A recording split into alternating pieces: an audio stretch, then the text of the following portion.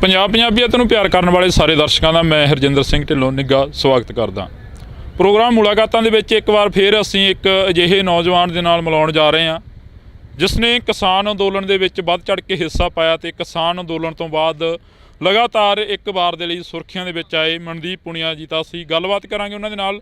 Punjab university Chandigarh ਖੜੇ ਹਾਂ, ਥੋੜ੍ਹੀ ਬਹੁਤੀ ਸਟੂਡੈਂਟ ਪੋਲੀਟਿਕਸ ਦੇ ਉੱਪਰ ਗੱਲਬਾਤ ਕਰਾਂਗੇ ਤੇ ਥੋੜ੍ਹੀ ਬਹੁਤੀ ਗੱਲਬਾਤ ਕਰਾਂਗੇ ਪੰਜਾਬ ਜਾਂ ਹਰਿਆਣਾ ਦੇ ਉਹਨਾਂ ਸਿਆਸਤੀ ਮੁੱਦਿਆਂ ਦੇ ਉੱਪਰ ਜਿਸ ਨੂੰ ਲੈ ਕੇ ਆਪਸੀ ਭਾਈਚਾਰੇ ਨੂੰ ਤੋੜਿਆ ਜਾਂਦਾ। ਤਾਂ ਅਸੀਂ ਪਹਿਲਾਂ ਸਵਾਗਤ ਕਰਦੇ ਹਾਂ ਬਾਈ, ਬਹੁਤ ਬਹੁਤ ਸਵਾਗਤ ਆ ਜੀ। ਸ਼ੁਕਰੀਆ, ਸਵਾਗਤ, ਥੈਂਕ ਯੂ ਜੀ। ਪੁਨੀਆ ਸਾਹਿਬ, ਸਿਹਤਾਂ ਦੱਸੋ ਪਹਿਲਾਂ ਕਿਵੇਂ ਆ? ਠੀਕ ਨੇ? ਠੀਕ ਹੈ, ਤਗੜੇ ਨੇ, ਕੋਈ ਚੱਕਰ ਜੀ। ਕੀ ਲੱਗਦਾ ਪੰਜਾਬ ਤੇ ਹਰਿਆਣੇ ਦੇ ਜਿਹੜੇ ਮੁੱਦੇ ਨੇ, ਜਿਹੜੇ ਵਿਵਾਦਤ ਮੁੱਦੇ ਨੇ, ਉਠਾਏ ਜਾਂਦੇ ਨੇ ਸਰਕਾਰਾਂ ਵੱਲੋਂ, ਕੀ ਲੱਗਦਾ ਹੈਗਾ ਕਿ ਕਿੰਨਾ ਕਿ ਇਸ ਦੇ ਉੱਪਰ ਅਸਰ ਹੋ ਰਿਹਾ ਆਮ ਲੋਕਾਂ ਦੇ ਉੱਪਰ ਜਾਂ ਆਮ ਜਿਹੜੇ ਨੌਜਵਾਨ ਨੇ ਜਾਂ ਆਮ ਜਿਹੜੇ ਘਰਾਂ ਦੇ ਵਿੱਚ ਬੈਠੇ ਬਜ਼ੁਰਗ ਨੇ? ਦੇਖੋ, ਇੰਡੀਅਨ ਸਟੇਟ ਦਾ ਜਿਹੜਾ ਨੈਰੇਟਿਵ ਹੈਗਾ ਉਹ ਦਿਮਾਗਾਂ 'ਚ ਪਸਰਦਾ ਹੈਗਾ ਤੇ ਜਿਹੜੀ ਸੈਂਟਰਲਾਈਜੇਸ਼ਨ ਦੀ ਜਿਹੜੀ ਉਹਨਾਂ ਦੀ ਕੋਸ਼ਿਸ਼ ਹੁੰਦੀ ਹੈ ਉਹਦਾ ਵੀ ਉਹ ਪ੍ਰੋਪਰ ਇੱਕ ਆਈਡੀਆ ਦੇ ਤੌਰ 'ਤੇ ਦਿਮਾਗਾਂ 'ਚ ਫਿੱਟ ਕਰਦੇ ਨੇ। ਹਰਿਆਣੇ ਨੂੰ ਹਮੇਸ਼ਾ ਹੀ ਦਿੱਲੀ ਵਰਤੀ ਰਹੀ ਹੈ ਪੰਜਾਬ ਦੇ ਉਲਟ। ਕੋਸ਼ਿਸ਼ ਰਹਿੰਦੀ ਹੈ ਕਿ ਦਿੱਲੀ ਨੂੰ ਆਪਣਾ ਕੁਛ ਵਰਤਣਾ ਨਾ ਪਵੇ, ਹਰਿਆਣਾ ਪੰਜਾਬ ਆਪਸ 'ਚ ਲੜ ਪਵੇ। SYL ਵੀ ਉਹ ਜਿਹਾ ਮੁੱਦਾ ਹੈਗਾ। ਮਤਲਬ ਮੈਨੂੰ ਲੱਗਦਾ ਕਿ ਮਤਲਬ ਪੰਜਾਬ ਦੇ ਪਾਣੀਆਂ ਦਾ ਮੁੱਦਾ ਹੈਗਾ। ਰਿਵਰ ਦਾ ਇੱਕ ਕੈਚਮੈਂਟ ਏਰੀਆ ਹੁੰਦਾ, ਨਦੀ ਵਹਿੰਦੀ ਹੈ ਤੇ ਉਹਦਾ ਪਹਿਲਾ ਹੱਕ ਉੱਥੋਂ ਦੇ ਵਸਨੀਕਾਂ ਦਾ ਹੁੰਦਾ ਹੈ, ਜਿਹੜੇ ਉਹਦੇ ਆਲੇ ਦੁਆਲੇ ਵਸਦੇ ਨੇ। ਉਹਦਾ ਜਿਹੜਾ ਕੈਚਮੈਂਟ ਏਰੀਆਸ ਜਿਹੜੇ ਰਹਿੰਦੇ ਨੇ ਉਹਨਾਂ ਦਾ ਹੀ ਪਹਿਲਾ ਹੱਕ ਹੁੰਦਾ ਹੈ। ਤੇ ਮਤਲਬ ਸੈਂਟਰ ਨਹੀਂ ਦੱਸੂਗਾ ਕਿ ਇਹ ਪਾਣੀ ਕਿੱਥੇ ਜਾਊਗਾ ਕਿੱਥੇ ਨਹੀਂ ਜਾਊਗਾ, ਪੰਜਾਬ ਦੇ ਲੋਕ ਤੈਅ ਕਰਨਗੇ। ਕਿਉਂਕਿ ਇਹ ਯੂਨੀਅਨ ਆਫ ਸਟੇਟਸ ਜੇ ਸਹੀ ਮਾਇਨੇ ਹੈਗਾ ਤਾਂ ਫਿਰ ਪੰਜਾਬ ਡਿਸਾਈਡ ਕਰੂਗਾ ਕਿ ਉਹ ਪਾਣੀ ਦੇਣਾ ਹੈ ਨਹੀਂ ਦੇਣਾ। ਰਾਜਸਥਾਨ ਨੂੰ ਦੇਣਾ ਹੈ ਜਾਂ ਹਰਿਆਣੇ ਨੂੰ ਤਾਂ ਬਹੁਤ ਘੱਟ ਪਾਣੀ ਜਾਂਦਾ, ਜ਼ਿਆਦਾਤਰ ਰਾਜਸਥਾਨ ਨੂੰ ਜਾਂਦਾ। ਰਾਜਸਥਾਨ ਦੇ ਟਿੱਬਿਆਂ 'ਚ ਪਾਣੀ ਜਾਂਦਾ ਹੈ। ਉਹ ਮੈਨੂੰ ਲੱਗਦਾ ਹੈ ਕਿ ਜਿਹੜਾ ਸੈਂਟਰ ਹੈਗਾ ਉਹ ਚਲਾਕੀ ਨਾਲ ਜਿਹੜੀ ਉਹਦੀ ਸੈਂਟਰਲਾਈਜੇਸ਼ਨ ਦੀ ਥੋਟ ਪ੍ਰੋਸੈਸ ਹੈ ਉਹਨੂੰ ਵੀ ਪਸਾਰਦਾ ਹੈ ਤੇ ਲੋਕਾਂ ਨੂੰ ਆਪਸ 'ਚ ਲੜਾਉਂਦਾ ਵੀ ਹੈ।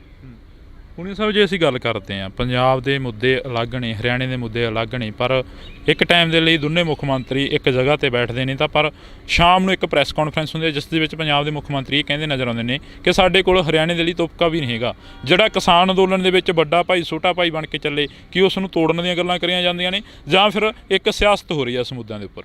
ਦੇਖੋ, ਪਾਣੀ ਇਹੋ ਜਿਹਾ ਮੁੱਦਾ ਹੈਗਾ ਜਿਹਦੇ 'ਤੇ ਸਿਆਸਤ ਤਾਂ ਮਤਲਬ ਹਰਿਆਣਾ ਪੰਜਾਬ 'ਚ ਹੁੰਦੀ ਹੈ। ਮਤਲਬ ਸਿਆਸਤ ਮਾੜੀਆ ਉਹ ਕਿਸ ਪਲੇਨ 'ਤੇ ਹੋ ਰਹੀ ਹੈ ਉਹਦੀ ਗੱਲ ਆਪਾਂ ਕਰ ਸਕਦੇ ਹਾਂ। ਮਤਲਬ ਜਿਵੇਂ ਸਿਆਸਤ ਇਸ ਪਲੇਨ 'ਤੇ ਹੋਵੇ ਕਿ ਸੈਂਟਰ ਪੰਜਾਬ ਦੇ ਮੁੱਖ ਮੰਤਰੀ ਨੂੰ ਪਲੇ ਕਰਨਾ ਚਾਹ ਰਿਹਾ ਹੋਵੇ ਹਰਿਆਣੇ ਦੇ ਉਲਟ, ਜਾਂ ਹਰਿਆਣੇ ਦੇ ਮੁੱਖ ਮੰਤਰੀ ਨੂੰ ਪੰਜਾਬ ਦੇ ਉਲਟ ਪਲੇ ਕਰਨਾ ਚਾਹ ਰਿਹਾ ਹੋ ਤਾਂ ਕਿ ਦੋਵਾਂ ਸਟੇਟਾਂ ਦੇ ਲੋਕ ਲੜ ਪੈਣ, ਤਾਂ ਉਹ ਮਾੜੀ ਹੈਗੀ ਆ। ਜੇ ਪਾਣੀ ਦੀ ਗੱਲ ਕਰੀਏ ਤਾਂ ਪਾਣੀ ਦਾ ਮੈਂ ਪਹਿਲਾਂ ਹੀ ਕਿਹਾ ਕਿ ਹੱਕ ਪੰਜਾਬ ਦਾ ਹੀ ਹੈ, ਕਿਉਂਕਿ ਉੱਥੋਂ ਦੀ ਰਿਵਰ ਉੱਥੇ ਹੀ ਜਾਂਦੀ ਹੈ, ਨਦੀ ਉੱਥੋਂ ਹੀ ਵਗਦੀ ਹੈ ਤੇ ਉੱਥੋਂ ਦੇ ਲੋਕਾਂ ਦਾ ਹੀ ਪਹਿਲਾ ਹੱਕ ਉਸ 'ਤੇ ਬਣਦਾ ਹੈਗਾ। ਬਾਕੀ ਮਤਲਬ ਹਰਿਆਣੇ ਦੇ ਜਿਹੜੇ ਹਰਿਆਣੇ 'ਚ ਜਿਵੇਂ ਯਮੁਨਾ ਨਦੀ ਵੀ ਜਾਂਦੀ ਹੈਗੀ ਆ ਹਰਿਆਣੇ ਤੋਂ, ਲੇਕਿਨ ਉਹ ਅੱਗੇ ਚੱਲ ਕੇ ਉੱਤਰ ਪ੍ਰਦੇਸ਼ ਪਤਾ ਨਹੀਂ ਕਿਤੇ ਕਿਤੇ ਚਲੀ ਜਾਂਦੀ ਹੈ। ਜਿਹੜੀ ਨਦੀ ਖੁਦ ਹਰਿਆਣੇ ਤੋਂ ਵਗਦੀ ਹੈ ਉਹਦਾ ਪਾਣੀ ਦੇ ਦਿਓ ਯਾਰ ਜਿਹੜੇ ਸੂਬੇ ਨੂੰ। ਹਰਿਆਣੇ ਦੇ ਵਿੱਚ ਵੀ ਜਿਹੜੇ ਇਲਾਕੇ ਨੂੰ ਪਾਣੀ ਦੀ ਲੋੜ ਹੈਗੀ ਉਹ ਅਹੀਰਵਾਲ ਦਾ ਹੈਗਾ, ਜਿਹੜਾ ਕਿਸਾਨ ਅੰਦੋਲਨ ਵੀ ਨਹੀਂ ਆਇਆ ਸੀਗਾ। ਪਰ ਫਿਰ ਵੀ ਜੇ ਉਹਨਾਂ ਦਾ ਪਾਣੀ ਦਾ ਹੱਕ ਬਣਦਾ ਤਾਂ ਯਮੁਨਾ ਤੋਂ ਦੇ ਦਿਓ, ਗੰਗਾ ਤੋਂ ਦੇ ਦਿਓ। ਮਤਲਬ ਆਹ ਕਿਹੜੀ ਮਤਲਬ ਗੱਲ ਹੋਈ ਕਿ ਜਮਾ ਉਲਟ ਪੰਜਾਬ ਤੋਂ ਪਾਣੀ ਲੈ ਕੇ ਜਾਣਾ ਹੈ ਉਸ ਇਲਾਕੇ ਵਾਸਤੇ, ਤੇ ਉਹ ਮੈਨੂੰ ਲੱਗਦਾ ਕਿ ਠੀਕ ਨਹੀਂ ਹੈ। ਯਮੁਨਾ ਦਾ ਪਾਣੀ ਦੇ ਦਿਓ ਉਹਨਾਂ ਨੂੰ। ਪੁਨੀਆ ਸਾਹਿਬ, ਤੁਸੀਂ ਹਰਿਆਣੇ ਦੇ ਹੋ ਕੇ ਪੰਜਾਬ ਦੇ ਹੱਕ 'ਚ ਕਹਿ ਰਹੇ ਹੋ ਕਿ ਜਿਹੜਾ ਪਾਣੀ ਹੈ ਪੰਜਾਬ, ਮੈਂ ਮਤਲਬ ਬੇਸਿਕਲੀ ਮੇਰਾ ਸਟੈਂਡ ਕਲੀਅਰ ਹੈਗਾ ਕਿ ਮੈਂ ਫੈਡਰਲ ਇਸ਼ੂਜ਼ ਦੇ ਨਾਲ ਆਪਣੇ ਕੰਸਰਨ ਰੱਖਦਾ। ਮੈਂ ਪੰਜਾਬ ਨਾਲ ਇਸ ਕਰਕੇ ਖੜਾ ਕਿਉਂਕਿ ਉਹਦੀ ਵੀ ਆਪਣੀ ਅੱਡ ਨੈਸ਼ਨਲਿਟੀ ਵਾਲਾ ਜਿਹੜਾ ਮਾਮਲਾ ਹੈਗਾ। ਮਤਲਬ ਇਹ ਆਪਾਂ ਤਾਂ ਇਹ ਕਹਿੰਦੇ ਹਾਂ ਨਾ ਯੂਨੀਅਨ ਆਫ ਸਟੇਟਸ ਹੈ, ਅੱਡ ਨੈਸ਼ਨਲਿਟੀਆਂ ਇਕੱਠੀਆਂ ਹੋਈਆਂ ਨੇ ਇੰਡੀਆ ਮੁਲਕ ਦੇ ਅੰਦਰ। ਤਾਂ ਮਤਲਬ ਇੰਡੀਆ ਕੋਈ ਇੱਕ ਆਈਡੈਂਟੀਟੀ ਨਹੀਂ ਹੈਗੀ ਕਿ ਕੋਈ ਇੱਕ ਇੰਡੀਆ ਕੋਈ ਇੱਕ ਆਈਡੈਂਟੀਟੀ। ਇਹ ਅੱਡ ਨੈਸ਼ਨਲਿਟੀਆਂ ਦੀ ਜਥੇਬੰਦਕ ਸਾਂਝ ਹੈਗੀ ਆ ਨਾ, ਸਾਂਝ ਹੈਗੀ ਆ, ਯੂਨੀਅਨ ਆਫ ਸਟੇਟਸ ਹੈਗੀ ਆ। ਅਤੇ ਫੈਡਰਲ ਇਸ਼ੂਜ਼ ਵੀ ਫੈਡਰਲ ਸਟਰਕਚਰ ਤਾਂ ਹੀ ਤਾਂ ਆਪਾਂ ਕਹਾਂਗੇ ਇਹਨੂੰ, ਜੇ ਉਹ ਮਤਲਬ ਸੈਂਟਰ ਸਾਰੇ ਫੈਸਲੇ ਖੁਦ ਹੀ ਕਰੂਗਾ ਤਾਂ ਫਿਰ ਸੂਬਿਆਂ 'ਚ ਮੁੱਖ ਮੰਤਰੀ ਬਣਾਉਣ ਦੀ ਕੀ ਲੋੜ ਹੈ? ਸਵਾਇਤਤਾ ਦੀ ਜਿਹੜੀ ਆਪਾਂ ਗੱਲ ਕਰਦੇ ਹਾਂ ਫਿਰ ਉਹਦੀ ਕੀ ਲੋੜ ਹੈ? ਮਤਲਬ ਤੁਸੀਂ ਫਿਰ ਡਿਕਲੇਅਰ ਕਰੋ ਕਿ ਅਸੀਂ ਕੋਈ ਫੈਡਰਲ ਸਟਰਕਚਰ ਨਹੀਂ ਹੈਗਾ, ਕੋਈ ਅਸੀਂ ਫੈਡਰਲ ਇਸ਼ੂਜ਼ ਨੂੰ ਨਹੀਂ ਮੰਨਦੇ, ਉਹ ਡਿਕਲੇਅਰ ਕਰ ਦਿਓ। ਇਹ ਤਾਂ ਲਿਟਮਸ ਟੈਸਟ ਹੈਗਾ ਇੰਡੀਅਨ ਸਟੇਟ ਦਾ ਕਿ ਉਹ ਫੈਡਰਲ ਹੈਗਾ ਜਾਂ ਨਹੀਂ ਹੈਗਾ।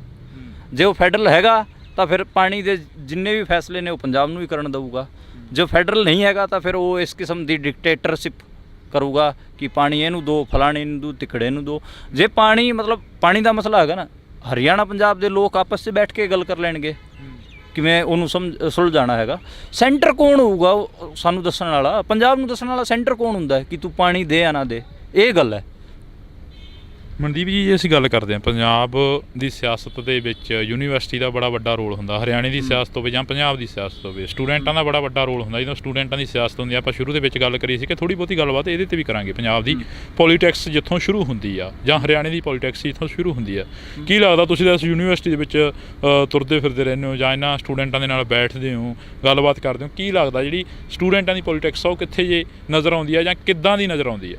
ਮੈਂ ਪਿਛਲੇ 10 ਦਿਨਾਂ ਤੋਂ ਇੱਥੇ ਗਰਾਊਂਡ ਰਿਪੋਰਟ ਕਰ ਰਿਹਾ। ਇੱਥੇ ਮੈਂ ਕਰੀਬ 23 ਦੇ ਨੇੜੇ ਤੇੜੇ ਇੰਟਰਵਿਊ ਕੀਤੇ ਨੇ ਅੱਡ ਜਥੇਬੰਦੀਆਂ ਦੇ, ਸਟੂਡੈਂਟ ਜਥੇਬੰਦੀਆਂ ਦੇ।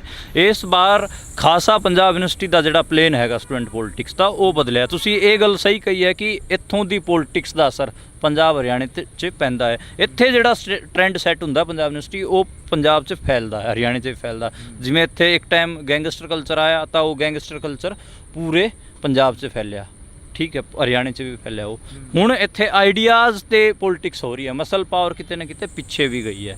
ਜਿਵੇਂ ਇੱਥੇ SFS ਵਰਗੀ ਜਥੇਬੰਦੀ ਹੈਗੀ ਆ, CYSS ਜਿਹੜੀ ਆਮ ਆਦਮੀ ਪਾਰਟੀ ਦੀ ਸਟੂਡੈਂਟ ਵਿੰਗ ਹੈ, NSUI, ABVP ਜਿਹੜੀ ਕਿ RSS ਦੀ ਜਥੇਬੰਦੀ ਹੈਗੀ ਆ, ਪੰਥਕ ਜਥੇਬੰਦੀ ਸੱਤ ਹੈਗੀ ਆ, ਸੋਈ ਹੈਗੀ ਆ, ਤੇ ਉਹ ਸਾਰੀਆਂ ਲੜ ਰਹੀਆਂ ਨੇ ਚੋਣਾਂ। ਪਿਛਲੇ 10 ਦਿਨਾਂ ਤੋਂ ਮੈਂ ਓਬਜ਼ਰਵ ਕਰ ਰਿਹਾ ਆਈਡੀਆਜ਼ ਦੇ ਪਲੇਨ ਤੇ ਗੱਲ ਕਰ ਰਹੀ ਹੈ, ਹੋ ਰਹੀ ਹੈ। ABVP ਵੀ ਕਹਿ ਰਹੀ ਹੈ ਖੁੱਲ੍ਹ ਕੇ, ਉਹਦਾ ਜਿਹੜਾ ਪ੍ਰੈਜ਼ੀਡੈਂਟ ਕੈਂਡੀਡੇਟ ਹੈ ਕਿ ਅਸੀਂ ਯੂਨੀਵਰਸਿਟੀ ਨੂੰ ਭਗਵਾ ਕਰ ਦਾਂਗੇ। ਜਿਹੜੀ ਪੰਥਕ ਜਥੇਬੰਦੀਆਂ ਨੇ ਉਹ ਵੀ ਡਾਇਵਰਸਿਟੀ ਦੀ ਜਾਂ ਫਿਰ ਉਸ ਕਿਸਮ ਨਾਲ ਜਿਹੜੀ ਪੰਜਾਬ ਦੇ ਇਸ਼ੂਜ਼ ਨੇ ਉਹਨਾਂ ਨਾਲ ਖੇਬੜ ਰਹੀਆਂ ਨੇ। ਜਿਹੜੀ ਰੈਵੋਲੂਸ਼ਨਰੀ ਧਿਰਾਂ ਨੇ ਉਹ ਵੀ ਮਤਲਬ ਅਟੈਕ ਕਰ ਰਹੀਆਂ ਨੇ ਜਿਹੜਾ ਕਿ ਢਾਂਚਾ ਹੈਗਾ ਇੰਡੀਅਨ ਸਟੇਟ ਦਾ, ਜਿਹੜਾ ਕਿ ਹੁਣ ਲੋਕ ਵਿਰੋਧੀ ਦਿਖ ਰਿਹਾ ਉਹਦੇ ਤੇ ਇਹ ਚੱਲ ਰਿਹਾ ਆਈਡੀਓਲੋਜੀਕਲ ਪਲੇਨ ਤੇ। ਪਹਿਲੀ ਵਾਰ ਮੈਂ ਦੇਖ ਰਿਹਾ ਇੱਥੇ ਚੋਣਾਂ ਹੋ ਰਹੀਆਂ ਨੇ। ਬਾਕੀ ਸਭ ਤੋਂ ਜ਼ਿਆਦਾ ਜ਼ੋਰ ਆਮ ਆਦਮੀ ਪਾਰਟੀ ਦਾ ਇੱਥੇ ਲੱਗਿਆ ਹੋਇਆ।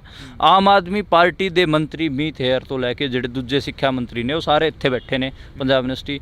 ਰਿਸਰਚ ਸਕੋਲਰਾਂ ਨੂੰ ਤੇ ਸਟੂਡੈਂਟਾਂ ਨੂੰ ਕੱਲੇ ਨੂੰ ਫੋਨ ਕਰਕੇ ਕਹਿ ਰਹੇ ਨੇ ਕਿ ਵੋਟ ਸਾਨੂੰ ਪਾਓ, ਨਹੀਂ ਤਾਂ ਫਿਰ ਤੁਸੀਂ ਨੌਕਰੀ ਪੰਜਾਬ 'ਚ ਹੀ ਕਰਨੀ, ਫਿਰ ਦੇਖ ਲਓ ਜੇ ਸਾਨੂੰ ਵੋਟ ਨਹੀਂ ਪਾਈ ਤਾਂ। ਐਂ ਕਰਕੇ ਉਹ ਧਮਕੀਆਂ ਦੇ ਰਹੇ ਨੇ, ਇੱਥੇ ਬੈਠੇ ਨੇ। ਤੇ ਕਾਰਨ ਕੀ ਮੰਨਦੇ ਜਿਹੜੀਆਂ ਇਦਾਂ ਦੀਆਂ ਧਮਕੀਆਂ ਮਿਲ ਰਹੀਆਂ ਨੇ? ਸਰਕਾਰ ਪੰਜਾਬ ਦੇ ਲੋਕਾਂ ਨੇ ਚੁਣੀ ਕਿ ਚੰਡੀਗੜ੍ਹ ਦੀ ਯੂਨੀਵਰਸਿਟੀ ਦੀਆਂ ਚੋਣਾਂ ਦੇ ਲਈ ਚੁਣੀ ਸੀ ਸਰਕਾਰ? ਇਹ ਵੀ ਸਵਾਲ ਖੜੇ ਹੁੰਦੇ ਨੇ। ਨਹੀਂ, ਇਹ ਗੱਲ ਤਾਂ ਠੀਕ ਹੈ, ਪਰ ਉਹਨਾਂ ਦੀ ਜਿਹੜੀ ਸਟੂਡੈਂਟ ਜਥੇਬੰਦੀ ਹੈ ਉਹਦਾ ਪਹਿਲਾ ਇਲੈਕਸ਼ਨ ਹੈਗਾ ਪੰਜਾਬ 'ਚ, ਤੇ ਉਹ ਚਾਹਣਗੇ ਕਿ ਜਿੱਤ ਤੋਂ ਸ਼ੁਰੂਆਤ ਹੋਵੇ, ਇਸ ਕਰਕੇ ਉਹ ਸਾਰਾ ਕੁਝ ਕਰ ਰਹੇ ਨੇ। ਜਿਹੜਾ ਸਰਕਾਰ ਬਣਨ ਤੋਂ ਬਾਅਦ ਸੰਗਰੂਰ 'ਚ ਸਿਮਰਨਜੀਤ ਸਿੰਘ ਮਾਨ ਹੋਰਾਂ ਨੇ ਉਹਨਾਂ ਨੂੰ ਹਰਾ ਕੇ ਕੋਈ ਮੈਸੇਜ ਦਿੱਤਾ ਸੀਗਾ, ਸ਼ਾਇਦ ਜੇ ਇੱਥੇ ਵੀ ਉਹ ਹਾਰ ਗਏ ਫਿਰ ਮੈਸੇਜ ਤਾਂ ਵੱਡਾ ਜਾਣਾ, ਫਿਰ ਇਹਨਾਂ ਦੇ ਲਈ ਸਵਾਲ ਖੜਾ ਹੋ ਜਾਊਗਾ। ਇਸ ਕਰਕੇ ਉਹ ਐਡਾ ਜ਼ੋਰ ਲਾ ਰਹੇ ਨੇ ਕਿ ਸਟੂਡੈਂਟਾਂ ਵਿੱਚੋਂ ਇੱਥੋਂ ਜਿੱਤ ਕੇ ਜਾਈਏ। ਪਰ ਇੱਥੇ ਜਿਵੇਂ 1158 ਪ੍ਰੋਫੈਸਰਾਂ ਦੀ ਭਰਤੀ ਸੀਗੀ, ਉਹਨਾਂ ਦੇ ਜਿਹੜੇ ਕੈਂਡੀਡੇਟ ਸੀਗੇ ਉਹ ਵੀ ਇਸ ਯੂਨੀਵਰਸਿਟੀ ਦੇ ਸੀਗੇ ਬਥੇਰੇ, ਉਹ ਵੀ ਉਹਨਾਂ ਦੇ ਉਲਟ ਪ੍ਰਚਾਰ ਕਰ ਰਹੇ ਨੇ। ਐਡਾ ਸੌਖਾ ਨਹੀਂ ਹੈ CYSS ਵਾਸਤੇ।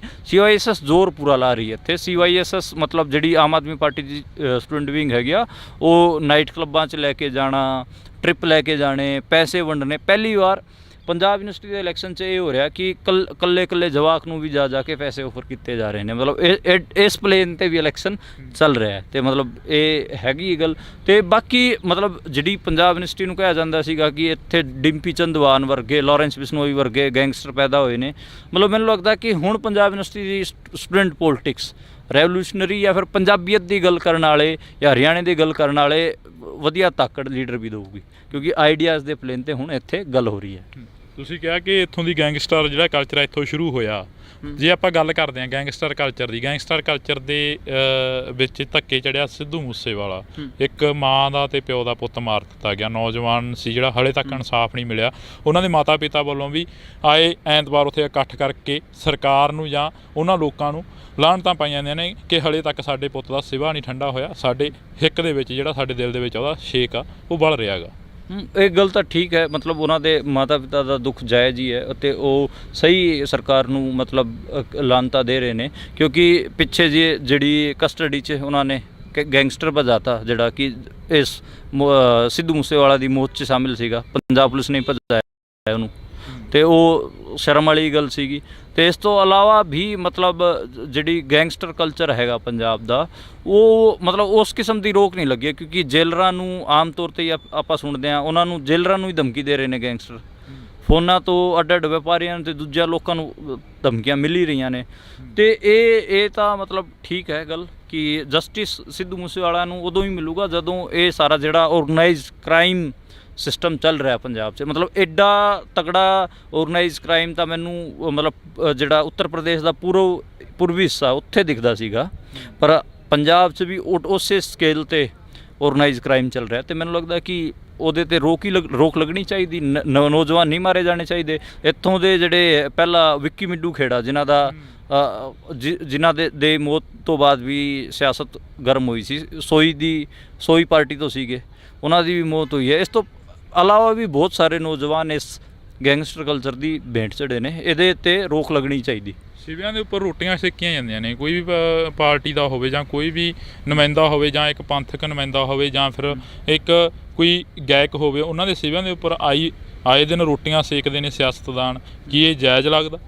ਦੇਖੋ, ਮੈਨੂੰ ਲੱਗਦਾ ਕਿ ਇੱਕ ਤਾਂ ਪੰਜਾਬ 'ਚ ਇੱਕ ਚੀਜ਼ ਇਹ ਵੀ ਬਣ ਰਹੀ ਹੈ ਕਿ ਮਤਲਬ ਕਲਟ ਬਣਾਉਣ ਦੀ ਬਹੁਤ ਕਾਹਲੀ ਹੁੰਦੀ ਹੈ। ਮਤਲਬ ਕੋਈ ਵੀ ਜੇ ਕਿਸੇ ਦੀ ਡੈਥ ਵੀ ਹੋ ਜਾਂਦੀ ਹੈ ਚਾਹੇ ਉਹ ਕਿਸੇ ਵੀ ਤਰੀਕੇ ਨਾਲ ਹੁੰਦੀ ਹੈ ਅਤੇ ਉਹਨੂੰ ਫਿਰ ਬਹੁਤ ਵੱਡਾ ਫਿਗਰ ਬਣਾ ਕੇ ਪੇਸ਼ ਕੀਤਾ ਜਾਂਦਾ ਹੈ, ਫਿਰ ਉਹਦੇ 'ਤੇ ਸਿਆਸਤ ਕਰਨ ਦੀ ਕੋਸ਼ਿਸ਼ ਹੁੰਦੀ ਹੈ। ਮੈਨੂੰ ਉਹ ਪਲੇਨ ਠੀਕ ਨਹੀਂ ਲੱਗਦਾ। ਮੈਨੂੰ ਲੱਗਦਾ ਕਿ ਪਲੇਨ ਤਾਂ ਆਈਡੀਆਜ਼ ਦਾ ਹੀ ਹੋਣਾ ਚਾਹੀਦਾ। ਤੁਸੀਂ ਜੇ ਪੰਜਾਬੀ ਨੈਸ਼ਨਲ ਟੀਵੀ ਦੀ ਵੀ ਗੱਲ ਕਰਨੀ ਹੈ, ਰਾਈਟ ਟੂ ਸੈਲਫ ਡਿਟਰਮੀਨੇਸ਼ਨ ਦੀ ਵੀ ਗੱਲ ਕਰਨੀ ਹੈਗੀ ਆ, ਅਤੇ ਤੁਸੀਂ ਫਿਰ ਆਈਡੀਆ ਦੇ ਪਲੇਨ 'ਤੇ ਕਰੋ ਕਿ ਕਿਵੇਂ ਆ ਰਿਹਾ, ਕਿਵੇਂ ਆਪਾਂ ਅਚੀਵ ਕਰ ਸਕਦੇ ਹਾਂ, ਕਿਵੇਂ ਇਹਦੇ ਵਾਸਤੇ ਲੜਾਈ ਹੋ ਸਕਦੀ। ਤੁਸੀਂ ਕਿਸੇ ਨੂੰ ਕਲਟ ਬਣਾ ਕੇ ਉਹਦੀ ਮੌਤ ਤੋਂ ਬਾਅਦ ਉਹਦੇ 'ਤੇ ਸਿਆਸਤ ਨਹੀਂ ਕਰ ਸਕਦੇ, ਕਿਉਂਕਿ ਬੰਦਾ ਕੋਈ ਵੀ ਹੋ, ਚਾਹੇ ਉਹ ਜੀਵਨ ਤੋਂ ਚਾਹੇ ਮਰ ਗਿਆ ਹੋਵੇ, ਉਹ ਇੱਕ ਬਾਅਦ ਡਹਿ ਜਾਂਦਾ। ਥੋਟ ਜਿੰਦਾ ਰਹਿੰਦਾ। ਥੋਟ ਪ੍ਰੋਸੈਸ ਹੀ ਮਤਲਬ ਲੋਕਾਂ 'ਚ ਪਸਰਦਾ ਹੈਗਾ। RSS ਲੋਕਾਂ ਨੂੰ ਨਹੀਂ ਪਸਾਰਦੀ ਬਲਕਿ ਆਪਣੇ ਵਿਚਾਰ ਨੂੰ ਪਸਾਰਦੀ, ਤਾਂ ਕਰਕੇ ਉਹ ਸਕਸੈਸਫੁਲ ਵੀ ਹੈ ਮੁਲਕ 'ਚ। ਅਤੇ ਇਸ ਕਰਕੇ ਹੋਰ ਦੂਜੀ ਜਿੰਨੀ ਵੀ ਆਈਡੀਓਲੋਜੀਜ਼ ਹੈਗੀਆਂ ਜਿਹੜੀ ਕਿ ਆਪਣੇ ਆਪ ਨੂੰ ਪੰਜਾਬ ਪੱਖੀ ਕਹਿੰਦੀਆਂ ਨੇ, ਉਹਨਾਂ ਨੂੰ ਥੋਟ ਨੂੰ ਪਸਾਰਨਾ ਚਾਹੀਦਾ। ਮਤਲਬ ਕਿਸੇ ਦੇ ਮਰੇ 'ਤੇ ਸਿਆਸਤ ਖੜੀ ਕਰਨ ਦੀ ਕੋਸ਼ਿਸ਼ ਮੈਨੂੰ ਲੱਗਦਾ ਕਿ ਕੋਈ ਚੰਗੀ ਗੱਲ ਹੈਗੀ ਆ।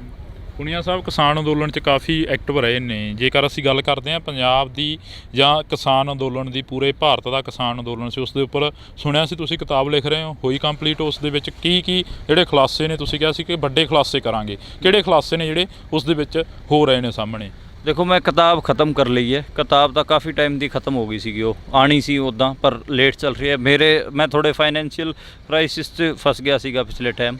ਮੇਰੇ ਚੈਨਲ ਸਰਕਾਰ ਨੇ ਬੰਦ ਕਰਤੇ ਸੀ। ਇੱਕ ਤੋਂ ਜਨਪਤ ਕਰਕੇ ਸੀਗਾ ਸਾਡਾ YouTube 'ਤੇ, ਅਤੇ ਉਹ ਬੰਦ ਕਰਤਾ ਸੀਗਾ। ਕੁਛ ਸਾਡੇ ਮਤਲਬ ਇਹ ਲਾ ਲਓ ਕਿ ਵੀਡੀਓਜ਼ ਸੀ ਜਿਹੜੀਆਂ ਜ਼ਿਆਦਾ ਚੱਲੀਆਂ, ਉਹ ਉਹਨਾਂ ਨੇ ਉਡਾਤੀਆਂ। ਹੁਣ ਨਵਾਂ ਗਾਂव ਸਵੇਰਾ ਕਰਕੇ ਚੈਨਲ ਚਲਾਇਆ ਸੀਗਾ, ਉਹ ਵੀ ਉਹਨਾਂ ਨੇ ਡਾਊਨ ਕਰਤਾ ਸੀਗਾ। ਅਤੇ ਇਸ ਕਰਕੇ ਥੋੜ੍ਹਾ ਫਾਈਨੈਂਸ਼ੀਅਲ ਕ੍ਰਾਈਸਿਸ ਫਸਿਆ ਰਿਹਾ। ਇਸ ਕਰਕੇ ਮੈਂ ਟੋਟਲੀ ਡਿਪੈਂਡੈਂਟ ਨਾ ਪਬਲਿਸ਼ਰ 'ਤੇ। ਪਬਲਿਸ਼ਰ ਜਦੋਂ ਪਬਲਿਸ਼ ਕਰੂਗਾ ਉਦੋਂ ਹੀ ਕਿਤਾਬ ਸਾਹਮਣੇ ਆਊਗੀ। ਕਿਤਾਬ 'ਚ ਜਿਹੜੇ ਕੰਟੈਂਟ ਦੀ ਗੱਲ ਕਰੀਏ ਤਾਂ ਕੰਟੈਂਟ ਇਸੇ ਕਿਸਮ ਦਾ ਹੈਗਾ ਕਿ ਜਿਹੜੀ ਆਪਣੀ ਜਥੇਬੰਦੀਆਂ ਸੀਗੀਆਂ ਉਹ ਕਿਸ ਟਾਈਮ ਕਿਹੜਾ ਸਟੈਂਡ ਲੈ ਰਹੀ ਸੀ, ਕਿਹਨਾਂ ਦੇ ਉਹਨਾਂ ਨੂੰ ਫੋਨ ਆ ਰਹੇ ਸੀ, ਅਤੇ ਉਹ ਕਿਵੇਂ ਪ੍ਰੋਟੈਸਟ ਨੂੰ ਬਿਲਡ ਕਰ ਰਹੀਆਂ ਸੀ ਜਾਂ ਫਿਰ ਉਹ ਤੋਂ ਪਿੱਛੇ ਹਟ ਰਹੀਆਂ ਸੀ। ਉਹ ਸਾਰੀ ਚੀਜ਼ਾਂ ਮੈਂ ਲਿਖੀਆਂ ਨੇ। ਰੋਜ਼ ਦੇ ਚੀਫ ਦੇ ਵੀ ਫੋਨ ਆਏ ਨੇ ਲੋਕਾਂ ਨੂੰ, ਉਹ ਵੀ ਮੈਂ ਸਾਰੇ ਉਸ 'ਚ ਸਾਂਝੇ ਕੀਤੇ ਨੇ। ਕਈ ਵਾਰ ਤਾਂ ਮਤਲਬ ਜਿਹੜੇ ਆਪਣੇ ਆਪ ਨੂੰ ਕਹਿੰਦੀਆਂ ਨੇ ਕਿ ਅਸੀਂ ਲੈਫਟ ਹੋਣ ਦਾ ਦਾਅਵਾ ਕਰਦੀਆਂ ਨੇ, ਉਹਨਾਂ ਜਥੇਬੰਦੀਆਂ ਨੇ ਵੀ ਬਹੁਤ ਜ਼ਿਆਦਾ ਬੈਕ ਮਾਰੀ ਹੈ, ਅਤੇ ਉਹ ਵੀ ਮੈਂ ਲਿਖਿਆ ਹੈ। ਅਤੇ ਬਾਕੀ ਪੰਥਕ ਜਥੇਬੰਦੀਆਂ ਦਾ ਜਿਹੜਾ ਸਟੈਂਡ ਸੀਗਾ ਉਹ ਵੀ ਮੈਂ ਸਾਰਾ ਲਿਖਿਆ ਹੈ। ਅਤੇ ਉਹਦੇ 'ਚ ਬੇਸਿਕਲੀ ਉਹ ਪੋਲੀਟੀਕਲ ਲਾਈਨ ਦਾ 'ਤੇ ਹੀ ਹੈਗੀ ਆ ਸਾਰੀ ਕਿਤਾਬ। ਉਹ ਰਿਪੋਰਟਾਜ ਹੈਗਾ ਬੇਸਿਕਲੀ। ਉਹਦੇ 'ਤੇ ਮੈਂ ਇਹੀ ਕੋਸ਼ਿਸ਼ ਕੀਤੀ ਕਿ ਅਲੱਗ-ਅਲੱਗ ਧਿਰ ਪੰਜਾਬ ਦੀ ਉਹ ਕੀ ਸਟੈਂਡ ਲੈ ਰਹੀ ਸੀ, ਕਿਵੇਂ ਪ੍ਰੋਟੈਸਟ ਨੂੰ ਉਹ ਕਿਵੇਂ ਦੇਖਦੀ ਸੀਗੀ, ਅਤੇ ਕਿਵੇਂ ਲੜਨ ਦਾ ਪਬਲਿਕ 'ਚ ਕੀ ਦਾਅਵਾ ਕਰ ਰਹੀ ਸੀ, ਅਸਲ 'ਚ ਉਹ ਕਰ ਕੀ ਰਹੀ ਸੀ। ਉਹ ਮੈਂ ਕੋਸ਼ਿਸ਼ ਕੀਤੀ ਉਹ ਸਾਰੇ ਨੂੰ ਸਮੇਟਣ ਦੀ। ਕਿਹੜੀਆਂ ਪਾਰਟੀਆਂ ਸੀ ਜਾਂ ਕਿਹੜੀਆਂ ਜਥੇਬੰਦੀਆਂ ਸੀ ਜਿਹੜੀਆਂ ਬੈਕ ਫੁੱਟ 'ਤੇ ਹੋਈਆਂ ਸੀ, ਅਤੇ ਕਿਹੜੀਆਂ ਜਥੇਬੰਦੀਆਂ ਸੀ ਜਿਹੜੀਆਂ ਅਗਲੇ ਫੁੱਟ 'ਤੇ ਹੋਈਆਂ ਸੀ? ਕਿਹੜੀਆਂ ਜਥੇਬੰਦੀਆਂ ਨੂੰ ਕਿੰਨੇ ਕੁ ਫੋਨ ਆਏ ਸੀ? ਜੇਕਰ ਤੁਸੀਂ ਗੱਲ ਕਰੀ ਆ ਤਾਂ ਕਿ ਜਿਹੜੀਆਂ ਅੱਜ ਮੀਡੀਆ ਦੇ ਵਿੱਚ ਗੱਲਾਂ ਹੋ ਰਹੀਆਂ ਨੇ ਜਾਂ ਜਿਹੜੀਆਂ ਅੱਜ ਪ੍ਰੈਸ ਕਾਨਫਰੰਸਾਂ ਹੋ ਰਹੀਆਂ ਨੇ, ਡੱਲੇਵਾਲ ਸਾਹਿਬ ਦੇ ਵੱਲੋਂ ਸ਼ਰੇਆਮ ਦੋਸ਼ ਲਾਏ ਗਏ ਨੇ ਕਿ 3000 ਕਰੋੜ ਦੇ ਵਿੱਚ ਮੋਰਚਾ ਵੇਚ ਦਿੱਤਾ ਗਿਆ, ਕੀ ਇਹ ਬਾਕੀ ਸਹੀ ਆ? ਮੈਂ ਮਤਲਬ ਪੈਸੇ ਵੈਸੇ ਦਾ ਤਾਂ ਮੈਨੂੰ ਨਹੀਂ ਪਤਾ, ਪਰ ਮਤਲਬ ਮੈਂ ਇਹ ਕਹਿ ਸਕਦਾ ਕਿ ਜਿਹੜੇ ਕੀ ਲੀਡਰਸ ਸੀਗੇ ਉਹਨਾਂ ਦੀ ਭੂਮਿਕਾ ਠੀਕ ਨਹੀਂ ਰਹੀ। ਪੰਜਾਬ ਇਲੈਕਸ਼ਨ ਲੜਨ ਦੇ ਚੱਕਰ 'ਚ ਉਹਨਾਂ ਨੇ ਖਾਸਾ ਨੁਕਸਾਨ ਕਰਿਆ। ਮਤਲਬ ਇਵਨ ਰਾਜੇਵਾਲ ਸਾਹਿਬ ਹੋਰਾਂ ਨੇ ਵੀ ਬਹੁਤ ਜਗ੍ਹਾ 'ਤੇ ਆਪਣੇ ਪੈਰ ਪਿੱਛੇ ਖਿੱਚੇ ਨੇ। ਉਹਨਾਂ ਨੇ ਮਤਲਬ ਕਲੀਅਰ ਮੈਸੇਜ ਦਿੱਤੇ ਨੇ ਕਿ ਅਸੀਂ ਬਈ ਇੰਡੀਅਨ ਸਟੇਟ ਦਾ ਜਿਹੜਾ ਦਾਇਰਾ ਹੈਗਾ ਉਹਦੇ 'ਚ ਰਹਿ ਕੇ ਹੀ ਅਸੀਂ ਪ੍ਰੋਟੈਸਟ ਕਰਨਾ ਹੈਗਾ। ਜਿਵੇਂ ਲੋਕਾਂ ਜਿਹੜੀ ਕਾਲ ਸੀਗੀ ਉਹ ਸੀਗੀ ਪਰੇਡ ਦੀ, ਦਿੱਲੀ ਪਰੇਡ ਦੀ 26 ਜਨਵਰੀ ਨੂੰ। ਉਹਨਾਂ ਨੂੰ ਕਿਸਾਨ ਗਣਤੰਤਰ ਪਰੇਡ ਕੀਤਾ। ਗਣਤੰਤਰ ਸ਼ਬਦ ਬਾੜ ਕੇ ਇਹ ਵੀ ਕਿਹਾ ਉਹਨਾਂ ਨੇ ਕਿ ਅਸੀਂ ਤਿਰੰਗਾ ਲੈ ਕੇ ਲਗਾ ਕੇ ਜਾਵਾਂਗੇ। ਉਹਨਾਂ ਨੇ ਮਤਲਬ ਜਿਹੜੇ ਚਿੰਨ੍ਹ ਵਰਤੇ ਉਸ ਤੋਂ ਬਾਅਦ ਕਲੀਅਰ ਕੀਤਾ ਕਿ ਅਸੀਂ ਕੋਈ ਵੀ ਬਗਾਵਤ ਨਹੀਂ ਕਰਨ ਜਾ ਰਹੇ ਹੈਂ। ਤੇ ਮਤਲਬ ਉਹਨਾਂ ਨੇ ਬਹੁਤ ਤਰੀਕੇ ਸਾਰ ਜਿਹੜਾ ਇੰਡੀਅਨ ਸਟੇਟ ਦਾ ਫਰੇਮਵਰਕ ਸੀਗਾ ਉਹਦੇ ਅੰਦਰ ਰਹਿ ਕੇ ਕੰਮ ਕੀਤਾ। ਮੈਨੂੰ ਇਹ ਵੀ ਲੱਗਦਾ ਕਿ ਉਹ ਰੂਲਿੰਗ ਕਲਾਸ ਲੀਡਰ ਰਹੇ ਨੇ, ਰੂਲਿੰਗ ਕਲਾਸ ਦੇ ਨੇੜੇ ਰਹੇ ਨੇ ਹਮੇਸ਼ਾ। 40-50 ਸਾਲ ਦਾ ਉਹਨਾਂ ਦਾ ਤਜਰਬਾ ਵੀ ਹੋ ਗਿਆ ਰੂਲਿੰਗ ਕਲਾਸ ਨਾਲ ਇਨ ਟੱਚ ਰਹਿੰਦੇ ਹੋਏ, ਤਾਂ ਕਰਕੇ ਫਿਰ ਉਹਨਾਂ ਨੇ ਉਹ ਜਿਹੜਾ ਰਾਗ ਸੀਗਾ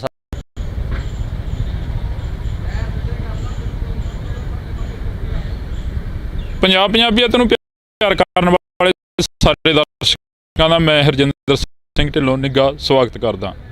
ਪ੍ਰੋਗਰਾਮ ਮੁਲਾਕਾਤਾਂ ਦੇ ਵਿੱਚ ਇੱਕ ਵਾਰ ਫਿਰ ਅਸੀਂ ਇੱਕ ਅਜਿਹੇ ਨੌਜਵਾਨ ਦੇ ਨਾਲ ਮਿਲਾਉਣ ਜਾ ਰਹੇ ਹਾਂ ਜਿਸ ਨੇ ਕਿਸਾਨ ਅੰਦੋਲਨ ਦੇ ਵਿੱਚ ਵੱਧ ਚੜ੍ਹ ਕੇ ਹਿੱਸਾ ਪਾਇਆ ਤੇ ਕਿਸਾਨ ਅੰਦੋਲਨ ਤੋਂ ਬਾਅਦ ਲਗਾਤਾਰ ਇੱਕ ਵਾਰ ਦੇ ਲਈ ਸੁਰਖੀਆਂ ਦੇ ਵਿੱਚ ਆਏ। ਮਨਦੀਪ ਪੁਨੀਆ ਜੀ ਤਾਂ ਅਸੀਂ ਗੱਲਬਾਤ ਕਰਾਂਗੇ ਉਹਨਾਂ ਦੇ ਨਾਲ। ਪੰਜਾਬ ਯੂਨੀਵਰਸਿਟੀ ਚੰਡੀਗੜ੍ਹ ਖੜੇ ਹਾਂ, ਥੋੜ੍ਹੀ ਬਹੁਤੀ ਸਟੂਡੈਂਟ ਪੋਲੀਟਿਕਸ ਦੇ ਉੱਪਰ ਗੱਲਬਾਤ ਕਰਾਂਗੇ ਤੇ ਥੋੜ੍ਹੀ ਬਹੁਤੀ ਗੱਲਬਾਤ ਕਰਾਂਗੇ ਪੰਜਾਬ ਜਾਂ ਹਰਿਆਣਾ ਦੇ ਉਹਨਾਂ ਸਿਆਸਤੀ ਮੁੱਦਿਆਂ ਦੇ ਉੱਪਰ ਜਿਸ ਨੂੰ ਲੈ ਕੇ ਆਪਸੀ ਭਾਈਚਾਰੇ ਨੂੰ ਤੋੜਿਆ ਜਾਂਦਾ। ਤਾਂ ਅਸੀਂ ਪਹਿਲਾਂ ਸਵਾਗਤ ਕਰਦੇ ਹਾਂ ਬਾਈ, ਬਹੁਤ ਬਹੁਤ ਸਵਾਗਤ ਆ ਜੀ। ਸ਼ੁਕਰੀਆ, ਸਵਾਗਤ, ਥੈਂਕ ਯੂ ਜੀ। ਪੁਨੀਆ ਸਾਹਿਬ, ਸਿਹਤਾਂ ਦੱਸੋ ਪਹਿਲਾਂ ਕਿਵੇਂ ਆ? ਠੀਕ ਨੇ? ਠੀਕ ਹੈ, ਤਗੜੇ ਨੇ ਜੀ। ਕੀ ਲੱਗਦਾ ਪੰਜਾਬ ਤੇ ਹਰਿਆਣੇ ਦੇ ਜਿਹੜੇ ਮੁੱਦੇ ਨੇ, ਜਿਹੜੇ ਵਿਵਾਦਤ ਮੁੱਦੇ ਨੇ ਉਠਾਏ ਜਾਂਦੇ ਨੇ ਸਰਕਾਰਾਂ ਵੱਲੋਂ, ਕੀ ਲੱਗਦਾ ਹੈਗਾ ਕਿ ਕਿੰਨਾ ਕੇਸ ਦੇ ਉੱਪਰ ਅਸਰ ਹੋ ਰਿਹਾ ਆਮ ਲੋਕਾਂ ਦੇ ਉੱਪਰ, ਜਾਂ ਆਮ ਜਿਹੜੇ ਨੌਜਵਾਨ ਨੇ, ਜਾਂ ਆਮ ਜਿਹੜੇ ਘਰਾਂ ਦੇ ਵਿੱਚ ਬੈਠੇ ਬਜ਼ੁਰਗ ਨੇ? ਦੇਖੋ, ਇੰਡੀਅਨ ਸਟੇਟ ਦਾ ਜਿਹੜਾ ਨੈਰੇਟਿਵ ਹੈਗਾ ਉਹ ਦਿਮਾਗਾਂ 'ਚ ਪਸਰਦਾ ਹੈਗਾ, ਅਤੇ ਜਿਹੜੀ ਸੈਂਟਰਲਾਈਜੇਸ਼ਨ ਦੀ ਜਿਹੜੀ ਉਹਨਾਂ ਦੀ ਕੋਸ਼ਿਸ਼ ਹੁੰਦੀ ਹੈ ਉਹਦਾ ਵੀ ਉਹ ਪ੍ਰੋਪਰ ਇੱਕ ਆਈਡੀਆ ਦੇ ਤੌਰ 'ਤੇ ਦਿਮਾਗ ਵਸਨੀਕਾਂ ਦਾ ਹੁੰਦਾ ਹੈ, ਜਿਹੜੇ ਉਹਦੇ ਆਲੇ ਦੁਆਲੇ ਵਸਦੇ ਨੇ, ਉਹਦਾ ਜਿਹੜਾ ਕੈਚਮੈਂਟ ਏਰੀਆਸ ਜਿਹੜੇ ਰਹਿੰਦੇ ਨੇ ਉਹਨਾਂ ਦਾ ਹੀ ਪਹਿਲਾ ਹੱਕ ਹੁੰਦਾ ਹੈ। ਅਤੇ ਮਤਲਬ ਸੈਂਟਰ ਨਹੀਂ ਦੱਸੂ ਕਿ ਇਹ ਪਾਣੀ ਕਿੱਥੇ ਜਾਊਗਾ ਕਿੱਥੇ ਨਹੀਂ ਜਾਊਗਾ, ਪੰਜਾਬ ਦੇ ਲੋਕ ਤੈਅ ਕਰਨਗੇ, ਕਿਉਂਕਿ ਇਹ ਯੂਨੀਅਨ ਆਫ ਸਟੇਟਸ ਜੇ ਸਹੀ ਮਾਇਨੇ ਹੈਗਾ ਤਾਂ ਫਿਰ ਪੰਜਾਬ ਡਿਸਾਈਡ ਕਰੂਗਾ ਕਿ ਉਹ ਪਾਣੀ ਦੇਣਾ ਹੈ ਨਹੀਂ ਦੇਣਾ। ਰਾਜਸਥਾਨ ਨੂੰ ਦੇਣਾ ਹੈ ਜਾਂ ਹਰਿਆਣੇ ਨੂੰ ਤਾਂ ਬਹੁਤ ਘੱਟ ਪਾਣੀ ਜਾਂਦਾ, ਜ਼ਿਆਦਾਤਰ ਰਾਜਸਥਾਨ ਨੂੰ ਜਾਂਦਾ, ਰਾਜਸਥਾਨ ਦੇ ਟਿੱਬਿਆਂ 'ਚ ਪਾਣੀ ਜਾਂਦਾ ਹੈ। ਉਹ ਮੈਨੂੰ ਲੱਗਦਾ ਹੈ ਕਿ ਜਿਹੜਾ ਸੈਂਟਰ ਹੈਗਾ ਉਹ ਚਲਾਕੀ ਨਾਲ ਜਿਹੜੀ ਉਹਦੀ ਸੈਂਟਰਲਾਈਜੇਸ਼ਨ ਦੀ ਥੋਟ ਪ੍ਰੋਸੈਸ ਹੈ ਉਹਨੂੰ ਵੀ ਪਸਾਰਦਾ ਹੈ ਅਤੇ ਲੋਕਾਂ ਨੂੰ ਆਪਸ 'ਚ ਲੜਾਉਂਦਾ ਵੀ ਹੈ। ਪੁਨੀਆ ਸਾਹਿਬ, ਜੇ ਅਸੀਂ ਗੱਲ ਕਰਦੇ ਹਾਂ, ਪੰਜਾਬ ਦੇ ਮੁੱਦੇ ਅਲੱਗ ਨੇ, ਹਰਿਆਣੇ ਦੇ ਮੁੱਦੇ ਅਲੱਗ ਨੇ, ਪਰ ਇੱਕ ਟਾਈਮ ਦੇ ਲਈ ਦੋਨੇ ਮੁੱਖ ਮੰਤਰੀ ਇੱਕ ਜਗ੍ਹਾ 'ਤੇ ਬੈਠਦੇ ਨੇ, ਤਾਂ ਪਰ ਸ਼ਾਮ ਨੂੰ ਇੱਕ ਪ੍ਰੈਸ ਕਾਨਫਰੰਸ ਹੁੰਦੀ ਹੈ ਜਿਸ ਦੇ ਵਿੱਚ ਪੰਜਾਬ ਦੇ ਮੁੱਖ ਮੰਤਰੀ ਇਹ ਕਹਿੰਦੇ ਨਜ਼ਰ ਆਉਂਦੇ ਨੇ ਕਿ ਸਾਡੇ ਕੋਲ ਹਰਿਆਣੇ ਦੇ ਲਈ ਤੁਪਕਾ ਵੀ ਨਹੀਂ ਹੈਗਾ। ਜਿਹੜਾ ਕਿਸਾਨ ਅੰਦੋਲਨ ਦੇ ਵਿੱਚ ਵੱਡਾ ਭਾਈ ਛੋਟਾ ਭਾਈ ਬਣ ਕੇ ਚੱਲੇ, ਕਿ ਉਸ ਨੂੰ ਤੋੜਨ ਦੀਆਂ ਗੱਲਾਂ ਕਰੀਆਂ ਜਾਂਦੀਆਂ ਨੇ, ਜਾਂ ਫਿਰ ਇੱਕ ਸਿਆਸਤ ਹੋ ਰਹੀ ਹੈ ਇਸ ਮੁੱਦਿਆਂ ਦੇ ਉੱਪਰ?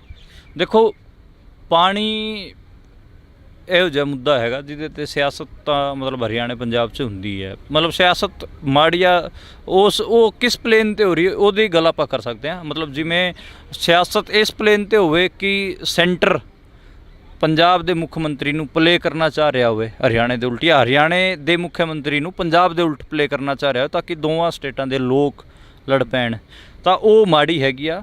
ਜੇ ਪਾਣੀ ਦੀ ਗੱਲ ਕਰੀਏ ਤਾਂ ਪਾਣੀ ਦਾ ਮੈਂ ਪਹਿਲਾਂ ਹੀ ਕਿਹਾ ਕਿ ਹੱਕ ਪੰਜਾਬ ਦਾ ਹੀ ਹੈ, ਕਿਉਂਕਿ ਉੱਥੋਂ ਦੀ ਰਿਵਰ ਉੱਥੇ ਹੀ ਜਾਂਦੀ ਹੈ, ਨਦੀ ਉੱਥੋਂ ਹੀ ਵਗਦੀ ਹੈ, ਅਤੇ ਉੱਥੋਂ ਦੇ ਲੋਕਾਂ ਦਾ ਹੀ ਪਹਿਲਾ ਹੱਕ ਉਸ 'ਤੇ ਬਣਦਾ ਹੈਗਾ। ਬਾਕੀ ਮਤਲਬ ਹਰਿਆਣੇ ਦੇ ਜਿਹੜੇ ਹਰਿਆਣੇ 'ਚ ਜਿਵੇਂ ਯਮੁਨਾ ਨਦੀ ਵੀ ਜਾਂਦੀ ਹੈਗੀ ਆ ਹਰਿਆਣੇ ਤੋਂ, ਲੇਕਿਨ ਉਹ ਅੱਗੇ ਚੱਲ ਕੇ ਉੱਤਰ ਪ੍ਰਦੇਸ਼ ਪਤਾ ਨਹੀਂ ਕਿਤੇ ਚਲੀ ਜਾਂਦੀ ਹੈ। ਜਿਹੜੀ ਨਦੀ ਖੁਦ ਹਰਿਆਣੇ ਤੋਂ ਵਗਦੀ ਹੈ ਉਹਦਾ ਪਾਣੀ ਦੇ ਦਿਓ ਯਾਰ, ਜਿਹੜੇ ਸੂਬੇ ਨੂੰ। ਹਰਿਆਣੇ ਦੇ ਵਿੱਚ ਵੀ ਜਿਹੜੇ ਇਲਾਕੇ ਨੂੰ ਪਾਣੀ ਦੀ ਲੋੜ ਹੈਗੀ ਆ ਉਹ ਅਹੀਰਵਾਲ ਦਾ ਹੈਗਾ, ਜਿਹੜਾ ਕਿਸਾਨ ਅੰਦੋਲਨ ਵੀ ਨਹੀਂ ਆਇਆ ਸੀਗਾ, ਪਰ ਫਿਰ ਵੀ ਜੇ ਉਹਨਾਂ ਦਾ ਪਾਣੀ ਦਾ ਹੱਕ ਬਣਦਾ ਤਾਂ ਯਮੁਨਾ ਤੋਂ ਦੇ ਦਿਓ, ਗੰਗਾ ਤੋਂ ਦੇ ਦਿਓ। ਮਤਲਬ ਆਹ ਕਿਹੜੀ ਮਤਲਬ ਗੱਲ ਹੋਈ ਕਿ ਜਮਾ ਉਲਟ ਪੰਜਾਬ ਤੋਂ ਪਾਣੀ ਲੈ ਕੇ ਜਾਣਾ ਹੈ ਉਸ ਇਲਾਕੇ ਵਾਸਤੇ, ਅਤੇ ਉਹ ਮੈਨੂੰ ਲੱਗਦਾ ਕਿ ਠੀਕ ਨਹੀਂ ਹੈ। ਯਮੁਨਾ ਦਾ ਪਾਣੀ ਦੇ ਦਿਓ ਉਹਨਾਂ ਨੂੰ। ਪੁਨੀਆ ਸਾਹਿਬ, ਤੁਸੀਂ ਹਰਿਆਣੇ ਦੇ ਹੋ ਕੇ ਪੰਜਾਬ ਦੇ ਹੱਕ 'ਚ ਕਹਿ ਰਹੇ ਹੋ ਕਿ ਜਿਹੜਾ ਪਾਣੀ ਹੈ ਪੰਜਾਬ, ਮੈਂ ਮਤਲਬ ਬੇਸਿਕਲੀ ਮੇਰਾ ਸਟੈਂਡ ਕਲੀਅਰ ਹੈਗਾ ਕਿ ਮੈਂ ਫੈਡਰਲ ਇਸ਼ੂਜ਼ ਦੇ ਨਾਲ ਆਪਣੇ ਕੰਸਰਨ ਰੱਖਦਾ। ਮੈਂ ਪੰਜਾਬ ਨਾਲ ਇਸ ਕਰਕੇ ਖੜਾ ਖੜਾ ਕਿਉਂਕਿ ਉਹਦੀ ਵੀ ਆਪਣੀ ਅੱਡ ਨੈਸ਼ਨਲਿਟੀ ਵਾਲਾ ਜਿਹੜਾ ਮਾਮਲਾ ਹੈਗਾ। ਮਤਲਬ ਇਹ ਆਪਾਂ ਤਾਂ ਇਹ ਕਹਿੰਦੇ ਆ ਨਾ ਯੂਨੀਅਨ ਆਫ ਸਟੇਟਸ ਹੈ, ਅੱਡ ਅੱਡ ਨੈਸ਼ਨਲਿਟੀਆਂ ਇਕੱਠੀਆਂ ਹੋਈਆਂ ਨੇ ਇੰਡੀਆ ਮੁਲਕ ਦੇ ਅੰਦਰ। ਤਾਂ ਮਤਲਬ ਇੰਡੀਆ ਕੋਈ ਇੱਕ ਆਈਡੈਂਟੀਟੀ ਨਹੀਂ ਹੈਗੀ ਕਿ ਕੋਈ ਇੱਕ ਇੰਡੀਆ ਕੋਈ ਇੱਕ ਆਈਡੈਂਟੀਟੀ, ਇਹ ਅੱਡ ਅੱਡ ਨੈਸ਼ਨਲਿਟੀਆਂ ਦੀ ਜਥੇਬੰਦਕ ਸਾਂਝ ਹੈਗੀ ਆ ਨਾ, ਸਾਂਝ ਹੈਗੀ ਆ, ਯੂਨੀਅਨ ਆਫ ਸਟੇਟਸ ਹੈਗੀ ਆ। ਅਤੇ ਫੈਡਰਲ ਇਸ਼ੂਜ਼ ਵੀ, ਫੈਡਰਲ ਸਟਰਕਚਰ ਤਾਂ ਹੀ ਤਾਂ ਆਪਾਂ ਕਹਾਂਗੇ ਇਹਨੂੰ, ਜੇ ਉਹ ਮਤਲਬ ਸੈਂਟਰ ਸਾਰੇ ਫੈਸਲੇ ਖੁਦ ਹੀ ਕਰੂਗਾ ਤਾਂ ਫਿਰ ਸੂਬਿਆਂ 'ਚ ਮੁੱਖ ਮੰਤਰੀ ਬਣਾਉਣ ਦੀ ਕੀ ਲੋੜ ਹੈ। ਸਵਾਇਤਤਾ ਦੀ ਜਿਹੜੀ ਆਪਾਂ ਗੱਲ ਕਰਦੇ ਹਾਂ ਫਿਰ ਉਹਦੀ ਕੀ ਲੋੜ ਹੈ। ਮਤਲਬ ਤੁਸੀਂ ਫਿਰ ਡਿਕਲੇਅਰ ਕਰੋ ਕਿ ਅਸੀਂ ਕੋਈ ਫੈਡਰਲ ਸਟਰਕਚਰ ਨਹੀਂ ਹੈਗਾ, ਕੋਈ ਅਸੀਂ ਫੈਡਰਲ ਇਸ਼ੂਜ਼ ਨੂੰ ਨਹੀਂ ਮੰਨਦੇ, ਉਹ ਡਿਕਲੇਅਰ ਕਰ ਦਿਓ। ਇਹ ਤਾਂ ਲਿਟਮਸ ਟੈਸਟ ਹੈਗਾ ਇੰਡੀਅਨ ਸਟੇਟ ਦਾ ਕਿ ਉਹ ਫੈਡਰਲ ਹੈਗਾ ਜਾਂ ਨਹੀਂ ਹੈਗਾ। ਜੇ ਉਹ ਫੈਡਰਲ ਹੈਗਾ ਤਾਂ ਫਿਰ ਪਾਣੀ ਦੇ ਜਿੰਨੇ ਵੀ ਫੈਸਲੇ ਨੇ ਉਹ ਪੰਜਾਬ ਨੂੰ ਹੀ ਕਰਨ ਦਊਗਾ। ਜੇ ਫੈਡਰਲ ਨਹੀਂ ਹੈਗਾ ਤਾਂ ਫਿਰ ਉਹ ਇਸ ਕਿਸਮ ਦੀ ਡਿਕਟੇਟਰਸ਼ਿਪ ਕਰੂਗਾ ਕਿ ਪਾਣੀ ਇਹਨੂੰ ਦਿਓ, ਫਲਾਣੇ ਨੂੰ ਦਿਓ, ਤਿਕੜੇ ਨੂੰ ਦਿਓ। ਜੇ ਪਾਣੀ ਮਤਲਬ ਪਾਣੀ ਦਾ ਮਸਲਾ ਹੈਗਾ ਨਾ, ਹਰਿਆਣਾ ਪੰਜਾਬ ਦੇ ਲੋਕ ਆਪਸ 'ਚ ਬੈਠ ਕੇ ਗੱਲ ਕਰ ਲੈਣਗੇ ਕਿਵੇਂ ਉਹਨੂੰ ਸੁਲਝਾਉਣਾ ਹੈਗਾ। ਸੈਂਟਰ ਕੌਣ ਹੋਊਗਾ ਸਾਨੂੰ ਦੱਸਣ ਵਾਲਾ, ਪੰਜਾਬ ਨੂੰ ਦੱਸਣ ਵਾਲਾ ਸੈਂਟਰ ਕੌਣ ਹੁੰਦਾ ਹੈ ਕਿ ਤੂੰ ਪਾਣੀ ਦੇ ਜਾਂ ਨਾ ਦੇ, ਇਹ ਗੱਲ ਹੈ। ਮਨਦੀਪ ਜੀ, ਜੇ ਅਸੀਂ ਗੱਲ ਕਰਦੇ ਹਾਂ ਪੰਜਾਬ ਦੀ ਸਿਆਸਤ ਦੇ ਵਿੱਚ ਯੂਨੀਵਰਸਿਟੀ ਦਾ ਬੜਾ ਵੱਡਾ ਰੋਲ ਹੁੰਦਾ, ਹਰਿਆਣੇ ਦੀ ਸਿਆਸਤ ਹੋਵੇ ਜਾਂ ਪੰਜਾਬ ਦੀ ਸਿਆਸਤ ਹੋਵੇ, ਸਟੂਡੈਂਟਾਂ ਦਾ ਬੜਾ ਵੱਡਾ ਰੋਲ ਹੁੰਦਾ। ਜਦੋਂ ਸਟੂਡੈਂਟਾਂ ਦੀ ਸਿਆਸਤ ਹੁੰਦੀ ਆ, ਆਪਾਂ ਸ਼ੁਰੂ ਦੇ ਵਿੱਚ ਗੱਲ ਕਰੀ ਸੀ ਕਿ ਥੋੜ੍ਹੀ ਬਹੁਤੀ ਗੱਲਬਾਤ ਇਹਦੇ 'ਤੇ ਵੀ ਕਰਾਂਗੇ। ਪੰਜਾਬ ਦੀ ਪੋਲੀਟਿਕਸ ਜਿੱਥੋਂ ਸ਼ੁਰੂ ਹੁੰਦੀ ਆ ਜਾਂ ਹਰਿਆਣੇ ਦੀ ਪੋਲੀਟਿਕਸ ਜਿੱਥੋਂ ਸ਼ੁਰੂ ਹੁੰਦੀ ਆ, ਕੀ ਲੱਗਦਾ ਤੁਸੀਂ ਤਾਂ ਇਸ ਯੂਨੀਵਰਸਿਟੀ ਦੇ ਵਿੱਚ ਤੁਰਦੇ ਫਿਰਦੇ ਰਹਿੰਦੇ ਹੋ ਜਾਂ ਇਹਨਾਂ ਸਟੂਡੈਂਟਾਂ ਦੇ ਨਾਲ ਬੈਠਦੇ ਹੋ, ਗੱਲਬਾਤ ਕਰਦੇ ਹੋ, ਕੀ ਲੱਗਦਾ ਜਿਹੜੀ ਸਟੂਡੈਂਟਾਂ ਦੀ ਪੋਲੀਟਿਕਸ ਆ ਉਹ ਕਿੱਥੇ ਜੇ ਨਜ਼ਰ ਆਉਂਦੀ ਆ ਜਾਂ ਕਿੱਦਾਂ ਦੀ ਨਜ਼ਰ ਆਉਂਦੀ ਆ? ਮੈਂ ਪਿਛਲੇ 10 ਦਿਨਾਂ ਤੋਂ ਇੱਥੇ ਗਰਾਊਂਡ ਰਿਪੋਰਟ ਕਰ ਰਿਹਾ। ਇੱਥੇ ਮੈਂ ਕਰੀਬ 23 ਦੇ ਨੇੜੇ ਤੇੜੇ ਇੰਟਰਵਿਊ ਕੀਤੇ ਨੇ ਅੱਡ ਅੱਡ ਜਥੇਬੰਦੀਆਂ ਦੇ, ਸਟੂਡੈਂਟ ਜਥੇਬੰਦੀਆਂ ਦੇ। ਇਸ ਵਾਰ ਖਾਸਾ ਪੰਜਾਬ ਯੂਨੀਵਰਸਿਟੀ ਦਾ ਜਿਹੜਾ ਪਲੇਨ ਹੈਗਾ ਸਟੂਡੈਂਟ ਪੋਲੀਟਿਕਸ ਦਾ ਉਹ ਬਦਲਿਆ। ਤੁਸੀਂ ਇਹ ਗੱਲ ਸਹੀ ਕਹੀ ਹੈ ਕਿ ਇੱਥੋਂ ਦੀ ਪੋਲੀਟਿਕਸ ਦਾ ਅਸਰ ਪੰਜਾਬ ਹਰਿਆਣੇ 'ਚ ਪੈਂਦਾ ਹੈ। ਇੱਥੇ ਜਿਹੜਾ ਟ੍ਰੈਂਡ ਸੈੱਟ ਹੁੰਦਾ ਪੰਜਾਬ ਯੂਨੀਵਰਸਿਟੀ ਉਹ ਪੰਜਾਬ 'ਚ ਫੈਲਦਾ, ਹਰਿਆਣੇ 'ਚ ਫੈਲਦਾ। ਜਿਵੇਂ ਇੱਥੇ ਇੱਕ ਟਾਈਮ ਗੈਂਗਸਟਰ ਕਲਚਰ ਆਇਆ ਤਾਂ ਉਹ ਗੈਂਗਸਟਰ ਕਲਚਰ ਪੂਰੇ ਪੰਜਾਬ 'ਚ ਫੈਲਿਆ, ਠੀਕ ਹੈ, ਹਰਿਆਣੇ 'ਚ ਵੀ ਫੈਲਿਆ ਉਹ। ਹੁਣ ਇੱਥੇ ਆਈਡੀਆਜ਼ ਤੇ ਪੋਲੀਟਿਕਸ ਹੋ ਰਹੀ ਹੈ, ਮਸਲ ਪਾਵਰ ਕਿਤੇ ਨਾ ਕਿਤੇ ਪਿੱਛੇ ਵੀ ਗਈ ਹੈ। ਜਿਵੇਂ ਇੱਥੇ SFS ਵਰਗੀ ਜਥੇਬੰਦੀ ਹੈਗੀ ਆ, CYSS ਜਿਹੜੀ ਆਮ ਆਦਮੀ ਪਾਰਟੀ ਦੀ ਸਟੂਡੈਂਟ ਵਿੰਗ ਹੈ, NSUI, ABVP ਜਿਹੜੀ ਕਿ RSS ਦੀ ਜਥੇਬੰਦੀ ਹੈਗੀ ਆ, ਪੰਥਕ ਜਥੇਬੰਦੀ ਸੱਤ ਹੈਗੀ ਆ, ਸੋਈ ਹੈਗੀ ਆ, ਅਤੇ ਉਹ ਸਾਰੀਆਂ ਲੜ ਰਹੀਆਂ ਨੇ ਚੋਣਾਂ। ਪਿਛਲੇ 10 ਦਿਨਾਂ ਤੋਂ ਮੈਂ ਓਬਜ਼ਰਵ ਕਰ ਰਿਹਾ ਆਈਡੀਆਜ਼ ਦੇ ਪਲੇਨ 'ਤੇ ਗੱਲ ਹੋ ਰਹੀ ਹੈ। ABVP ਵੀ ਕਹਿ ਰਹੀ ਹੈ ਖੁੱਲ੍ਹ ਕੇ, ਉਹਦਾ ਜਿਹੜਾ ਪ੍ਰੈਜ਼ੀਡੈਂਟ ਕੈਂਡੀਡੇਟ ਹੈ ਕਿ ਅਸੀਂ ਯੂਨੀਵਰਸਿਟੀ ਨੂੰ ਭਗਵਾ ਕਰ ਦਾਂਗੇ। ਜਿਹੜੀ ਪੰਥਕ ਜਥੇਬੰਦੀਆਂ ਨੇ ਉਹ ਵੀ ਡਾਇਵਰਸਿਟੀ ਦੀ ਜਾਂ ਫਿਰ ਉਸ ਕਿਸਮ ਨਾਲ ਜਿਹੜੀ ਪੰਜਾਬ ਦੇ ਇਸ਼ੂਜ਼ ਨੇ ਉਹਨਾਂ ਨਾਲ ਖੇਬੜ ਰਹੀਆਂ ਨੇ। ਜਿਹੜੀ ਰੈਵੋਲੂਸ਼ਨਰੀ ਧਿਰਾਂ ਨੇ ਉਹ ਵੀ ਮਤਲਬ ਅਟੈਕ ਕਰ ਰਹੀਆਂ ਨੇ ਜਿਹੜਾ ਕਿ ਢਾਂਚਾ ਹੈਗਾ ਇੰਡੀਅਨ ਸਟੇਟ ਦਾ, ਜਿਹੜਾ ਕਿ ਹੁਣ ਲੋਕ ਵਿਰੋਧੀ ਦਿਖ ਰਿਹਾ ਉਹਦੇ 'ਤੇ। ਅਤੇ ਇਹ ਚੱਲ ਰਿਹਾ ਆਈਡੀਓਲੋਜੀਕਲ ਪਲੇਨ 'ਤੇ ਪਹਿਲੀ ਵਾਰ ਮੈਂ ਦੇਖ ਰਿਹਾ ਇੱਥੇ ਚੋਣਾਂ ਹੋ ਰਹੀਆਂ ਨੇ। ਬਾਕੀ ਸਭ ਤੋਂ ਜ਼ਿਆਦਾ ਜ਼ੋਰ ਆਮ ਆਦਮੀ ਪਾਰਟੀ ਦਾ ਇੱਥੇ ਲੱਗਿਆ ਹੋਇਆ। ਆਮ ਆਦਮੀ ਪਾਰਟੀ ਦੇ ਮੰਤਰੀ ਮੀਤ ਹੇਅਰ ਤੋਂ ਲੈ ਕੇ ਜਿਹੜੇ ਦੂਜੇ ਸਿੱਖਿਆ ਮੰਤਰੀ ਨੇ ਉਹ ਸਾਰੇ ਇੱਥੇ ਬੈਠੇ ਨੇ ਪੰਜਾਬ ਯੂਨੀਵਰਸਿਟੀ। ਰਿਸਰਚ ਸਕੋਲਰਾਂ ਨੂੰ ਅਤੇ ਸਟੂਡੈਂਟਾਂ ਨੂੰ ਇਕੱਲੇ ਨੂੰ ਫ਼ੋਨ ਕਰਕੇ ਕਹਿ ਰਹੇ ਨੇ ਕਿ ਵੋਟ ਸਾਨੂੰ ਪਾਓ, ਨਹੀਂ ਤਾਂ ਫਿਰ ਤੁਸੀਂ ਨੌਕਰੀ ਪੰਜਾਬ 'ਚ ਹੀ ਕਰਨੀ, ਫਿਰ ਦੇਖ ਲਓ ਜੇ ਸਾਨੂੰ ਵੋਟ ਨਹੀਂ ਪਾਈ ਤਾਂ। ਐਂ ਕਰਕੇ ਉਹ ਧਮਕੀਆਂ ਦੇ ਰਹੇ ਨੇ, ਇੱਥੇ ਬੈਠੇ ਨੇ। ਤੇ ਕਾਰਨ ਕੀ ਮੰਨਦੇ ਜਿਹੜੀਆਂ ਇਦਾਂ ਦੀਆਂ ਧਮਕੀਆਂ ਮਿਲ ਰਹੀਆਂ ਨੇ? ਸਰਕਾਰ ਪੰਜਾਬ ਦੇ ਲੋਕਾਂ ਨੇ ਚੁਣੀ ਕਿ ਚੰਡੀਗੜ੍ਹ ਦੀ ਯੂਨੀਵਰਸਿਟੀ ਦੀਆਂ ਚੋਣਾਂ ਦੇ ਲਈ ਚੁਣੀ ਸੀ ਸਰਕਾਰ? ਇਹ ਵੀ ਸਵਾਲ ਖੜੇ ਹੁੰਦੇ ਨੇ। ਨਹੀਂ, ਇਹ ਗੱਲ ਤਾਂ ਠੀਕ ਹੈ, ਪਰ ਉਹਨਾਂ ਦੀ ਜਿਹੜੀ ਸਟੂਡੈਂਟ ਜਥੇਬੰਦੀ ਹੈ ਉਹਦਾ ਪਹਿਲਾ ਇਲੈਕਸ਼ਨ ਹੈਗਾ ਪੰਜਾਬ 'ਚ, ਅਤੇ ਉਹ ਚਾਹਣਗੇ ਕਿ ਜਿੱਤ ਤੋਂ ਸ਼ੁਰੂਆਤ ਹੋਵੇ, ਇਸ ਕਰਕੇ ਉਹ ਸਾਰਾ ਕੁਝ ਕਰ ਰਹੇ ਨੇ।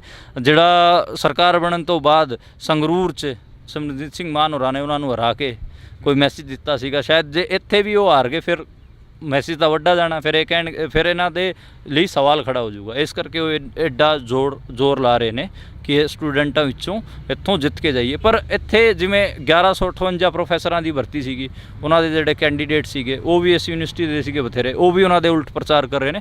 ਐਡਾ ਸੌਖਾ ਨਹੀਂ ਹੈ CYSS ਵਾਸਤੇ। CYSS ਜ਼ੋਰ ਪੂਰਾ ਲਾ ਰਹੀ ਹੈ ਇੱਥੇ। CYSS ਮਤਲਬ ਜਿਹੜੀ ਆਮ ਆਦਮੀ ਪਾਰਟੀ ਦੀ ਸਟੂਡੈਂਟ ਵਿੰਗ ਹੈਗੀ ਆ, ਉਹ ਨਾਈਟ ਕਲੱਬਾਂ 'ਚ ਲੈ ਕੇ ਜਾਣਾ, ਟ੍ਰਿਪ ਲੈ ਕੇ ਜਾਣੇ, ਪੈਸੇ ਵੰਡਣੇ। ਪਹਿਲੀ ਵਾਰ ਪੰਜਾਬ ਯੂਨੀਵਰਸਿਟੀ ਦੇ ਇਲੈਕਸ਼ਨ 'ਚ ਇਹ ਹੋ ਰਿਹਾ ਕਿ ਇਕੱਲੇ ਜਵਾਕ ਨੂੰ ਵੀ ਜਾ ਕੇ ਪੈਸੇ ਆਫਰ ਕੀਤੇ ਜਾ ਰਹੇ ਨੇ। ਮਤਲਬ ਇਸ ਪਲੇਨ 'ਤੇ ਵੀ ਇਲੈਕਸ਼ਨ ਚੱਲ ਰਿਹਾ ਅਤੇ ਮਤਲਬ ਇਹ ਹੈਗੀ ਗੱਲ। ਅਤੇ ਬਾਕੀ ਮਤਲਬ ਜਿਹੜੀ ਪੰਜਾਬ ਯੂਨੀਵਰਸਿਟੀ ਨੂੰ ਕਿਹਾ ਜਾਂਦਾ ਸੀਗਾ ਕਿ ਇੱਥੇ ਡਿੰਪੀ ਚੰਦਵਾਨ ਵਰਗੇ, ਲਾਰੈਂਸ ਬਿਸ਼ਨੋਈ ਵਰਗੇ ਗੈਂਗਸਟਰ ਪੈਦਾ ਹੋਏ ਨੇ, ਮਤਲਬ ਮੈਨੂੰ ਲੱਗਦਾ ਕਿ ਹੁਣ ਪੰਜਾਬ ਯੂਨੀਵਰਸਿਟੀ ਦੀ ਸਟੂਡੈਂਟ ਪੋਲੀਟਿਕਸ ਰੈਵੋਲੂਸ਼ਨਰੀ ਜਾਂ ਫਿਰ ਪੰਜਾਬੀਅਤ ਦੀ ਗੱਲ ਕਰਨ ਵਾਲੇ ਜਾਂ ਹਰਿਆਣੇ ਦੀ ਗੱਲ ਕਰਨ ਵਾਲੇ ਵਧੀਆ ਤਾਕੜ ਲੀਡਰ ਵੀ ਦੇਊਗੀ, ਕਿਉਂਕਿ ਆਈਡੀਆਜ਼ ਦੇ ਪਲੇਨ 'ਤੇ ਹੁਣ ਇੱਥੇ ਗੱਲ ਹੋ ਰਹੀ ਹੈ। ਤੁਸੀਂ ਕਿਹਾ ਕਿ ਇੱਥੋਂ ਦੀ ਗੈਂਗਸਟਰ ਜਿਹੜਾ ਕਲਚਰ ਇੱਥੋਂ ਸ਼ੁਰੂ ਹੋਇਆ, ਜੇ ਆਪਾਂ ਗੱਲ ਕਰਦੇ ਹਾਂ ਗੈਂਗਸਟਰ ਕਲਚਰ ਦੀ, ਗੈਂਗਸਟਰ ਕਲਚਰ ਦੇ ਵਿੱਚ ਧੱਕੇ ਚੜਿਆ ਸਿੱਧੂ ਮੂਸੇਵਾਲਾ। ਇੱਕ ਮਾਂ ਦਾ ਤੇ ਪਿਓ ਦਾ ਪੁੱਤ ਮਾਰ ਦਿੱਤਾ ਗਿਆ, ਨੌਜਵਾਨ ਸੀ ਜਿਹੜਾ ਹਲੇ ਤੱਕ ਇਨਸਾਫ ਨਹੀਂ ਮਿਲਿਆ।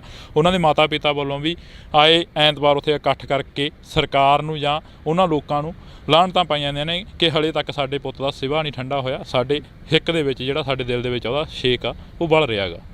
ਇਹ ਗੱਲ ਤਾਂ ਠੀਕ ਹੈ, ਮਤਲਬ ਉਹਨਾਂ ਦੇ ਮਾਤਾ ਪਿਤਾ ਦਾ ਦੁੱਖ ਜਾਇਜ਼ ਹੀ ਹੈ ਅਤੇ ਉਹ ਸਹੀ ਸਰਕਾਰ ਨੂੰ ਮਤਲਬ ਲਾਹਨਤਾਂ ਦੇ ਰਹੇ ਨੇ, ਕਿਉਂਕਿ ਪਿੱਛੇ ਜਿਹੜੀ ਕਸਟਡੀ 'ਚ ਉਹਨਾਂ ਨੇ ਗੈਂਗਸਟਰ ਭਜਾਤਾ ਜਿਹੜਾ ਕਿ ਇਸ ਸਿੱਧੂ ਮੂਸੇਵਾਲਾ ਦੀ ਮੌਤ 'ਚ ਸ਼ਾਮਿਲ ਸੀਗਾ, ਪੰਜਾਬ ਪੁਲਿਸ ਨੇ ਭਜਾਇਆ ਉਹਨੂੰ, ਅਤੇ ਉਹ ਸ਼ਰਮ ਵਾਲੀ ਗੱਲ ਸੀਗੀ। ਅਤੇ ਇਸ ਤੋਂ ਇਲਾਵਾ ਵੀ ਮਤਲਬ ਜਿਹੜੀ ਗੈਂਗਸਟਰ ਕਲਚਰ ਹੈਗਾ ਪੰਜਾਬ ਦਾ, ਉਹ ਮਤਲਬ ਉਸ ਕਿਸਮ ਦੀ ਰੋਕ ਨਹੀਂ ਲੱਗੀ, ਕਿਉਂਕਿ ਜੇਲਰਾਂ ਨੂੰ ਆਮ ਤੌਰ 'ਤੇ ਆਪਾਂ ਸੁਣਦੇ ਹਾਂ ਉਹਨਾਂ ਨੂੰ ਜੇਲਰਾਂ ਨੂੰ ਹੀ ਧਮਕੀ ਦੇ ਰਹੇ ਨੇ ਗੈਂਗਸਟਰ, ਫੋਨਾਂ ਤੋਂ ਅੱਡ ਅੱਡ ਵਪਾਰੀਆਂ ਅਤੇ ਦੂਜਿਆਂ ਲੋਕਾਂ ਨੂੰ ਧਮਕੀਆਂ ਮਿਲ ਹੀ ਰਹੀਆਂ ਨੇ। ਅਤੇ ਇਹ ਤਾਂ ਮਤਲਬ ਠੀਕ ਹੈ ਗੱਲ ਕਿ ਜਸਟਿਸ ਸਿੱਧੂ ਮੂਸੇਵਾਲਾ ਨੂੰ ਉਦੋਂ ਹੀ ਮਿਲੂਗਾ ਜਦੋਂ ਇਹ ਸਾਰਾ ਜਿਹੜਾ ਔਰਗਨਾਈਜ਼ਡ ਕ੍ਰਾਈਮ ਸਿਸਟਮ ਚੱਲ ਰਿਹਾ ਪੰਜਾਬ 'ਚ, ਮਤਲਬ ਐਡਾ ਤਕੜਾ ਔਰਗਨਾਈਜ਼ ਕ੍ਰਾਈਮ ਤਾਂ ਮੈਨੂੰ ਮਤਲਬ ਜਿਹੜਾ ਉੱਤਰ ਪ੍ਰਦੇਸ਼ ਦਾ ਪੂਰਬੀ ਹਿੱਸਾ ਉੱਥੇ ਦਿਖਦਾ ਸੀਗਾ, ਪਰ ਪੰਜਾਬ 'ਚ ਵੀ ਉਸੇ ਸਕੇਲ 'ਤੇ ਔਰਗਨਾਈਜ਼ ਕ੍ਰਾਈਮ ਚੱਲ ਰਿਹਾ। ਅਤੇ ਮੈਨੂੰ ਲੱਗਦਾ ਕਿ ਉਹਦੇ 'ਤੇ ਰੋਕ ਲੱਗਣੀ ਚਾਹੀਦੀ, ਨੌਜਵਾਨ ਨਹੀਂ ਮਾਰੇ ਜਾਣੇ ਚਾਹੀਦੇ। ਇੱਥੋਂ ਦੇ ਜਿਹੜੇ ਪਹਿਲਾ ਵਿੱਕੀ ਮਿੱਡੂ ਖੇੜਾ ਜਿਨ੍ਹਾਂ ਦਾ ਪੰਜਾਬੀਅਤ ਨੂੰ ਪਿਆਰ ਕਰਨ ਵਾਲੇ ਸਾਰੇ ਦਰਸ਼ਕਾਂ ਦਾ ਮੈਂ ਹਰਜਿੰਦਰ ਸਿੰਘ ਢਿੱਲੋਂ ਨਿੱਘਾ ਸਵਾਗਤ ਕਰਦਾ। ਪ੍ਰੋਗਰਾਮ ਮੁਲਾਕਾਤਾਂ ਦੇ ਵਿੱਚ ਇੱਕ ਵਾਰ ਫਿਰ ਅਸੀਂ ਇੱਕ ਅਜਿਹੇ ਨੌਜਵਾਨ ਦੇ ਨਾਲ ਮਿਲਾਉਣ ਜਾ ਰਹੇ ਹਾਂ ਜਿਸ ਨੇ ਕਿਸਾਨ ਅੰਦੋਲਨ ਦੇ ਵਿੱਚ ਵੱਧ ਚੜ੍ਹ ਕੇ ਹਿੱਸਾ ਪਾਇਆ ਅਤੇ ਕਿਸਾਨ ਅੰਦੋਲਨ ਤੋਂ ਬਾਅਦ ਲਗਾਤਾਰ ਇੱਕ ਵਾਰ ਦੇ ਲਈ ਸੁਰਖੀਆਂ ਦੇ ਵਿੱਚ ਆਏ। ਮਨਦੀਪ ਪੁਨੀਆ ਜੀ ਤਾਂ ਅਸੀਂ ਗੱਲਬਾਤ ਕਰਾਂਗੇ ਉਹਨਾਂ ਦੇ ਨਾਲ। ਪੰਜਾਬ ਯੂਨੀਵਰਸਿਟੀ ਚੰਡੀਗੜ੍ਹ ਖੜ੍ਹੇ ਹਾਂ, ਥੋੜ੍ਹੀ ਬਹੁਤੀ ਸਟੂਡੈਂਟ ਪੋਲੀਟਿਕਸ ਦੇ ਉੱਪਰ ਗੱਲਬਾਤ ਕਰਾਂਗੇ ਅਤੇ ਥੋੜ੍ਹੀ ਬਹੁਤੀ ਗੱਲਬਾਤ ਕਰਾਂਗੇ ਪੰਜਾਬ ਜਾਂ ਹਰਿਆਣਾ ਦੇ ਉਹਨਾਂ ਸਿਆਸਤੀ ਮੁੱਦਿਆਂ ਦੇ ਉੱਪਰ ਜਿਸ ਨੂੰ ਲੈ ਕੇ ਆਪਸੀ ਭਾਈਚਾਰੇ ਨੂੰ ਤੋੜਿਆ ਜਾਂਦਾ। ਤਾਂ ਅਸੀਂ ਪਹਿਲਾਂ ਸਵਾਗਤ ਕਰਦੇ ਹਾਂ ਬਾਈ, ਬਹੁਤ ਬਹੁਤ ਸਵਾਗਤ ਆ ਜੀ। ਸ਼ੁਕਰੀਆ, ਸਵਾਗਤ, ਥੈਂਕ ਯੂ ਜੀ। ਪੁਨੀਆ ਸਾਹਿਬ, ਸਿਹਤਾਂ ਦੱਸੋ ਪਹਿਲਾਂ ਕਿਵੇਂ ਆ? ਠੀਕ ਨੇ? ਠੀਕ ਹੈ, ਤਗੜੇ ਨੇ, ਕੋਈ ਚੱਕਰ ਨਹੀਂ ਜੀ। ਕੀ ਲੱਗਦਾ ਪੰਜਾਬ ਤੇ ਹਰਿਆਣੇ ਦੇ ਜਿਹੜੇ ਮੁੱਦੇ ਨੇ, ਜਿਹੜੇ ਵਿਵਾਦਤ ਮੁੱਦੇ ਨੇ ਉਠਾਏ ਜਾਂਦੇ ਨੇ ਸਰਕਾਰਾਂ ਵੱਲੋਂ, ਕੀ ਲੱਗਦਾ ਹੈਗਾ ਕਿ ਕਿੰਨਾ ਇਸ ਦੇ ਉੱਪਰ ਅਸਰ ਹੋ ਰਿਹਾ ਆਮ ਲੋਕਾਂ ਦੇ ਉੱਪਰ ਜਾਂ ਆਮ ਜਿਹੜੇ ਨੌਜਵਾਨ ਨੇ ਜਾਂ ਆਮ ਜਿਹੜੇ ਘਰਾਂ ਦੇ ਵਿੱਚ ਬੈਠੇ ਬਜ਼ੁਰਗ ਨੇ? ਦੇਖੋ, ਇੰਡੀਅਨ ਸਟੇਟ ਦਾ ਜਿਹੜਾ ਨੈਰੇਟਿਵ ਹੈਗਾ ਉਹ ਦਿਮਾਗਾਂ 'ਚ ਪਸਰਦਾ ਹੈਗਾ, ਅਤੇ ਜਿਹੜੀ ਸੈਂਟਰਲਾਈਜੇਸ਼ਨ ਦੀ ਜਿਹੜੀ ਉਹਨਾਂ ਦੀ ਕੋਸ਼ਿਸ਼ ਹੁੰਦੀ ਹੈ ਉਹਦਾ ਵੀ ਉਹ ਪ੍ਰੋਪਰ ਇੱਕ ਆਈਡੀਆ ਦੇ ਤੌਰ 'ਤੇ ਦਿਮਾਗਾਂ 'ਚ ਫਿੱਟ ਕਰਦੇ ਨੇ। ਹਰਿਆਣੇ ਨੂੰ ਹਮੇਸ਼ਾ ਹੀ ਦਿੱਲੀ ਵਰਤੀ ਰਹੀ ਹੈ, ਪੰਜਾਬ ਦੇ ਉਲਟ ਕੋਸ਼ਿਸ਼ ਰਹਿੰਦੀ ਹੈ ਕਿ ਦਿੱਲੀ ਨੂੰ ਆਪਣਾ ਕੁਛ ਵਰਤਣਾ ਨਾ ਪਵੇ, ਹਰਿਆਣਾ ਪੰਜਾਬ ਆਪਸ 'ਚ ਲੜ ਪਵੇ। SYL ਵੀ ਉਹ ਜਿਹਾ ਮੁੱਦਾ ਹੈਗਾ। ਮਤਲਬ ਮੈਨੂੰ ਲੱਗਦਾ ਕਿ ਮਤਲਬ ਪੰਜਾਬ ਦੇ ਪਾਣੀਆਂ ਦਾ ਮੁੱਦਾ ਹੈਗਾ। ਰਿਵਰ ਦਾ ਇੱਕ ਕੈਚਮੈਂਟ ਏਰੀਆ ਹੁੰਦਾ, ਨਦੀ ਵਹਿੰਦੀ ਹੈ ਅਤੇ ਉਹਦਾ ਪਹਿਲਾ ਹੱਕ ਉੱਥੋਂ ਦੇ ਵਸਨੀਕਾਂ ਦਾ ਹੁੰਦਾ ਹੈ, ਜਿਹੜੇ ਉਹਦੇ ਆਲੇ ਦੁਆਲੇ ਵਸਦੇ ਨੇ। ਉਹਦਾ ਜਿਹੜਾ ਕੈਚਮੈਂਟ ਏਰੀਆ 'ਚ ਜਿਹੜੇ ਰਹਿੰਦੇ ਨੇ ਉਹਨਾਂ ਦਾ ਹੀ ਪਹਿਲਾ ਹੱਕ ਹੁੰਦਾ ਹੈ। ਅਤੇ ਮਤਲਬ ਸੈਂਟਰ ਨਹੀਂ ਦੱਸੂਗਾ ਕਿ ਇਹ ਪਾਣੀ ਕਿੱਥੇ ਜਾਊਗਾ ਕਿੱਥੇ ਨਹੀਂ ਜਾਊਗਾ, ਪੰਜਾਬ ਦੇ ਲੋਕ ਤੈਅ ਕਰਨਗੇ, ਕਿਉਂਕਿ ਇਹ ਯੂਨੀਅਨ ਆਫ ਸਟੇਟਸ ਜੇ ਸਹੀ ਮਾਇਨੇ ਹੈਗਾ ਤਾਂ ਫਿਰ ਪੰਜਾਬ ਡਿਸਾਈਡ ਕਰੂਗਾ ਕਿ ਉਹ ਪਾਣੀ ਦੇਣਾ ਹੈ ਨਹੀਂ ਦੇਣਾ, ਰਾਜਸਥਾਨ ਨੂੰ ਦੇਣਾ ਹੈ ਜਾਂ ਹਰਿਆਣੇ ਨੂੰ। ਹਰਿਆਣੇ ਨੂੰ ਤਾਂ ਬਹੁਤ ਘੱਟ ਪਾਣੀ ਜਾਂਦਾ, ਜ਼ਿਆਦਾਤਰ ਰਾਜਸਥਾਨ ਨੂੰ ਜਾਂਦਾ, ਰਾਜਸਥਾਨ ਦੇ ਟਿੱਬਿਆਂ 'ਚ ਪਾਣੀ ਜਾਂਦਾ ਹੈ। ਉਹ ਮੈਨੂੰ ਲੱਗਦਾ ਹੈ ਕਿ ਜਿਹੜਾ ਸੈਂਟਰ ਹੈਗਾ ਉਹ ਚਲਾਕੀ ਨਾਲ ਜਿਹੜੀ ਉਹਦੀ ਸੈਂਟਰਲਾਈਜੇਸ਼ਨ ਦੀ ਥੋਟ ਪ੍ਰੋਸੈਸ ਹੈ ਉਹਨੂੰ ਵੀ ਪਸਾਰਦਾ ਹੈ ਅਤੇ ਲੋਕਾਂ ਨੂੰ ਆਪਸ 'ਚ ਲੜਾਉਂਦਾ ਵੀ ਹੈ।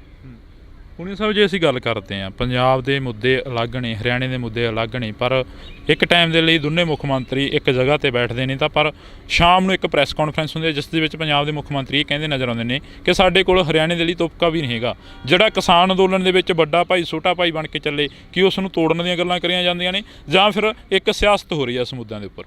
ਦੇਖੋ, ਪਾਣੀ ਇਹੋ ਜਿਹਾ ਮੁੱਦਾ ਹੈਗਾ ਜਿਹਦੇ 'ਤੇ ਸਿਆਸਤ ਤਾਂ ਮਤਲਬ ਹਰਿਆਣੇ ਪੰਜਾਬ 'ਚ ਹੁੰਦੀ ਹੈ। ਮਤਲਬ ਸਿਆਸਤ ਮਾੜੀ ਆ ਉਹ ਕਿਸ ਪਲੇਨ 'ਤੇ ਹੋ ਰਹੀ ਹੈ ਉਹਦੀ ਗੱਲ ਆਪਾਂ ਕਰ ਸਕਦੇ ਹਾਂ। ਮਤਲਬ ਜਿਵੇਂ ਸਿਆਸਤ ਇਸ ਪਲੇਨ 'ਤੇ ਹੋਵੇ ਕਿ ਸੈਂਟਰ ਪੰਜਾਬ ਦੇ ਮੁੱਖ ਮੰਤਰੀ ਨੂੰ ਪਲੇ ਕਰਨਾ ਚਾਹ ਰਿਹਾ ਹੋਵੇ ਹਰਿਆਣੇ ਦੇ ਉਲਟ, ਜਾਂ ਹਰਿਆਣੇ ਦੇ ਮੁੱਖ ਮੰਤਰੀ ਨੂੰ ਪੰਜਾਬ ਦੇ ਉਲਟ ਪਲੇ ਕਰਨਾ ਚਾਹ ਰਿਹਾ ਹੋ ਤਾਂ ਕਿ ਦੋਵਾਂ ਸਟੇਟਾਂ ਦੇ ਲੋਕ ਲੜ ਪੈਣ, ਤਾਂ ਉਹ ਮਾੜੀ ਹੈਗੀ ਆ। ਜੇ ਪਾਣੀ ਦੀ ਗੱਲ ਕਰੀਏ ਤਾਂ ਪਾਣੀ ਦਾ ਮੈਂ ਪਹਿਲਾਂ ਹੀ ਕਿਹਾ ਕਿ ਹੱਕ ਪੰਜਾਬ ਦਾ ਹੀ ਹੈ, ਕਿਉਂਕਿ ਉੱਥੋਂ ਦੀ ਰਿਵਰ ਉੱਥੇ ਹੀ ਜਾਂਦੀ ਹੈ, ਨਦੀ ਉੱਥੋਂ ਹੀ ਵਗਦੀ ਹੈ ਅਤੇ ਉੱਥੋਂ ਦੇ ਲੋਕਾਂ ਦਾ ਹੀ ਪਹਿਲਾ ਹੱਕ ਉਸ 'ਤੇ ਬਣਦਾ ਹੈਗਾ। ਬਾਕੀ ਮਤਲਬ ਹਰਿਆਣੇ ਦੇ ਜਿਹੜੇ ਹਰਿਆਣੇ 'ਚ ਜਿਵੇਂ ਯਮੁਨਾ ਨਦੀ ਵੀ ਜਾਂਦੀ ਹੈਗੀ ਆ ਹਰਿਆਣੇ ਤੋਂ, ਲੇਕਿਨ ਉਹ ਅੱਗੇ ਚੱਲ ਕੇ ਉੱਤਰ ਪ੍ਰਦੇਸ਼ ਪਤਾ ਨਹੀਂ ਕਿਤੇ ਕਿਤੇ ਚਲੀ ਜਾਂਦੀ ਹੈ। ਜਿਹੜੀ ਨਦੀ ਖੁਦ ਹਰਿਆਣੇ ਤੋਂ ਵਗਦੀ ਹੈ ਉਹਦਾ ਪਾਣੀ ਦੇ ਦਿਓ ਯਾਰ, ਜਿਹੜੇ ਸੂਬੇ ਨੂੰ। ਹਰਿਆਣੇ ਦੇ ਵਿੱਚ ਵੀ ਜਿਹੜੇ ਇਲਾਕੇ ਨੂੰ ਪਾਣੀ ਦੀ ਲੋੜ ਹੈਗੀ ਆ ਉਹ ਅਹੀਰਵਾਲ ਦਾ ਹੈਗਾ, ਜਿਹੜਾ ਕਿਸਾਨ ਅੰਦੋਲਨ ਵੀ ਨਹੀਂ ਆਇਆ ਸੀਗਾ, ਪਰ ਫਿਰ ਵੀ ਜੇ ਉਹਨਾਂ ਦਾ ਪਾਣੀ ਦਾ ਹੱਕ ਬਣਦਾ ਤਾਂ ਯਮੁਨਾ ਤੋਂ ਦੇ ਦਿਓ, ਗੰਗਾ ਤੋਂ ਦੇ ਦਿਓ। ਮਤਲਬ ਆਹ ਕਿਹੜੀ ਮਤਲਬ ਗੱਲ ਹੋਈ ਕਿ ਜਮਾ ਉਲਟ ਪੰਜਾਬ ਤੋਂ ਪਾਣੀ ਲੈ ਕੇ ਜਾਣਾ ਹੈ ਉਸ ਇਲਾਕੇ ਨੂੰ, ਇਲਾਕੇ ਵਾਸਤੇ, ਤੇ ਉਹ ਮੈਨੂੰ ਲੱਗਦਾ ਕਿ ਠੀਕ ਨਹੀਂ ਹੈ। ਯਮੁਨਾ ਦਾ ਪਾਣੀ ਦੇ ਦਿਓ ਉਹਨਾਂ ਨੂੰ। ਪੁਨੀਆ ਸਾਹਿਬ, ਤੁਸੀਂ ਹਰਿਆਣੇ ਦੇ ਹੋ ਕੇ ਪੰਜਾਬ ਦੇ ਹੱਕ 'ਚ ਕਹਿ ਰਹੇ ਹੋ ਕਿ ਜਿਹੜਾ ਪਾਣੀ ਹੈ ਪੰਜਾਬ, ਮੈਂ ਮਤਲਬ ਬੇਸਿਕਲੀ ਮੇਰਾ ਸਟੈਂਡ ਕਲੀਅਰ ਹੈਗਾ ਕਿ ਮੈਂ ਫੈਡਰਲ ਇਸ਼ੂਜ਼ ਦੇ ਨਾਲ ਆਪਣੇ ਕੰਸਰਨ ਰੱਖਦਾ। ਮੈਂ ਪੰਜਾਬ ਨਾਲ ਇਸ ਕਰਕੇ ਖੜਾ ਕਿਉਂਕਿ ਉਹਦੀ ਵੀ ਆਪਣੀ ਅੱਡ ਨੈਸ਼ਨਲਿਟੀ ਵਾਲਾ ਜਿਹੜਾ ਮਾਮਲਾ ਹੈਗਾ। ਮਤਲਬ ਇਹ ਆਪਾਂ ਤਾਂ ਇਹ ਕਹਿੰਦੇ ਆ ਨਾ, ਯੂਨੀਅਨ ਆਫ ਸਟੇਟਸ ਹੈ, ਅੱਡ ਨੈਸ਼ਨਲਿਟੀਆਂ ਇਕੱਠੀਆਂ ਹੋਈਆਂ ਨੇ ਇੰਡੀਆ ਮੁਲਕ ਦੇ ਅੰਦਰ। ਤਾਂ ਮਤਲਬ ਇੰਡੀਆ ਕੋਈ ਇੱਕ ਆਈਡੈਂਟੀਟੀ ਨਹੀਂ ਹੈਗੀ ਕਿ ਕੋਈ ਇੱਕ ਇੰਡੀਆ ਕੋਈ ਇੱਕ ਆਈਡੈਂਟੀਟੀ, ਇਹ ਅੱਡ ਨੈਸ਼ਨਲਿਟੀਆਂ ਦੀ ਜਥੇਬੰਦਕ ਸਾਂਝ ਹੈਗੀ ਆ ਨਾ, ਸਾਂਝ ਹੈਗੀ ਆ, ਯੂਨੀਅਨ ਆਫ ਸਟੇਟਸ ਹੈਗੀ ਆ। ਅਤੇ ਫੈਡਰਲ ਇਸ਼ੂਜ਼ ਵੀ, ਫੈਡਰਲ ਸਟਰਕਚਰ ਤਾਂ ਹੀ ਤਾਂ ਆਪਾਂ ਕਹਾਂਗੇ ਇਹਨੂੰ, ਜੇ ਉਹ ਮਤਲਬ ਸੈਂਟਰ ਸਾਰੇ ਫੈਸਲੇ ਖੁਦ ਹੀ ਕਰੂਗਾ ਤਾਂ ਫਿਰ ਸੂਬਿਆਂ 'ਚ ਮੁੱਖ ਮੰਤਰੀ ਬਣਾਉਣ ਦੀ ਕੀ ਲੋੜ ਹੈ? ਸਵਾਇਤਤਾ ਦੀ ਜਿਹੜੀ ਆਪਾਂ ਗੱਲ ਕਰਦੇ ਹਾਂ ਫਿਰ ਉਹਦੀ ਕੀ ਲੋੜ ਹੈ? ਮਤਲਬ ਤੁਸੀਂ ਫਿਰ ਡਿਕਲੇਅਰ ਕਰੋ ਕਿ ਅਸੀਂ ਕੋਈ ਫੈਡਰਲ ਸਟਰਕਚਰ ਨਹੀਂ ਹੈਗਾ, ਕੋਈ ਅਸੀਂ ਫੈਡਰਲ ਇਸ਼ੂਜ਼ ਨੂੰ ਨਹੀਂ ਮੰਨਦੇ, ਉਹ ਡਿਕਲੇਅਰ ਕਰ ਦਿਓ। ਇਹ ਤਾਂ ਲਿਟਮਸ ਟੈਸਟ ਹੈਗਾ ਇੰਡੀਅਨ ਸਟੇਟ ਦਾ ਕਿ ਉਹ ਫੈਡਰਲ ਹੈਗਾ ਜਾਂ ਨਹੀਂ ਹੈਗਾ। ਜੇ ਉਹ ਫੈਡਰਲ ਹੈਗਾ ਤਾਂ ਫਿਰ ਪਾਣੀ ਦੇ ਜਿੰਨੇ ਵੀ ਫੈਸਲੇ ਨੇ ਉਹ ਪੰਜਾਬ ਨੂੰ ਹੀ ਕਰਨ ਦੇਊਗਾ। ਜੇ ਫੈਡਰਲ ਨਹੀਂ ਹੈਗਾ ਤਾਂ ਫਿਰ ਉਹ ਇਸ ਕਿਸਮ ਦੀ ਡਿਕਟੇਟਰਸ਼ਿਪ ਕਰੂਗਾ ਕਿ ਪਾਣੀ ਇਹਨੂੰ ਦੋ, ਫਲਾਣੇ ਨੂੰ ਦੋ, ਤਿਕੜੇ ਨੂੰ ਦੋ। ਜੇ ਪਾਣੀ ਮਤਲਬ ਪਾਣੀ ਦਾ ਮਸਲਾ ਹੈਗਾ ਨਾ, ਹਰਿਆਣਾ ਪੰਜਾਬ ਦੇ ਲੋਕ ਆਪਸ 'ਚ ਬੈਠ ਕੇ ਗੱਲ ਕਰ ਲੈਣਗੇ ਕਿਵੇਂ ਉਹਨੂੰ ਸੁਲਝਾਉਣਾ ਹੈਗਾ। ਸੈਂਟਰ ਕੌਣ ਹੋਊਗਾ ਸਾਨੂੰ ਦੱਸਣ ਵਾਲਾ, ਪੰਜਾਬ ਨੂੰ ਦੱਸਣ ਵਾਲਾ ਸੈਂਟਰ ਕੌਣ ਹੁੰਦਾ ਕਿ ਤੂੰ ਪਾਣੀ ਦੇ ਜਾਂ ਨਾ ਦੇ, ਇਹ ਗੱਲ ਹੈ। ਮਨਦੀਪ ਜੀ, ਜੇ ਅਸੀਂ ਗੱਲ ਕਰਦੇ ਹਾਂ ਪੰਜਾਬ ਦੀ ਸਿਆਸਤ ਦੇ ਵਿੱਚ ਯੂਨੀਵਰਸਿਟੀ ਦਾ ਬੜਾ ਵੱਡਾ ਰੋਲ ਹੁੰਦਾ, ਹਰਿਆਣੇ ਦੀ ਸਿਆਸਤ ਹੋਵੇ ਜਾਂ ਪੰਜਾਬ ਦੀ ਸਿਆਸਤ ਹੋਵੇ, ਸਟੂਡੈਂਟਾਂ ਦਾ ਬੜਾ ਵੱਡਾ ਰੋਲ ਹੁੰਦਾ। ਜਦੋਂ ਸਟੂਡੈਂਟਾਂ ਦੀ ਸਿਆਸਤ ਹੁੰਦੀ ਆ, ਆਪਾਂ ਸ਼ੁਰੂ ਦੇ ਵਿੱਚ ਗੱਲ ਕਰੀ ਸੀ ਕਿ ਥੋੜ੍ਹੀ ਬਹੁਤੀ ਗੱਲਬਾਤ ਇਹਦੇ 'ਤੇ ਵੀ ਕਰਾਂਗੇ। ਪੰਜਾਬ ਦੀ ਪੋਲੀਟਿਕਸ ਜਿੱਥੋਂ ਸ਼ੁਰੂ ਹੁੰਦੀ ਆ ਜਾਂ ਹਰਿਆਣੇ ਦੀ ਪੋਲੀਟਿਕਸ ਜਿੱਥੋਂ ਸ਼ੁਰੂ ਹੁੰਦੀ ਆ, ਕੀ ਲੱਗਦਾ ਤੁਸੀਂ ਤਾਂ ਇਸ ਯੂਨੀਵਰਸਿਟੀ ਦੇ ਵਿੱਚ ਤੁਰਦੇ ਫਿਰਦੇ ਰਹਿੰਦੇ ਹੋ ਜਾਂ ਇਹਨਾਂ ਸਟੂਡੈਂਟਾਂ ਦੇ ਨਾਲ ਬੈਠਦੇ ਹੋ, ਗੱਲਬਾਤ ਕਰਦੇ ਹੋ, ਕੀ ਲੱਗਦਾ ਜਿਹੜੀ ਸਟੂਡੈਂਟਾਂ ਦੀ ਪੋਲੀਟਿਕਸ ਆ ਉਹ ਕਿੱਥੇ ਜੇ ਨਜ਼ਰ ਆਉਂਦੀ ਆ ਜਾਂ ਕਿੱਦਾਂ ਦੀ ਨਜ਼ਰ ਆਉਂਦੀ ਆ? ਮੈਂ ਪਿਛਲੇ 10 ਦਿਨਾਂ ਤੋਂ ਇੱਥੇ ਗਰਾਊਂਡ ਰਿਪੋਰਟ ਕਰ ਰਿਹਾ। ਇੱਥੇ ਮੈਂ ਕਰੀਬ 23 ਦੇ ਨੇੜੇ ਤੇੜੇ ਇੰਟਰਵਿਊ ਕੀਤੇ ਨੇ ਅੱਡ ਜਥੇਬੰਦੀਆਂ ਦੇ, ਸਟੂਡੈਂਟ ਜਥੇਬੰਦੀਆਂ ਦੇ। ਇਸ ਵਾਰ ਖਾਸਾ ਪੰਜਾਬ ਯੂਨੀਵਰਸਿਟੀ ਦਾ ਜਿਹੜਾ ਪਲੇਨ ਹੈਗਾ ਸਟੂਡੈਂਟ ਪੋਲੀਟਿਕਸ ਦਾ ਉਹ ਬਦਲਿਆ। ਤੁਸੀਂ ਇਹ ਗੱਲ ਸਹੀ ਕਹੀ ਹੈ ਕਿ ਇੱਥੋਂ ਦੀ ਪੋਲੀਟਿਕਸ ਦਾ ਅਸਰ ਪੰਜਾਬ ਹਰਿਆਣੇ 'ਚ ਪੈਂਦਾ ਹੈ। ਇੱਥੇ ਜਿਹੜਾ ਟ੍ਰੈਂਡ ਸੈੱਟ ਹੁੰਦਾ ਪੰਜਾਬ ਯੂਨੀਵਰਸਿਟੀ, ਉਹ ਪੰਜਾਬ 'ਚ ਫੈਲਦਾ, ਹਰਿਆਣੇ 'ਚ ਫੈਲਦਾ। ਜਿਵੇਂ ਇੱਥੇ ਇੱਕ ਟਾਈਮ ਗੈਂਗਸਟਰ ਕਲਚਰ ਆਇਆ ਤਾਂ ਉਹ ਗੈਂਗਸਟਰ ਕਲਚਰ ਪੂਰੇ ਪੰਜਾਬ 'ਚ ਫੈਲਿਆ, ਠੀਕ ਹੈ, ਹਰਿਆਣੇ 'ਚ ਵੀ ਫੈਲਿਆ ਉਹ। ਹੁਣ ਇੱਥੇ ਆਈਡੀਆਜ਼ ਤੇ ਪੋਲੀਟਿਕਸ ਹੋ ਰਹੀ ਹੈ, ਮਸਲ ਪਾਵਰ ਕਿਤੇ ਨਾ ਕਿਤੇ ਪਿੱਛੇ ਵੀ ਗਈ ਹੈ। ਜਿਵੇਂ ਇੱਥੇ SFS ਵਰਗੀ ਜਥੇਬੰਦੀ ਹੈਗੀ ਆ, CYSS ਜਿਹੜੀ ਆਮ ਆਦਮੀ ਪਾਰਟੀ ਦੀ ਸਟੂਡੈਂਟ ਵਿੰਗ ਹੈ, NSUI, ABVP ਜਿਹੜੀ ਕਿ RSS ਦੀ ਜਥੇਬੰਦੀ ਹੈਗੀ ਆ, ਪੰਥਕ ਜਥੇਬੰਦੀ ਸੱਤ ਹੈਗੀ ਆ, ਸੋਈ ਹੈਗੀ ਆ, ਅਤੇ ਉਹ ਸਾਰੀਆਂ ਲੜ ਰਹੀਆਂ ਨੇ ਚੋਣਾਂ। ਪਿਛਲੇ 10 ਦਿਨਾਂ ਤੋਂ ਮੈਂ ਓਬਜ਼ਰਵ ਕਰ ਰਿਹਾ ਆਈਡੀਆਜ਼ ਦੇ ਪਲੇਨ 'ਤੇ ਗੱਲ ਹੋ ਰਹੀ ਹੈ। ABVP ਵੀ ਕਹਿ ਰਹੀ ਹੈ ਖੁੱਲ੍ਹ ਕੇ, ਉਹਦਾ ਜਿਹੜਾ ਪ੍ਰੈਜ਼ੀਡੈਂਟ ਕੈਂਡੀਡੇਟ ਹੈ, ਕਿ ਅਸੀਂ ਯੂਨੀਵਰਸਿਟੀ ਨੂੰ ਭਗਵਾ ਕਰ ਦਾਂਗੇ।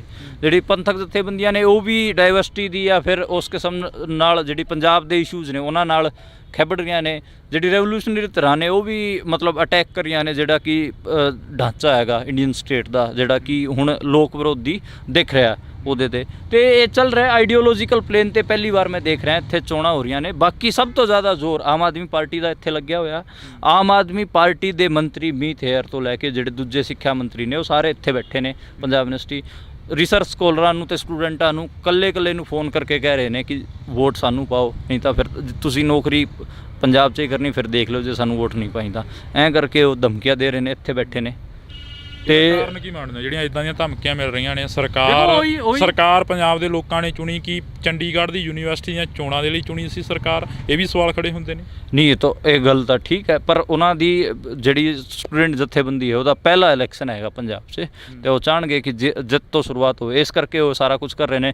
ਜਿਹੜਾ ਸਰਕਾਰ ਬਣਨ ਤੋਂ ਬਾਅਦ ਸੰਗਰੂਰ 'ਚ ਸਿਮਰਜੀਤ ਸਿੰਘ ਮਾਨ ਹੋਰਾਂ ਨੇ ਉਹਨਾਂ ਨੂੰ ਹਰਾ ਕੇ ਕੋਈ ਮੈਸੇਜ ਦਿੱਤਾ ਸੀਗਾ, ਸ਼ਾਇਦ ਜੇ ਇੱਥੇ ਵੀ ਉਹ ਹਾਰ ਗਏ ਫਿਰ ਮੈਸੇਜ ਤਾਂ ਵੱਡਾ ਜਾਣਾ, ਫਿਰ ਇਹ ਕਹਿਣ, ਫਿਰ ਇਹਨਾਂ ਦੇ ਲਈ ਸਵਾਲ ਖੜਾ ਹੋ ਜਾਊਗਾ। ਇਸ ਕਰਕੇ ਉਹ ਐਡਾ ਜ਼ੋਰ ਲਾ ਰਹੇ ਨੇ ਕਿ ਇਹ ਸਟੂਡੈਂਟਾਂ ਵਿੱਚੋਂ ਇੱਥੋਂ ਜਿੱਤ ਕੇ ਜਾਈਏ। ਪਰ ਇੱਥੇ ਜਿਵੇਂ 1158 ਪ੍ਰੋਫੈਸਰਾਂ ਦੀ ਭਰਤੀ ਸੀਗੀ, ਉਹਨਾਂ ਦੇ ਜਿਹੜੇ ਕੈਂਡੀਡੇਟ ਸੀਗੇ ਉਹ ਵੀ ਇਸ ਯੂਨੀਵਰਸਿਟੀ ਦੇ ਸੀਗੇ ਬਥੇਰੇ, ਉਹ ਵੀ ਉਹਨਾਂ ਦੇ ਉਲਟ ਪ੍ਰਚਾਰ ਕਰ ਰਹੇ ਨੇ। ਐਡਾ ਸੌਖਾ ਨਹੀਂ ਹੈ CYSS ਵਾਸਤੇ। CYSS ਜ਼ੋਰ ਪੂਰਾ ਲਾ ਰਹੀ ਹੈ ਇੱਥੇ। CYSS ਮਤਲਬ ਜਿਹੜੀ ਆਮ ਆਦਮੀ ਪਾਰਟੀ ਦੀ ਸਟੂਡੈਂਟ ਵਿੰਗ ਹੈਗੀ ਆ, ਉਹ ਨਾਈਟ ਕਲੱਬਾਂ 'ਚ ਲੈ ਕੇ ਜਾਣਾ, ਟ੍ਰਿਪ ਲੈ ਕੇ ਜਾਣੇ, ਪੈਸੇ ਵੰਡਣੇ। ਪਹਿਲੀ ਵਾਰ ਪੰਜਾਬ ਯੂਨੀਵਰਸਿਟੀ ਦੇ ਇਲੈਕਸ਼ਨ 'ਚ ਇਹ ਹੋ ਰਿਹਾ ਕਿ ਕੱਲੇ ਜਵਾਕ ਨੂੰ ਵੀ ਜਾ ਕੇ ਪੈਸੇ ਆਫਰ ਕੀਤੇ ਜਾ ਰਹੇ ਨੇ। ਮਤਲਬ ਇਸ ਪਲੇਨ 'ਤੇ ਵੀ ਇਲੈਕਸ਼ਨ ਚੱਲ ਰਿਹਾ ਅਤੇ ਮਤਲਬ ਇਹ ਹੈਗੀ ਗੱਲ। ਅਤੇ ਬਾਕੀ ਮਤਲਬ ਜਿਹੜੀ ਪੰਜਾਬ ਯੂਨੀਵਰਸਿਟੀ ਨੂੰ ਕਿਹਾ ਜਾਂਦਾ ਸੀਗਾ ਕਿ ਇੱਥੇ ਡਿੰਪੀ ਚੰਦਵਾਨ ਵਰਗੇ, ਲਾਰੈਂਸ ਬਿਸ਼ਨੋਈ ਵਰਗੇ ਗੈਂਗਸਟਰ ਪੈਦਾ ਹੋਏ ਨੇ, ਮਤਲਬ ਮੈਨੂੰ ਲੱਗਦਾ ਕਿ ਹੁਣ ਪੰਜਾਬ ਯੂਨੀਵਰਸਿਟੀ ਦੀ ਸਟੂਡੈਂਟ ਪੋਲਿਟਿਕਸ ਰੈਵੋਲੂਸ਼ਨਰੀ ਜਾਂ ਫਿਰ ਪੰਜਾਬੀਅਤ ਦੀ ਗੱਲ ਕਰਨ ਵਾਲੇ ਜਾਂ ਹਰਿਆਣੇ ਦੀ ਗੱਲ ਕਰਨ ਵਾਲੇ ਵਧੀਆ ਤਾਕੜ ਲੀਡਰ ਵੀ ਦੇਊਗੀ, ਕਿਉਂਕਿ ਆਈਡੀਆਜ਼ ਦੇ ਪਲੇਨ 'ਤੇ ਹੁਣ ਇੱਥੇ ਗੱਲ ਹੋ ਰਹੀ ਹੈ। ਤੁਸੀਂ ਕਿਹਾ ਕਿ ਇੱਥੋਂ ਦੀ ਗੈਂਗਸਟਰ ਜਿਹੜਾ ਕਲਚਰ ਇੱਥੋਂ ਸ਼ੁਰੂ ਹੋਇਆ। ਜੇ ਆਪਾਂ ਗੱਲ ਕਰਦੇ ਹਾਂ ਗੈਂਗਸਟਰ ਕਲਚਰ ਦੀ, ਗੈਂਗਸਟਰ ਕਲਚਰ ਦੇ ਵਿੱਚ ਧੱਕੇ ਚੜਿਆ ਸਿੱਧੂ ਮੂਸੇਵਾਲਾ। ਇੱਕ ਮਾਂ ਦਾ ਤੇ ਪਿਓ ਦਾ ਪੁੱਤ ਮਾਰ ਦਿੱਤਾ ਗਿਆ, ਨੌਜਵਾਨ ਸੀ ਜਿਹੜਾ ਹਲੇ ਤੱਕ ਇਨਸਾਫ ਨਹੀਂ ਮਿਲਿਆ। ਉਹਨਾਂ ਮਾਤਾ ਪਿਤਾ ਵੱਲੋਂ ਵੀ ਆਏ ਐਤਵਾਰ ਉੱਥੇ ਇਕੱਠ ਕਰਕੇ ਸਰਕਾਰ ਨੂੰ ਜਾਂ ਉਹਨਾਂ ਲੋਕਾਂ ਨੂੰ ਲਾਹਨਤਾਂ ਪਾਈਆਂ ਜਾਂਦੀਆਂ ਨੇ ਕਿ ਹਲੇ ਤੱਕ ਸਾਡੇ ਪੁੱਤ ਦਾ ਸਿਵਾ ਨਹੀਂ ਠੰਡਾ ਹੋਇਆ, ਸਾਡੇ ਹਿੱਕ ਦੇ ਵਿੱਚ ਜਿਹੜਾ ਸਾਡੇ ਦਿਲ ਦੇ ਵਿੱਚ ਉਹਦਾ ਛੇਕ ਆ ਰਿਹਾ ਗਾ। ਇਹ ਗੱਲ ਤਾਂ ਠੀਕ ਹੈ, ਮਤਲਬ ਉਹਨਾਂ ਦੇ ਮਾਤਾ ਪਿਤਾ ਦਾ ਦੁੱਖ ਜਾਇਜ਼ ਹੀ ਹੈ ਅਤੇ ਉਹ ਸਹੀ ਸਰ ਨੂੰ ਮਤਲਬ ਲਾਹਨਤਾਂ ਦੇ ਰਹੇ ਨੇ, ਕਿਉਂਕਿ ਪਿੱਛੇ ਜਿਹੜੀ ਕਸਟਡੀ 'ਚ ਉਹਨਾਂ ਨੇ ਗੈਂਗਸਟਰ ਭਜਾਤਾ ਜਿਹੜਾ ਕਿ ਇਸ ਸਿੱਧੂ ਮੂਸੇਵਾਲਾ ਦੀ ਮੌਤ 'ਚ ਸ਼ਾਮਿਲ ਸੀਗਾ। ਪੰਜਾਬ ਪੁਲਿਸ ਨੇ ਭਜਾਇਆ ਉਹਨੂੰ, ਅਤੇ ਉਹ ਸ਼ਰਮ ਵਾਲੀ ਗੱਲ ਸੀਗੀ। ਅਤੇ ਇਸ ਤੋਂ ਇਲਾਵਾ ਵੀ ਮਤਲਬ ਜਿਹੜੀ ਗੈਂਗਸਟਰ ਕਲਚਰ ਹੈਗਾ ਪੰਜਾਬ ਦਾ, ਉਹ ਮਤਲਬ ਉਸ ਕਿਸਮ ਦੀ ਰੋਕ ਨਹੀਂ ਲੱਗੀ, ਕਿਉਂਕਿ ਜੇਲਰਾਂ ਨੂੰ ਆਮ ਤੌਰ 'ਤੇ ਆਪਾਂ ਸੁਣਦੇ ਹਾਂ, ਉਹਨਾਂ ਨੂੰ ਜੇਲਰਾਂ ਨੂੰ ਹੀ ਧਮਕੀ ਦੇ ਰਹੇ ਨੇ ਗੈਂਗਸਟਰ। ਫੋਨਾਂ ਤੋਂ ਅੱਡ ਵਪਾਰੀਆਂ ਅਤੇ ਦੂਜਿਆਂ ਲੋਕਾਂ ਨੂੰ ਧਮਕੀਆਂ ਮਿਲ ਹੀ ਰਹੀਆਂ ਨੇ। ਅਤੇ ਇਹ ਤਾਂ ਮਤਲਬ ਠੀਕ ਹੈ ਗੱਲ ਕਿ ਜਸਟਿਸ ਸਿੱਧੂ ਮੂਸੇਵਾਲਾ ਨੂੰ ਉਦੋਂ ਹੀ ਮਿਲੂਗਾ ਜਦੋਂ ਇਹ ਸਾਰਾ ਜਿਹੜਾ ਔਰਗਨਾਈਜ਼ਡ ਕ੍ਰਾਈਮ ਸਿਸਟਮ ਚੱਲ ਰਿਹਾ ਪੰਜਾਬ 'ਚ। ਮਤਲਬ ਐਡਾ ਤਕੜਾ ਔਰਗਨਾਈਜ਼ ਕ੍ਰਾਈਮ ਤਾਂ ਮੈਨੂੰ ਮਤਲਬ ਜਿਹੜਾ ਉੱਤਰ ਪ੍ਰਦੇਸ਼ ਦਾ ਪੂਰਬੀ ਹਿੱਸਾ ਉੱਥੇ ਦਿਖਦਾ ਸੀਗਾ, ਪਰ ਪੰਜਾਬ 'ਚ ਵੀ ਉਸੇ ਸਕੇਲ 'ਤੇ ਔਰਗਨਾਈਜ਼ ਕ੍ਰਾਈਮ ਚੱਲ ਰਿਹਾ। ਅਤੇ ਮੈਨੂੰ ਲੱਗਦਾ ਕਿ ਉਹਦੇ 'ਤੇ ਰੋਕ ਲੱਗਣੀ ਚਾਹੀਦੀ। ਨੌਜਵਾਨ ਨਹੀਂ ਮਾਰੇ ਜਾਣੇ ਚਾਹੀਦੇ। ਇੱਥੋਂ ਦੇ ਜਿਹੜੇ ਪਹਿਲਾਂ ਵਿੱਕੀ ਮਿੱਡੂ ਖੇੜਾ ਜਿਨ੍ਹਾਂ ਦੇ ਮੌਤ ਤੋਂ ਬਾਅਦ ਵੀ ਸਿਆਸਤ ਗਰਮ ਹੋਈ ਸੀ, ਸੋਈ ਪਾਰਟੀ ਤੋਂ ਸੀਗੇ, ਉਹਨਾਂ ਦੀ ਵੀ ਮੌਤ ਹੋਈ ਹੈ। ਇਸ ਤੋਂ ਇਲਾਵਾ ਵੀ ਬਹੁਤ ਸਾਰੇ ਨੌਜਵਾਨ ਇਸ ਗੈਂਗਸਟਰ ਕਲਚਰ ਦੀ ਭੇਂਟ ਚੜ੍ਹੇ ਨੇ। ਇਹਦੇ 'ਤੇ ਰੋਕ ਲੱਗਣੀ ਚਾਹੀਦੀ। ਸਿਵਿਆਂ ਦੇ ਉੱਪਰ ਰੋਟੀਆਂ ਸੇਕੀਆਂ ਜਾਂਦੀਆਂ ਨੇ, ਕੋਈ ਵੀ ਪਾਰਟੀ ਦਾ ਹੋਵੇ ਜਾਂ ਕੋਈ ਵੀ ਨੁਮਾਇੰਦਾ ਹੋਵੇ ਜਾਂ ਇੱਕ ਪੰਥਕ ਨੁਮਾਇੰਦਾ ਹੋਵੇ ਜਾਂ ਫਿਰ ਇੱਕ ਕੋਈ ਗਾਇਕ ਹੋਵੇ, ਉਹਨਾਂ ਦੇ ਸਿਵਿਆਂ ਦੇ ਉੱਪਰ ਆਏ ਦਿਨ ਰੋਟੀਆਂ ਸੇਕਦੇ ਨੇ ਸਿਆਸਤਦਾਨ। ਕੀ ਇਹ ਜਾਇਜ਼ ਲੱਗਦਾ? ਦੇਖੋ, ਮੈਨੂੰ ਲੱਗਦਾ ਕਿ ਇੱਕ ਤਾਂ ਪੰਜਾਬ 'ਚ ਇੱਕ ਚੀਜ਼ ਇਹ ਵੀ ਬਣ ਰਹੀ ਹੈ ਕਿ ਮਤਲਬ ਕਲਟ ਬਣਾਉਣ ਦੀ ਬਹੁਤ ਕਾਹਲੀ ਹੁੰਦੀ ਹੈ। ਮਤਲਬ ਕੋਈ ਵੀ ਜੇ ਕਿਸੇ ਦੀ ਡੈਥ ਵੀ ਹੋ ਜਾਂਦੀ ਹੈ, ਚਾਹੇ ਉਹ ਕਿਸੇ ਵੀ ਤਰੀਕੇ ਨਾਲ ਹੁੰਦੀ ਹੈ, ਅਤੇ ਉਹਨੂੰ ਫਿਰ ਬਹੁਤ ਵੱਡਾ ਫਿਗਰ ਬਣਾ ਕੇ ਪੇਸ਼ ਕੀਤਾ ਜਾਂਦਾ ਹੈ, ਫਿਰ ਉਹਦੇ 'ਤੇ ਸਿਆਸਤ ਕਰਨ ਦੀ ਕੋਸ਼ਿਸ਼ ਹੁੰਦੀ ਹੈ। ਮੈਨੂੰ ਉਹ ਪਲੇਨ ਠੀਕ ਨਹੀਂ ਲੱਗਦਾ। ਮੈਨੂੰ ਲੱਗਦਾ ਕਿ ਪਲੇਨ ਤਾਂ ਆਈਡੀਆਜ਼ ਦਾ ਹੀ ਹੋਣਾ ਚਾਹੀਦਾ।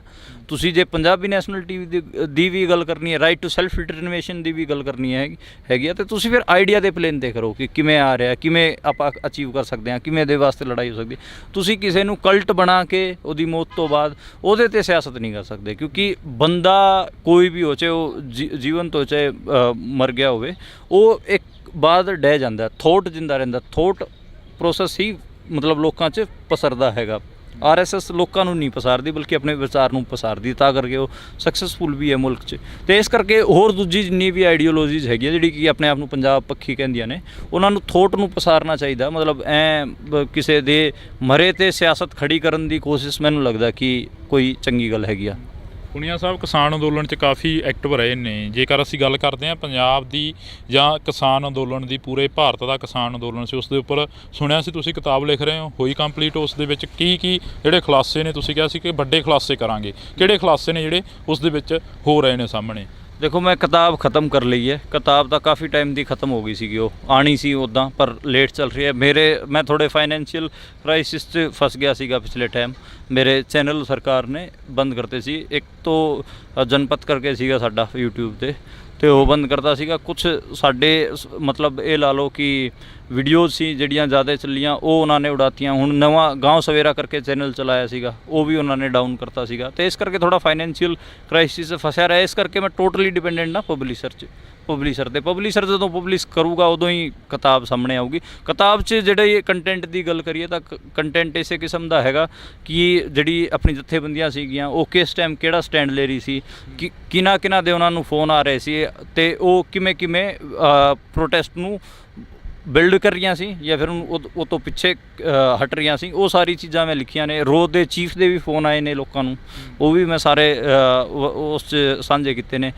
ਕਈ ਵਾਰ ਤਾਂ ਮਤਲਬ ਜਿਹੜੇ ਆਪਣੇ ਆਪ ਨੂੰ ਕਹਿੰਦੀਆਂ ਨੇ ਕਿ ਅਸੀਂ ਲੈਫਟ ਹੋਣ ਦਾ ਦਾਅਵਾ ਕਰਦੀਆਂ ਨੇ, ਉਹਨਾਂ ਜਥੇਬੰਦੀਆਂ ਨੇ ਵੀ ਬਹੁਤ ਜ਼ਿਆਦਾ ਬੈਕ ਮਾਰੀ ਹੈ ਤੇ ਉਹ ਵੀ ਮੈਂ ਲਿਖਿਆ ਹੈ। ਤੇ ਬਾਕੀ ਪੰਥਕ ਜਥੇਬੰਦੀਆਂ ਦਾ ਜਿਹੜਾ ਸਟੈਂਡ ਸੀਗਾ ਉਹ ਵੀ ਮੈਂ ਸਾਰਾ ਲਿਖਿਆ ਹੈ। ਤੇ ਉਹਦੇ 'ਚ ਬੇਸਿਕਲੀ ਉਹ ਪੋਲੀਟੀਕਲ ਲਾਈਨ ਦਾ ਤੇ ਹੀ ਹੈਗੀ ਆ ਸਾਰੀ ਕਿਤਾਬ। ਉਹ ਰਿਪੋਰਟਾਜ ਹੈਗਾ ਬੇਸਿਕਲੀ। ਉਹਦੇ 'ਤੇ ਮੈਂ ਇਹੀ ਕੋਸ਼ਿਸ਼ ਕੀਤੀ ਕਿ ਅੱਡ ਅਲੱਗ ਧਿਰ ਪੰਜਾਬ ਦੀ ਉਹ ਕੀ ਸਟੈਂਡ ਲੈ ਰਹੀ ਸੀ, ਕਿਵੇਂ ਪ੍ਰੋਟੈਸਟ ਨੂੰ ਉਹ ਕਿਵੇਂ ਦੇਖਦੀ ਸੀਗੀ ਤੇ ਕਿਵੇਂ ਲੜਨ ਦਾ ਪਬਲਿਕ 'ਚ ਕੀ ਦਾਅਵਾ ਕਰ ਰਹੀ ਸੀ, ਅਸਲ 'ਚ ਉਹ ਕਰ ਕੀ ਰਹੀ ਸੀ। ਉਹ ਮੈਂ ਕੋਸ਼ਿਸ਼ ਕੀਤੀ ਉਹ ਸਾਰੇ ਨੂੰ ਸਮੇਟਣ ਦੀ। ਕਿਹੜੀਆਂ ਪਾਰਟੀਆਂ ਸੀ ਜਾਂ ਕਿਹੜੀਆਂ ਜਥੇਬੰਦੀਆਂ ਸੀ ਜਿਹੜੀਆਂ ਬੈਕ ਫੁੱਟ ਤੇ ਹੋਈਆਂ ਸੀ ਤੇ ਕਿਹੜੀਆਂ ਜਥੇਬੰਦੀਆਂ ਸੀ ਜਿਹੜੀਆਂ ਅਗਲੇ ਫੁੱਟ ਤੇ ਹੋਈਆਂ ਸੀ? ਕਿਹੜੀਆਂ ਜਥੇਬੰਦੀਆਂ ਨੂੰ ਕਿੰਨੇ ਕੁ ਫੋਨ ਆਏ ਸੀ? ਜੇਕਰ ਤੁਸੀਂ ਗੱਲ ਕਰੀ ਆ ਤਾਂ ਕਿ ਜਿਹੜੀਆਂ ਅੱਜ ਮੀਡੀਆ ਦੇ ਵਿੱਚ ਗੱਲਾਂ ਹੋ ਰਹੀਆਂ ਨੇ ਜਾਂ ਜਿਹੜੀਆਂ ਅੱਜ ਪ੍ਰੈਸ ਕਾਨਫਰੰਸਾਂ ਹੋ ਰਹੀਆਂ ਨੇ, ਡੱਲੇਵਾਲ ਸਾਹਿਬ ਦੇ ਵੱਲੋਂ ਸ਼ਰੇਆਮ ਦੋਸ਼ ਲਾਏ ਗਏ ਨੇ ਕਿ 3000 ਕਰੋੜ ਦੇ ਵਿੱਚ ਮੋਰਚਾ ਵੇਚ ਦਿੱਤਾ ਗਿਆ, ਕੀ ਇਹ ਬਾਕੀ ਸਹੀ ਆ? ਮੈਂ ਮਤਲਬ ਪੈਸੇ ਵੈਸੇ ਦਾ ਤਾਂ ਮੈਨੂੰ ਨਹੀਂ ਪਤਾ, ਪਰ ਮਤਲਬ ਮੈਂ ਇਹ ਕਹਿ ਸਕਦਾ ਕਿ ਜਿਹੜੇ ਕੀ ਲੀਡਰ ਸੀਗੇ ਉਹਨਾਂ ਦੀ ਭੂਮਿਕਾ ਠੀਕ ਨਹੀਂ ਰਹੀ। ਪੰਜਾਬ ਇਲੈਕਸ਼ਨ ਲੜਨ ਦੇ ਚੱਕਰ 'ਚ ਉਹਨਾਂ ਨੇ ਖਾਸਾ ਨੁਕਸਾਨ ਕਰਿਆ। ਮਤਲਬ ਈਵਨ ਰਾਜੇਵਾਲ ਸਾਹਿਬ ਹੋਰਾਂ ਨੇ ਵੀ ਬਹੁਤ ਜਗ੍ਹਾ 'ਤੇ ਆਪਣੇ ਪੈਰ ਪਿੱਛੇ ਖਿੱਚੇ ਨੇ। ਉਹਨਾਂ ਨੇ ਮਤਲਬ ਕਲੀਅਰ ਮੈਸੇਜ ਵੀ ਦਿੱਤੇ ਨੇ ਕਿ ਅਸੀਂ ਬਈ ਇੰਡੀਅਨ ਸਟੇਟ ਦਾ ਜਿਹੜਾ ਦਾਇਰਾ ਹੈਗਾ ਉਹਦੇ 'ਚ ਰਹਿ ਕੇ ਹੀ ਅਸੀਂ ਪ੍ਰੋਟੈਸਟ ਕਰਨਾ ਹੈਗਾ। ਜਿਵੇਂ ਲੋਕਾਂ ਜਿਹੜੀ ਕਾਲ ਸੀਗੀ ਉਹ ਸੀਗੀ ਪਰੇਡ ਦੀ, ਦਿੱਲੀ ਪਰੇਡ ਦੀ 26 ਜਨਵਰੀ ਨੂੰ। ਉਹਨਾਂ ਨੂੰ ਕਿਸਾਨ ਗਣਤੰਤਰ ਪਰੇਡ ਕੀਤਾ। ਗਣਤੰਤਰ ਸ਼ਬਦ ਬਾੜ ਕੇ ਇਹ ਵੀ ਕਿਹਾ ਉਹਨਾਂ ਨੇ ਕਿ ਅਸੀਂ ਤਿਰੰਗਾ ਲੈ ਕੇ ਲਗਾ ਕੇ ਜਾਵਾਂਗੇ। ਉਹਨਾਂ ਨੇ ਮਤਲਬ ਜਿਹੜੇ ਚਿੰਨ੍ਹ ਵਰਤੇ ਉਸ ਤੋਂ ਬਾਅਦ ਕਲੀਅਰ ਕੀਤਾ ਕਿ ਅਸੀਂ ਕੋਈ ਵੀ ਬਗਾਵਤ ਨਹੀਂ ਕਰਨ ਜਾ ਰਹੇ ਹੈਂ। ਤੇ ਮਤਲਬ ਉਹਨਾਂ ਨੇ ਬਹੁਤ ਤਰੀਕੇ ਸਾਰ ਜਿਹੜਾ ਇੰਡੀਅਨ ਸਟੇਟ ਦਾ ਫਰੇਮਵਰਕ ਸੀਗਾ ਉਹਦੇ ਅੰਦਰ ਰਹਿ ਕੇ ਹੀ ਕੰਮ ਕੀਤਾ। ਮੈਨੂੰ ਇਹ ਵੀ ਲੱਗਦਾ ਕਿ ਉਹ ਰੂਲਿੰਗ ਕਲਾਸ ਲੀਡਰ ਰਹੇ ਨੇ, ਰੂਲਿੰਗ ਕਲਾਸ ਦੇ ਨੇੜੇ ਰਹੇ ਨੇ ਹਮੇਸ਼ਾ। 40-50 ਸਾਲ ਦਾ ਉਹਨਾਂ ਦਾ ਤਜਰਬਾ ਵੀ ਹੋ ਗਿਆ ਰੂਲਿੰਗ ਕਲਾਸ ਨਾਲ ਇਨ ਟੱਚ ਰਹਿੰਦੇ ਹੋਏ। ਤਾਂ ਕਰਕੇ ਫਿਰ ਉਹਨਾਂ ਨੇ ਉਹ ਜਿਹੜਾ ਰਾਗ ਸੀਗਾ ਸਾਲ ਆਪਣਾ ਹੀ ਸੀਗਾ।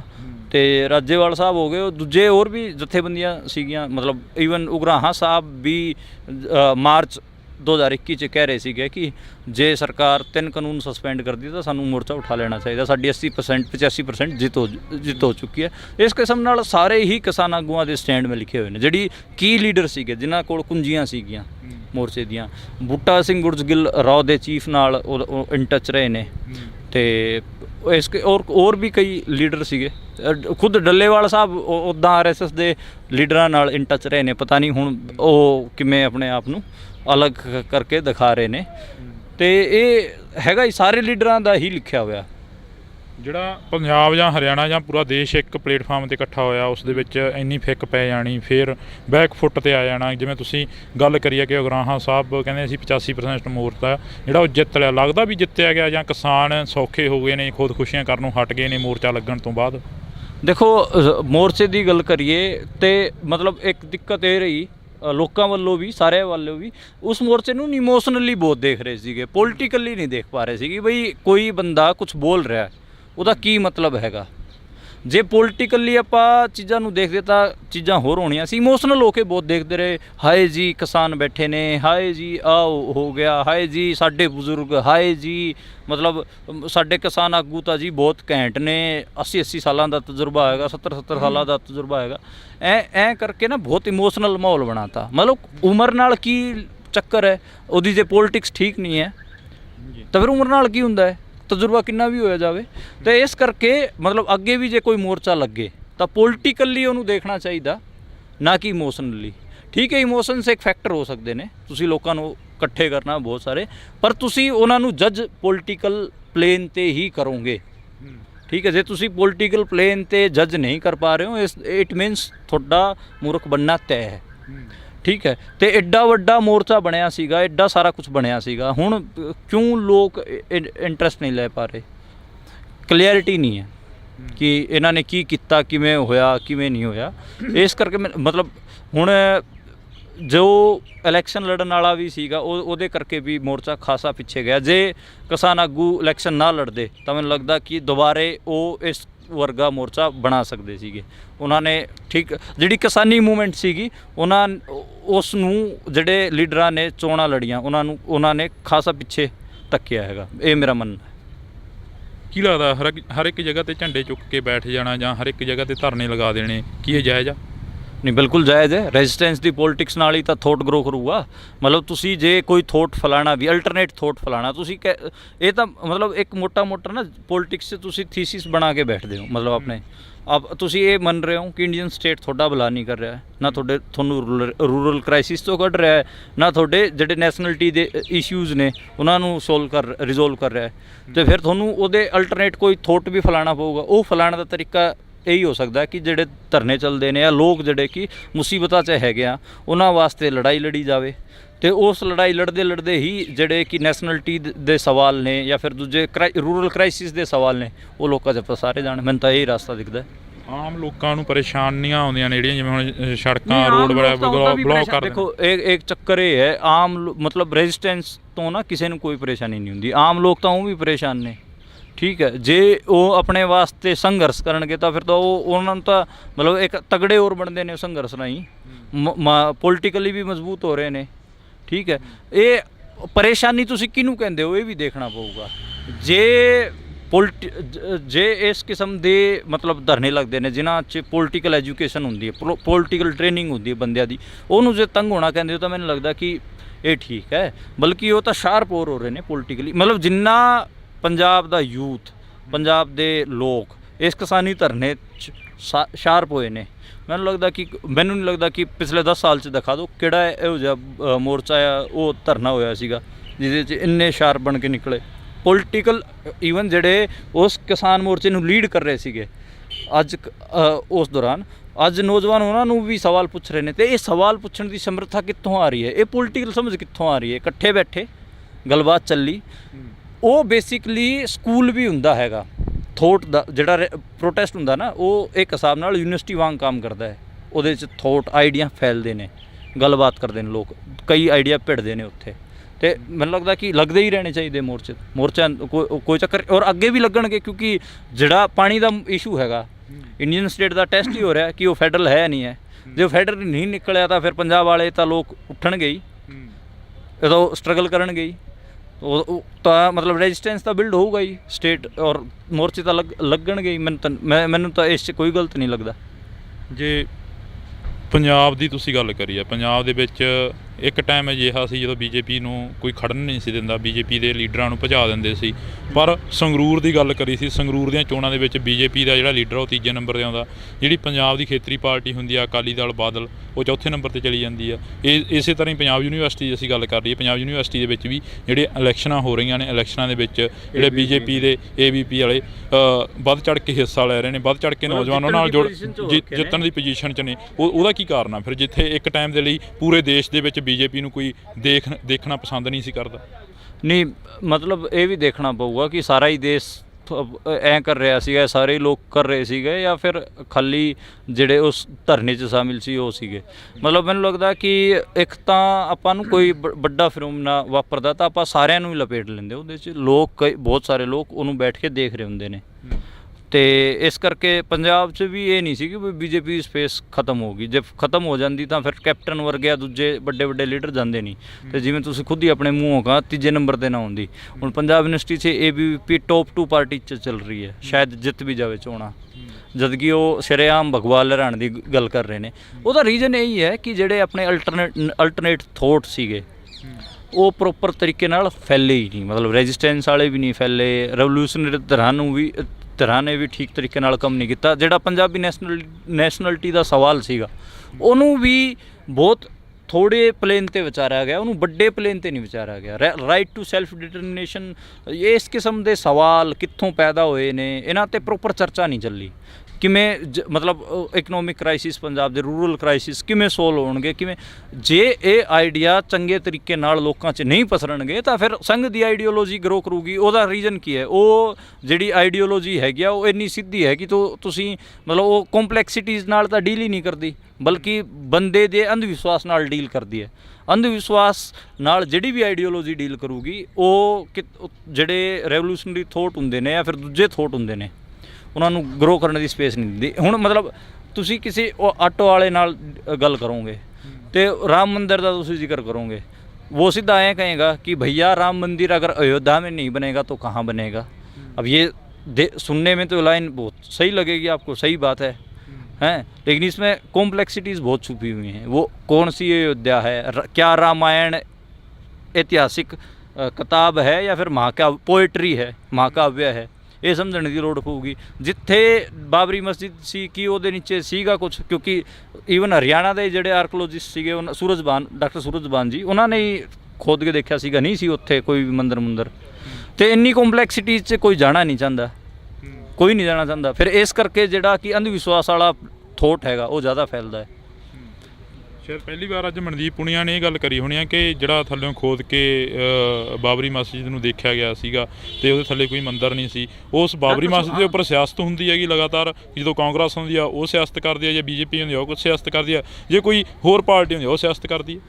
ਹਾਂ, ਸਾਰੀ ਸਿਆਸਤ ਕਰਦੀਆਂ ਨੇ। ਮਤਲਬ ਉਹੀ ਕਹਿ ਰਹੇ ਨਾ ਕਿ ਜੇ ਪ੍ਰੋਪਰ ਗੱਲ ਨਹੀਂ ਹੋਊਗੀ ਚੀਜ਼ਾਂ 'ਤੇ, ਉਹਨਾਂ ਬਾਰੇ ਡਿਸਕਸ਼ਨ ਨਹੀਂ ਹੋਊਗੀ ਤੇ ਜਿਹੜਾ ਅੰਧ ਵਿਸ਼ਵਾਸ ਵਾਲਾ ਪਲੇਨ ਹੈਗਾ ਉਹੀ ਫੈਲੂਗਾ ਲੋਕਾਂ 'ਚ, ਕਿਉਂਕਿ ਉਹ ਆਲਰੇਡੀ 500-700 ਸਾਲਾਂ 'ਚ ਬੈਠਿਆ ਹੋਇਆ ਦਿਮਾਗਾਂ 'ਚ। ਨਏ ਆਈਡੀਆ ਦੀ ਸਪੇਸ ਤਾਂ ਹੀ ਬਣੂਗੀ ਜੇ ਲੋਕ ਰੈਜ਼ਿਸਟੈਂਸ ਜਾਂ ਫਿਰ ਧਰਨਿਆਂ 'ਚ ਮਿਲਣਗੇ, ਇਕੱਠੇ ਹੋਣਗੇ, ਡਿਸਕਸ ਕਰਨਗੇ ਕਿ ਸਾਡੇ 'ਤੇ ਕੀ ਜ਼ੁਲਮ ਹੋ ਰਿਹਾ। ਕਿਸਾਨ ਅੰਦੋਲਨ ਦੀ ਬਦੌਲਤ ਲੋਕਾਂ ਨੂੰ ਸਮਝ ਆਇਆ ਕਿ ਸਰਕਾਰਾਂ ਕਿਵੇਂ ਲੋਕਾਂ 'ਤੇ ਲਾਠੀਚਾਰਜ ਕਰਦੀਆਂ ਨੇ, ਕਿਵੇਂ ਲੋਕਾਂ ਨੂੰ ਦਬਾਉਣ ਤੱਕ ਜਾਂਦੀਆਂ ਨੇ ਤੇ ਇਹੋ ਜਿਹੇ ਕਾਨੂੰਨ ਕਿਵੇਂ ਬਣਾਉਂਦੀਆਂ ਨੇ ਜਿਹੜੇ ਕਿ ਲੋਕਾਂ ਦੇ ਉਲਟ ਹੁੰਦੇ ਨੇ। ਪਹਿਲਾਂ ਤਾਂ ਲੋਕ ਸਮਝਦੇ ਸੀ ਕਿ ਸਾਰਾ ਜੇ ਕਾਨੂੰਨ ਬਣ ਗਿਆ ਤਾਂ ਕੁਝ ਠੀਕ ਹੀ ਹੋਊਗਾ, ਲੇਕਿਨ ਅੱਜ ਕੱਲ੍ਹ ਲੋਕ ਜਿਹੜੇ ਇੰਡੀਅਨ ਸਟੇਟ ਜਿਹੜਾ ਕਾਨੂੰਨ ਬਣਾ ਰਿਹਾ ਉਹਨਾਂ ਨੂੰ ਵੀ ਚੈਲੰਜ ਕਰ ਰਹੇ ਨੇ। ਤੇ ਇਹ ਇਸ ਲੈਵਲ ਦੀ ਜਾਗਰੂਕਤਾ ਕਿਵੇਂ ਹੋਈ? ਉਸ ਧਰਨੇ ਕਰਕੇ ਪੰਜਾਬ। ਮੈਂ ਇਹ ਬਾਰ-ਬਾਰ ਕਿਉਂ ਕਹਿ ਰਿਹਾ, ਇਸ ਕਰਕੇ ਕਹਿ ਰਿਹਾ ਕਿ ਕਿਉਂਕਿ ਅਗਲਿਆਂ ਦਾ ਪ੍ਰੋਜੈਕਟ ਹੈਗਾ 2025 'ਚ 100 ਸਾਲ ਹੋ ਰਹੇ ਨੇ RSS ਦੇ, ਉਸ ਟਾਈਮ ਹਿੰਦੂ ਰਾਸ਼ਟਰ ਡਿਕਲੇਅਰ ਕਰ ਦੇਣਗੇ। ਠੀਕ ਹੈ, ਕਿੰਨੇ ਸਾਲ ਬਚੇ ਨੇ? 3 ਸਾਲ ਬਚੇ ਨੇ। ਜਿਹੜੇ ਵੀ ਖਿੱਤਿਆਂ 'ਚ ਨੈਸ਼ਨਲਿਟੀਜ਼ ਦੇ ਇਸ਼ੂਜ਼ ਨੇ, ਚਾਹੇ ਕਸ਼ਮੀਰ ਹੋਵੇ, ਪੰਜਾਬ ਹੋਵੇ ਜਾਂ ਫਿਰ non Hindi speaking states, north east ਵਾਲੇ ਸਟੇਟਸ ਹੋਣ, ਕੋਈ ਹੋਰ ਵੀ ਹੋਵੇ, ਜਿੱਥੇ ਵੀ ਨੈਸ਼ਨਲਿਟੀ ਦੇ ਸਵਾਲ ਖੜੇ ਨੇ ਉਹਨਾਂ ਨੂੰ ਸ਼ਾਰਪਲੀ ਗੱਲਬਾਤ ਕਰਨੀ ਸ਼ੁਰੂ ਕਰ ਦੇਣੀ ਚਾਹੀਦੀ ਹੈ ਆਪਣੇ ਇਸ਼ੂਜ਼ 'ਤੇ, ਸਵਾਲਾਂ 'ਤੇ। ਅਤੇ ਨਾਲੇ ਉਹ ਆਈਡੀਆ ਦੇ ਪਲੇਨ 'ਤੇ ਹੀ ਹੋਵੇ, ਅੰਧ ਵਿਸ਼ਵਾਸ ਦੇ ਪਲੇਨ 'ਤੇ ਨਾ ਹੋਵੇ। ਇਹ ਮੈਂ ਇਸ ਕਰਕੇ ਕਹਿ ਰਿਹਾ ਕਿਉਂਕਿ ਪੰਜਾਬ 'ਚ ਕੀ ਹੁੰਦਾ ਕਿ ਜਦੋਂ ਪੰਜਾਬੀ ਨੈਸ਼ਨਲਿਟੀ ਦਾ ਸਵਾਲ ਹੁੰਦਾ ਨਾ ਤੇ ਪੋਸਟ ਮਾਡਰਨਿਜ਼ਮ ਦੇ ਥੋਟ 'ਤੇ ਸ਼ਿਫਟ ਕਰ ਦਿੰਦੇ ਨੇ ਸਾਰੀ ਪੋਲੀਟਿਕਸ ਨੂੰ। ਮਾਡਰਨਿਟੀ ਨਾਲ ਉਹ ਖੇਬੜਦੇ ਹੀ ਨਹੀਂ, ਮਤਲਬ ਸਾਰੇ 17ਵੀਂ 18ਵੀਂ ਸ਼ਤਾਬਦੀ 'ਚ ਲੱਭਣ ਲੱਗ ਜਾਂਦੇ ਨੇ, ਉਹ ਠੀਕ ਨਹੀਂ ਹੈ। ਉਸ ਤੋਂ ਬਾਅਦ ਵੀ ਜਿਹੜਾ ਥੋਟ ਪ੍ਰੋਸੈਸ ਦੀ ਡਿਵੈਲਪਮੈਂਟ ਹੈਗੀ ਆ, ਪੋਲੀਟੀਕਲ ਥੋਟ ਦੀ ਜਿਹੜੀ ਡਿਵੈਲਪਮੈਂਟ ਹੈਗੀ ਆ, ਉਹਨੂੰ ਵੀ ਪੜ੍ਹਨ ਦੀ ਲੋੜ ਹੈਗੀ ਆ। ਅਤੇ ਉੱਥੋਂ ਆਪਾਂ ਆਪਣੇ ਵਾਸਤੇ ਕੀ ਨਿਕਾਲ ਸਕਦੇ ਹਾਂ ਜਿਹੜੇ ਕਿ ਕੱਲ੍ਹ ਨੂੰ ਜੇ ਕੋਈ ਮੂਵਮੈਂਟ ਖੜੀ ਹੁੰਦੀ ਹੈ ਤੇ ਉਹਦੇ ਵਾਸਤੇ ਉਹਨੂੰ ਕਿਵੇਂ ਹੈਲਪ ਕਰੂਗਾ, ਉਹ ਬਹੁਤ ਜ਼ਰੂਰੀ ਹੈ। ਉਹ ਉਸ ਤਰੀਕੇ ਨਾਲ ਹਿੰਦੂ ਤਵੀ ਦੀ ਤੁਸੀਂ ਗੱਲ ਕਰੀ ਹੈ ਕਿ ਭਗਵਾਂ ਕਰਨ ਦੀ ਗੱਲ ਕਰੀ ਹੈ, ਹੈ ਨਾ। ਪਰ ਜੇ ਉੱਥੇ ਕਿਸੇ ਸਿੱਖ ਆਗੂ ਨਾਲ ਬੈਠਦੇ ਆ ਤਾਂ ਸਿੱਖ ਆਗੂ ਕਹਿੰਦੇ ਨੇ ਕਿ ਸਾਡਾ ਖਾਲਿਸਤਾਨ ਬਣਨਾ ਚਾਹੀਦਾ, ਸਾਡੇ ਲਈ ਖਾਲਸਾ ਰਾਜ ਆਉਣਾ ਚਾਹੀਦਾ। ਅਜਿਹੀਆਂ ਗੱਲਾਂ ਸਿੱਖ ਆਗੂ ਕਰਦੇ ਨੇ ਅਤੇ ਫਿਰ ਦੂਜੇ ਪਾਸੇ ਅਜਿਹੀਆਂ ਗੱਲਾਂ ਜਿਹੜਾ RSS ਵਾਲੇ ਨੇ ਜਾਂ ਜਿਹੜੇ ਭਗਵਾਂ ਕਰਨ ਦੀ ਗੱਲ ਕਰਦੇ ਨੇ ਉਹ ਕਰਦੇ ਨੇ ਕਿ ਸਾਡਾ ਆਪ ਦਾ ਰਾਜ ਹੋਣਾ ਚਾਹੀਦਾ। ਦੂਜੇ ਪਾਸੇ ਉਹ ਕਹਿੰਦੇ ਨੇ ਸਾਡਾ ਆਪ ਦਾ ਰਾਜ ਹੋਣਾ ਚਾਹੀਦਾ। ਹਿੰਦੂ ਅਤੇ ਸਿੱਖ ਨੂੰ ਜਿਹੜੇ ਆਮ ਲੋਕ ਨੇ ਉਹਨਾਂ ਨੂੰ ਲੜਾਇਆ ਜਾ ਰਿਹਾ, ਕੀ ਮੰਨਦੇ ਹੋ? ਨਹੀਂ, ਦੇਖੋ ਮੈਂ ਇਸ ਵਿੱਚ ਅੱਡ ਕਰਦਾ ਕਿ ਪੰਜਾਬੀ ਨੈਸ਼ਨਲਿਟੀ ਦਾ ਸਵਾਲ ਹੈ ਉਹ ਅੱਡ ਸਵਾਲ ਹੈ, ਔਰ ਜਿਹੜਾ ਹਿੰਦੂਤਵਾ ਦਾ ਪ੍ਰੋਜੈਕਟ ਹੈ ਉਹ ਬਿਲਕੁਲ ਅੱਡ ਹੈ। ਦੋਵਾਂ ਨੂੰ ਜੇ ਇੱਕ ਪਲੇਨ 'ਤੇ ਰੱਖ ਕੇ ਦੇਖੋਗੇ ਤਾਂ ਤੁਸੀਂ ਮਾਰ ਖਾ ਜਾਓਗੇ, ਕਿਉਂਕਿ ਜਿਹੜਾ ਪੰਜਾਬੀ ਨੈਸ਼ਨਲਿਟੀ ਦਾ ਸਵਾਲ ਹੈਗਾ ਉਹਦੇ 'ਚ ਮਤਲਬ ਇੱਕ ਖਾਲਸਾ ਰਾਜ ਦੀ ਗੱਲ ਹੁੰਦੀ ਹੈ। ਮਤਲਬ ਉਹ ਰਣਜੀਤ ਸਿੰਘ ਦਾ ਜਿਹੜਾ ਰਾਜ ਸੀਗਾ ਉਹਦੇ ਨਾਲ ਉਹਨੂੰ ਕੰਪੇਅਰ ਕਰਕੇ ਦੇਖਿਆ ਜਾਂਦਾ ਹੈ। ਮਤਲਬ ਉਹਦੇ 'ਚ ਮਤਲਬ ਉਸ ਥੋਟ ਪ੍ਰੋਸੈਸ, ਕਿਉਂਕਿ ਡਾਕੂਮੈਂਟ ਉਹਦੇ ਬਾਰੇ ਇੰਨੇ ਅਵੇਲੇਬਲ ਹੈ ਨਹੀਂ, ਹਾਲਾਂਕਿ ਅੱਡ ਧਿਰਾਂ ਨੇ, ਜਿਵੇਂ ਜਿਹੜੀ ਬਿੱਟੂ ਹੁਣਾਂ ਦੀ ਜਿਹੜਾ ਉਹ ਹੈਗਾ ਖਾਲਸਾ ਦਲ ਖਾਲਸਾ ਜਿਹੜਾ ਹੈਗਾ, ਜਾਂ ਫਿਰ ਦੂਜੇ ਪ੍ਰਭ ਸਰਣਵੀਰ ਹੋਰੀ ਕੋਈ ਹੋਰ ਆਈਡੀਆ ਪੇਸ਼ ਕਰਦੇ ਨੇ। ਅੱਡ ਅੱਡ ਧਿਰਾਂ ਨੇ ਜਿਹੜੇ ਕਿ ਪੰਥਕ ਜਥੇਬੰਦੀਆਂ ਤੇ ਉਹ ਅੱਡ ਅੱਡ ਆਈਡੀਆ ਪੇਸ਼ ਕਰਦੇ ਨੇ ਉਹਦੇ ਬਾਰੇ, ਪਰ ਮੋਟੀ ਸਭ ਦੀ ਸਹਿਮਤੀ ਇਹ ਜ਼ਰੂਰ ਬਣਦੀ ਹੈ ਕਿ ਡਾਇਵਰਸਿਟੀ ਦੀ ਵੀ ਗੱਲ ਹੋ ਰਹੀ ਹੈ। ਬਾਕੀ ਉਸ ਥੋਟ ਤੇ ਜਿੱਥੇ ਲੋਕ ਮਤਲਬ ਕਿ ਬਾਹਰ ਤੋਂ ਦੇਖਣ ਵਾਲੇ ਪੋਲੀਟੀਕਲ ਥਿੰਕਰਸ ਜਿੱਥੇ ਉਹਦੀ ਕਮੀ ਦੱਸਦੇ ਨੇ, ਉਹ ਪੋਸਟ ਮੋਡਰਨਿਸਟ ਥੋਟ ਤੇ ਸ਼ਿਫਟ ਹੋਣ ਵਾਲੀ ਹੀ ਕਮੀ ਦੱਸਦੇ ਨੇ। ਮਤਲਬ ਜੇ ਤੁਸੀਂ ਓਰੀਜਨਲੀ ਦੇਖੋ ਤਾਂ ਪੰਜਾਬ ਦੀ ਜਿਹੜੀ ਇਹ ਇੰਨੇ ਕੰਪਲੈਕਸ ਇਸ਼ੂਜ਼ 'ਚ ਸਿੰਪਲੀ ਕੀ ਕਰਦੇ ਨੇ, ਜਿਹੜੇ ਸਿੱਖ ਪੰਥਕ ਜਿਹੜੇ ਆਈਡੀਓਲੋਗ ਹੋ ਗਏ ਤੇ ਦੂਜੇ ਕਾਮਰੇਡ ਆਈਡੀਓਲੋਗ, ਉਹਨੂੰ ਸਿੱਖ ਵਰਸਿਸ ਲੈਫਟ ਬਣਾ ਦਿੰਦੇ ਨੇ, ਜਿਹੜੀ ਕਿ ਗਲਤ ਹੈ। ਬਲਕਿ ਜਿਹੜਾ ਕਿ right to self determination document ਹੈਗਾ ਉਹ ਲੈਨਿਨ ਦਾ ਲਿਖਿਆ ਹੋਇਆ। ਇਸ ਕਰਕੇ ਮਤਲਬ ਲੈਫਟ ਵਰਸਿਸ ਸਿੱਖ ਬਣਾਉਣ ਦੀ ਕੋਈ ਜ਼ਰੂਰਤ ਨਹੀਂ ਹੈ ਇਸ ਚੀਜ਼ ਨੂੰ। ਇਹ ਸਵਾਲਾਂ ਨੂੰ ਸੀਰੀਅਸਲੀ ਐਂ ਦੇਖਣਾ ਪਊਗਾ ਕਿ ਕਿਹੜੇ ਚੀਜ਼ ਦਾ ਕਿਵੇਂ ਹੱਲ ਦੱਸਿਆ ਗਿਆ ਹੈ ਪਿਛਲੇ ਕੁਝ ਸਾਲਾਂ 'ਚ, ਜਾਂ ਫਿਰ ਪੋਲੀਟੀਕਲ ਥੋਟਸ ਕਿਵੇਂ ਡਿਵੈਲਪ ਹੋਏ ਨੇ ਇਹਦੇ ਆਲੇ ਦੁਆਲੇ। ਹੁਣ ਦੇਖੋਗੇ ਤਾਂ ਦੁਨੀਆ 'ਚ ਸਭ ਤੋਂ ਜ਼ਿਆਦਾ ਜੇ ਰਾਈਟ ਟੂ ਸੈਲਫ ਡਿਟਰਮੀਨੇਸ਼ਨ ਦੀ ਲੜਾਈਆਂ, ਨੈਸ਼ਨਲਿਟੀਜ਼ ਦੀ ਲੜਾਈਆਂ ਲੈਫਟ ਨੇ ਲੜੀਆਂ ਨੇ, ਵੀਅਤਨਾਮ ਤੋਂ ਲੈ ਕੇ ਅਫਰੀਕਨ ਕੰਟਰੀਜ਼ ਤੋਂ ਲੈ ਕੇ, ਉੱਥੇ ਉਹ ਜਿਹੜਾ right to self determination document Lenin ਦਾ ਹੈਗਾ ਉਹਨੂੰ ਬੇਸ ਬਣਾ ਕੇ ਲੈਫਟ ਨੇ ਲੜੀਆਂ ਨੇ। ਫਿਰ ਪਰ ਇੱਥੇ ਪੰਜਾਬ 'ਚ ਲੈਫਟ ਜਮਾਂ ਹੀ ਉਲਟ ਪੋਜੀਸ਼ਨ ਲੈ ਕੇ ਬਹਿ ਜਾਂਦਾ ਹੈ। ਮਤਲਬ ਲੈਫਟ ਦੇ ਕਸ਼ਮੀਰ ਦੀ ਜਿਹੜੀ ਮੂਵਮੈਂਟ ਹੈਗੀ ਹੈ, ਇੰਡੀਅਨ ਲੈਫਟ ਉਹਦੇ ਪ੍ਰਤੀ ਤਾਂ ਸਿੰਪੈਥੈਟਿਕ ਹੈਗਾ, ਜਦ ਕਿ ਉਹਦੇ 'ਚ ਵੀ ਇਸਲਾਮਿਕ ਤੱਤਵ ਹੈਗੇ ਆ। ਉਹ ਉੱਥੇ ਵੀ ਮਤਲਬ ਰੈਡੀਕਲ ਇਸਲਾਮਿਸਟ ਲੋਕ ਉਸ ਮੂਵਮੈਂਟ ਨੂੰ ਲੀਡ ਹੀ ਕਰ ਰਹੇ ਨੇ। ਜਦੋਂ ਪੰਜਾਬ ਦੀ ਵਾਰੀ ਆਉਂਦੀ ਹੈ, ਇੱਥੇ ਉਲਟ ਇੰਡੀਅਨ ਸਟੇਟ ਨਾਲ ਖੜੇ ਹੋ ਜਾਂਦੇ ਨੇ। ਤੇ ਇਹ ਇਸ ਕਿਸਮ ਦੀਆਂ ਦਿੱਕਤਾਂ ਹੈਗੀਆਂ। ਹਾਲਾਂਕਿ ਪੰਜਾਬ 'ਚ ਲੈਫਟ ਦਾ ਬਹੁਤ ਮਤਲਬ ਕੁਝ ਸੈਕਸ਼ਨ ਇਹੋ ਜਿਹਾ ਵੀ ਹੈਗਾ ਜਿਹੜਾ ਕਿ ਪੰਜਾਬ ਦੀ ਖੁਦ ਮੁਖਤਿਆਰੀ ਦੀ ਮੂਵਮੈਂਟ ਨੂੰ ਸਪੋਰਟ ਕਰਦਾ ਹੈ। ਕੀ ਤੁਸੀਂ ਇਹ ਕਹਿ ਰਹੇ ਹੋ ਕਿ ਜਿਹੜੇ ਕਾਮਰੇਡ ਨੇ ਉਹ ਸਟੇਟ ਦੇ ਨਾਲ ਮਿਲ ਕੇ ਚੱਲਦੇ ਨੇ? ਨਾ, ਮੈਂ ਇਹ ਨਹੀਂ ਕਹਿ ਰਿਹਾ, ਮੈਂ ਇਹ ਗੱਲ ਕਹਿ ਰਿਹਾ ਕਿ ਉਹਨਾਂ ਦਾ ਜਿਹੜਾ ਥੋਟ ਹੈਗਾ ਉਹ ਮਤਲਬ ਉਸ 'ਚ ਕਲੈਰਿਟੀ ਨਹੀਂ ਹੈਗੀ ਆ ਕਿਵੇਂ ਉਹਦੇ ਨਾਲ ਡੀਲ ਕਰਨਾ। ਮਤਲਬ ਇੰਟਰਨੈਸ਼ਨਲ ਜੇ ਐਜ਼ ਏ ਮਾਰਕਸਿਸਟ ਆਈਡੀਆ ਜੇ ਤੁਸੀਂ ਦੇਖੋਗੇ ਉਹ ਅੱਡ ਚੀਜ਼ ਹੈ। ਜਿਹੜੀ ਲੈਫਟ ਪੰਜਾਬ ਦੇ ਲੈਫਟ ਦੀ ਜਿਹੜੀ ਕਮੀਆਂ ਹੈਗੀਆਂ ਉਹ ਅੱਡ ਚੀਜ਼ ਹੈ। ਮਤਲਬ ਕ੍ਰਿਟੀਸਾਈਜ਼ ਤਾਂ ਤੁਸੀਂ ਕਰ ਹੀ ਸਕਦੇ ਹੋ, ਮਤਲਬ ਉਸ ਪਲੇਨ 'ਤੇ ਜਾ ਕੇ ਤਾਂ ਗੱਲ ਕਰੋ। ਨੈਸ਼ਨਲਿਟੀਜ਼ ਦੀ ਜਿਹੜੀ right to self determination, USSR ਜਦੋਂ ਅੱਡ ਹੋਇਆ ਉਸ ਕਿਸ ਪਲੇਨ 'ਤੇ ਹੋਇਆ? ਉਹ ਇਸੇ ਪਲੇਨ 'ਤੇ ਤਾਂ ਹੋਇਆ ਕਿਉਂਕਿ ਲੈਨਿਨ ਦਾ ਡਾਕੂਮੈਂਟ ਸੀਗਾ ਰਾਈਟ ਟੂ ਸੈਲਫ ਡਿਟਰਮੀਨੇਸ਼ਨ। ਨੈਸ਼ਨਲਿਟੀ ਕੋਈ ਵੀ ਨੈਸ਼ਨਲਿਟੀ ਜਦੋਂ ਪ੍ਰੋਪਰਲੀ ਮੈਚਿਓਰ ਹੁੰਦੀ ਹੈ ਉਹ ਤਾਂ ਅੱਡ ਤਾਂ ਹੋਊਗੀ ਬਾਈ, ਉਹਦੇ 'ਚ ਕੀ ਦਿੱਕਤ ਹੈ? ਮਤਲਬ ਮੈਨੂੰ ਤਾਂ ਕੋਈ ਚੱਕਰ ਨਹੀਂ ਹੈ। ਜਾਂ ਫਿਰ ਤੁਹਾਡੀ ਯੂਨੀਅਨ ਆਫ ਸਟੇਟਸ ਜਾਂ ਫਿਰ ਤੁਹਾਡਾ ਫੈਡਰਲ ਸਟਰਕਚਰ ਇੰਨਾ ਮਜ਼ਬੂਤ ਹੋਵੇ ਕਿ ਚੀਜ਼ਾਂ ਨੂੰ ਸਾਂਭ ਕੇ ਰੱਖ ਸਕੇ। ਹੁਣ ਤੁਸੀਂ ਸੂਬਿਆਂ ਨੂੰ ਚੌਕੀਦਾਰ ਬਣਾ ਕੇ ਛੱਡ ਦੋਗੇ ਤਾਂ ਫਿਰ ਤਾਂ ਲੋਕ ਤਾਂ ਸਵਾਲ ਕਰਨਗੇ ਹੀ। ਸੈਂਟਰਲਾਈਜੇਸ਼ਨ ਆਫ ਪਾਵਰ ਜੇ ਇੰਨੀ ਵਧੂਗੀ ਫਿਰ ਤਾਂ ਅੱਡ ਸੂਬੇ ਕਹਿਣਗੇ ਕਿ ਵੀ ਸਾਨੂੰ ਵੱਧ ਅਧਿਕਾਰ ਦਿਓ। ਜੀ ਬਿਲਕੁਲ। ਤਾਂ ਅਸੀਂ ਬਹੁਤ ਧੰਨਵਾਦ ਕਰਾਂਗੇ। ਮਨਦੀਪ ਪੁਨੀਆ ਜੀ ਸਾਡੇ ਨਾਲ ਮੌਜੂਦ ਸਨ। ਨੌਜਵਾਨ ਕਾਫੀ ਗੱਲਾਂ ਹੋਈਆਂ ਨੇ ਜਿਹੜੀਆਂ ਕਿਸਾਨ ਅੰਦੋਲਨ ਦੇ ਵਿੱਚ ਇਹਨਾਂ ਨੇ ਆਪਣੇ ਸਰੀਰ ਦੇ ਉੱਪਰ ਤਸ਼ੱਦਦ ਵੀ ਝੱਲਿਆ ਉਸ ਵਕਤ। ਤਾਂ ਉਸ ਤੋਂ ਬਾਅਦ ਇਹਨਾਂ ਦੀ ਜਿਹੜੀ ਕਿਤਾਬ ਆ ਉਹ ਬੜੀ ਜਲਦੀ ਤੁਹਾਡੇ ਰੂਬਰੂ ਹੋਵੇਗੀ। ਤੇ ਜੇਕਰ ਅਸੀਂ ਗੱਲ ਕਰਦੇ ਹਾਂ ਪੰਜਾਬ ਦੀ ਸਿਆਸਤ ਦੀ, ਉਸ ਦੇ ਉੱਪਰ ਵੀ ਕਾਫੀ ਗੱਲ ਹੋਈ ਆ। ਤੇ ਜੇਕਰ ਅਸੀਂ ਗੱਲ ਕਰਦੇ ਹਾਂ ਦਿੱਲੀ ਦੀ ਸਿਆਸਤ ਦੇ ਉੱਪਰ ਵੀ ਕਾਫੀ ਗੱਲ ਹੋਈ ਆ। ਤੇ ਉਸ ਤੋਂ ਬਾਅਦ ਪੰਜਾਬ ਯੂਨੀਵਰਸਿਟੀ ਜਿਹੜੀ ਪੋਲੀਟਿਕਸ ਆ, ਜਿਹੜੀ ਸਿਆਸਤ ਆ, ਜਿੱਥੋਂ ਸਿਆਸਤ ਦਾ ਮੁੱਢ ਵੱਜਦਾ ਉਹਦੇ ਦੇ ਉੱਪਰ ਵੀ ਕਾਫੀ ਗੱਲ ਹੋਈ ਆ। ਤਾਂ ਤੁਸੀਂ ਜੁੜੇ ਰਹਿਣਾ ਇਸੇ ਤਰ੍ਹਾਂ ਇੰਡੋਜ਼ TV ਦੇ ਨਾਲ, ਮੇਰੇ ਸਹਿਯੋਗੀ ਸਾਥੀ ਸੁੱਖੀ ਦੇ ਨਾਲ। ਮੈਨੂੰ ਹਰਜਿੰਦਰ ਸਿੰਘ ਢਿੱਲੋਂ ਨੂੰ ਦਿਓ ਜੀ ਫਿਲਹਾਲ ਦੇ ਲਈ ਇਜਾਜ਼ਤ। ਕਿਸੇ ਨਵੇਂ ਮੁੱਦੇ ਤੇ ਨਵੀਂ ਗੱਲਬਾਤ ਤੇ ਫਿਰ ਤੁਹਾਡੇ ਰੂਬਰੂ ਕਰਾਵਾਂਗੇ। ਧੰਨਵਾਦ ਜੀ। ਪੰਜਾਬੀਅਤ ਨੂੰ ਪਿਆਰ ਕਰਨ ਵਾਲੇ ਸਾਰੇ ਦਰਸ਼ਕਾਂ ਦਾ ਮੈਂ ਹਰਜਿੰਦਰ ਸਿੰਘ ਢਿੱਲੋਂ ਨਿੱਘਾ ਸਵਾਗਤ ਕਰਦਾ।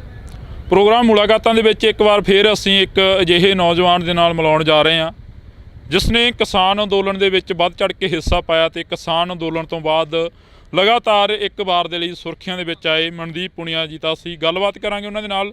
ਪੰਜਾਬ ਯੂਨੀਵਰਸਿਟੀ ਚੰਡੀਗੜ੍ਹ ਖੜੇ ਹਾਂ। ਥੋੜ੍ਹੀ ਬਹੁਤੀ ਸਟੂਡੈਂਟ ਪੋਲੀਟਿਕਸ ਦੇ ਉੱਪਰ ਗੱਲਬਾਤ ਕਰਾਂਗੇ ਤੇ ਥੋੜ੍ਹੀ ਬਹੁਤੀ ਗੱਲਬਾਤ ਕਰਾਂਗੇ ਪੰਜਾਬ ਜਾਂ ਹਰਿਆਣਾ ਦੇ ਉਹਨਾਂ ਸਿਆਸਤੀ ਮੁੱਦਿਆਂ ਦੇ ਉੱਪਰ ਜਿਸ ਨੂੰ ਲੈ ਕੇ ਆਪਸੀ ਭਾਈਚਾਰੇ ਨੂੰ ਤੋੜਿਆ ਜਾਂਦਾ। ਤਾਂ ਅਸੀਂ ਪਹਿਲਾਂ ਸਵਾਗਤ ਕਰਦੇ ਹਾਂ ਬਾਈ, ਬਹੁਤ ਸਵਾਗਤ ਆ ਜੀ। ਸ਼ੁਕਰੀਆ, ਸਵਾਗਤ, ਥੈਂਕ ਯੂ ਜੀ। ਪੁਨੀਆ ਸਾਹਿਬ, ਸਿਹਤਾਂ ਦੱਸੋ ਪਹਿਲਾਂ ਕਿਵੇਂ ਆ? ਠੀਕ ਨੇ? ਠੀਕ ਹੈ, ਤਗੜੇ ਨੇ, ਕੋਈ ਚੱਕਰ ਨਹੀਂ ਜੀ। ਕੀ ਲੱਗਦਾ ਪੰਜਾਬ ਤੇ ਹਰਿਆਣੇ ਦੇ ਜਿਹੜੇ ਮੁੱਦੇ ਨੇ, ਜਿਹੜੇ ਵਿਵਾਦਤ ਮੁੱਦੇ ਨੇ, ਉਠਾਏ ਜਾਂਦੇ ਨੇ ਸਰਕਾਰਾਂ ਵੱਲੋਂ, ਕੀ ਲੱਗਦਾ ਹੈਗਾ ਕਿ ਕਿੰਨਾ ਕੇਸ ਦੇ ਉੱਪਰ ਅਸਰ ਹੋ ਰਿਹਾ ਆਮ ਲੋਕਾਂ ਦੇ ਉੱਪਰ, ਜਾਂ ਆਮ ਜਿਹੜੇ ਨੌਜਵਾਨ ਨੇ, ਜਾਂ ਆਮ ਜਿਹੜੇ ਘਰਾਂ ਦੇ ਵਿੱਚ ਬੈਠੇ ਬਜ਼ੁਰਗ ਨੇ? ਦੇਖੋ, ਇੰਡੀਅਨ ਸਟੇਟ ਦਾ ਜਿਹੜਾ ਨੈਰੇਟਿਵ ਹੈਗਾ ਉਹ ਦਿਮਾਗਾਂ 'ਚ ਪਸਰਦਾ ਹੈਗਾ ਤੇ ਜਿਹੜੀ ਸੈਂਟਰਲਾਈਜੇਸ਼ਨ ਦੀ ਜਿਹੜੀ ਉਹਨਾਂ ਦੀ ਕੋਸ਼ਿਸ਼ ਹੁੰਦੀ ਹੈ ਉਹਦਾ ਵੀ ਉਹ ਪ੍ਰੋਪਰ ਇੱਕ ਆਈਡੀਆ ਦੇ ਤੌਰ ਤੇ ਦਿਮਾਗਾਂ 'ਚ ਫਿੱਟ ਕਰਦੇ ਨੇ। ਹਰਿਆਣੇ ਨੂੰ ਹਮੇਸ਼ਾ ਹੀ ਦਿੱਲੀ ਵਰਤੀ ਰਹੀ ਹੈ ਪੰਜਾਬ ਦੇ ਉਲਟ। ਕੋਸ਼ਿਸ਼ ਰਹਿੰਦੀ ਹੈ ਕਿ ਦਿੱਲੀ ਨੂੰ ਆਪਣਾ ਕੁਝ ਵਰਤਣਾ ਨਾ ਪਵੇ, ਹਰਿਆਣਾ ਪੰਜਾਬ ਆਪਸ 'ਚ ਲੜ ਪਵੇ। SYL ਵੀ ਉਹ ਜਿਹਾ ਮੁੱਦਾ ਹੈਗਾ। ਮਤਲਬ ਮੈਨੂੰ ਲੱਗਦਾ ਕਿ ਮਤਲਬ ਪੰਜਾਬ ਦੇ ਪਾਣੀਆਂ ਦਾ ਮੁੱਦਾ ਹੈਗਾ। ਰਿਵਰ ਦਾ ਇੱਕ ਕੈਚਮੈਂਟ ਏਰੀਆ ਹੁੰਦਾ, ਨਦੀ ਵਹਿੰਦੀ ਹੈ ਤੇ ਉਹਦਾ ਪਹਿਲਾ ਹੱਕ ਉੱਥੋਂ ਦੇ ਵਸਨੀਕਾਂ ਦਾ ਹੁੰਦਾ ਹੈ, ਜਿਹੜੇ ਉਹਦੇ ਆਲੇ ਦੁਆਲੇ ਵਸਦੇ ਨੇ। ਉਹਦਾ ਜਿਹੜਾ ਕੈਚਮੈਂਟ ਏਰੀਆ 'ਚ ਜਿਹੜੇ ਰਹਿੰਦੇ ਨੇ ਉਹਨਾਂ ਦਾ ਹੀ ਪਹਿਲਾ ਹੱਕ ਹੁੰਦਾ ਹੈ। ਤੇ ਮਤਲਬ ਸੈਂਟਰ ਨਹੀਂ ਦੱਸੂਗਾ ਕਿ ਇਹ ਪਾਣੀ ਕਿੱਥੇ ਜਾਊਗਾ ਕਿੱਥੇ ਨਹੀਂ ਜਾਊਗਾ, ਪੰਜਾਬ ਦੇ ਲੋਕ ਤੈਅ ਕਰਨਗੇ। ਕਿਉਂਕਿ ਇਹ ਯੂਨੀਅਨ ਆਫ ਸਟੇਟਸ ਜੇ ਸਹੀ ਮਾਇਨੇ ਹੈਗਾ ਤਾਂ ਫਿਰ ਪੰਜਾਬ ਡਿਸਾਈਡ ਕਰੂਗਾ ਕਿ ਉਹ ਪਾਣੀ ਦੇਣਾ ਹੈ ਨਹੀਂ ਦੇਣਾ। ਰਾਜਸਥਾਨ ਨੂੰ ਦੇਣਾ ਹੈ ਜਾਂ ਹਰਿਆਣੇ ਨੂੰ। ਹਰਿਆਣੇ ਨੂੰ ਤਾਂ ਬਹੁਤ ਘੱਟ ਪਾਣੀ ਜਾਂਦਾ, ਜ਼ਿਆਦਾਤਰ ਰਾਜਸਥਾਨ ਨੂੰ ਜਾਂਦਾ। ਰਾਜਸਥਾਨ ਦੇ ਟਿੱਬਿਆਂ 'ਚ ਪਾਣੀ ਜਾਂਦਾ ਹੈ।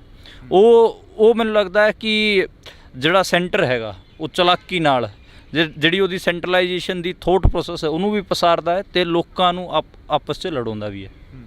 ਪੁਨੀਆ ਸਾਹਿਬ, ਜੇ ਅਸੀਂ ਗੱਲ ਕਰਦੇ ਹਾਂ ਪੰਜਾਬ ਦੇ ਮੁੱਦੇ ਅਲੱਗ ਨੇ, ਹਰਿਆਣੇ ਦੇ ਮੁੱਦੇ ਅਲੱਗ ਨੇ, ਪਰ ਇੱਕ ਟਾਈਮ ਦੇ ਲਈ ਦੋਨੇ ਮੁੱਖ ਮੰਤਰੀ ਇੱਕ ਜਗ੍ਹਾ 'ਤੇ ਬੈਠਦੇ ਨੇ। ਤਾਂ ਪਰ ਸ਼ਾਮ ਨੂੰ ਇੱਕ ਪ੍ਰੈਸ ਕਾਨਫਰੰਸ ਹੁੰਦੀ ਹੈ ਜਿਸ ਦੇ ਵਿੱਚ ਪੰਜਾਬ ਦੇ ਮੁੱਖ ਮੰਤਰੀ ਇਹ ਕਹਿੰਦੇ ਨਜ਼ਰ ਆਉਂਦੇ ਨੇ ਕਿ ਸਾਡੇ ਕੋਲ ਹਰਿਆਣੇ ਦੇ ਲਈ ਤੁਪਕਾ ਵੀ ਨਹੀਂ ਹੈਗਾ। ਜਿਹੜਾ ਕਿਸਾਨ ਅੰਦੋਲਨ ਦੇ ਵਿੱਚ ਵੱਡਾ ਭਾਈ ਛੋਟਾ ਭਾਈ ਬਣ ਕੇ ਚੱਲੇ, ਕਿ ਉਸ ਨੂੰ ਤੋੜਨ ਦੀਆਂ ਗੱਲਾਂ ਕਰੀਆਂ ਜਾਂਦੀਆਂ ਨੇ ਜਾਂ ਫਿਰ ਇੱਕ ਸਿਆਸਤ ਹੋ ਰਹੀ ਹੈ ਇਸ ਮੁੱਦਿਆਂ ਦੇ ਉੱਪਰ? ਦੇਖੋ, ਪਾਣੀ ਇਹੋ ਜਿਹਾ ਮੁੱਦਾ ਹੈਗਾ ਜਿਹਦੇ 'ਤੇ ਸਿਆਸਤ ਤਾਂ ਮਤਲਬ ਹਰਿਆਣੇ ਪੰਜਾਬ 'ਚ ਹੁੰਦੀ ਹੈ। ਮਤਲਬ ਸਿਆਸਤ ਮਾੜੀ ਆ ਉਹ ਕਿਸ ਪਲੇਨ 'ਤੇ ਹੋ ਰਹੀ ਹੈ ਉਹਦੀ ਗੱਲ ਆਪਾਂ ਕਰ ਸਕਦੇ ਹਾਂ। ਮਤਲਬ ਜਿਵੇਂ ਸਿਆਸਤ ਇਸ ਪਲੇਨ 'ਤੇ ਹੋਵੇ ਕਿ ਸੈਂਟਰ ਪੰਜਾਬ ਦੇ ਮੁੱਖ ਮੰਤਰੀ ਨੂੰ ਪਲੇ ਕਰਨਾ ਚਾਹ ਰਿਹਾ ਹੋਵੇ ਹਰਿਆਣੇ ਦੇ ਉਲਟ, ਜਾਂ ਹਰਿਆਣੇ ਦੇ ਮੁੱਖ ਮੰਤਰੀ ਨੂੰ ਪੰਜਾਬ ਦੇ ਉਲਟ ਪਲੇ ਕਰਨਾ ਚਾਹ ਰਿਹਾ ਹੋ ਤਾਂ ਕਿ ਦੋਵਾਂ ਸਟੇਟਾਂ ਦੇ ਲੋਕ ਲੜ ਪੈਣ, ਤਾਂ ਉਹ ਮਾੜੀ ਹੈਗੀ ਆ। ਜੇ ਪਾਣੀ ਦੀ ਗੱਲ ਕਰੀਏ ਤਾਂ ਪਾਣੀ ਦਾ ਮੈਂ ਪਹਿਲਾਂ ਹੀ ਕਿਹਾ ਕਿ ਹੱਕ ਪੰਜਾਬ ਦਾ ਹੀ ਹੈ, ਕਿਉਂਕਿ ਉੱਥੋਂ ਦੀ ਰਿਵਰ ਉੱਥੇ ਹੀ ਜਾਂਦੀ ਹੈ, ਨਦੀ ਉੱਥੋਂ ਹੀ ਵਗਦੀ ਹੈ ਤੇ ਉੱਥੋਂ ਦੇ ਲੋਕਾਂ ਦਾ ਹੀ ਪਹਿਲਾ ਹੱਕ ਉਸ 'ਤੇ ਬਣਦਾ ਹੈਗਾ। ਬਾਕੀ ਮਤਲਬ ਹਰਿਆਣੇ ਦੇ ਜਿਹੜੇ ਹਰਿਆਣੇ 'ਚ ਜਿਵੇਂ ਯਮੁਨਾ ਨਦੀ ਵੀ ਜਾਂਦੀ ਹੈਗੀ ਆ ਹਰਿਆਣੇ ਤੋਂ, ਲੇਕਿਨ ਉਹ ਅੱਗੇ ਚੱਲ ਕੇ ਉੱਤਰ ਪ੍ਰਦੇਸ਼ ਪਤਾ ਨਹੀਂ ਕਿਤੇ ਕਿਤੇ ਚਲੀ ਜਾਂਦੀ ਹੈ। ਜਿਹੜੀ ਨਦੀ ਖੁਦ ਹਰਿਆਣੇ ਤੋਂ ਵਗਦੀ ਹੈ ਉਹਦਾ ਪਾਣੀ ਦੇ ਦਿਓ ਯਾਰ ਜਿਹੜੇ ਸੂਬੇ ਨੂੰ। ਹਰਿਆਣੇ ਦੇ ਵਿੱਚ ਵੀ ਜਿਹੜੇ ਇਲਾਕੇ ਨੂੰ ਪਾਣੀ ਦੀ ਲੋੜ ਹੈਗੀ ਉਹ ਅਹੀਰਵਾਲ ਦਾ ਹੈਗਾ, ਜਿਹੜਾ ਕਿਸਾਨ ਅੰਦੋਲਨ ਵੀ ਨਹੀਂ ਆਇਆ ਸੀਗਾ, ਪਰ ਫਿਰ ਵੀ ਜੇ ਉਹਨਾਂ ਦਾ ਪਾਣੀ ਦਾ ਹੱਕ ਬਣਦਾ ਤਾਂ ਯਮੁਨਾ ਤੋਂ ਦੇ ਦਿਓ, ਗੰਗਾ ਤੋਂ ਦੇ ਦਿਓ। ਮਤਲਬ ਆਹ ਕਿਹੜੀ ਮਤਲਬ ਗੱਲ ਹੋਈ ਕਿ ਜਮਾ ਉਲਟ ਪੰਜਾਬ ਤੋਂ ਪਾਣੀ ਲੈ ਕੇ ਜਾਣਾ ਹੈ ਉਸ ਇਲਾਕੇ ਵਾਸਤੇ, ਤੇ ਉਹ ਮੈਨੂੰ ਲੱਗਦਾ ਕਿ ਠੀਕ ਨਹੀਂ ਹੈ। ਯਮੁਨਾ ਦਾ ਪਾਣੀ ਦੇ ਦਿਓ ਉਹਨਾਂ ਨੂੰ। ਪੁਨੀਆ ਸਾਹਿਬ, ਤੁਸੀਂ ਹਰਿਆਣੇ ਦੇ ਹੋ ਕੇ ਪੰਜਾਬ ਦੇ ਹੱਕ 'ਚ ਕਹਿ ਰਹੇ ਹੋ ਕਿ ਜਿਹੜਾ ਪਾਣੀ ਹੈ ਪੰਜਾਬ, ਮੈਂ ਮਤਲਬ ਬੇਸਿਕਲੀ ਮੇਰਾ ਸਟੈਂਡ ਕਲੀਅਰ ਹੈਗਾ ਕਿ ਮੈਂ ਫੈਡਰਲ ਇਸ਼ੂਜ਼ ਦੇ ਨਾਲ ਆਪਣੇ ਕੰਸਰਨ ਰੱਖਦਾ। ਮੈਂ ਪੰਜਾਬ ਨਾਲ ਇਸ ਕਰਕੇ ਖੜਾ ਕਿਉਂਕਿ ਉਹਦੀ ਵੀ ਆਪਣੀ ਅੱਡ ਨੈਸ਼ਨਲਿਟੀ ਵਾਲਾ ਜਿਹੜਾ ਮਾਮਲਾ ਹੈਗਾ। ਮਤਲਬ ਇਹ ਆਪਾਂ ਤਾਂ ਇਹ ਕਹਿੰਦੇ ਹਾਂ ਨਾ ਯੂਨੀਅਨ ਆਫ ਸਟੇਟਸ ਹੈ, ਅੱਡ ਨੈਸ਼ਨਲਿਟੀਆਂ ਇਕੱਠੀਆਂ ਹੋਈਆਂ ਨੇ ਇੰਡੀਆ ਮੁਲਕ ਦੇ ਅੰਦਰ। ਤਾਂ ਮਤਲਬ ਇੰਡੀਆ ਕੋਈ ਇੱਕ ਆਈਡੈਂਟੀਟੀ ਨਹੀਂ ਹੈਗੀ ਹੈ ਕਿ ਕੋਈ ਇੱਕ ਇੰਡੀਆ ਕੋਈ ਇੱਕ ਆਈਡੈਂਟੀਟੀ, ਇਹ ਅੱਡ ਨੈਸ਼ਨਲਿਟੀਆਂ ਦੀ ਜਥੇਬੰਦਕ ਸਾਂਝ ਹੈਗੀ ਆ ਨਾ, ਸਾਂਝ ਹੈਗੀ ਆ, ਯੂਨੀਅਨ ਆਫ ਸਟੇਟਸ ਹੈਗੀ ਆ। ਅਤੇ ਫੈਡਰਲ ਇਸ਼ੂਜ਼ ਵੀ ਫੈਡਰਲ ਸਟਰਕਚਰ ਤਾਂ ਹੀ ਤਾਂ ਆਪਾਂ ਕਹਾਂਗੇ ਇਹਨੂੰ, ਜੇ ਉਹ ਮਤਲਬ ਸੈਂਟਰ ਸਾਰੇ ਫੈਸਲੇ ਖੁਦ ਹੀ ਕਰੂਗਾ ਤਾਂ ਫਿਰ ਸੂਬਿਆਂ 'ਚ ਮੁੱਖ ਮੰਤਰੀ ਬਣਾਉਣ ਦੀ ਕੀ ਲੋੜ ਹੈ? ਸਵਾਇਤਤਾ ਦੀ ਜਿਹੜੀ ਆਪਾਂ ਗੱਲ ਕਰਦੇ ਹਾਂ ਫਿਰ ਉਹਦੀ ਕੀ ਲੋੜ ਹੈ? ਮਤਲਬ ਤੁਸੀਂ ਫਿਰ ਡਿਕਲੇਅਰ ਕਰੋ ਕਿ ਅਸੀਂ ਕੋਈ ਫੈਡਰਲ ਸਟਰਕਚਰ ਨਹੀਂ ਹੈਗਾ, ਕੋਈ ਅਸੀਂ ਫੈਡਰਲ ਇਸ਼ੂਜ਼ ਨੂੰ ਨਹੀਂ ਮੰਨਦੇ, ਉਹ ਡਿਕਲੇਅਰ ਕਰ ਦਿਓ। ਇਹ ਤਾਂ ਲਿਟਮਸ ਟੈਸਟ ਹੈਗਾ ਇੰਡੀਅਨ ਸਟੇਟ ਦਾ ਕਿ ਉਹ ਫੈਡਰਲ ਹੈਗਾ ਜਾਂ ਨਹੀਂ ਹੈਗਾ। ਜੇ ਉਹ ਫੈਡਰਲ ਹੈਗਾ ਤਾਂ ਫਿਰ ਪਾਣੀ ਦੇ ਜਿੰਨੇ ਵੀ ਫੈਸਲੇ ਨੇ ਉਹ ਪੰਜਾਬ ਨੂੰ ਹੀ ਕਰਨ ਦੇਊਗਾ। ਜੇ ਫੈਡਰਲ ਨਹੀਂ ਹੈਗਾ ਤਾਂ ਫਿਰ ਉਹ ਇਸ ਕਿਸਮ ਦੀ ਡਿਕਟੇਟਰਸ਼ਿਪ ਕਰੂਗਾ ਕਿ ਪਾਣੀ ਇਹਨੂੰ ਦਿਓ, ਫਲਾਣੇ ਨੂੰ ਦਿਓ, ਤਿਖੜੇ ਨੂੰ ਦਿਓ। ਜੇ ਪਾਣੀ ਮਤਲਬ ਪਾਣੀ ਦਾ ਮਸਲਾ ਹੈਗਾ ਨਾ, ਹਰਿਆਣਾ ਪੰਜਾਬ ਦੇ ਲੋਕ ਆਪਸ 'ਚ ਬੈਠ ਕੇ ਗੱਲ ਕਰ ਲੈਣਗੇ ਕਿਵੇਂ ਉਹਨੂੰ ਸੁਲਝਾਉਣਾ ਹੈਗਾ। ਸੈਂਟਰ ਕੌਣ ਹੋਊਗਾ ਸਾਨੂੰ ਦੱਸਣ ਵਾਲਾ, ਪੰਜਾਬ ਨੂੰ ਦੱਸਣ ਵਾਲਾ ਸੈਂਟਰ ਕੌਣ ਹੁੰਦਾ ਹੈ ਕਿ ਤੂੰ ਪਾਣੀ ਦੇ ਜਾਂ ਨਾ ਦੇ, ਇਹ ਗੱਲ ਹੈ। ਮਨਦੀਪ ਜੀ, ਜੇ ਅਸੀਂ ਗੱਲ ਕਰਦੇ ਹਾਂ ਪੰਜਾਬ ਦੀ ਸਿਆਸਤ ਦੇ ਵਿੱਚ ਯੂਨੀਵਰਸਿਟੀ ਦਾ ਬੜਾ ਵੱਡਾ ਰੋਲ ਹੁੰਦਾ, ਹਰਿਆਣੇ ਦੀ ਸਿਆਸਤ ਹੋਵੇ ਜਾਂ ਪੰਜਾਬ ਦੀ ਸਿਆਸਤ ਹੋਵੇ, ਸਟੂਡੈਂਟਾਂ ਦਾ ਬੜਾ ਵੱਡਾ ਰੋਲ ਹੁੰਦਾ। ਜਦੋਂ ਸਟੂਡੈਂਟਾਂ ਦੀ ਸਿਆਸਤ ਹੁੰਦੀ ਆ, ਆਪਾਂ ਸ਼ੁਰੂ ਦੇ ਵਿੱਚ ਗੱਲ ਕਰੀ ਸੀ ਕਿ ਥੋੜ੍ਹੀ ਬਹੁਤੀ ਗੱਲਬਾਤ ਇਹਦੇ 'ਤੇ ਵੀ ਕਰਾਂਗੇ। ਪੰਜਾਬ ਦੀ ਪੋਲੀਟਿਕਸ ਜਿੱਥੋਂ ਸ਼ੁਰੂ ਹੁੰਦੀ ਆ ਜਾਂ ਹਰਿਆਣੇ ਦੀ ਪੋਲੀਟਿਕਸ ਜਿੱਥੋਂ ਸ਼ੁਰੂ ਹੁੰਦੀ ਆ, ਕੀ ਲੱਗਦਾ ਤੁਸੀਂ ਤਾਂ ਇਸ ਯੂਨੀਵਰਸਿਟੀ ਦੇ ਵਿੱਚ ਤੁਰਦੇ ਫਿਰਦੇ ਰਹਿੰਦੇ ਹੋ ਜਾਂ ਇਹਨਾਂ ਸਟੂਡੈਂਟਾਂ ਦੇ ਨਾਲ ਬੈਠਦੇ ਹੋ, ਗੱਲਬਾਤ ਕਰਦੇ ਹੋ, ਕੀ ਲੱਗਦਾ ਜਿਹੜੀ ਸਟੂਡੈਂਟਾਂ ਦੀ ਪੋਲੀਟਿਕਸ ਆ ਉਹ ਕਿੱਥੇ ਜੇ ਨਜ਼ਰ ਆਉਂਦੀ ਆ ਜਾਂ ਕਿੱਦਾਂ ਦੀ ਨਜ਼ਰ ਆਉਂਦੀ ਆ? ਮੈਂ ਪਿਛਲੇ 10 ਦਿਨਾਂ ਤੋਂ ਇੱਥੇ ਗਰਾਊਂਡ ਰਿਪੋਰਟ ਕਰ ਰਿਹਾ। ਇੱਥੇ ਮੈਂ ਕਰੀਬ 23 ਦੇ ਨੇੜੇ ਤੇੜੇ ਇੰਟਰਵਿਊ ਕੀਤੇ ਨੇ ਅੱਡ ਜਥੇਬੰਦੀਆਂ ਦੇ, ਸਟੂਡੈਂਟ ਜਥੇਬੰਦੀਆਂ ਦੇ। ਇਸ ਵਾਰ ਖਾਸਾ ਪੰਜਾਬ ਯੂਨੀਵਰਸਿਟੀ ਦਾ ਜਿਹੜਾ ਪਲੇਨ ਹੈਗਾ ਸਟੂਡੈਂਟ ਪੋਲਿਟਿਕਸ ਦਾ, ਉਹ ਬਦਲਿਆ। ਤੁਸੀਂ ਇਹ ਗੱਲ ਸਹੀ ਕਹੀ ਹੈ ਕਿ ਇੱਥੋਂ ਦੀ ਪੋਲਿਟਿਕਸ ਦਾ ਅਸਰ ਪੰਜਾਬ ਹਰਿਆਣੇ 'ਚ ਪੈਂਦਾ ਹੈ। ਇੱਥੇ ਜਿਹੜਾ ਟ੍ਰੈਂਡ ਸੈੱਟ ਹੁੰਦਾ ਪੰਜਾਬ ਯੂਨੀਵਰਸਿਟੀ, ਉਹ ਪੰਜਾਬ 'ਚ ਫੈਲਦਾ, ਹਰਿਆਣੇ 'ਚ ਫੈਲਦਾ। ਜਿਵੇਂ ਇੱਥੇ ਇੱਕ ਟਾਈਮ ਗੈਂਗਸਟਰ ਕਲਚਰ ਆਇਆ ਤਾਂ ਉਹ ਗੈਂਗਸਟਰ ਕਲਚਰ ਪੂਰੇ ਪੰਜਾਬ 'ਚ ਫੈਲਿਆ, ਠੀਕ ਹੈ, ਹਰਿਆਣੇ 'ਚ ਵੀ ਫੈਲਿਆ। ਉਹ ਹੁਣ ਇੱਥੇ ਆਈਡੀਆਜ਼ ਤੇ ਪੋਲਿਟਿਕਸ ਹੋ ਰਹੀ ਹੈ। ਮਸਲ ਪਾਵਰ ਕਿਤੇ ਨਾ ਕਿਤੇ ਪਿੱਛੇ ਵੀ ਗਈ ਹੈ। ਜਿਵੇਂ ਇੱਥੇ SFS ਵਰਗੀ ਜਥੇਬੰਦੀ ਹੈਗੀ ਆ, CYSS ਜਿਹੜੀ ਆਮ ਆਦਮੀ ਪਾਰਟੀ ਦੀ ਸਟੂਡੈਂਟ ਵਿੰਗ ਹੈ, NSUI, ABVP ਜਿਹੜੀ ਕਿ RSS ਦੀ ਜਥੇਬੰਦੀ ਹੈਗੀ ਆ, ਪੰਥਕ ਜਥੇਬੰਦੀ ਸੱਤ ਹੈਗੀ ਆ, ਸੋਈ ਹੈਗੀ ਆ, ਤੇ ਉਹ ਸਾਰੀਆਂ ਲੜ ਰਹੀਆਂ ਨੇ ਚੋਣਾਂ। ਪਿਛਲੇ 10 ਦਿਨਾਂ ਤੋਂ ਮੈਂ ਓਬਜ਼ਰਵ ਕਰ ਰਿਹਾ ਆਈਡੀਆਜ਼ ਦੇ ਪਲੇਨ ਤੇ ਗੱਲ ਕਰ ਰਹੀ ਹੈ, ਹੋ ਰਹੀ ਹੈ। ABVP ਵੀ ਕਹਿ ਰਹੀ ਹੈ ਖੁੱਲ੍ਹ ਕੇ, ਉਹਦਾ ਜਿਹੜਾ ਪ੍ਰੈਜ਼ੀਡੈਂਟ ਕੈਂਡੀਡੇਟ ਹੈ, ਕਿ ਅਸੀਂ ਯੂਨੀਵਰਸਿਟੀ ਨੂੰ ਭਗਵਾ ਕਰ ਦਾਂਗੇ। ਜਿਹੜੀ ਪੰਥਕ ਜਥੇਬੰਦੀਆਂ ਨੇ ਉਹ ਵੀ ਡਾਈਵਰਸਿਟੀ ਦੀ ਜਾਂ ਫਿਰ ਉਸ ਕਿਸਮ ਨਾਲ ਜਿਹੜੀ ਪੰਜਾਬ ਦੇ ਇਸ਼ੂਜ਼ ਨੇ ਉਹਨਾਂ ਨਾਲ ਖੇਡ ਰਹੀਆਂ ਨੇ। ਜਿਹੜੀ ਰੈਵੋਲੂਸ਼ਨਰੀ ਧਿਰਾਂ ਨੇ ਉਹ ਵੀ ਮਤਲਬ ਅਟੈਕ ਕਰ ਰਹੀਆਂ ਨੇ, ਜਿਹੜਾ ਕਿ ਢਾਂਚਾ ਹੈਗਾ ਇੰਡੀਅਨ ਸਟੇਟ ਦਾ, ਜਿਹੜਾ ਕਿ ਹੁਣ ਲੋਕ ਵਿਰੋਧੀ ਦਿਖ ਰਿਹਾ ਉਹਦੇ ਤੇ ਇਹ ਚੱਲ ਰਿਹਾ ਆਈਡੀਓਲੋਜੀਕਲ ਪਲੇਨ ਤੇ ਪਹਿਲੀ ਵਾਰ ਮੈਂ ਦੇਖ ਰਿਹਾ ਇੱਥੇ ਚੋਣਾਂ ਹੋ ਰਹੀਆਂ ਨੇ। ਬਾਕੀ ਸਭ ਤੋਂ ਜ਼ਿਆਦਾ ਜ਼ੋਰ ਆਮ ਆਦਮੀ ਪਾਰਟੀ ਦਾ ਇੱਥੇ ਲੱਗਿਆ ਹੋਇਆ। ਆਮ ਆਦਮੀ ਪਾਰਟੀ ਦੇ ਮੰਤਰੀ ਮੀਤ ਹੇਅਰ ਤੋਂ ਲੈ ਕੇ ਜਿਹੜੇ ਦੂਜੇ ਸਿੱਖਿਆ ਮੰਤਰੀ ਨੇ, ਉਹ ਸਾਰੇ ਇੱਥੇ ਬੈਠੇ ਨੇ ਪੰਜਾਬ ਯੂਨੀਵਰਸਿਟੀ। ਰਿਸਰਚ ਸਕੋਲਰਾਂ ਨੂੰ ਤੇ ਸਟੂਡੈਂਟਾਂ ਨੂੰ ਕੱਲੇ ਨੂੰ ਫੋਨ ਕਰਕੇ ਕਹਿ ਰਹੇ ਨੇ ਕਿ ਵੋਟ ਸਾਨੂੰ ਪਾਓ, ਨਹੀਂ ਤਾਂ ਫਿਰ ਤੁਸੀਂ ਨੌਕਰੀ ਪੰਜਾਬ 'ਚ ਹੀ ਕਰਨੀ, ਫਿਰ ਦੇਖ ਲਓ ਜੇ ਸਾਨੂੰ ਵੋਟ ਨਹੀਂ ਪਾਈ ਤਾਂ। ਐਂ ਕਰਕੇ ਉਹ ਧਮਕੀਆਂ ਦੇ ਰਹੇ ਨੇ, ਇੱਥੇ ਬੈਠੇ ਨੇ। ਤੇ ਕਾਰਨ ਕੀ ਮੰਨਦੇ ਜਿਹੜੀਆਂ ਇਦਾਂ ਦੀਆਂ ਧਮਕੀਆਂ ਮਿਲ ਰਹੀਆਂ ਨੇ? ਸਰਕਾਰ ਪੰਜਾਬ ਦੇ ਲੋਕਾਂ ਨੇ ਚੁਣੀ ਕਿ ਚੰਡੀਗੜ੍ਹ ਦੀ ਯੂਨੀਵਰਸਿਟੀ ਦੀਆਂ ਚੋਣਾਂ ਦੇ ਲਈ ਚੁਣੀ ਸੀ ਸਰਕਾਰ? ਇਹ ਵੀ ਸਵਾਲ ਖੜੇ ਹੁੰਦੇ ਨੇ। ਨਹੀਂ, ਇਹ ਗੱਲ ਤਾਂ ਠੀਕ ਹੈ, ਪਰ ਉਹਨਾਂ ਦੀ ਜਿਹੜੀ ਸਟੂਡੈਂਟ ਜਥੇਬੰਦੀ ਹੈ ਉਹਦਾ ਪਹਿਲਾ ਇਲੈਕਸ਼ਨ ਹੈਗਾ ਪੰਜਾਬ 'ਚ, ਤੇ ਉਹ ਚਾਹਣਗੇ ਕਿ ਜਿੱਤ ਤੋਂ ਸ਼ੁਰੂਆਤ ਹੋਵੇ, ਇਸ ਕਰਕੇ ਉਹ ਸਾਰਾ ਕੁਝ ਕਰ ਰਹੇ ਨੇ। ਜਿਹੜਾ ਸਰਕਾਰ ਬਣਨ ਤੋਂ ਬਾਅਦ ਸੰਗਰੂਰ 'ਚ ਸਿਮਰਜੀਤ ਸਿੰਘ ਮਾਨ ਹੋਰਾਂ ਨੇ ਉਹਨਾਂ ਨੂੰ ਹਰਾ ਕੇ ਕੋਈ ਮੈਸੇਜ ਦਿੱਤਾ ਸੀਗਾ, ਸ਼ਾਇਦ ਜੇ ਇੱਥੇ ਵੀ ਉਹ ਹਾਰ ਗਏ ਫਿਰ ਮੈਸੇਜ ਤਾਂ ਵੱਡਾ ਜਾਣਾ, ਫਿਰ ਇਹਨਾਂ ਦੇ ਲਈ ਸਵਾਲ ਖੜਾ ਹੋ ਜਾਊਗਾ। ਇਸ ਕਰਕੇ ਉਹ ਐਡਾ ਜ਼ੋਰ ਲਾ ਰਹੇ ਨੇ ਕਿ ਸਟੂਡੈਂਟਾਂ ਵਿੱਚੋਂ ਇੱਥੋਂ ਜਿੱਤ ਕੇ ਜਾਈਏ। ਪਰ ਇੱਥੇ ਜਿਵੇਂ 1158 ਪ੍ਰੋਫੈਸਰਾਂ ਦੀ ਭਰਤੀ ਸੀਗੀ, ਉਹਨਾਂ ਦੇ ਜਿਹੜੇ ਕੈਂਡੀਡੇਟ ਸੀਗੇ ਉਹ ਵੀ ਇਸ ਯੂਨੀਵਰਸਿਟੀ ਦੇ ਸੀਗੇ ਬਥੇਰੇ, ਉਹ ਵੀ ਉਹਨਾਂ ਦੇ ਉਲਟ ਪ੍ਰਚਾਰ ਕਰ ਰਹੇ ਨੇ। ਐਡਾ ਸੌਖਾ ਨਹੀਂ ਹੈ CYSS ਵਾਸਤੇ। CYSS ਜ਼ੋਰ ਪੂਰਾ ਲਾ ਰਹੀ ਹੈ ਇੱਥੇ। CYSS ਮਤਲਬ ਜਿਹੜੀ ਆਮ ਆਦਮੀ ਪਾਰਟੀ ਦੀ ਸਟੂਡੈਂਟ ਵਿੰਗ ਹੈਗੀ ਆ, ਉਹ ਨਾਈਟ ਕਲੱਬਾਂ 'ਚ ਲੈ ਕੇ ਜਾਣਾ, ਟ੍ਰਿਪ ਲੈ ਕੇ ਜਾਣੇ, ਪੈਸੇ ਵੰਡਣੇ। ਪਹਿਲੀ ਵਾਰ ਪੰਜਾਬ ਯੂਨੀਵਰਸਿਟੀ ਦੇ ਇਲੈਕਸ਼ਨ 'ਚ ਇਹ ਹੋ ਰਿਹਾ ਕਿ ਕੱਲੇ ਜਵਾਕ ਨੂੰ ਵੀ ਜਾ ਕੇ ਪੈਸੇ ਆਫਰ ਕੀਤੇ ਜਾ ਰਹੇ ਨੇ। ਮਤਲਬ ਇਸ ਪਲੇਨ 'ਤੇ ਵੀ ਇਲੈਕਸ਼ਨ ਚੱਲ ਰਿਹਾ ਤੇ ਮਤਲਬ ਇਹ ਹੈਗੀ ਗੱਲ। ਅਤੇ ਬਾਕੀ ਮਤਲਬ ਜਿਹੜੀ ਪੰਜਾਬ ਯੂਨੀਵਰਸਿਟੀ ਨੂੰ ਕਿਹਾ ਜਾਂਦਾ ਸੀਗਾ ਕਿ ਇੱਥੇ ਡਿੰਪੀ ਚੰਦਵਾਨ ਵਰਗੇ, ਲਾਰੈਂਸ ਬਿਸ਼ਨੋਈ ਵਰਗੇ ਗੈਂਗਸਟਰ ਪੈਦਾ ਹੋਏ ਨੇ, ਮਤਲਬ ਮੈਨੂੰ ਲੱਗਦਾ ਕਿ ਹੁਣ ਪੰਜਾਬ ਯੂਨੀਵਰਸਿਟੀ ਦੀ ਸਟੂਡੈਂਟ ਪੋਲਿਟਿਕਸ ਰੈਵੋਲੂਸ਼ਨਰੀ ਜਾਂ ਫਿਰ ਪੰਜਾਬੀਅਤ ਦੀ ਗੱਲ ਕਰਨ ਵਾਲੇ ਜਾਂ ਹਰਿਆਣੇ ਦੀ ਗੱਲ ਕਰਨ ਵਾਲੇ ਵਧੀਆ ਤਾਕੜ ਲੀਡਰ ਵੀ ਦੇਊਗੀ, ਕਿਉਂਕਿ ਆਈਡੀਆਜ਼ ਦੇ ਪਲੇਨ 'ਤੇ ਹੁਣ ਇੱਥੇ ਗੱਲ ਹੋ ਰਹੀ ਹੈ। ਤੁਸੀਂ ਕਿਹਾ ਕਿ ਇੱਥੋਂ ਦੀ ਗੈਂਗਸਟਰ ਜਿਹੜਾ ਕਲਚਰ ਹੈ ਇੱਥੋਂ ਸ਼ੁਰੂ ਹੋਇਆ। ਜੇ ਆਪਾਂ ਗੱਲ ਕਰਦੇ ਹਾਂ ਗੈਂਗਸਟਰ ਕਲਚਰ ਦੀ, ਗੈਂਗਸਟਰ ਕਲਚਰ ਦੇ ਵਿੱਚ ਧੱਕੇ ਚੜਿਆ ਸਿੱਧੂ ਮੂਸੇਵਾਲਾ। ਇੱਕ ਮਾਂ ਦਾ ਤੇ ਪਿਓ ਦਾ ਪੁੱਤ ਮਾਰ ਦਿੱਤਾ ਗਿਆ, ਨੌਜਵਾਨ ਸੀ ਜਿਹੜਾ ਹਾਲੇ ਤੱਕ ਇਨਸਾਫ ਨਹੀਂ ਮਿਲਿਆ। ਉਹਨਾਂ ਦੇ ਮਾਤਾ ਪਿਤਾ ਵੱਲੋਂ ਵੀ ਆਏ ਐਤਵਾਰ ਉੱਥੇ ਇਕੱਠ ਕਰਕੇ ਸਰਕਾਰ ਨੂੰ ਜਾਂ ਉਹਨਾਂ ਲੋਕਾਂ ਨੂੰ ਲਾਹਨਤਾਂ ਪਾਈਆਂ ਜਾਂਦੀਆਂ ਨੇ ਕਿ ਹਾਲੇ ਤੱਕ ਸਾਡੇ ਪੁੱਤ ਦਾ ਸਿਵਾ ਨਹੀਂ ਠੰਡਾ ਹੋਇਆ, ਸਾਡੇ ਹਿੱਕ ਦੇ ਵਿੱਚ ਜਿਹੜਾ ਸਾਡੇ ਦਿਲ ਦੇ ਵਿੱਚ ਉਹਦਾ ਛੇਕ ਆ ਉਹ ਬਲ ਰਿਹਾ ਗਾ। ਇਹ ਗੱਲ ਤਾਂ ਠੀਕ ਹੈ, ਮਤਲਬ ਉਹਨਾਂ ਦੇ ਮਾਤਾ ਪਿਤਾ ਦਾ ਦੁੱਖ ਜਾਇਜ਼ ਹੀ ਹੈ ਅਤੇ ਉਹ ਸਹੀ ਸਰਕਾਰ ਨੂੰ ਮਤਲਬ ਲਾਹਨਤਾਂ ਦੇ ਰਹੇ ਨੇ, ਕਿਉਂਕਿ ਪਿੱਛੇ ਜਿਹੜੀ ਕਸਟਡੀ 'ਚ ਉਹਨਾਂ ਨੇ ਗੈਂਗਸਟਰ ਭਜਾਤਾ ਜਿਹੜਾ ਕਿ ਇਸ ਸਿੱਧੂ ਮੂਸੇਵਾਲਾ ਦੀ ਮੌਤ 'ਚ ਸ਼ਾਮਿਲ ਸੀਗਾ। ਪੰਜਾਬ ਪੁਲਿਸ ਨੇ ਭਜਾਇਆ ਉਹਨੂੰ, ਅਤੇ ਉਹ ਸ਼ਰਮ ਵਾਲੀ ਗੱਲ ਸੀਗੀ। ਅਤੇ ਇਸ ਤੋਂ ਇਲਾਵਾ ਵੀ ਮਤਲਬ ਜਿਹੜੀ ਗੈਂਗਸਟਰ ਕਲਚਰ ਹੈਗਾ ਪੰਜਾਬ ਦਾ, ਉਹ ਮਤਲਬ ਉਸ ਕਿਸਮ ਦੀ ਰੋਕ ਨਹੀਂ ਲੱਗੀ, ਕਿਉਂਕਿ ਜੇਲਰਾਂ ਨੂੰ ਆਮ ਤੌਰ 'ਤੇ ਆਪਾਂ ਸੁਣਦੇ ਹਾਂ, ਉਹਨਾਂ ਨੂੰ ਜੇਲਰਾਂ ਨੂੰ ਹੀ ਧਮਕੀ ਦੇ ਰਹੇ ਨੇ ਗੈਂਗਸਟਰ। ਫੋਨਾਂ ਤੋਂ ਅੱਡ ਵਪਾਰੀਆਂ ਅਤੇ ਦੂਜਿਆਂ ਲੋਕਾਂ ਨੂੰ ਧਮਕੀਆਂ ਮਿਲ ਹੀ ਰਹੀਆਂ ਨੇ।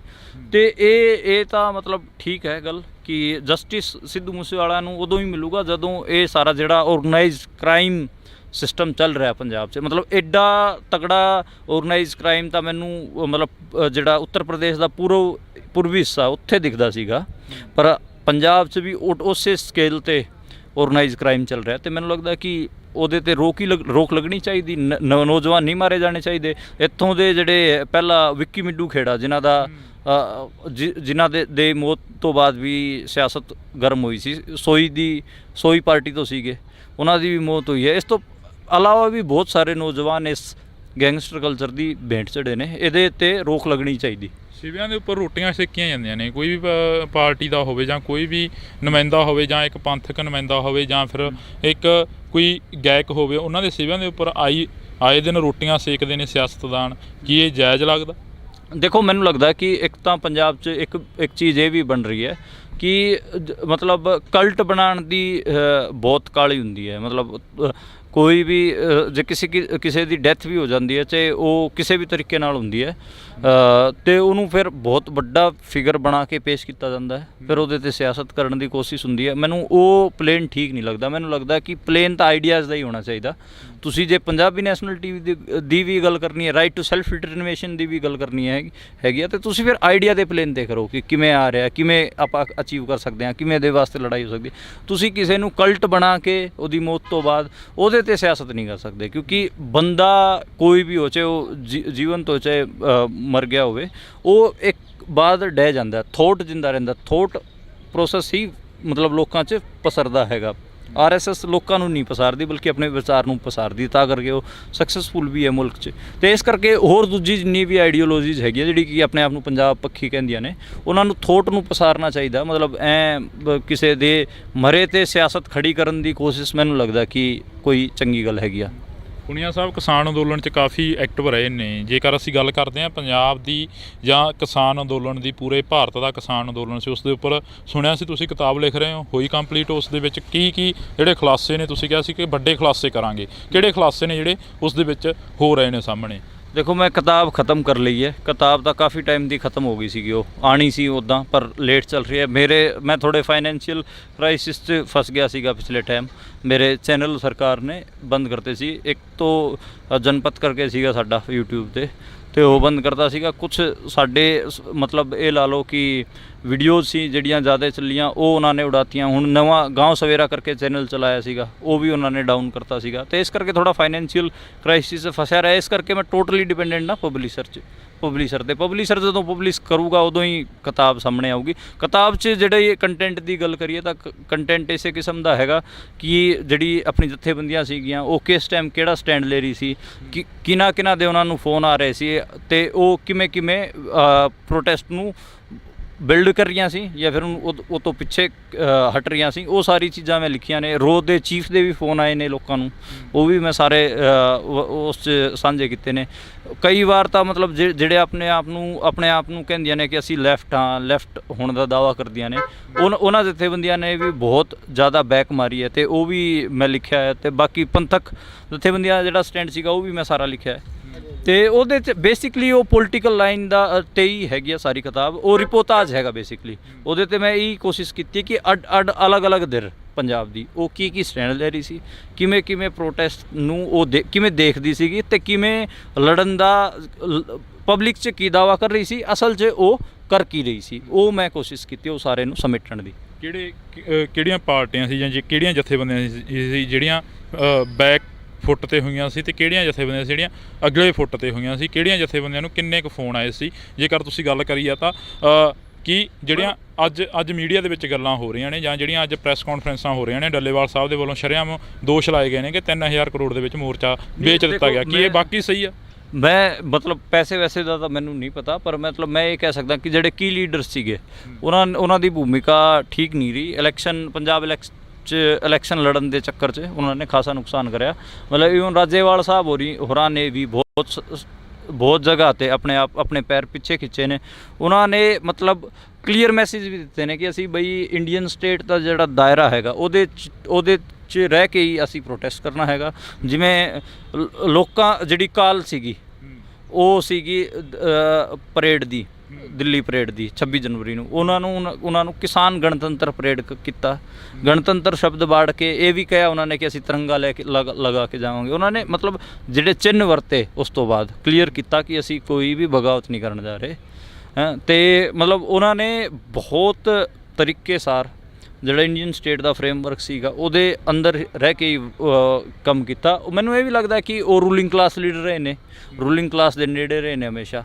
40-50 ਸਾਲ ਦਾ ਉਹਨਾਂ ਦਾ ਤਜਰਬਾ ਵੀ ਹੋ ਗਿਆ ਰੂਲਿੰਗ ਕਲਾਸ ਨਾਲ ਇਨ ਟੱਚ ਰਹਿੰਦੇ ਹੋਏ, ਤਾਂ ਕਰਕੇ ਫਿਰ ਉਹਨਾਂ ਨੇ ਉਹ ਜਿਹੜਾ ਰਾਗ ਸੀਗਾ ਸਾਲ ਆਪਣਾ ਹੀ ਸੀਗਾ। ਤੇ ਰਾਜੇਵਾਲ ਸਾਹਿਬ ਹੋ ਗਏ, ਉਹ ਦੂਜੇ ਹੋਰ ਵੀ ਜਥੇਬੰਦੀਆਂ ਸੀਗੀਆਂ, ਮਤਲਬ ਈਵਨ ਉਗਰਾਹਾਂ ਸਾਹਿਬ ਵੀ ਮਾਰਚ 2021 ਚ ਕਹਿ ਰਹੇ ਸੀਗੇ ਕਿ ਜੇ ਸਰਕਾਰ 3 ਕਾਨੂੰਨ ਸਸਪੈਂਡ ਕਰਦੀ ਤਾਂ ਸਾਨੂੰ ਮੋਰਚਾ ਉਠਾ ਲੈਣਾ ਚਾਹੀਦਾ, ਸਾਡੀ 80% 85% ਜਿੱਤ ਹੋ ਚੁੱਕੀ ਹੈ। ਇਸ ਕਿਸਮ ਨਾਲ ਸਾਰੇ ਹੀ ਕਿਸਾਨ ਆਗੂਆਂ ਦੇ ਸਟੈਂਡ ਮੇ ਲਿਖੇ ਹੋਏ ਨੇ, ਜਿਹੜੀ ਕੀ ਲੀਡਰ ਸੀਗੇ ਜਿਨ੍ਹਾਂ ਕੋਲ ਕੁੰਜੀਆਂ ਸੀਗੀਆਂ ਮੋਰਚੇ ਦੀਆਂ। ਬੂਟਾ ਸਿੰਘ ਗੁਰਜਗਿੱਲ ਰਾਓ ਦੇ ਚੀਫ ਨਾਲ ਉਹ ਇਨ ਟੱਚ ਰਹੇ ਨੇ, ਤੇ ਇਸ ਹੋਰ ਵੀ ਕਈ ਲੀਡਰ ਸੀਗੇ। ਖੁਦ ਡੱਲੇਵਾਲ ਸਾਹਿਬ ਉੱਦਾਂ RSS ਦੇ ਲੀਡਰਾਂ ਨਾਲ ਇਨ ਟੱਚ ਰਹੇ ਨੇ, ਪਤਾ ਨਹੀਂ ਹੁਣ ਉਹ ਕਿਵੇਂ ਆਪਣੇ ਆਪ ਨੂੰ ਅਲੱਗ ਕਰਕੇ ਦਿਖਾ ਰਹੇ ਨੇ। ਤੇ ਇਹ ਹੈਗਾ ਹੀ ਸਾਰੇ ਲੀਡਰਾਂ ਦਾ ਹੀ ਲਿਖਿਆ ਹੋਇਆ। ਜਿਹੜਾ ਪੰਜਾਬ ਜਾਂ ਹਰਿਆਣਾ ਜਾਂ ਪੂਰਾ ਦੇਸ਼ ਇੱਕ ਪਲੇਟਫਾਰਮ 'ਤੇ ਇਕੱਠਾ ਹੋਇਆ, ਉਸ ਦੇ ਵਿੱਚ ਇੰਨੀ ਫਿੱਕ ਪੈ ਜਾਣੀ, ਫਿਰ ਬੈਕ ਫੁੱਟ 'ਤੇ ਆ ਜਾਣਾ। ਜਿਵੇਂ ਤੁਸੀਂ ਗੱਲ ਕਰੀਏ ਕਿ ਉਗਰਾਹਾਂ ਸਾਹਿਬ ਕਹਿੰਦੇ ਅਸੀਂ 85% ਮੋਰਚਾ ਜਿਹੜਾ ਉਹ ਜਿੱਤ ਲਿਆ, ਲੱਗਦਾ ਵੀ ਜਿੱਤਿਆ ਗਿਆ ਜਾਂ ਕਿਸਾਨ ਸੌਖੇ ਹੋ ਗਏ ਨੇ, ਖੁਦਕੁਸ਼ੀਆਂ ਕਰਨੋਂ ਹਟ ਗਏ ਨੇ ਮੋਰਚਾ ਲੱਗਣ ਤੋਂ ਬਾਅਦ? ਦੇਖੋ ਮੋਰਚੇ ਦੀ ਗੱਲ ਕਰੀਏ ਤੇ ਮਤਲਬ ਇੱਕ ਦਿੱਕਤ ਇਹ ਰਹੀ ਲੋਕਾਂ ਵੱਲੋਂ ਵੀ, ਸਾਰਿਆਂ ਵੱਲੋਂ ਵੀ, ਉਸ ਮੋਰਚੇ ਨੂੰ ਇਮੋਸ਼ਨਲੀ ਬਹੁਤ ਦੇਖ ਰਹੇ ਸੀਗੇ, ਪੋਲੀਟੀਕਲੀ ਨਹੀਂ ਦੇਖ ਪਾ ਰਹੇ ਸੀਗੇ ਬਈ ਕੋਈ ਬੰਦਾ ਕੁਝ ਬੋਲ ਰਿਹਾ ਉਹਦਾ ਕੀ ਮਤਲਬ ਹੈਗਾ। ਜੇ ਪੋਲੀਟੀਕਲੀ ਆਪਾਂ ਚੀਜ਼ਾਂ ਨੂੰ ਦੇਖਦੇ ਤਾਂ ਚੀਜ਼ਾਂ ਹੋਰ ਹੋਣੀਆਂ ਸੀ। ਇਮੋਸ਼ਨਲ ਹੋ ਕੇ ਬਹੁਤ ਦੇਖਦੇ ਰਹੇ, ਹਾਏ ਜੀ ਕਿਸਾਨ ਬੈਠੇ ਨੇ, ਹਾਏ ਜੀ ਆਹ ਹੋ ਗਿਆ, ਹਾਏ ਜੀ ਸਾਡੇ ਬਜ਼ੁਰਗ, ਹਾਏ ਜੀ ਮਤਲਬ ਸਾਡੇ ਕਿਸਾਨ ਆਗੂ ਤਾਂ ਜੀ ਬਹੁਤ ਘੈਂਟ ਨੇ, 80 ਸਾਲਾਂ ਦਾ ਤਜਰਬਾ ਹੈਗਾ, 70 ਸਾਲਾਂ ਦਾ ਤਜਰਬਾ ਹੈਗਾ। ਐਂ ਕਰਕੇ ਨਾ ਬਹੁਤ ਇਮੋਸ਼ਨਲ ਮਾਹੌਲ ਬਣਾਤਾ। ਮਤਲਬ ਉਮਰ ਨਾਲ ਕੀ ਚੱਕਰ ਹੈ ਉਹਦੀ, ਜੇ ਪੋਲੀਟਿਕਸ ਠੀਕ ਨਹੀਂ ਹੈ ਤਾਂ ਫਿਰ ਉਮਰ ਨਾਲ ਕੀ ਹੁੰਦਾ ਹੈ, ਤਜਰਬਾ ਕਿੰਨਾ ਵੀ ਹੋਇਆ ਜਾਵੇ। ਤੇ ਇਸ ਕਰਕੇ ਮਤਲਬ ਅੱਗੇ ਵੀ ਜੇ ਕੋਈ ਮੋਰਚਾ ਲੱਗੇ ਤਾਂ ਪੋਲੀਟੀਕਲੀ ਉਹਨੂੰ ਦੇਖਣਾ ਚਾਹੀਦਾ, ਨਾ ਕਿ ਇਮੋਸ਼ਨਲੀ। ਠੀਕ ਹੈ, ਇਮੋਸ਼ਨਸ ਇੱਕ ਫੈਕਟਰ ਹੋ ਸਕਦੇ ਨੇ, ਤੁਸੀਂ ਲੋਕਾਂ ਨੂੰ ਇਕੱਠੇ ਕਰਨਾ ਬਹੁਤ ਸਾਰੇ, ਪਰ ਤੁਸੀਂ ਉਹਨਾਂ ਨੂੰ ਜੱਜ ਪੋਲੀਟੀਕਲ ਪਲੇਨ 'ਤੇ ਹੀ ਕਰੋਗੇ। ਠੀਕ ਹੈ, ਜੇ ਤੁਸੀਂ ਪੋਲੀਟੀਕਲ ਪਲੇਨ 'ਤੇ ਜੱਜ ਨਹੀਂ ਕਰ ਪਾ ਰਹੇ ਹੋ, ਇਟ ਮੀਨਸ ਤੁਹਾਡਾ ਮੂਰਖ ਬਣਨਾ ਤੈਅ ਹੈ। ਠੀਕ ਹੈ, ਤੇ ਐਡਾ ਵੱਡਾ ਮੋਰਚਾ ਬਣਿਆ ਸੀਗਾ, ਐਡਾ ਸਾਰਾ ਕੁਝ ਬਣਿਆ ਸੀਗਾ, ਹੁਣ ਕਿਉਂ ਲੋਕ ਇੰਟਰਸਟ ਨਹੀਂ ਲੈ ਪਾ ਰਹੇ? ਕਲੀਅਰਿਟੀ ਨਹੀਂ ਹੈ ਕਿ ਇਹਨਾਂ ਨੇ ਕੀ ਕੀਤਾ, ਕਿਵੇਂ ਹੋਇਆ, ਕਿਵੇਂ ਨਹੀਂ ਹੋਇਆ। ਇਸ ਕਰਕੇ ਮਤਲਬ ਹੁਣ ਜੋ ਇਲੈਕਸ਼ਨ ਲੜਨ ਵਾਲਾ ਵੀ ਸੀਗਾ ਉਹਦੇ ਕਰਕੇ ਵੀ ਮੋਰਚਾ ਖਾਸਾ ਪਿੱਛੇ ਗਿਆ। ਜੇ ਕਿਸਾਨ ਆਗੂ ਇਲੈਕਸ਼ਨ ਨਾ ਲੜਦੇ ਤਾਂ ਮੈਨੂੰ ਲੱਗਦਾ ਕਿ ਦੁਬਾਰੇ ਉਹ ਇਸ ਵਰਗਾ ਮੋਰਚਾ ਬਣਾ ਸਕਦੇ ਸੀਗੇ। ਉਹਨਾਂ ਨੇ ਠੀਕ ਜਿਹੜੀ ਕਿਸਾਨੀ ਮੂਵਮੈਂਟ ਸੀਗੀ, ਉਸ ਨੂੰ ਜਿਹੜੇ ਲੀਡਰਾਂ ਨੇ ਚੋਣਾਂ ਲੜੀਆਂ ਉਹਨਾਂ ਨੇ ਖਾਸਾ ਪਿੱਛੇ ਧੱਕਿਆ ਹੈਗਾ, ਇਹ ਮੇਰਾ ਮੰਨਣਾ ਹੈ। ਕੀ ਲੱਗਦਾ ਹਰ ਇੱਕ ਜਗ੍ਹਾ 'ਤੇ ਝੰਡੇ ਚੁੱਕ ਕੇ ਬੈਠ ਜਾਣਾ ਜਾਂ ਹਰ ਇੱਕ ਜਗ੍ਹਾ 'ਤੇ ਧਰਨੇ ਲਗਾ ਦੇਣੇ, ਕੀ ਇਹ ਜਾਇਜ਼ ਆ? ਨਹੀਂ, ਬਿਲਕੁਲ ਜਾਇਜ਼ ਹੈ। ਰੈਜ਼ਿਸਟੈਂਸ ਦੀ ਪੋਲੀਟਿਕਸ ਨਾਲ ਹੀ ਤਾਂ ਥੋਟ ਗਰੋ ਕਰੂਗਾ। ਮਤਲਬ ਤੁਸੀਂ ਜੇ ਕੋਈ ਥੋਟ ਫਲਾਣਾ ਵੀ, ਅਲਟਰਨੇਟ ਥੋਟ ਫਲਾਣਾ, ਤੁਸੀਂ ਇਹ ਤਾਂ ਮਤਲਬ ਇੱਕ ਮੋਟਾ ਨਾ ਪੋਲੀਟਿਕਸ 'ਚ ਤੁਸੀਂ ਥੀਸਿਸ ਬਣਾ ਕੇ ਬੈਠਦੇ ਹੋ। ਮਤਲਬ ਆਪਣੇ ਤੁਸੀਂ ਇਹ ਮੰਨ ਰਹੇ ਹੋ ਕਿ ਇੰਡੀਅਨ ਸਟੇਟ ਤੁਹਾਡਾ ਭਲਾ ਨਹੀਂ ਕਰ ਰਿਹਾ, ਨਾ ਤੁਹਾਨੂੰ ਰੂਰਲ ਕ੍ਰਾਈਸਿਸ ਤੋਂ ਕੱਢ ਰਿਹਾ ਹੈ, ਨਾ ਤੁਹਾਡੇ ਜਿਹੜੇ ਨੈਸ਼ਨਲਿਟੀ ਦੇ ਇਸ਼ੂਜ਼ ਨੇ ਉਹਨਾਂ ਨੂੰ ਰਿਜ਼ੋਲਵ ਕਰ ਰਿਹਾ ਹੈ। ਅਤੇ ਫਿਰ ਤੁਹਾਨੂੰ ਉਹਦੇ ਅਲਟਰਨੇਟ ਕੋਈ ਥੋਟ ਵੀ ਫਲਾਣਾ ਪਊਗਾ। ਉਹ ਫਲਾਣ ਦਾ ਤਰੀਕਾ ਇਹੀ ਹੋ ਸਕਦਾ ਕਿ ਜਿਹੜੇ ਧਰਨੇ ਚੱਲਦੇ ਨੇ ਜਾਂ ਲੋਕ ਜਿਹੜੇ ਕਿ ਮੁਸੀਬਤਾਂ 'ਚ ਹੈਗੇ ਆ ਉਹਨਾਂ ਵਾਸਤੇ ਲੜਾਈ ਲੜੀ ਜਾਵੇ, ਅਤੇ ਉਸ ਲੜਾਈ ਲੜਦੇ ਹੀ ਜਿਹੜੇ ਕਿ ਨੈਸ਼ਨਲਿਟੀ ਦੇ ਸਵਾਲ ਨੇ ਜਾਂ ਫਿਰ ਦੂਜੇ ਰੂਰਲ ਕ੍ਰਾਈਸਿਸ ਦੇ ਸਵਾਲ ਨੇ ਉਹ ਲੋਕਾਂ 'ਚ ਪਸਾਰੇ ਜਾਣ। ਮੈਨੂੰ ਤਾਂ ਇਹ ਰਸਤਾ ਦਿਖਦਾ। ਆਮ ਲੋਕਾਂ ਨੂੰ ਪਰੇਸ਼ਾਨੀਆਂ ਆਉਂਦੀਆਂ ਨੇ ਜਿਹੜੀਆਂ, ਜਿਵੇਂ ਹੁਣ ਸੜਕਾਂ ਰੋਡ ਬਲੌਕ ਕਰ। ਦੇਖੋ ਇੱਕ ਚੱਕਰ ਇਹ ਹੈ, ਮਤਲਬ ਰੈਜ਼ਿਸਟੈਂਸ ਤੋਂ ਨਾ ਕਿਸੇ ਨੂੰ ਕੋਈ ਪਰੇਸ਼ਾਨੀ ਨਹੀਂ ਹੁੰਦੀ, ਆਮ ਲੋਕ ਤਾਂ ਉਹ ਵੀ ਪਰੇਸ਼ਾਨ ਨੇ। ਠੀਕ ਹੈ, ਜੇ ਉਹ ਆਪਣੇ ਵਾਸਤੇ ਸੰਘਰਸ਼ ਕਰਨਗੇ ਤਾਂ ਫਿਰ ਤਾਂ ਉਹਨਾਂ ਨੂੰ ਤਾਂ ਮਤਲਬ ਇੱਕ ਤਗੜੇ ਹੋਰ ਬਣਦੇ ਨੇ ਸੰਘਰਸ਼ ਰਾਹੀਂ, ਪੋਲੀਟੀਕਲੀ ਵੀ ਮਜ਼ਬੂਤ ਹੋ ਰਹੇ ਨੇ। ਠੀਕ ਹੈ, ਇਹ ਪਰੇਸ਼ਾਨੀ ਤੁਸੀਂ ਕਿਹਨੂੰ ਕਹਿੰਦੇ ਹੋ ਇਹ ਵੀ ਦੇਖਣਾ ਪਊਗਾ। ਜੇ ਇਸ ਕਿਸਮ ਦੇ ਮਤਲਬ ਧਰਨੇ ਲੱਗਦੇ ਨੇ ਜਿਨ੍ਹਾਂ 'ਚ ਪੋਲੀਟੀਕਲ ਐਜੂਕੇਸ਼ਨ ਹੁੰਦੀ ਹੈ, ਪੋਲੀਟੀਕਲ ਟ੍ਰੇਨਿੰਗ ਹੁੰਦੀ ਹੈ ਬੰਦਿਆਂ ਦੀ, ਉਹਨੂੰ ਜੇ ਤੰਗ ਹੋਣਾ ਕਹਿੰਦੇ ਹੋ ਤਾਂ ਮੈਨੂੰ ਲੱਗਦਾ ਕਿ ਇਹ ਠੀਕ ਹੈ। ਬਲਕਿ ਉਹ ਤਾਂ ਸ਼ਾਰਪ ਹੋਰ ਹੋ ਰਹੇ ਨੇ ਪੋਲੀਟੀਕਲੀ। ਮਤਲਬ ਜਿੰਨਾ ਪੰਜਾਬ ਦਾ ਯੂਥ, ਪੰਜਾਬ ਦੇ ਲੋਕ ਇਸ ਕਿਸਾਨੀ ਧਰਨੇ 'ਚ ਸ਼ਾਰਪ ਹੋਏ ਨੇ, ਮੈਨੂੰ ਨਹੀਂ ਲੱਗਦਾ ਕਿ ਪਿਛਲੇ 10 ਸਾਲ 'ਚ ਦਿਖਾ ਦਿਓ ਕਿਹੜਾ ਇਹੋ ਜਿਹਾ ਮੋਰਚਾ ਆ ਉਹ ਧਰਨਾ ਹੋਇਆ ਸੀਗਾ ਜਿਹਦੇ 'ਚ ਇੰਨੇ ਸ਼ਾਰਪ ਬਣ ਕੇ ਨਿਕਲੇ ਪੋਲੀਟੀਕਲ। ਈਵਨ ਜਿਹੜੇ ਉਸ ਕਿਸਾਨ ਮੋਰਚੇ ਨੂੰ ਲੀਡ ਕਰ ਰਹੇ ਸੀਗੇ ਅੱਜ ਉਸ ਦੌਰਾਨ, ਅੱਜ ਨੌਜਵਾਨ ਉਹਨਾਂ ਨੂੰ ਵੀ ਸਵਾਲ ਪੁੱਛ ਰਹੇ ਨੇ, ਅਤੇ ਇਹ ਸਵਾਲ ਪੁੱਛਣ ਦੀ ਸਮਰੱਥਾ ਕਿੱਥੋਂ ਆ ਰਹੀ ਹੈ? ਇਹ ਪੋਲੀਟੀਕਲ ਸਮਝ ਕਿੱਥੋਂ ਆ ਰਹੀ ਹੈ? ਇਕੱਠੇ ਬੈਠੇ ਗੱਲਬਾਤ ਚੱਲੀ, ਉਹ ਬੇਸਿਕਲੀ ਸਕੂਲ ਵੀ ਹੁੰਦਾ ਹੈਗਾ, ਥੋਟ ਦਾ ਪ੍ਰੋਟੈਸਟ ਹੁੰਦਾ ਨਾ, ਉਹ ਇੱਕ ਹਿਸਾਬ ਨਾਲ ਯੂਨੀਵਰਸਿਟੀ ਵਾਂਗ ਕੰਮ ਕਰਦਾ ਹੈ। ਉਹਦੇ 'ਚ ਥੋਟ ਆਈਡੀਆ ਫੈਲਦੇ ਨੇ, ਗੱਲ ਲੋਕ ਕਈ ਆਈਡੀਆ ਭਿੜ ਨੇ ਉੱਥੇ, ਅਤੇ ਮਤਲਬ ਕਿ ਲੱਗਦੇ ਹੀ ਰਹਿਣੇ ਚਾਹੀਦੇ ਮੋਰਚਿਆਂ ਕੋਈ ਚੱਕਰ ਔਰ ਅੱਗੇ ਵੀ ਲੱਗਣਗੇ ਕਿ ਜਿਹੜਾ ਪਾਣੀ ਦਾ ਇਸ਼ੂ ਹੈਗਾ ਇੰਡੀਅਨ ਸਟੇਟ ਦਾ ਟੈਸਟ ਹੀ ਹੋ ਰਿਹਾ ਕਿ ਉਹ ਫੈਡਰਲ ਹੈ ਨਹੀਂ ਹੈ। ਜੇ ਨਹੀਂ ਨਿਕਲਿਆ ਤਾਂ ਫਿਰ ਪੰਜਾਬ ਵਾਲੇ ਤਾਂ ਲੋਕ ਉੱਠਣਗੇ ਹੀ, ਉਦੋਂ ਸਟਰਗਲ ਕਰਨਗੇ ਹੀ, ਉਹ ਤਾਂ ਮਤਲਬ ਰੈਜ਼ਿਸਟੈਂਸ ਤਾਂ ਬਿਲਡ ਹੋਊਗਾ ਹੀ, ਸਟੇਟ ਔਰ ਮੋਰਚੇ ਤਾਂ ਲੱਗਣਗੇ ਹੀ। ਮੈਨੂੰ ਤਾਂ ਇਸ 'ਚ ਕੋਈ ਗਲਤ ਨਹੀਂ ਲੱਗਦਾ। ਜੇ ਪੰਜਾਬ ਦੀ ਤੁਸੀਂ ਗੱਲ ਕਰੀ ਆ, ਪੰਜਾਬ ਦੇ ਵਿੱਚ ਇੱਕ ਟਾਈਮ ਅਜਿਹਾ ਸੀ ਜਦੋਂ ਬੀਜੇਪੀ ਨੂੰ ਕੋਈ ਖੜਨ ਨਹੀਂ ਸੀ ਦਿੰਦਾ, ਬੀਜੇਪੀ ਦੇ ਲੀਡਰਾਂ ਨੂੰ ਭਜਾ ਦਿੰਦੇ ਸੀ। ਪਰ ਸੰਗਰੂਰ ਦੀ ਗੱਲ ਕਰੀ ਸੀ, ਸੰਗਰੂਰ ਦੀਆਂ ਚੋਣਾਂ ਦੇ ਵਿੱਚ ਬੀਜੇਪੀ ਦਾ ਜਿਹੜਾ ਲੀਡਰ ਉਹ ਤੀਜੇ ਨੰਬਰ 'ਤੇ ਆਉਂਦਾ। ਜਿਹੜੀ ਪੰਜਾਬ ਦੀ ਖੇਤਰੀ ਪਾਰਟੀ ਹੁੰਦੀ ਆ ਅਕਾਲੀ ਦਲ ਬਾਦਲ, ਉਹ ਚੌਥੇ ਨੰਬਰ 'ਤੇ ਚਲੀ ਜਾਂਦੀ ਆ। ਇਸੇ ਤਰ੍ਹਾਂ ਹੀ ਪੰਜਾਬ ਯੂਨੀਵਰਸਿਟੀ ਦੀ ਅਸੀਂ ਗੱਲ ਕਰ ਲਈਏ, ਪੰਜਾਬ ਯੂਨੀਵਰਸਿਟੀ ਦੇ ਵਿੱਚ ਵੀ ਜਿਹੜੇ ਇਲੈਕਸ਼ਨਾਂ ਹੋ ਰਹੀਆਂ ਨੇ, ਇਲੈਕਸ਼ਨਾਂ ਦੇ ਵਿੱਚ ਜਿਹੜੇ ਬੀਜੇਪੀ ਦੇ ABP ਵਾਲੇ ਵੱਧ ਚੜ੍ਹ ਕੇ ਹਿੱਸਾ ਲੈ ਰਹੇ ਨੇ, ਵੱਧ ਚੜ੍ਹ ਕੇ ਨੌਜਵਾਨਾਂ ਨਾਲ ਜਿੱਤਣ ਦੀ ਪੋਜੀਸ਼ਨ 'ਚ ਨੇ। ਉਹਦਾ ਕੀ ਕਾਰਨ ਆ ਫਿਰ, ਜਿੱਥੇ ਇੱਕ ਟਾਈਮ ਦੇ ਲਈ ਪੂਰੇ ਦੇਸ਼ ਦੇ ਵਿੱਚ ਬੀਜੇਪੀ ਨੂੰ ਕੋਈ ਦੇਖਣਾ ਪਸੰਦ ਨਹੀਂ ਸੀ ਕਰਦਾ? ਨਹੀਂ, ਮਤਲਬ ਇਹ ਵੀ ਦੇਖਣਾ ਪਊਗਾ ਕਿ ਸਾਰਾ ਹੀ ਦੇਸ਼ ਐਂ ਕਰ ਰਿਹਾ ਸੀਗਾ, ਸਾਰੇ ਲੋਕ ਕਰ ਰਹੇ ਸੀਗੇ, ਜਾਂ ਫਿਰ ਖਾਲੀ ਜਿਹੜੇ ਉਸ ਧਰਨੇ 'ਚ ਸ਼ਾਮਿਲ ਸੀ ਉਹ ਸੀਗੇ। ਮਤਲਬ ਮੈਨੂੰ ਲੱਗਦਾ ਕਿ ਇੱਕ ਤਾਂ ਆਪਾਂ ਨੂੰ ਕੋਈ ਵੱਡਾ ਫਿਨੋਮੀਨਾ ਵਾਪਰਦਾ ਤਾਂ ਆਪਾਂ ਸਾਰਿਆਂ ਨੂੰ ਹੀ ਲਪੇਟ ਲੈਂਦੇ ਉਹਦੇ 'ਚ। ਬਹੁਤ ਸਾਰੇ ਲੋਕ ਉਹਨੂੰ ਬੈਠ ਕੇ ਦੇਖ ਰਹੇ ਹੁੰਦੇ ਨੇ, ਅਤੇ ਇਸ ਕਰਕੇ ਪੰਜਾਬ 'ਚ ਵੀ ਇਹ ਨਹੀਂ ਸੀ ਕਿ ਬੀਜੇਪੀ ਦੀ ਸਪੇਸ ਖਤਮ ਹੋ ਗਈ। ਜੇ ਖਤਮ ਹੋ ਜਾਂਦੀ ਤਾਂ ਫਿਰ ਕੈਪਟਨ ਵਰਗੇ ਦੂਜੇ ਵੱਡੇ ਲੀਡਰ ਜਾਂਦੇ ਨਹੀਂ। ਅਤੇ ਜਿਵੇਂ ਤੁਸੀਂ ਖੁਦ ਹੀ ਆਪਣੇ ਮੂੰਹੋਂ ਕਹਾ ਤੀਜੇ ਨੰਬਰ 'ਤੇ ਨਾ ਹੁੰਦੀ। ਹੁਣ ਪੰਜਾਬ ਯੂਨੀਵਰਸਿਟੀ 'ਚ ABP ਟੌਪ 2 ਪਾਰਟੀ 'ਚ ਚੱਲ ਰਹੀ ਹੈ, ਸ਼ਾਇਦ ਜਿੱਤ ਵੀ ਜਾਵੇ ਚੋਣਾਂ, ਜਦ ਕਿ ਉਹ ਸ਼ਰੇਆਮ ਭਗਵਾਨ ਲਹਿਰਾਣ ਦੀ ਗੱਲ ਕਰ ਰਹੇ ਨੇ। ਉਹਦਾ ਰੀਜ਼ਨ ਇਹੀ ਹੈ ਕਿ ਜਿਹੜੇ ਆਪਣੇ ਅਲਟਰਨੇਟ ਥੋਟ ਸੀਗੇ ਉਹ ਪ੍ਰੋਪਰ ਤਰੀਕੇ ਨਾਲ ਫੈਲੇ ਹੀ ਨਹੀਂ। ਮਤਲਬ ਰੈਜ਼ਿਸਟੈਂਸ ਵਾਲੇ ਵੀ ਨਹੀਂ ਫੈਲੇ, ਰੈਵੋਲੂਸ਼ਨਰੀ ਧਿਰਾਂ ਨੇ ਵੀ ਠੀਕ ਤਰੀਕੇ ਨਾਲ ਕੰਮ ਨਹੀਂ ਕੀਤਾ। ਜਿਹੜਾ ਪੰਜਾਬੀ ਨੈਸ਼ਨਲਿਟੀ ਦਾ ਸਵਾਲ ਸੀਗਾ ਉਹਨੂੰ ਵੀ ਬਹੁਤ ਥੋੜ੍ਹੇ ਪਲੇਨ 'ਤੇ ਵਿਚਾਰਿਆ ਗਿਆ, ਉਹਨੂੰ ਵੱਡੇ ਪਲੇਨ 'ਤੇ ਨਹੀਂ ਵਿਚਾਰਿਆ ਗਿਆ। ਰਾਈਟ ਟੂ ਸੈਲਫ ਡਿਟਰਮੀਨੇਸ਼ਨ, ਇਸ ਕਿਸਮ ਦੇ ਸਵਾਲ ਕਿੱਥੋਂ ਪੈਦਾ ਹੋਏ ਨੇ, ਇਹਨਾਂ 'ਤੇ ਪ੍ਰੋਪਰ ਚਰਚਾ ਨਹੀਂ ਚੱਲੀ। ਕਿਵੇਂ ਮਤਲਬ ਇਕਨੋਮਿਕ ਕ੍ਰਾਈਸਿਸ ਪੰਜਾਬ ਦੇ, ਰੂਰਲ ਕ੍ਰਾਈਸਿਸ, ਬਲਕਿ ਬੰਦੇ ਦੇ ਅੰਧ ਵਿਸ਼ਵਾਸ ਨਾਲ ਡੀਲ ਕਰਦੀ ਹੈ। ਅੰਧ ਵਿਸ਼ਵਾਸ ਨਾਲ ਜਿਹੜੀ ਵੀ ਆਈਡੀਓਲੋਜੀ ਡੀਲ ਕਰੂਗੀ ਉਹ ਜਿਹੜੇ ਰੈਵੋਲੂਸ਼ਨਰੀ ਥੋਟ ਹੁੰਦੇ ਨੇ ਜਾਂ ਫਿਰ ਦੂਜੇ ਥੋਟ ਹੁੰਦੇ ਨੇ ਉਹਨਾਂ ਨੂੰ ਗਰੋ ਕਰਨ ਦੀ ਸਪੇਸ ਨਹੀਂ ਦਿੰਦੀ। ਹੁਣ ਮਤਲਬ ਤੁਸੀਂ ਕਿਸੇ ਆਟੋ ਵਾਲੇ ਨਾਲ ਗੱਲ ਕਰੋਗੇ ਅਤੇ ਰਾਮ ਮੰदिर ਦਾ ਤੁਸੀਂ ਜ਼ਿਕਰ ਕਰੋਗੇ, वो सीधा आए कहेगा कि भैया राम मंदिर अगर अयोध्या में नहीं बनेगा तो कहाँ बनेगा। अब ये सुनने में तो लाइन बहुत सही लगेगी आपको, सही बात है हैं, लेकिन इसमें कॉम्प्लेक्सिटीज़ बहुत छुपी हुई हैं। वो कौन सी अयोध्या है, क्या रामायण ऐतिहासिक किताब है या फिर महाकाव्य पोइट्री है, महाकाव्य है, ਇਹ ਸਮਝਣ ਦੀ ਲੋੜ ਪਊਗੀ। ਜਿੱਥੇ ਬਾਬਰੀ ਮਸਜਿਦ ਸੀ ਕਿ ਉਹਦੇ ਨੀਚੇ ਸੀਗਾ ਕੁਛ, ਕਿਉਂਕਿ ਈਵਨ ਹਰਿਆਣਾ ਦੇ ਜਿਹੜੇ ਆਰਕੋਲੋਜਿਸਟ ਸੀਗੇ ਡਾਕਟਰ ਸੂਰਜਬਾਨ ਜੀ, ਉਹਨਾਂ ਨੇ ਹੀ ਖੋਦ ਕੇ ਦੇਖਿਆ ਸੀਗਾ, ਨਹੀਂ ਸੀ ਉੱਥੇ ਕੋਈ ਵੀ ਮੰਦਰ। ਅਤੇ ਇੰਨੀ ਕੰਪਲੈਕਸਿਟੀ 'ਚ ਕੋਈ ਜਾਣਾ ਨਹੀਂ ਚਾਹੁੰਦਾ, ਕੋਈ ਨਹੀਂ ਜਾਣਾ ਚਾਹੁੰਦਾ। ਫਿਰ ਇਸ ਕਰਕੇ ਜਿਹੜਾ ਕਿ ਅੰਧ ਵਿਸ਼ਵਾਸ ਵਾਲਾ ਥੋਟ ਹੈਗਾ ਉਹ ਜ਼ਿਆਦਾ ਫੈਲਦਾ ਹੈ। ਸ਼ਾਇਦ ਪਹਿਲੀ ਵਾਰ ਅੱਜ ਮਨਦੀਪ ਪੁਣੀਆ ਨੇ ਇਹ ਗੱਲ ਕਰੀ ਹੋਣੀ ਆ ਕਿ ਜਿਹੜਾ ਥੱਲਿਓਂ ਖੋਦ ਕੇ ਬਾਬਰੀ ਮਸਜਿਦ ਨੂੰ ਦੇਖਿਆ ਗਿਆ ਸੀਗਾ ਅਤੇ ਉਹਦੇ ਥੱਲੇ ਕੋਈ ਮੰਦਰ ਨਹੀਂ ਸੀ। ਉਸ ਬਾਬਰੀ ਮਸਜਿਦ ਦੇ ਉੱਪਰ ਸਿਆਸਤ ਹੁੰਦੀ ਹੈਗੀ ਲਗਾਤਾਰ। ਜਦੋਂ ਕਾਂਗਰਸ ਹੁੰਦੀ ਆ ਉਹ ਸਿਆਸਤ ਕਰਦੀ ਆ, ਜੇ BJP ਹੁੰਦੀ ਆ ਉਹ ਕੁਛ ਸਿਆਸਤ ਕਰਦੀ ਆ, ਜੇ ਕੋਈ ਹੋਰ ਪਾਰਟੀ ਹੁੰਦੀ ਆ ਉਹ ਸਿਆਸਤ ਕਰਦੀ ਹੈ। ਹਾਂ, ਸਾਰੇ ਹੀ ਸਿਆਸਤ ਕਰਦੀਆਂ ਨੇ। ਮਤਲਬ ਉਹੀ ਕਹਿ ਰਹੇ ਨਾ ਕਿ ਜੇ ਪ੍ਰੋਪਰ ਗੱਲ ਨਹੀਂ ਹੋਊਗੀ ਚੀਜ਼ਾਂ 'ਤੇ, ਉਹਨਾਂ ਬਾਰੇ ਡਿਸਕਸ਼ਨ ਨਹੀਂ ਹੋਊਗੀ, ਅਤੇ ਜਿਹੜਾ ਅੰਧ ਵਿਸ਼ਵਾਸ ਵਾਲਾ ਪਲੇਨ ਹੈਗਾ ਉਹੀ ਫੈਲੂਗਾ ਲੋਕਾਂ 'ਚ, ਕਿਉਂਕਿ ਉਹ ਆਲਰੇਡੀ 500-700 ਸਾਲਾਂ 'ਚ ਬੈਠਿਆ ਹੋਇਆ ਦਿਮਾਗਾਂ 'ਚ। ਨਏ ਆਈਡੀਆ ਦੀ ਸਪੇਸ ਤਾਂ ਹੀ ਬਣੂਗੀ ਜੇ ਲੋਕ ਰੈਜ਼ਿਸਟੈਂਸ ਜਾਂ ਫਿਰ ਧਰਨਿਆਂ 'ਚ ਮਿਲਣਗੇ, ਇਕੱਠੇ ਹੋਣਗੇ, ਡਿਸਕਸ ਕਰਨਗੇ ਕਿ ਸਾਡੇ 'ਤੇ ਕੀ ਜ਼ੁਲਮ ਹੋ ਰਿਹਾ।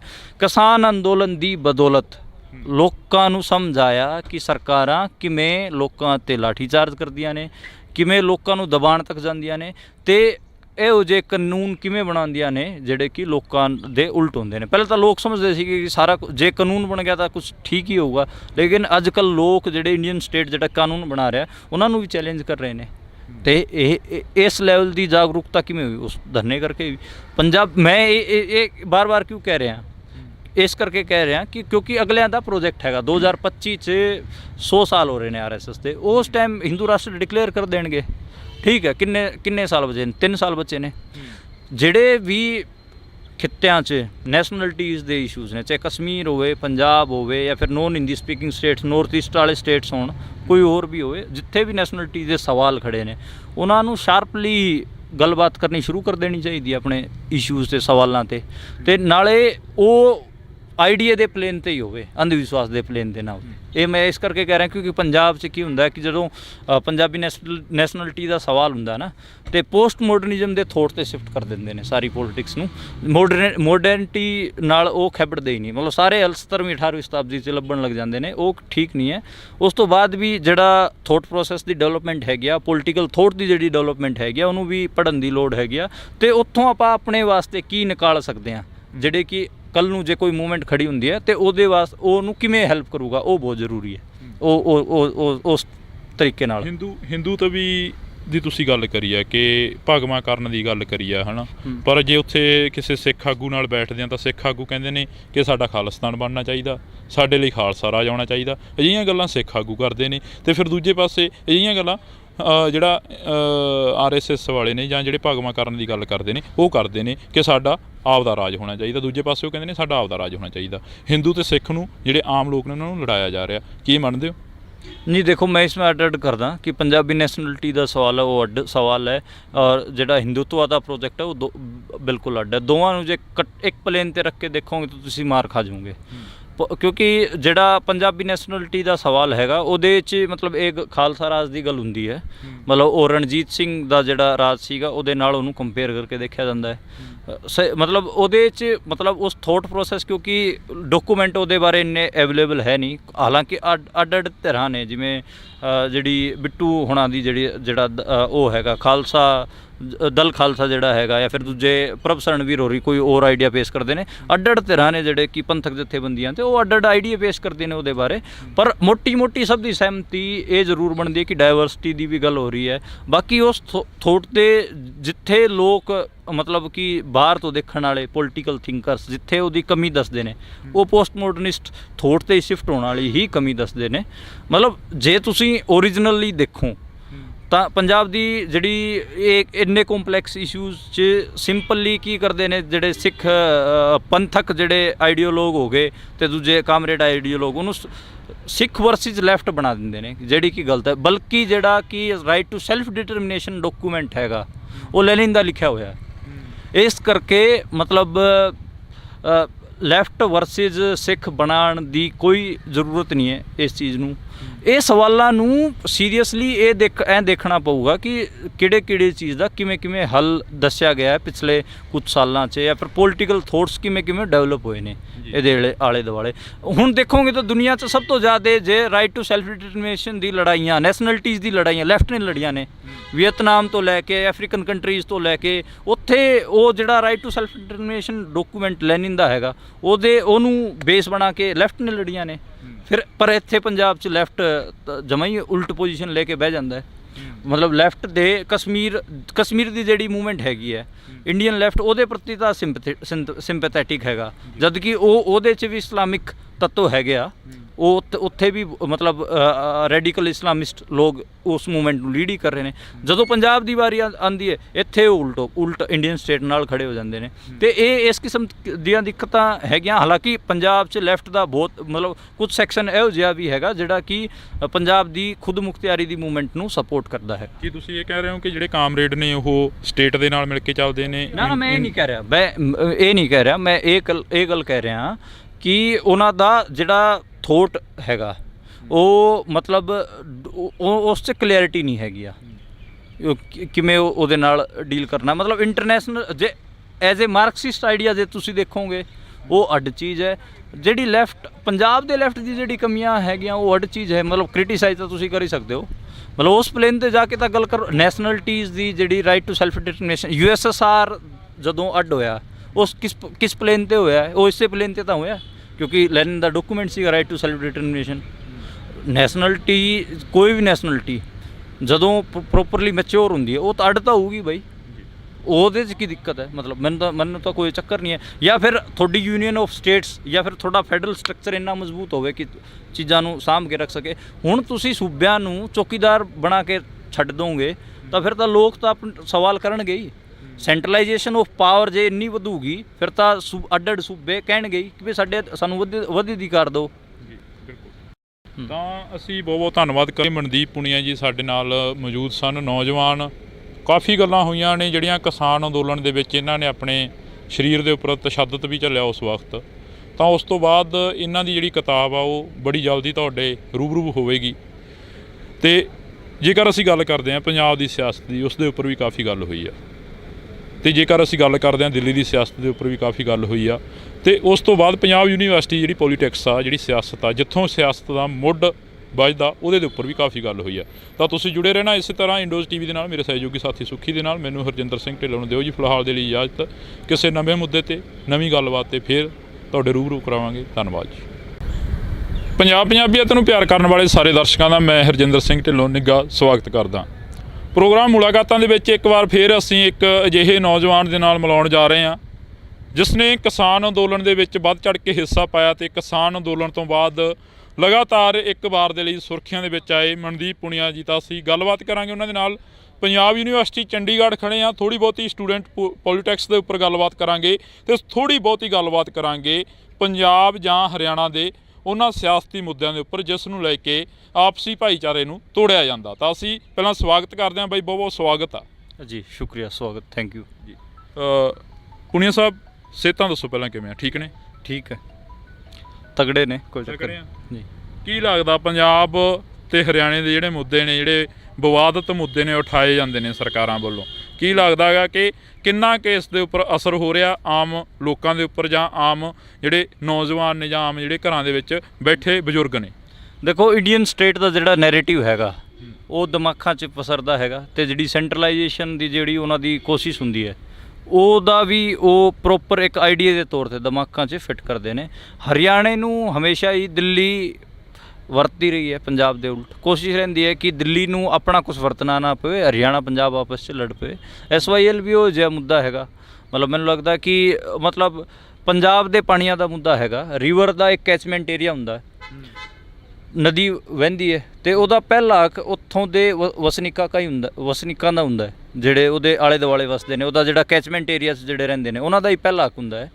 ਤੇ ਮਤਲਬ ਸੈਂਟਰ ਨਹੀਂ ਦੱਸੂਗਾ ਕਿ ਇਹ ਪਾਣੀ ਕਿੱਥੇ ਜਾਊਗਾ, ਕਿੱਥੇ ਨਹੀਂ ਜਾਊਗਾ। ਪੰਜਾਬ ਦੇ ਲੋਕ ਤੈਅ ਕਰਨਗੇ, ਕਿਉਂਕਿ ਇਹ ਯੂਨੀਅਨ ਆਫ ਸਟੇਟਸ ਜੇ ਸਹੀ ਮਾਇਨੇ ਹੈਗਾ ਤਾਂ ਫਿਰ ਪੰਜਾਬ ਡਿਸਾਈਡ ਕਰੂਗਾ ਕਿ ਉਹ ਪਾਣੀ ਦੇਣਾ ਹੈ ਨਹੀਂ ਦੇਣਾ। ਰਾਜਸਥਾਨ ਨੂੰ ਦੇਣਾ ਹੈ ਜਾਂ ਹਰਿਆਣੇ ਨੂੰ ਤਾਂ ਬਹੁਤ ਘੱਟ ਪਾਣੀ ਜਾਂਦਾ, ਜ਼ਿਆਦਾਤਰ ਰਾਜਸਥਾਨ ਨੂੰ ਜਾਂਦਾ, ਰਾਜਸਥਾਨ ਦੇ ਟਿੱਬਿਆਂ 'ਚ ਪਾਣੀ ਜਾਂਦਾ ਹੈ।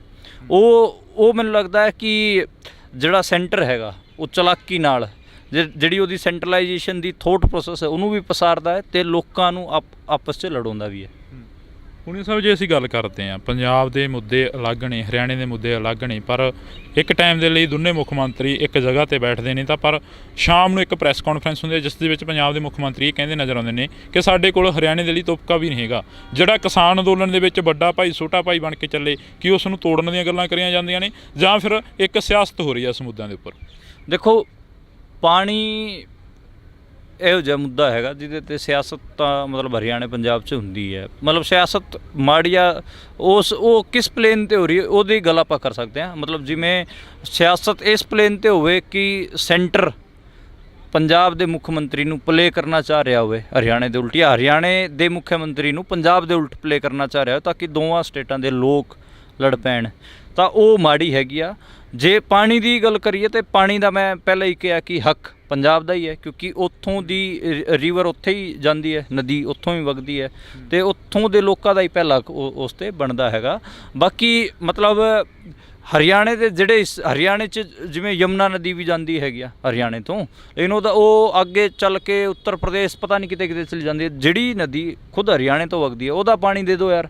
ਜਿਹੜੇ ਸੂਬੇ ਨੂੰ ਹਰਿਆਣੇ ਦੇ ਵਿੱਚ ਵੀ ਜਿਹੜੇ ਇਲਾਕੇ ਨੂੰ ਪਾਣੀ ਦੀ ਲੋੜ ਹੈਗੀ ਆ ਉਹ ਅਹੀਰਵਾਲ ਦਾ ਹੈਗਾ, ਜਿਹੜਾ ਕਿਸਾਨ ਅੰਦੋਲਨ ਵੀ ਨਹੀਂ ਆਇਆ ਸੀਗਾ। ਪਰ ਫਿਰ ਵੀ ਜੇ ਉਹਨਾਂ ਦਾ ਪਾਣੀ ਦਾ ਹੱਕ ਬਣਦਾ ਤਾਂ ਯਮੁਨਾ ਤੋਂ ਦੇ ਦਿਓ, ਗੰਗਾ ਤੋਂ ਦੇ ਦਿਓ। ਮਤਲਬ ਆਹ ਕਿਹੜੀ ਮਤਲਬ ਗੱਲ ਹੋਈ ਕਿ ਜਮਾ ਉਲਟ ਪੰਜਾਬ ਤੋਂ ਪਾਣੀ ਲੈ ਕੇ ਜਾਣਾ ਹੈ ਉਸ ਇਲਾਕੇ ਵਾਸਤੇ, ਤੇ ਉਹ ਮੈਨੂੰ ਲੱਗਦਾ ਕਿ ਠੀਕ ਨਹੀਂ ਹੈ। ਯਮੁਨਾ ਦਾ ਪਾਣੀ ਦੇ ਦਿਓ ਉਹਨਾਂ ਨੂੰ। ਪੁਨੀਆ ਸਾਹਿਬ, ਤੁਸੀਂ ਹਰਿਆਣੇ ਦੇ ਹੋ ਕੇ ਪੰਜਾਬ ਦੇ ਹੱਕ 'ਚ ਕਹਿ ਰਹੇ ਹੋ ਕਿ ਜਿਹੜਾ ਪਾਣੀ ਹੈ ਪੰਜਾਬ, ਮੈਂ ਮਤਲਬ ਬੇਸਿਕਲੀ ਮੇਰਾ ਸਟੈਂਡ ਕਲੀਅਰ ਹੈਗਾ ਕਿ ਮੈਂ ਫੈਡਰਲ ਇਸ਼ੂਜ਼ ਦੇ ਨਾਲ ਆਪਣੇ ਕੰਸਰਨ ਰੱਖਦਾ। ਮੈਂ ਪੰਜਾਬ ਨਾਲ ਇਸ ਕਰਕੇ ਖੜਾ ਕਿਉਂਕਿ ਉਹਦੀ ਵੀ ਆਪਣੀ ਅੱਡ ਨੈਸ਼ਨਲਿਟੀ ਵਾਲਾ ਜਿਹੜਾ ਮਾਮਲਾ ਹੈਗਾ। ਮਤਲਬ ਇਹ ਆਪਾਂ ਤਾਂ ਇਹ ਕਹਿੰਦੇ ਆ ਨਾ ਯੂਨੀਅਨ ਆਫ ਸਟੇਟਸ ਹੈ, ਅੱਡ ਨੈਸ਼ਨਲਿਟੀਆਂ ਇਕੱਠੀਆਂ ਹੋਈਆਂ ਨੇ ਇੰਡੀਆ ਮੁਲਕ ਦੇ ਅੰਦਰ। ਤਾਂ ਮਤਲਬ ਇੰਡੀਆ ਕੋਈ ਇੱਕ ਆਈਡੈਂਟੀਟੀ ਨਹੀਂ ਹੈਗੀ ਕਿ ਕੋਈ ਇੱਕ ਇੰਡੀਆ ਕੋਈ ਇੱਕ ਆਈਡੈਂਟੀਟੀ, ਇਹ ਅੱਡ ਨੈਸ਼ਨਲਿਟੀਆਂ ਦੀ ਜਥੇਬੰਦਕ ਸਾਂਝ ਹੈਗੀ ਹੈ ਨਾ। ਸਾਂਝ ਹੈਗੀ ਆ, ਯੂਨੀਅਨ ਆਫ ਸਟੇਟਸ ਹੈਗੀ ਆ, ਅਤੇ ਫੈਡਰਲ ਇਸ਼ੂਜ਼ ਵੀ, ਫੈਡਰਲ ਸਟਰਕਚਰ ਤਾਂ ਹੀ ਤਾਂ ਆਪਾਂ ਕਹਾਂਗੇ ਇਹਨੂੰ, ਜੇ ਉਹ ਮਤਲਬ ਸੈਂਟਰ ਸਾਰੇ ਫੈਸਲੇ ਖੁਦ ਹੀ ਕਰੂਗਾ ਤਾਂ ਫਿਰ ਸੂਬਿਆਂ 'ਚ ਮੁੱਖ ਮੰਤਰੀ ਬਣਾਉਣ ਦੀ ਕੀ ਲੋੜ ਹੈ। ਸਵਾਇਤਤਾ ਦੀ ਜਿਹੜੀ ਆਪਾਂ ਗੱਲ ਕਰਦੇ ਹਾਂ ਫਿਰ ਉਹਦੀ ਕੀ ਲੋੜ ਹੈ। ਮਤਲਬ ਤੁਸੀਂ ਫਿਰ ਡਿਕਲੇਅਰ ਕਰੋ ਕਿ ਅਸੀਂ ਕੋਈ ਫੈਡਰਲੀ ਸਟਰਕਚਰ ਨਹੀਂ ਹੈਗਾ, ਕੋਈ ਅਸੀਂ ਫੈਡਰਲ ਇਸ਼ੂਜ਼ ਨੂੰ ਨਹੀਂ ਮੰਨਦੇ, ਉਹ ਡਿਕਲੇਅਰ ਕਰ ਦਿਓ। ਇਹ ਤਾਂ ਲਿਟਮਸ ਟੈਸਟ ਹੈਗਾ ਇੰਡੀਅਨ ਸਟੇਟ ਦਾ ਕਿ ਉਹ ਫੈਡਰਲ ਹੈਗਾ ਜਾਂ ਨਹੀਂ ਹੈਗਾ। ਜੇ ਉਹ ਫੈਡਰਲ ਹੈਗਾ ਤਾਂ ਫਿਰ ਪਾਣੀ ਦੇ ਜਿੰਨੇ ਵੀ ਫੈਸਲੇ ਨੇ ਉਹ ਪੰਜਾਬ ਨੂੰ ਹੀ ਕਰਨ ਦਊਗਾ। ਜੇ ਫੈਡਰਲ ਨਹੀਂ ਹੈਗਾ ਤਾਂ ਫਿਰ ਉਹ ਇਸ ਕਿਸਮ ਦੀ ਡਿਕਟੇਟਰਸ਼ਿਪ ਕਰੂਗਾ ਕਿ ਪਾਣੀ ਇਹਨੂੰ ਦਿਓ, ਫਲਾਣੇ ਨੂੰ ਦਿਓ, ਤਿਕੜੇ ਨੂੰ ਦਿਓ। ਜੇ ਪਾਣੀ ਮਤਲਬ ਪਾਣੀ ਦਾ ਮਸਲਾ ਹੈਗਾ ਨਾ, ਹਰਿਆਣਾ ਪੰਜਾਬ ਦੇ ਲੋਕ ਆਪਸ 'ਚ ਬੈਠ ਕੇ ਗੱਲ ਕਰ ਲੈਣਗੇ ਕਿਵੇਂ ਉਹਨੂੰ ਸੁਲਝਾਉਣਾ ਹੈਗਾ। ਸੈਂਟਰ ਕੌਣ ਹੋਊਗਾ ਸਾਨੂੰ ਦੱਸਣ ਵਾਲਾ, ਪੰਜਾਬ ਨੂੰ ਦੱਸਣ ਵਾਲਾ ਸੈਂਟਰ ਕੌਣ ਹੁੰਦਾ ਹੈ ਕਿ ਤੂੰ ਪਾਣੀ ਦੇ ਜਾਂ ਨਾ ਦੇ, ਇਹ ਗੱਲ ਹੈ। ਮਨਦੀਪ ਜੀ, ਜੇ ਅਸੀਂ ਗੱਲ ਕਰਦੇ ਹਾਂ ਪੰਜਾਬ ਦੀ ਸਿਆਸਤ ਦੇ ਵਿੱਚ ਯੂਨੀਵਰਸਿਟੀ ਦਾ ਬੜਾ ਵੱਡਾ ਰੋਲ ਹੁੰਦਾ, ਹਰਿਆਣੇ ਦੀ ਸਿਆਸਤ ਹੋਵੇ ਜਾਂ ਪੰਜਾਬ ਦੀ ਸਿਆਸਤ ਹੋਵੇ, ਸਟੂਡੈਂਟਾਂ ਦਾ ਬੜਾ ਵੱਡਾ ਰੋਲ ਹੁੰਦਾ। ਜਦੋਂ ਸਟੂਡੈਂਟਾਂ ਦੀ ਸਿਆਸਤ ਹੁੰਦੀ ਆ, ਆਪਾਂ ਸ਼ੁਰੂ ਦੇ ਵਿੱਚ ਗੱਲ ਕਰੀ ਸੀ ਕਿ ਥੋੜ੍ਹੀ ਬਹੁਤੀ ਗੱਲਬਾਤ ਇਹਦੇ 'ਤੇ ਵੀ ਕਰਾਂਗੇ। ਪੰਜਾਬ ਦੀ ਪੋਲੀਟਿਕਸ ਜਿੱਥੋਂ ਸ਼ੁਰੂ ਹੁੰਦੀ ਆ ਜਾਂ ਹਰਿਆਣੇ ਦੀ ਪੋਲੀਟਿਕਸ ਜਿੱਥੋਂ ਸ਼ੁਰੂ ਹੁੰਦੀ ਆ, ਕੀ ਲੱਗਦਾ ਤੁਸੀਂ ਤਾਂ ਇਸ ਯੂਨੀਵਰਸਿਟੀ ਦੇ ਵਿੱਚ ਤੁਰਦੇ ਫਿਰਦੇ ਰਹਿੰਦੇ ਹੋ ਜਾਂ ਇਹਨਾਂ ਸਟੂਡੈਂਟਾਂ ਦੇ ਨਾਲ ਬੈਠਦੇ ਹੋ, ਗੱਲਬਾਤ ਕਰਦੇ ਹੋ, ਕੀ ਲੱਗਦਾ ਜਿਹੜੀ ਸਟੂਡੈਂਟਾਂ ਦੀ ਪੋਲੀਟਿਕਸ ਆ ਉਹ ਕਿੱਥੇ ਜੇ ਨਜ਼ਰ ਆਉਂਦੀ ਆ ਜਾਂ ਕਿੱਦਾਂ ਦੀ ਨਜ਼ਰ ਆਉਂਦੀ ਆ? ਮੈਂ ਪਿਛਲੇ 10 ਦਿਨਾਂ ਤੋਂ ਇੱਥੇ ਗਰਾਊਂਡ ਰਿਪੋਰਟ ਕਰ ਰਿਹਾ। ਇੱਥੇ ਮੈਂ ਕਰੀਬ 23 ਦੇ ਨੇੜੇ ਤੇੜੇ ਇੰਟਰਵਿਊ ਕੀਤੇ ਨੇ ਅੱਡ ਜਥੇਬੰਦੀਆਂ ਦੇ, ਸਟੂਡੈਂਟ ਜਥੇਬੰਦੀਆਂ ਦੇ। ਇਸ ਵਾਰ ਖਾਸਾ ਪੰਜਾਬ ਯੂਨੀਵਰਸਿਟੀ ਦਾ ਜਿਹੜਾ ਪਲੇਨ ਹੈਗਾ ਸਟੂਡੈਂਟ ਪੋਲੀਟਿਕਸ ਦਾ ਉਹ ਬਦਲਿਆ। ਤੁਸੀਂ ਇਹ ਗੱਲ ਸਹੀ ਕਹੀ ਹੈ ਕਿ ਇੱਥੋਂ ਦੀ ਪੋਲੀਟਿਕਸ ਦਾ ਅਸਰ ਪੰਜਾਬ ਹਰਿਆਣੇ 'ਚ ਪੈਂਦਾ ਹੈ। ਇੱਥੇ ਜਿਹੜਾ ਟ੍ਰੈਂਡ ਸੈੱਟ ਹੁੰਦਾ ਪੰਜਾਬ ਯੂਨੀਵਰਸਿਟੀ ਉਹ ਪੰਜਾਬ 'ਚ ਫੈਲਦਾ, ਹਰਿਆਣੇ 'ਚ ਫੈਲਦਾ। ਜਿਵੇਂ ਇੱਥੇ ਇੱਕ ਟਾਈਮ ਗੈਂਗਸਟਰ ਕਲਚਰ ਆਇਆ ਤਾਂ ਉਹ ਗੈਂਗਸਟਰ ਕਲਚਰ ਪੂਰੇ ਪੰਜਾਬ 'ਚ ਫੈਲਿਆ, ਠੀਕ ਹੈ, ਹਰਿਆਣੇ 'ਚ ਵੀ ਫੈਲਿਆ ਉਹ। ਹੁਣ ਇੱਥੇ ਆਈਡੀਆਜ਼ ਤੇ ਪੋਲੀਟਿਕਸ ਹੋ ਰਹੀ ਹੈ, ਮਸਲ ਪਾਵਰ ਕਿਤੇ ਨਾ ਕਿਤੇ ਪਿੱਛੇ ਵੀ ਗਈ ਹੈ। ਜਿਵੇਂ ਇੱਥੇ SFS ਵਰਗੀ ਜਥੇਬੰਦੀ ਹੈਗੀ ਆ, CYSS ਜਿਹੜੀ ਆਮ ਆਦਮੀ ਪਾਰਟੀ ਦੀ ਸਟੂਡੈਂਟ ਵਿੰਗ ਹੈ, NSUI, ABVP ਜਿਹੜੀ ਕਿ RSS ਦੀ ਜਥੇਬੰਦੀ ਹੈਗੀ ਆ, ਪੰਥਕ ਜਥੇਬੰਦੀ ਸੱਤ ਹੈਗੀ ਆ, ਸੋਈ ਹੈਗੀ ਆ, ਅਤੇ ਉਹ ਸਾਰੀਆਂ ਲੜ ਰਹੀਆਂ ਨੇ ਚੋਣਾਂ। ਪਿਛਲੇ 10 ਦਿਨਾਂ ਤੋਂ ਮੈਂ ਓਬਜ਼ਰਵ ਕਰ ਰਿਹਾ ਆਈਡੀਆਜ਼ ਦੇ ਪਲੇਨ 'ਤੇ ਗੱਲ ਹੋ ਰਹੀ ਹੈ। ABVP ਵੀ ਕਹਿ ਰਹੀ ਹੈ ਖੁੱਲ੍ਹ ਕੇ, ਉਹਦਾ ਜਿਹੜਾ ਪ੍ਰੈਜ਼ੀਡੈਂਟ ਕੈਂਡੀਡੇਟ ਹੈ ਕਿ ਅਸੀਂ ਯੂਨੀਵਰਸਿਟੀ ਨੂੰ ਭਗਵਾ ਕਰ ਦਾਂਗੇ। ਜਿਹੜੀ ਪੰਥਕ ਜਥੇਬੰਦੀਆਂ ਨੇ ਉਹ ਵੀ ਡਾਇਵਰਸਿਟੀ ਦੀ ਜਾਂ ਫਿਰ ਉਸ ਕਿਸਮ ਨਾਲ ਜਿਹੜੀ ਪੰਜਾਬ ਦੇ ਇਸ਼ੂਜ਼ ਨੇ ਉਹਨਾਂ ਨਾਲ ਖੇਬੜ ਰਹੀਆਂ ਨੇ। ਜਿਹੜੀ ਰੈਵੋਲੂਸ਼ਨਰੀ ਧਿਰਾਂ ਨੇ ਉਹ ਵੀ ਮਤਲਬ ਅਟੈਕ ਕਰ ਰਹੀਆਂ ਨੇ ਜਿਹੜਾ ਕਿ ਢਾਂਚਾ ਹੈਗਾ ਇੰਡੀਅਨ ਸਟੇਟ ਦਾ, ਜਿਹੜਾ ਕਿ ਹੁਣ ਲੋਕ ਵਿਰੋਧੀ ਦਿਖ ਰਿਹਾ ਉਹਦੇ 'ਤੇ। ਅਤੇ ਇਹ ਚੱਲ ਰਿਹਾ ਆਈਡੀਓਲੋਜੀਕਲ ਪਲੇਨ 'ਤੇ ਪਹਿਲੀ ਵਾਰ ਮੈਂ ਦੇਖ ਰਿਹਾ ਇੱਥੇ ਚੋਣਾਂ ਹੋ ਰਹੀਆਂ ਨੇ। ਬਾਕੀ ਸਭ ਤੋਂ ਜ਼ਿਆਦਾ ਜ਼ੋਰ ਆਮ ਆਦਮੀ ਪਾਰਟੀ ਦਾ ਇੱਥੇ ਲੱਗਿਆ ਹੋਇਆ। ਆਮ ਆਦਮੀ ਪਾਰਟੀ ਦੇ ਮੰਤਰੀ ਮੀਤ ਹੇਅਰ ਤੋਂ ਲੈ ਕੇ ਜਿਹੜੇ ਦੂਜੇ ਸਿੱਖਿਆ ਮੰਤਰੀ ਨੇ ਉਹ ਸਾਰੇ ਇੱਥੇ ਬੈਠੇ ਨੇ ਪੰਜਾਬ ਯੂਨੀਵਰਸਿਟੀ। ਰਿਸਰਚ ਸਕੋਲਰਾਂ ਨੂੰ ਅਤੇ ਸਟੂਡੈਂਟਾਂ ਨੂੰ ਇਕੱਲੇ ਨੂੰ ਫ਼ੋਨ ਕਰਕੇ ਕਹਿ ਰਹੇ ਨੇ ਕਿ ਵੋਟ ਸਾਨੂੰ ਪਾਓ, ਨਹੀਂ ਤਾਂ ਫਿਰ ਤੁਸੀਂ ਨੌਕਰੀ ਪੰਜਾਬ 'ਚ ਹੀ ਕਰਨੀ, ਫਿਰ ਦੇਖ ਲਓ ਜੇ ਸਾਨੂੰ ਵੋਟ ਨਹੀਂ ਪਾਈ ਤਾਂ। ਐਂ ਕਰਕੇ ਉਹ ਧਮਕੀਆਂ ਦੇ ਰਹੇ ਨੇ, ਇੱਥੇ ਬੈਠੇ ਨੇ। ਤੇ ਕਾਰਨ ਕੀ ਮੰਨਦੇ ਜਿਹੜੀਆਂ ਇਦਾਂ ਦੀਆਂ ਧਮਕੀਆਂ ਮਿਲ ਰਹੀਆਂ ਨੇ? ਸਰਕਾਰ ਪੰਜਾਬ ਦੇ ਲੋਕਾਂ ਨੇ ਚੁਣੀ ਕਿ ਚੰਡੀਗੜ੍ਹ ਦੀ ਯੂਨੀਵਰਸਿਟੀ ਦੀਆਂ ਚੋਣਾਂ ਦੇ ਲਈ ਚੁਣੀ ਸੀ ਸਰਕਾਰ? ਇਹ ਵੀ ਸਵਾਲ ਖੜੇ ਹੁੰਦੇ ਨੇ। ਨਹੀਂ, ਇਹ ਗੱਲ ਤਾਂ ਠੀਕ ਹੈ, ਪਰ ਉਹਨਾਂ ਦੀ ਜਿਹੜੀ ਸਟੂਡੈਂਟ ਜਥੇਬੰਦੀ ਹੈ ਉਹਦਾ ਪਹਿਲਾ ਇਲੈਕਸ਼ਨ ਹੈਗਾ ਪੰਜਾਬ 'ਚ, ਅਤੇ ਉਹ ਚਾਹਣਗੇ ਕਿ ਜਿੱਤ ਤੋਂ ਸ਼ੁਰੂਆਤ ਹੋਵੇ, ਇਸ ਕਰਕੇ ਉਹ ਸਾਰਾ ਕੁਝ ਕਰ ਰਹੇ ਨੇ। ਜਿਹੜਾ ਸਰਕਾਰ ਬਣਨ ਤੋਂ ਬਾਅਦ ਸੰਗਰੂਰ 'ਚ ਸਿਮਰਨਜੀਤ ਸਿੰਘ ਮਾਨ ਹੋਰਾਂ ਨੇ ਉਹਨਾਂ ਨੂੰ ਹਰਾ ਕੇ ਕੋਈ ਮੈਸੇਜ ਦਿੱਤਾ ਸੀਗਾ, ਸ਼ਾਇਦ ਜੇ ਇੱਥੇ ਵੀ ਉਹ ਹਾਰ ਗਏ ਫਿਰ ਮੈਸੇਜ ਤਾਂ ਵੱਡਾ ਜਾਣਾ, ਫਿਰ ਇਹਨਾਂ ਦੇ ਲਈ ਸਵਾਲ ਖੜਾ ਹੋ ਜਾਊਗਾ। ਇਸ ਕਰਕੇ ਉਹ ਐਡਾ ਜ਼ੋਰ ਲਾ ਰਹੇ ਨੇ ਕਿ ਸਟੂਡੈਂਟਾਂ ਵਿੱਚੋਂ ਇੱਥੋਂ ਜਿੱਤ ਕੇ ਜਾਈਏ। ਪਰ ਇੱਥੇ ਜਿਵੇਂ 1158 ਪ੍ਰੋਫੈਸਰਾਂ ਦੀ ਭਰਤੀ ਸੀਗੀ, ਉਹਨਾਂ ਦੇ ਜਿਹੜੇ ਕੈਂਡੀਡੇਟ ਸੀਗੇ ਉਹ ਵੀ ਇਸ ਯੂਨੀਵਰਸਿਟੀ ਦੇ ਸੀਗੇ ਬਥੇਰੇ, ਉਹ ਵੀ ਉਹਨਾਂ ਦੇ ਉਲਟ ਪ੍ਰਚਾਰ ਕਰ ਰਹੇ ਨੇ। ਐਡਾ ਸੌਖਾ ਨਹੀਂ ਹੈ CYSS ਵਾਸਤੇ। CYSS ਜ਼ੋਰ ਪੂਰਾ ਲਾ ਰਹੀ ਹੈ ਇੱਥੇ। CYSS ਮਤਲਬ ਜਿਹੜੀ ਆਮ ਆਦਮੀ ਪਾਰਟੀ ਦੀ ਸਟੂਡੈਂਟ ਵਿੰਗ ਹੈਗੀ ਆ, ਉਹ ਨਾਈਟ ਕਲੱਬਾਂ 'ਚ ਲੈ ਕੇ ਜਾਣਾ, ਟ੍ਰਿਪ ਲੈ ਕੇ ਜਾਣੇ, ਪੈਸੇ ਵੰਡਣੇ। ਪਹਿਲੀ ਵਾਰ ਪੰਜਾਬ ਯੂਨੀਵਰਸਿਟੀ ਦੇ ਇਲੈਕਸ਼ਨ 'ਚ ਇਹ ਹੋ ਰਿਹਾ ਕਿ ਇਕੱਲੇ ਜਵਾਕ ਨੂੰ ਵੀ ਜਾ ਕੇ ਪੈਸੇ ਆਫਰ ਕੀਤੇ ਜਾ ਰਹੇ ਨੇ। ਮਤਲਬ ਇਸ ਪਲੇਨ 'ਤੇ ਵੀ ਇਲੈਕਸ਼ਨ ਚੱਲ ਰਿਹਾ ਅਤੇ ਮਤਲਬ ਇਹ ਹੈਗੀ ਗੱਲ। ਅਤੇ ਬਾਕੀ ਮਤਲਬ ਜਿਹੜੀ ਪੰਜਾਬ ਯੂਨੀਵਰਸਿਟੀ ਨੂੰ ਕਿਹਾ ਜਾਂਦਾ ਸੀਗਾ ਕਿ ਇੱਥੇ ਡਿੰਪੀ ਚੰਦਵਾਨ ਵਰਗੇ, ਲਾਰੈਂਸ ਬਿਸ਼ਨੋਈ ਵਰਗੇ ਗੈਂਗਸਟਰ ਪੈਦਾ ਹੋਏ ਨੇ, ਮਤਲਬ ਮੈਨੂੰ ਲੱਗਦਾ ਕਿ ਹੁਣ ਪੰਜਾਬ ਯੂਨੀਵਰਸਿਟੀ ਦੀ ਸਟੂਡੈਂਟ ਪੋਲੀਟਿਕਸ ਰੈਵੋਲੂਸ਼ਨਰੀ ਜਾਂ ਫਿਰ ਪੰਜਾਬੀਅਤ ਦੀ ਗੱਲ ਕਰਨ ਵਾਲੇ ਜਾਂ ਹਰਿਆਣੇ ਦੀ ਗੱਲ ਕਰਨ ਵਾਲੇ ਵਧੀਆ ਤਾਕੜ ਲੀਡਰ ਵੀ ਦੇਊਗੀ, ਕਿਉਂਕਿ ਆਈਡੀਆਜ਼ ਦੇ ਪਲੇਨ 'ਤੇ ਹੁਣ ਇੱਥੇ ਗੱਲ ਹੋ ਰਹੀ ਹੈ। ਤੁਸੀਂ ਕਿਹਾ ਕਿ ਇੱਥੋਂ ਦੀ ਗੈਂਗਸਟਰ ਜਿਹੜਾ ਕਲਚਰ ਹੈ ਇੱਥੋਂ ਸ਼ੁਰੂ ਹੋਇਆ। ਜੇ ਆਪਾਂ ਗੱਲ ਕਰਦੇ ਹਾਂ ਗੈਂਗਸਟਰ ਕਲਚਰ ਦੇ ਵਿੱਚ ਧੱਕੇ ਚੜਿਆ ਸਿੱਧੂ ਮੂਸੇਵਾਲਾ। ਇੱਕ ਮਾਂ ਦਾ ਅਤੇ ਪਿਓ ਦਾ ਪੁੱਤ ਮਾਰ ਦਿੱਤਾ ਗਿਆ, ਨੌਜਵਾਨ ਸੀ ਜਿਹੜਾ ਹਾਲੇ ਤੱਕ ਇਨਸਾਫ ਨਹੀਂ ਮਿਲਿਆ।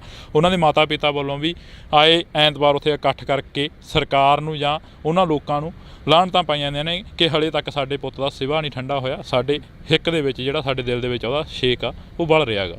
ਇਹ ਗੱਲ ਤਾਂ ਠੀਕ ਹੈ, ਮਤਲਬ ਉਹਨਾਂ ਦੇ ਮਾਤਾ ਪਿਤਾ ਦਾ ਦੁੱਖ ਜਾਇਜ਼ ਹੀ ਹੈ ਅਤੇ ਉਹ ਸਹੀ ਸਰਕਾਰ ਨੂੰ ਮਤਲਬ ਲਾਨਤਾ ਦੇ ਰਹੇ ਨੇ, ਕਿਉਂਕਿ ਪਿੱਛੇ ਜਿਹੜੀ ਕਸਟਡੀ 'ਚ ਉਹਨਾਂ ਨੇ ਗੈਂਗਸਟਰ ਭਜਾਤਾ ਜਿਹੜਾ ਕਿ ਇਸ ਸਿੱਧੂ ਮੂਸੇਵਾਲਾ ਦੀ ਮੌਤ 'ਚ ਸ਼ਾਮਿਲ ਸੀਗਾ, ਪੰਜਾਬ ਪੁਲਿਸ ਨੇ ਭਜਾਇਆ ਉਹਨੂੰ, ਅਤੇ ਉਹ ਸ਼ਰਮ ਵਾਲੀ ਗੱਲ ਸੀਗੀ। ਅਤੇ ਇਸ ਤੋਂ ਇਲਾਵਾ ਵੀ ਮਤਲਬ ਜਿਹੜੀ ਗੈਂਗਸਟਰ ਕਲਚਰ ਹੈਗਾ ਪੰਜਾਬ ਦਾ, ਉਹ ਮਤਲਬ ਉਸ ਕਿਸਮ ਦੀ ਰੋਕ ਨਹੀਂ ਲੱਗੀ, ਕਿਉਂਕਿ ਜੇਲਰਾਂ ਨੂੰ ਆਮ ਤੌਰ 'ਤੇ ਆਪਾਂ ਸੁਣਦੇ ਹਾਂ, ਉਹਨਾਂ ਨੂੰ ਜੇਲਰਾਂ ਨੂੰ ਹੀ ਧਮਕੀ ਦੇ ਰਹੇ ਨੇ ਗੈਂਗਸਟਰ, ਫੋਨਾਂ ਤੋਂ ਅੱਡ ਅੱਡ ਵਪਾਰੀਆਂ ਅਤੇ ਦੂਜਿਆਂ ਲੋਕਾਂ ਨੂੰ ਧਮਕੀਆਂ ਮਿਲ ਹੀ ਰਹੀਆਂ ਨੇ। ਅਤੇ ਇਹ ਤਾਂ ਮਤਲਬ ਠੀਕ ਹੈ ਗੱਲ ਕਿ ਜਸਟਿਸ ਸਿੱਧੂ ਮੂਸੇਵਾਲਾ ਨੂੰ ਉਦੋਂ ਹੀ ਮਿਲੂਗਾ ਜਦੋਂ ਇਹ ਸਾਰਾ ਜਿਹੜਾ ਔਰਗਨਾਈਜ਼ਡ ਕ੍ਰਾਈਮ ਸਿਸਟਮ ਚੱਲ ਰਿਹਾ ਪੰਜਾਬ 'ਚ, ਮਤਲਬ ਐਡਾ ਤਕੜਾ ਔਰਗਨਾਈਜ਼ ਕ੍ਰਾਈਮ ਤਾਂ ਮੈਨੂੰ ਮਤਲਬ ਜਿਹੜਾ ਉੱਤਰ ਪ੍ਰਦੇਸ਼ ਦਾ ਪੂਰਬੀ ਹਿੱਸਾ ਉੱਥੇ ਦਿਖਦਾ ਸੀਗਾ, ਪਰ ਪੰਜਾਬ 'ਚ ਵੀ ਉਸੇ ਸਕੇਲ 'ਤੇ ਔਰਗਨਾਈਜ਼ ਕ੍ਰਾਈਮ ਚੱਲ ਰਿਹਾ। ਅਤੇ ਮੈਨੂੰ ਲੱਗਦਾ ਕਿ ਉਹਦੇ 'ਤੇ ਰੋਕ ਲੱਗਣੀ ਚਾਹੀਦੀ, ਨੌਜਵਾਨ ਨਹੀਂ ਮਾਰੇ ਜਾਣੇ ਚਾਹੀਦੇ। ਇੱਥੋਂ ਦੇ ਜਿਹੜੇ ਪਹਿਲਾਂ ਵਿੱਕੀ ਮਿੱਡੂ ਖੇੜਾ ਜਿਨ੍ਹਾਂ ਦੇ ਮੌਤ ਤੋਂ ਬਾਅਦ ਵੀ ਸਿਆਸਤ ਗਰਮ ਹੋਈ ਸੀ, ਸੋਈ ਪਾਰਟੀ ਤੋਂ ਸੀਗੇ, ਉਹਨਾਂ ਦੀ ਵੀ ਮੌਤ ਹੋਈ ਹੈ। ਇਸ ਤੋਂ ਇਲਾਵਾ ਵੀ ਬਹੁਤ ਸਾਰੇ ਨੌਜਵਾਨ ਇਸ ਗੈਂਗਸਟਰ ਕਲਚਰ ਦੀ ਭੇਂਟ ਚੜ੍ਹੇ ਨੇ, ਇਹਦੇ 'ਤੇ ਰੋਕ ਲੱਗਣੀ ਚਾਹੀਦੀ। ਸਿਵਿਆਂ ਦੇ ਉੱਪਰ ਰੋਟੀਆਂ ਸੇਕੀਆਂ ਜਾਂਦੀਆਂ ਨੇ, ਕੋਈ ਵੀ ਪਾਰਟੀ ਦਾ ਹੋਵੇ ਜਾਂ ਕੋਈ ਵੀ ਨੁਮਾਇੰਦਾ ਹੋਵੇ ਜਾਂ ਇੱਕ ਪੰਥਕ ਨੁਮਾਇੰਦਾ ਹੋਵੇ ਜਾਂ ਫਿਰ ਇੱਕ ਕੋਈ ਗਾਇਕ ਹੋਵੇ, ਉਹਨਾਂ ਦੇ ਸਿਵਿਆਂ ਦੇ ਉੱਪਰ ਆਏ ਦਿਨ ਰੋਟੀਆਂ ਸੇਕਦੇ ਨੇ ਸਿਆਸਤਦਾਨ। ਕੀ ਇਹ ਜਾਇਜ਼ ਲੱਗਦਾ? ਦੇਖੋ, ਮੈਨੂੰ ਲੱਗਦਾ ਕਿ ਇੱਕ ਤਾਂ ਪੰਜਾਬ 'ਚ ਇੱਕ ਚੀਜ਼ ਇਹ ਵੀ ਬਣ ਰਹੀ ਹੈ ਕਿ ਮਤਲਬ ਕਲਟ ਬਣਾਉਣ ਦੀ ਬਹੁਤ ਕਾਹਲੀ ਹੁੰਦੀ ਹੈ। ਮਤਲਬ ਕੋਈ ਵੀ ਜੇ ਕਿਸੇ ਦੀ ਡੈਥ ਵੀ ਹੋ ਜਾਂਦੀ ਹੈ, ਚਾਹੇ ਉਹ ਕਿਸੇ ਵੀ ਤਰੀਕੇ ਨਾਲ ਹੁੰਦੀ ਹੈ, ਅਤੇ ਉਹਨੂੰ ਫਿਰ ਬਹੁਤ ਵੱਡਾ ਫਿਗਰ ਬਣਾ ਕੇ ਪੇਸ਼ ਕੀਤਾ ਜਾਂਦਾ ਹੈ, ਫਿਰ ਉਹਦੇ 'ਤੇ ਸਿਆਸਤ ਕਰਨ ਦੀ ਕੋਸ਼ਿਸ਼ ਹੁੰਦੀ ਹੈ। ਮੈਨੂੰ ਉਹ ਪਲੇਨ ਠੀਕ ਨਹੀਂ ਲੱਗਦਾ। ਮੈਨੂੰ ਲੱਗਦਾ ਕਿ ਪਲੇਨ ਤਾਂ ਆਈਡੀਆਜ਼ ਦਾ ਹੀ ਹੋਣਾ ਚਾਹੀਦਾ। ਤੁਸੀਂ ਜੇ ਪੰਜਾਬੀ ਨੈਸ਼ਨਲ ਟੀਵੀ ਦੀ ਵੀ ਗੱਲ ਕਰਨੀ ਹੈ, ਰਾਈਟ ਟੂ ਸੈਲਫ ਡਿਟਰਮੀਨੇਸ਼ਨ ਦੀ ਵੀ ਗੱਲ ਕਰਨੀ ਹੈਗੀ ਆ, ਅਤੇ ਤੁਸੀਂ ਫਿਰ ਆਈਡੀਆ ਦੇ ਪਲੇਨ 'ਤੇ ਕਰੋ ਕਿ ਕਿਵੇਂ ਆ ਰਿਹਾ, ਕਿਵੇਂ ਆਪਾਂ ਅਚੀਵ ਕਰ ਸਕਦੇ ਹਾਂ, ਕਿਵੇਂ ਇਹਦੇ ਵਾਸਤੇ ਲੜਾਈ ਹੋ ਸਕਦੀ ਹੈ। ਤੁਸੀਂ ਕਿਸੇ ਨੂੰ ਕਲਟ ਬਣਾ ਕੇ ਉਹਦੀ ਮੌਤ ਤੋਂ ਬਾਅਦ ਉਹਦੇ 'ਤੇ ਸਿਆਸਤ ਨਹੀਂ ਕਰ ਸਕਦੇ, ਕਿਉਂਕਿ ਬੰਦਾ ਕੋਈ ਵੀ ਹੋ, ਚਾਹੇ ਉਹ ਜੀਵਨ ਤੋਂ ਚਾਹੇ ਮਰ ਗਿਆ ਹੋਵੇ, ਉਹ ਇੱਕ ਬਾਅਦ ਡਹਿ ਜਾਂਦਾ, ਥੋਟ ਜਿੰਦਾ ਰਹਿੰਦਾ, ਥੋਟ ਪ੍ਰੋਸੈਸ ਹੀ ਮਤਲਬ ਲੋਕਾਂ 'ਚ ਪਸਰਦਾ ਹੈਗਾ। RSS ਲੋਕਾਂ ਨੂੰ ਨਹੀਂ ਪਸਾਰਦੀ, ਬਲਕਿ ਆਪਣੇ ਵਿਚਾਰ ਨੂੰ ਪਸਾਰਦੀ, ਤਾਂ ਕਰਕੇ ਉਹ ਸਕਸੈਸਫੁਲ ਵੀ ਹੈ ਮੁਲਕ 'ਚ। ਅਤੇ ਇਸ ਕਰਕੇ ਹੋਰ ਦੂਜੀ ਜਿੰਨੀ ਵੀ ਆਈਡੀਓਲੋਜੀਜ਼ ਹੈਗੀਆਂ ਜਿਹੜੀ ਕਿ ਆਪਣੇ ਆਪ ਨੂੰ ਪੰਜਾਬ ਪੱਖੀ ਕਹਿੰਦੀਆਂ ਨੇ, ਉਹਨਾਂ ਨੂੰ ਥੋਟ ਨੂੰ ਪਸਾਰਨਾ ਚਾਹੀਦਾ। ਮਤਲਬ ਕਿਸੇ ਦੇ ਮਰੇ 'ਤੇ ਸਿਆਸਤ ਖੜੀ ਕਰਨ ਦੀ ਕੋਸ਼ਿਸ਼ ਮੈਨੂੰ ਲੱਗਦਾ ਕਿ ਕੋਈ ਚੰਗੀ ਗੱਲ ਹੈਗੀ ਆ। ਪੁਨੀਆ ਸਾਹਿਬ ਕਿਸਾਨ ਅੰਦੋਲਨ 'ਚ ਕਾਫੀ ਐਕਟਿਵ ਰਹੇ ਨੇ। ਜੇਕਰ ਅਸੀਂ ਗੱਲ ਕਰਦੇ ਹਾਂ ਪੰਜਾਬ ਦੀ ਜਾਂ ਕਿਸਾਨ ਅੰਦੋਲਨ ਦੀ, ਪੂਰੇ ਭਾਰਤ ਦਾ ਕਿਸਾਨ ਅੰਦੋਲਨ ਸੀ, ਉਸ ਦੇ ਉੱਪਰ ਸੁਣਿਆ ਸੀ ਤੁਸੀਂ ਕਿਤਾਬ ਲਿਖ ਰਹੇ ਹੋ, ਹੋਈ ਕੰਪਲੀਟ? ਉਸ ਦੇ ਵਿੱਚ ਕੀ ਜਿਹੜੇ ਖੁਲਾਸੇ ਨੇ, ਤੁਸੀਂ ਕਿਹਾ ਸੀ ਕਿ ਵੱਡੇ ਖੁਲਾਸੇ ਕਰਾਂਗੇ, ਕਿਹੜੇ ਖੁਲਾਸੇ ਨੇ ਜਿਹੜੇ ਉਸ ਦੇ ਵਿੱਚ ਹੋ ਰਹੇ ਨੇ ਸਾਹਮਣੇ? ਦੇਖੋ, ਮੈਂ ਕਿਤਾਬ ख़त्म ਕਰ ਲਈ ਹੈ। ਕਿਤਾਬ ਤਾਂ ਕਾਫੀ ਟਾਈਮ ਦੀ ख़त्म ਹੋ ਗਈ ਸੀਗੀ, ਉਹ ਆਣੀ ਸੀ ਉੱਦਾਂ, ਪਰ ਲੇਟ ਚੱਲ ਰਹੀ ਹੈ। ਮੈਂ ਥੋੜ੍ਹੇ ਫਾਈਨੈਂਸ਼ੀਅਲ ਕ੍ਰਾਈਸਿਸ 'ਚ ਫਸ ਗਿਆ ਸੀਗਾ ਪਿਛਲੇ ਟਾਈਮ। ਮੇਰੇ ਚੈਨਲ ਸਰਕਾਰ ਨੇ ਬੰਦ ਕਰਤੇ ਸੀ। ਇੱਕ ਤੋਂ ਜਨਪਤ ਕਰਕੇ ਸੀਗਾ ਸਾਡਾ YouTube 'ਤੇ, ਅਤੇ ਉਹ ਬੰਦ ਕਰਤਾ ਸੀਗਾ। ਕੁਛ ਸਾਡੇ ਮਤਲਬ ਇਹ ਲਾ ਲਓ ਕਿ ਵੀਡੀਓਜ਼ ਸੀ ਜਿਹੜੀਆਂ ਜ਼ਿਆਦਾ ਚੱਲੀਆਂ, ਉਹ ਉਹਨਾਂ ਨੇ ਉਡਾਤੀਆਂ। ਹੁਣ ਨਵਾਂ ਗਾਂव ਸਵੇਰਾ ਕਰਕੇ ਚੈਨਲ ਚਲਾਇਆ ਸੀਗਾ, ਉਹ ਵੀ ਉਹਨਾਂ ਨੇ ਡਾਊਨ ਕਰਤਾ ਸੀਗਾ। ਅਤੇ ਇਸ ਕਰਕੇ ਥੋੜ੍ਹਾ ਫਾਈਨੈਂਸ਼ੀਅਲ ਕ੍ਰਾਈਸਿਸ ਫਸਿਆ ਰਿਹਾ। ਇਸ ਕਰਕੇ ਮੈਂ ਟੋਟਲੀ ਡਿਪੈਂਡੈਂਟ ਨਾ ਪਬਲਿਸ਼ਰ 'ਤੇ।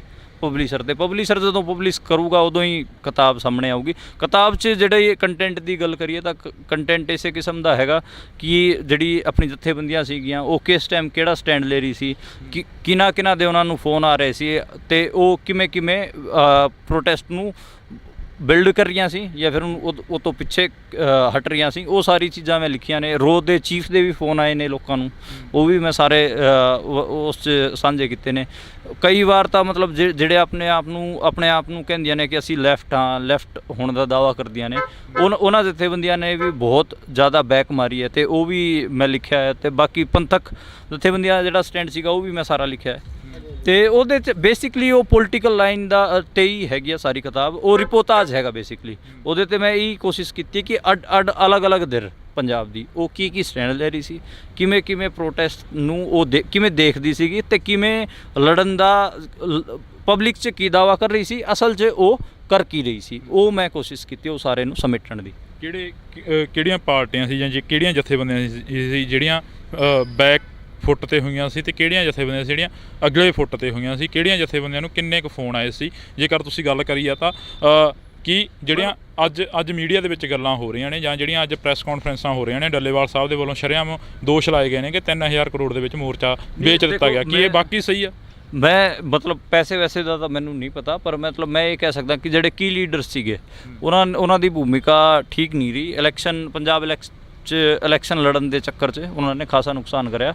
ਮਤਲਬ ਈਵਨ ਰਾਜੇਵਾਲ ਸਾਹਿਬ ਹੋਰਾਂ ਨੇ ਵੀ ਬਹੁਤ ਜਗ੍ਹਾ 'ਤੇ ਆਪਣੇ ਪੈਰ ਪਿੱਛੇ ਖਿੱਚੇ ਨੇ। ਉਹਨਾਂ ਨੇ ਮਤਲਬ ਕਲੀਅਰ ਮੈਸੇਜ ਵੀ ਦਿੱਤੇ ਨੇ ਕਿ ਅਸੀਂ ਬਈ ਇੰਡੀਅਨ ਸਟੇਟ ਦਾ ਜਿਹੜਾ ਦਾਇਰਾ ਹੈਗਾ ਉਹਦੇ 'ਚ ਰਹਿ ਕੇ ਹੀ ਅਸੀਂ ਪ੍ਰੋਟੈਸਟ ਕਰਨਾ ਹੈਗਾ।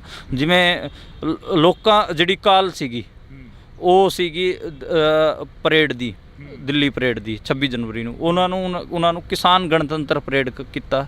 ਗਣਤੰਤਰ ਸ਼ਬਦ ਬਾੜ ਕੇ ਇਹ ਵੀ ਕਿਹਾ ਉਹਨਾਂ ਨੇ ਕਿ ਅਸੀਂ ਤਿਰੰਗਾ ਲੈ ਕੇ ਲਗਾ ਕੇ ਜਾਵਾਂਗੇ। ਉਹਨਾਂ ਨੇ ਮਤਲਬ ਜਿਹੜੇ ਚਿੰਨ੍ਹ ਵਰਤੇ ਉਸ ਤੋਂ ਬਾਅਦ ਕਲੀਅਰ ਕੀਤਾ ਕਿ ਅਸੀਂ ਕੋਈ ਵੀ ਬਗਾਵਤ ਨਹੀਂ ਕਰਨ ਜਾ ਰਹੇ।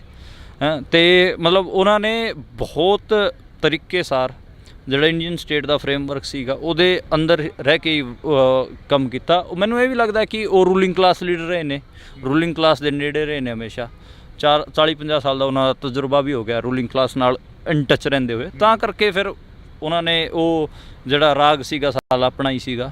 ਅਤੇ ਰਾਜੇਵਾਲ ਸਾਹਿਬ ਹੋ ਗਏ, ਉਹ ਦੂਜੇ ਹੋਰ ਵੀ ਜਥੇਬੰਦੀਆਂ ਸੀਗੀਆਂ, ਮਤਲਬ ਈਵਨ ਉਗਰਾਹਾਂ ਸਾਹਿਬ ਵੀ ਮਾਰਚ 2021 'ਚ ਕਹਿ ਰਹੇ ਸੀਗੇ ਕਿ ਜੇ ਸਰਕਾਰ 3 ਕਾਨੂੰਨ ਸਸਪੈਂਡ ਕਰਦੀ ਤਾਂ ਸਾਨੂੰ ਮੋਰਚਾ ਉਠਾ ਲੈਣਾ ਚਾਹੀਦਾ, ਸਾਡੀ 85% ਜਿੱਤ ਹੋ ਚੁੱਕੀ ਹੈ। ਇਸ ਕਿਸਮ ਨਾਲ ਸਾਰੇ ਹੀ ਕਿਸਾਨ ਆਗੂਆਂ ਦੇ ਸਟੈਂਡ ਮੇ ਲਿਖੇ ਹੋਏ ਨੇ। ਜਿਹੜੀ ਕੀ ਲੀਡਰ ਸੀਗੇ ਜਿਨ੍ਹਾਂ ਕੋਲ ਕੁੰਜੀਆਂ ਸੀਗੀਆਂ ਮੋਰਚੇ ਦੀਆਂ, ਬੂਟਾ ਸਿੰਘ ਗੁਰਜਗਿੱਲ ਰਾਓ ਦੇ ਚੀਫ ਨਾਲ ਉਹ ਇਨ ਟੱਚ ਰਹੇ ਨੇ।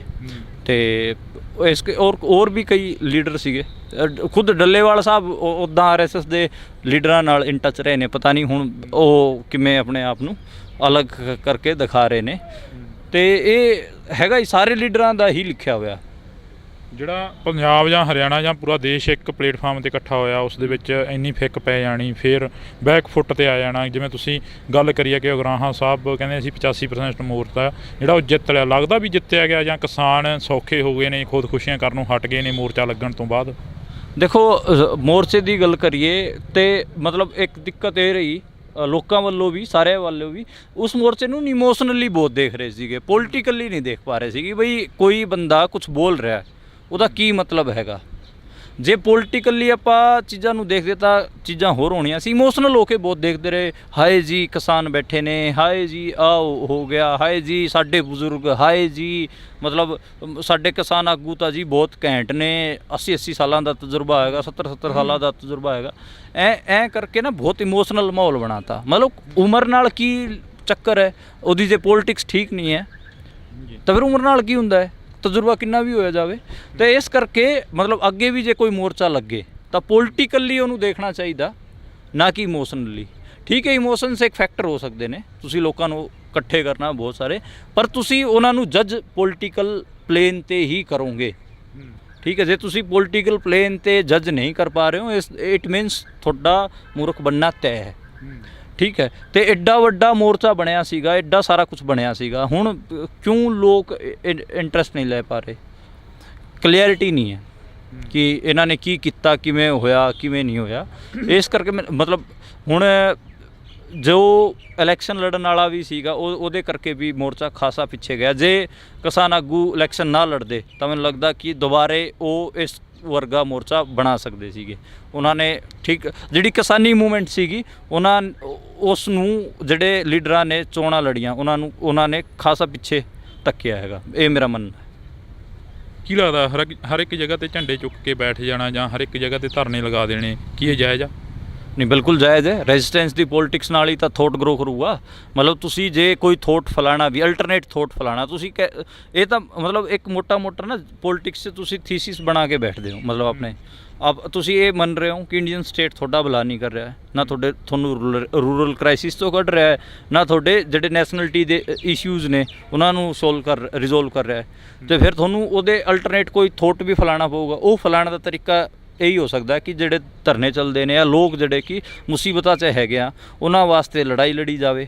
ਅਤੇ ਉਸ ਲੜਾਈ ਲੜਦੇ ਹੀ ਜਿਹੜੇ ਕਿ ਨੈਸ਼ਨਲਿਟੀ ਦੇ ਸਵਾਲ ਨੇ ਜਾਂ ਫਿਰ ਦੂਜੇ ਰੂਰਲ ਕ੍ਰਾਈਸਿਸ ਦੇ ਸਵਾਲ ਨੇ ਉਹ ਲੋਕਾਂ 'ਚ ਪਸਾਰੇ ਜਾਣ। ਮੈਨੂੰ ਤਾਂ ਇਹ ਰਸਤਾ ਦਿਖਦਾ।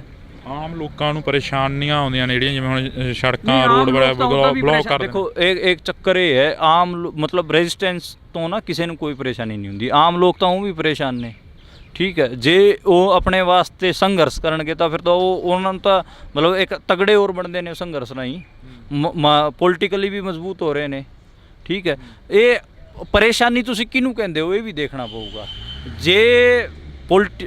ਜੇ ਇਸ ਕਿਸਮ ਦੇ ਮਤਲਬ ਧਰਨੇ ਲੱਗਦੇ ਨੇ ਜਿਨ੍ਹਾਂ 'ਚ ਪੋਲੀਟੀਕਲ ਐਜੂਕੇਸ਼ਨ ਹੁੰਦੀ ਹੈ, ਪੋਲੀਟੀਕਲ ਟ੍ਰੇਨਿੰਗ ਹੁੰਦੀ ਹੈ ਬੰਦਿਆਂ ਦੀ, ਉਹਨੂੰ ਜੇ ਤੰਗ ਹੋਣਾ ਕਹਿੰਦੇ ਹੋ ਤਾਂ ਮੈਨੂੰ ਲੱਗਦਾ ਕਿ ਇਹ ਠੀਕ ਹੈ। ਬਲਕਿ ਉਹ ਤਾਂ ਸ਼ਾਰਪ ਹੋਰ ਹੋ ਰਹੇ ਨੇ ਪੋਲੀਟੀਕਲੀ। ਮਤਲਬ ਜਿੰਨਾ ਪੰਜਾਬ ਦਾ ਯੂਥ, ਪੰਜਾਬ ਦੇ ਲੋਕ ਇਸ ਕਿਸਾਨੀ ਧਰਨੇ 'ਚ ਸ਼ਾਰਪ ਹੋਏ ਨੇ, ਮੈਨੂੰ ਨਹੀਂ ਲੱਗਦਾ ਕਿ ਪਿਛਲੇ 10 ਸਾਲ 'ਚ ਦਿਖਾ ਦਿਓ ਕਿਹੜਾ ਇਹੋ ਜਿਹਾ ਮੋਰਚਾ ਆ ਉਹ ਧਰਨਾ ਹੋਇਆ ਸੀਗਾ ਜਿਹਦੇ 'ਚ ਇੰਨੇ ਸ਼ਾਰਪ ਬਣ ਕੇ ਨਿਕਲੇ ਪੋਲੀਟੀਕਲ। ਈਵਨ ਜਿਹੜੇ ਉਸ ਕਿਸਾਨ ਮੋਰਚੇ ਨੂੰ ਲੀਡ ਕਰ ਰਹੇ ਸੀਗੇ ਅੱਜ ਉਸ ਦੌਰਾਨ, ਅੱਜ ਨੌਜਵਾਨ ਉਹਨਾਂ ਨੂੰ ਵੀ ਸਵਾਲ ਪੁੱਛ ਰਹੇ ਨੇ। ਤੇ ਇਹ ਸਵਾਲ ਪੁੱਛਣ ਦੀ ਸਮਰੱਥਾ ਕਿੱਥੋਂ ਆ ਰਹੀ ਹੈ? ਇਹ ਪੋਲੀਟੀਕਲ ਸਮਝ ਕਿੱਥੋਂ ਆ ਰਹੀ ਹੈ? ਇਕੱਠੇ ਬੈਠੇ ਗੱਲਬਾਤ ਚੱਲੀ। ਉਹ ਬੇਸਿਕਲੀ ਸਕੂਲ ਵੀ ਹੁੰਦਾ ਹੈਗਾ ਥੋਟ ਦਾ, ਜਿਹੜਾ ਪ੍ਰੋਟੈਸਟ ਹੁੰਦਾ ਨਾ, ਉਹ ਇੱਕ ਹਿਸਾਬ ਨਾਲ ਯੂਨੀਵਰਸਿਟੀ ਵਾਂਗ ਕੰਮ ਕਰਦਾ ਹੈ।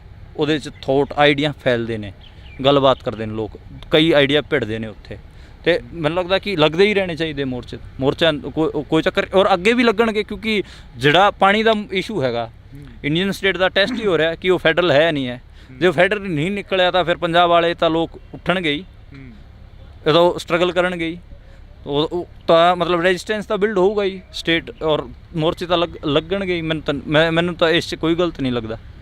ਜੇ ਪੰਜਾਬ ਦੀ ਤੁਸੀਂ ਗੱਲ ਕਰੀ ਆ, ਪੰਜਾਬ ਦੇ ਵਿੱਚ ਇੱਕ ਟਾਈਮ ਅਜਿਹਾ ਸੀ ਜਦੋਂ ਬੀਜੇਪੀ ਨੂੰ ਕੋਈ ਖੜਨ ਨਹੀਂ ਸੀ ਦਿੰਦਾ, ਬੀਜੇਪੀ ਦੇ ਲੀਡਰਾਂ ਨੂੰ ਭਜਾ ਦਿੰਦੇ ਸੀ। ਪਰ ਸੰਗਰੂਰ ਦੀ ਗੱਲ ਕਰੀ ਸੀ, ਸੰਗਰੂਰ ਦੀਆਂ ਚੋਣਾਂ ਦੇ ਵਿੱਚ ਬੀਜੇਪੀ ਦਾ ਜਿਹੜਾ ਲੀਡਰ ਉਹ ਤੀਜੇ ਨੰਬਰ 'ਤੇ ਆਉਂਦਾ।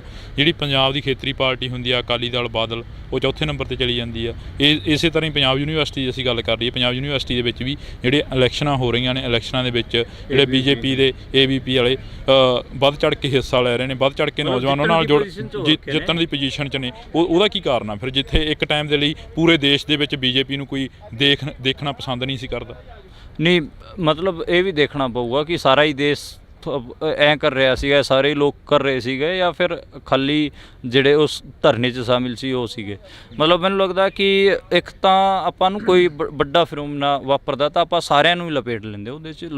ਬਹੁਤ ਸਾਰੇ ਲੋਕ ਉਹਨੂੰ ਬੈਠ ਕੇ ਦੇਖ ਰਹੇ ਹੁੰਦੇ ਨੇ। ਤੇ ਇਸ ਕਰਕੇ ਪੰਜਾਬ 'ਚ ਵੀ ਇਹ ਨਹੀਂ ਸੀ ਕਿ ਬੀਜੇਪੀ ਦੀ ਸਪੇਸ ਖਤਮ ਹੋ ਗਈ। ਜੇ ਖਤਮ ਹੋ ਜਾਂਦੀ ਤਾਂ ਫਿਰ ਕੈਪਟਨ ਵਰਗੇ ਦੂਜੇ ਵੱਡੇ ਲੀਡਰ ਜਾਂਦੇ ਨਹੀਂ। ਤੇ ਜਿਵੇਂ ਤੁਸੀਂ ਖੁਦ ਹੀ ਆਪਣੇ ਮੂੰਹੋਂ ਕਹਾ ਤੀਜੇ ਨੰਬਰ 'ਤੇ ਨਾ ਹੁੰਦੀ। ਹੁਣ ਪੰਜਾਬ ਯੂਨੀਵਰਸਿਟੀ 'ਚ ABVP ਟੌਪ 2 ਪਾਰਟੀ 'ਚ ਚੱਲ ਰਹੀ ਹੈ, ਸ਼ਾਇਦ ਜਿੱਤ ਵੀ ਜਾਵੇ ਚੋਣਾਂ, ਜਦਕਿ ਉਹ ਸ਼ਰੇਆਮ ਭਗਵਾਨ ਲਹਿਰਾਣ ਦੀ ਗੱਲ ਕਰ ਰਹੇ ਨੇ।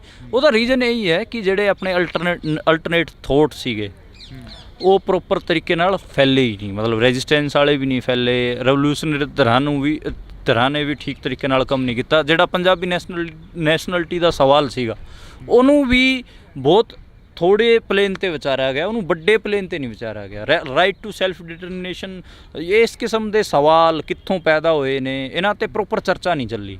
ਕਿਵੇਂ ਮਤਲਬ ਇਕਨੋਮਿਕ ਕ੍ਰਾਈਸਿਸ, ਪੰਜਾਬ ਦੇ ਰੂਰਲ ਕ੍ਰਾਈਸਿਸ ਕਿਵੇਂ ਸੋਲਵ ਹੋਣਗੇ, ਕਿਵੇਂ।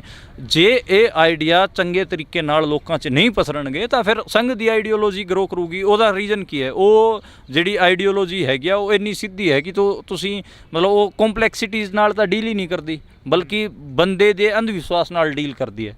ਅੰਧ ਵਿਸ਼ਵਾਸ ਨਾਲ ਜਿਹੜੀ ਵੀ ਆਈਡੀਓਲੋਜੀ ਡੀਲ ਕਰੂਗੀ ਉਹ ਜਿਹੜੇ ਰੈਵੋਲੂਸ਼ਨਰੀ ਥੋਟ ਹੁੰਦੇ ਨੇ ਜਾਂ ਫਿਰ ਦੂਜੇ ਥੋਟ ਹੁੰਦੇ ਨੇ ਉਹਨਾਂ ਨੂੰ ਗਰੋ ਕਰਨ ਦੀ ਸਪੇਸ ਨਹੀਂ ਦਿੰਦੀ। ਹੁਣ ਮਤਲਬ ਤੁਸੀਂ ਕਿਸੇ ਆਟੋ ਵਾਲੇ ਨਾਲ ਗੱਲ ਕਰੋਗੇ ਤੇ ਰਾਮ ਮੰदिर ਦਾ ਤੁਸੀਂ ਜ਼ਿਕਰ ਕਰੋਗੇ, वो सीधा आए कहेगा कि भैया राम मंदिर अगर अयोध्या में नहीं बनेगा तो कहाँ बनेगा।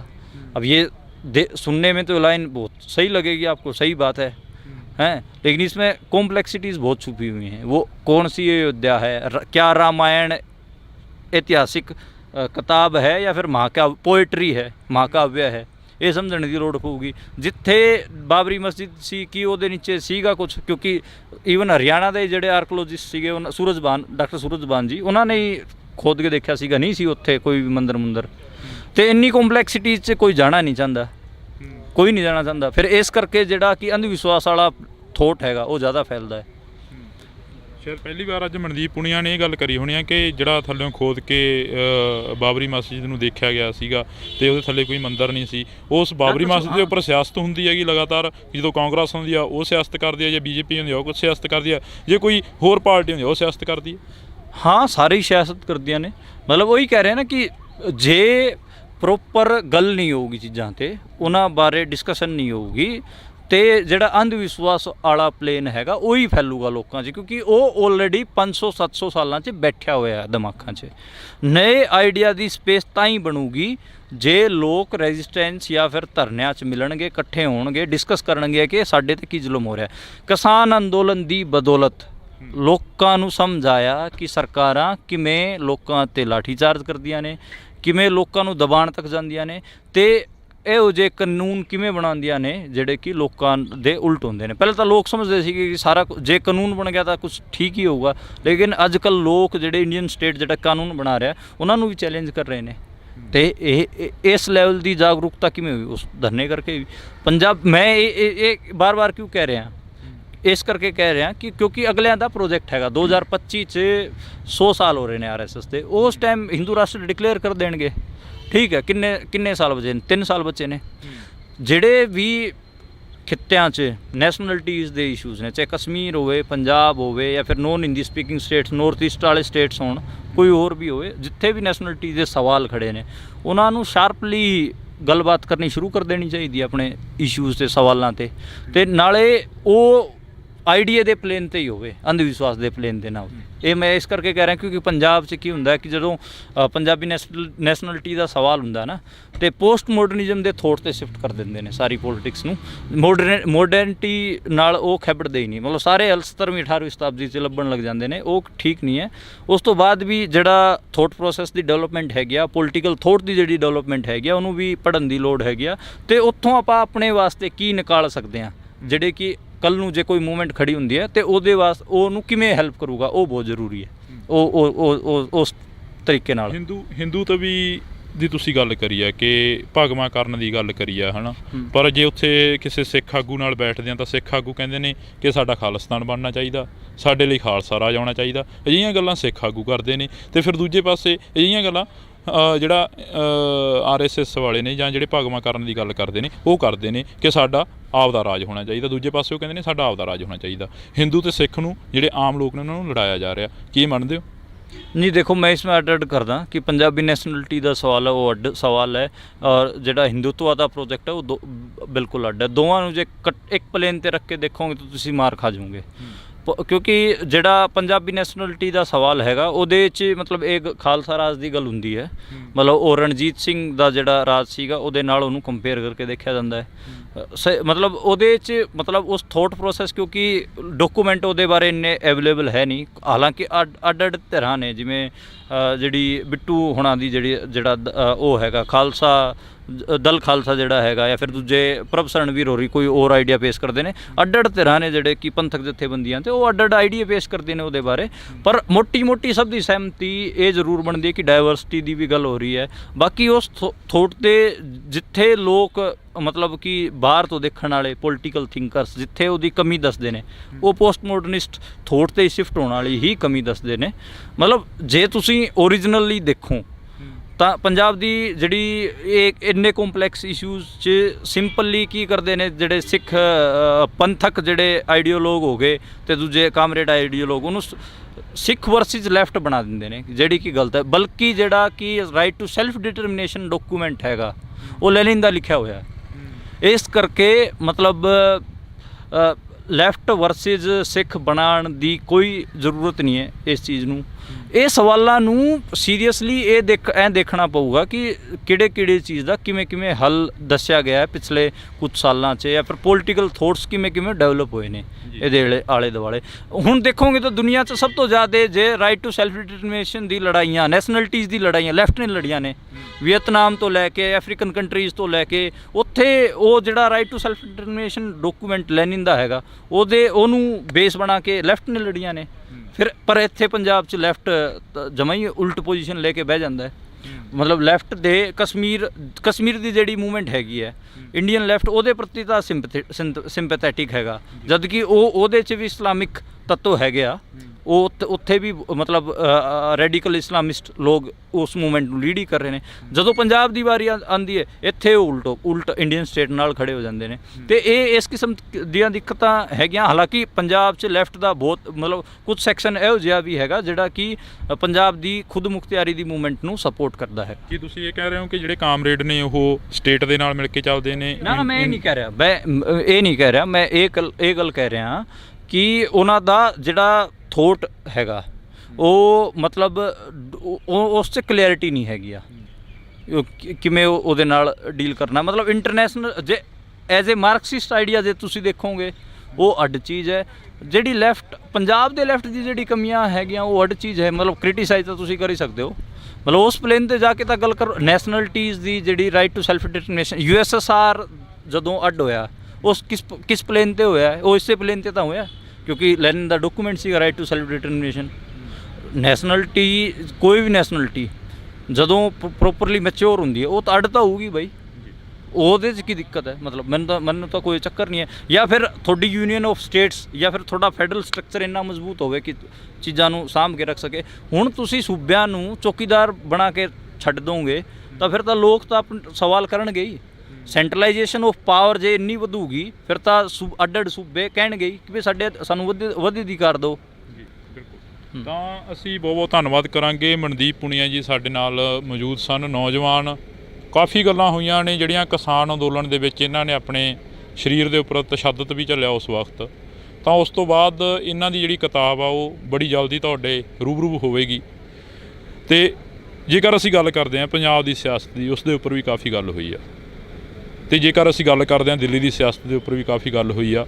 ਤੇ ਉਸ ਤੋਂ ਬਾਅਦ ਪੰਜਾਬ ਯੂਨੀਵਰਸਿਟੀ ਜਿਹੜੀ ਪੋਲੀਟਿਕਸ ਆ, ਜਿਹੜੀ ਸਿਆਸਤ ਆ, ਜਿੱਥੋਂ ਸਿਆਸਤ ਦਾ ਮੁੱਢ ਵੱਜਦਾ ਉਹਦੇ ਦੇ ਉੱਪਰ ਵੀ ਕਾਫੀ ਗੱਲ ਹੋਈ ਆ।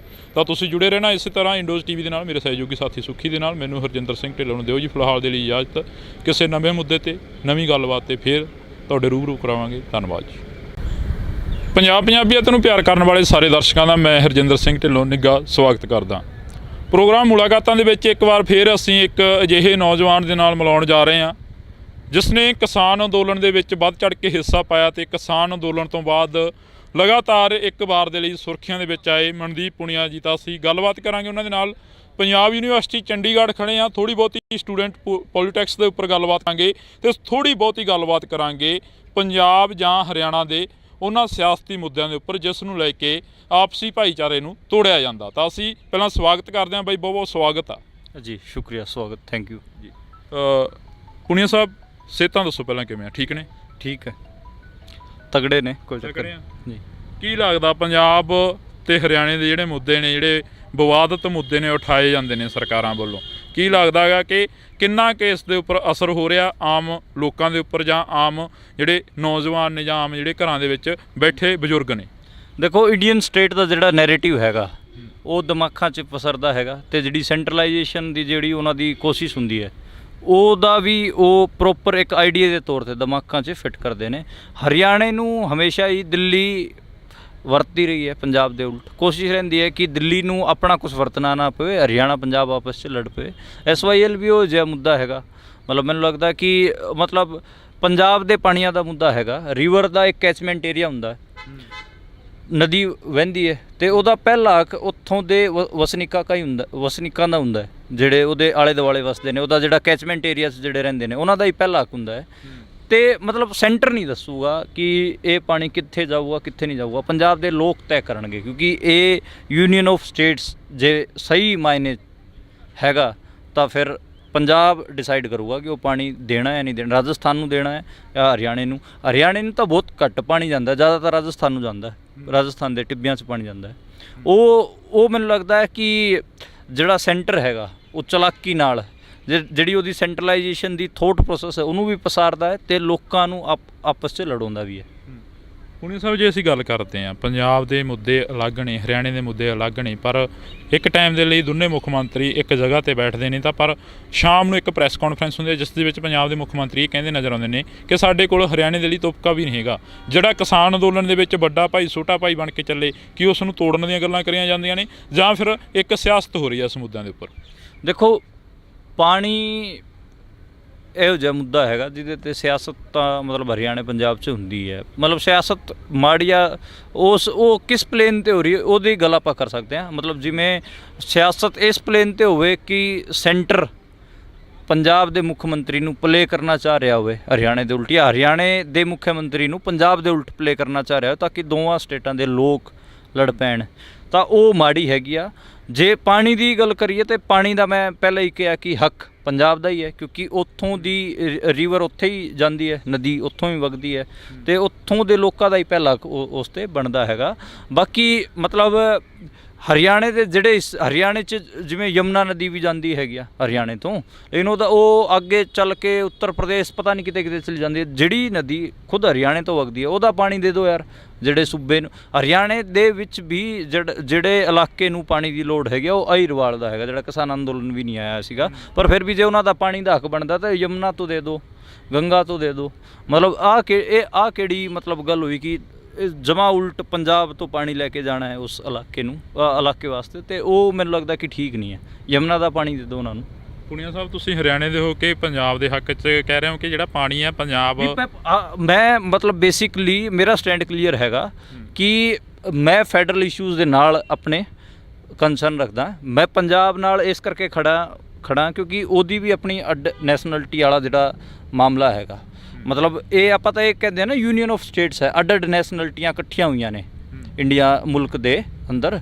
ਤਾਂ ਮਤਲਬ ਇੰਡੀਆ ਕੋਈ ਇੱਕ ਆਈਡੈਂਟੀਟੀ ਨਹੀਂ ਹੈਗੀ ਕਿ ਕੋਈ ਇੱਕ ਇੰਡੀਆ ਕੋਈ ਇੱਕ ਆਈਡੈਂਟੀਟੀ, ਇਹ ਅੱਡ ਨੈਸ਼ਨਲਿਟੀਆਂ ਦੀ ਜਥੇਬੰਦਕ ਸਾਂਝ ਹੈਗੀ ਆ ਨਾ, ਸਾਂਝ ਹੈਗੀ ਆ, ਯੂਨੀਅਨ ਆਫ ਸਟੇਟਸ ਹੈਗੀ ਆ।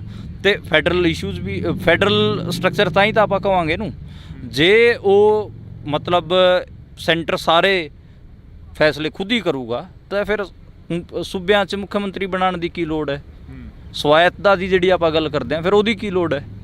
ਮਤਲਬ ਤੁਸੀਂ ਫਿਰ ਡਿਕਲੇਅਰ ਕਰੋ ਕਿ ਅਸੀਂ ਕੋਈ ਫੈਡਰਲ ਸਟਰਕਚਰ ਨਹੀਂ ਹੈਗਾ, ਕੋਈ ਅਸੀਂ ਫੈਡਰਲ ਇਸ਼ੂਜ਼ ਨੂੰ ਨਹੀਂ ਮੰਨਦੇ, ਉਹ ਡਿਕਲੇਅਰ ਕਰ ਦਿਓ। ਇਹ ਤਾਂ ਲਿਟਮਸ ਟੈਸਟ ਹੈਗਾ ਇੰਡੀਅਨ ਸਟੇਟ ਦਾ ਕਿ ਉਹ ਫੈਡਰਲ ਹੈਗਾ ਜਾਂ ਨਹੀਂ ਹੈਗਾ। ਜੇ ਉਹ ਫੈਡਰਲ ਹੈਗਾ ਤਾਂ ਫਿਰ ਪਾਣੀ ਦੇ ਜਿੰਨੇ ਵੀ ਫੈਸਲੇ ਨੇ ਉਹ ਪੰਜਾਬ ਨੂੰ ਹੀ ਕਰਨ ਦਊਗਾ। ਜੇ ਫੈਡਰਲ ਨਹੀਂ ਹੈਗਾ ਤਾਂ ਫਿਰ ਉਹ ਇਸ ਕਿਸਮ ਦੀ ਡਿਕਟੇਟਰਸ਼ਿਪ ਕਰੂਗਾ ਕਿ ਪਾਣੀ ਇਹਨੂੰ ਦਿਓ, ਫਲਾਣੇ ਨੂੰ ਦਿਓ, ਤਿਕੜੇ ਨੂੰ ਦਿਓ। ਜੇ ਪਾਣੀ ਮਤਲਬ ਪਾਣੀ ਦਾ ਮਸਲਾ ਹੈਗਾ ਨਾ, ਹਰਿਆਣਾ ਪੰਜਾਬ ਦੇ ਲੋਕ ਆਪਸ 'ਚ ਬੈਠ ਕੇ ਗੱਲ ਕਰ ਲੈਣਗੇ ਕਿਵੇਂ ਉਹਨੂੰ ਸੁਲਝਾਉਣਾ ਹੈਗਾ। ਸੈਂਟਰ ਕੌਣ ਹੋਊਗਾ ਸਾਨੂੰ ਦੱਸਣ ਵਾਲਾ, ਪੰਜਾਬ ਨੂੰ ਦੱਸਣ ਵਾਲਾ ਸੈਂਟਰ ਕੌਣ ਹੁੰਦਾ ਹੈ ਕਿ ਤੂੰ ਪਾਣੀ ਦੇ ਜਾਂ ਨਾ ਦੇ, ਇਹ ਗੱਲ ਹੈ। ਮਨਦੀਪ ਜੀ, ਜੇ ਅਸੀਂ ਗੱਲ ਕਰਦੇ ਹਾਂ ਪੰਜਾਬ ਦੀ ਸਿਆਸਤ ਦੇ ਵਿੱਚ ਯੂਨੀਵਰਸਿਟੀ ਦਾ ਬੜਾ ਵੱਡਾ ਰੋਲ ਹੁੰਦਾ, ਹਰਿਆਣੇ ਦੀ ਸਿਆਸਤ ਹੋਵੇ ਜਾਂ ਪੰਜਾਬ ਦੀ ਸਿਆਸਤ ਹੋਵੇ, ਸਟੂਡੈਂਟਾਂ ਦਾ ਬੜਾ ਵੱਡਾ ਰੋਲ ਹੁੰਦਾ। ਜਦੋਂ ਸਟੂਡੈਂਟਾਂ ਦੀ ਸਿਆਸਤ ਹੁੰਦੀ ਆ, ਆਪਾਂ ਸ਼ੁਰੂ ਦੇ ਵਿੱਚ ਗੱਲ ਕਰੀ ਸੀ ਕਿ ਥੋੜ੍ਹੀ ਬਹੁਤੀ ਗੱਲਬਾਤ ਇਹਦੇ 'ਤੇ ਵੀ ਕਰਾਂਗੇ। ਪੰਜਾਬ ਦੀ ਪੋਲੀਟਿਕਸ ਜਿੱਥੋਂ ਸ਼ੁਰੂ ਹੁੰਦੀ ਆ ਜਾਂ ਹਰਿਆਣੇ ਦੀ ਪੋਲੀਟਿਕਸ ਜਿੱਥੋਂ ਸ਼ੁਰੂ ਹੁੰਦੀ ਆ, ਕੀ ਲੱਗਦਾ ਤੁਸੀਂ ਤਾਂ ਇਸ ਯੂਨੀਵਰਸਿਟੀ ਦੇ ਵਿੱਚ ਤੁਰਦੇ ਫਿਰਦੇ ਰਹਿੰਦੇ ਹੋ ਜਾਂ ਇਹਨਾਂ ਸਟੂਡੈਂਟਾਂ ਦੇ ਨਾਲ ਬੈਠਦੇ ਹੋ, ਗੱਲਬਾਤ ਕਰਦੇ ਹੋ, ਕੀ ਲੱਗਦਾ ਜਿਹੜੀ ਸਟੂਡੈਂਟਾਂ ਦੀ ਪੋਲੀਟਿਕਸ ਆ ਉਹ ਕਿੱਥੇ ਜੇ ਨਜ਼ਰ ਆਉਂਦੀ ਆ ਜਾਂ ਕਿੱਦਾਂ ਦੀ ਨਜ਼ਰ ਆਉਂਦੀ ਆ?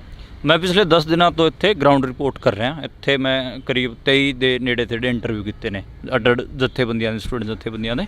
ਇਸ ਵਾਰ ਖਾਸਾ ਪੰਜਾਬ ਯੂਨੀਵਰਸਿਟੀ ਦਾ ਜਿਹੜਾ ਪਲੇਨ ਹੈਗਾ ਸਟੂਡੈਂਟ ਪੋਲੀਟਿਕਸ ਦਾ ਉਹ ਬਦਲਿਆ। ਤੁਸੀਂ ਇਹ ਗੱਲ ਸਹੀ ਕਹੀ ਹੈ ਕਿ ਇੱਥੋਂ ਦੀ ਪੋਲੀਟਿਕਸ ਦਾ ਅਸਰ ਪੰਜਾਬ ਹਰਿਆਣੇ 'ਚ ਪੈਂਦਾ ਹੈ। ਇੱਥੇ ਜਿਹੜਾ ਟ੍ਰੈਂਡ ਸੈੱਟ ਹੁੰਦਾ ਪੰਜਾਬ ਯੂਨੀਵਰਸਿਟੀ ਉਹ ਪੰਜਾਬ 'ਚ ਫੈਲਦਾ, ਹਰਿਆਣੇ 'ਚ ਫੈਲਦਾ। ਜਿਵੇਂ ਇੱਥੇ ਇੱਕ ਟਾਈਮ ਗੈਂਗਸਟਰ ਕਲਚਰ ਆਇਆ ਤਾਂ ਉਹ ਗੈਂਗਸਟਰ ਕਲਚਰ ਪੂਰੇ ਪੰਜਾਬ 'ਚ ਫੈਲਿਆ, ਠੀਕ ਹੈ, ਹਰਿਆਣੇ 'ਚ ਵੀ ਫੈਲਿਆ ਉਹ।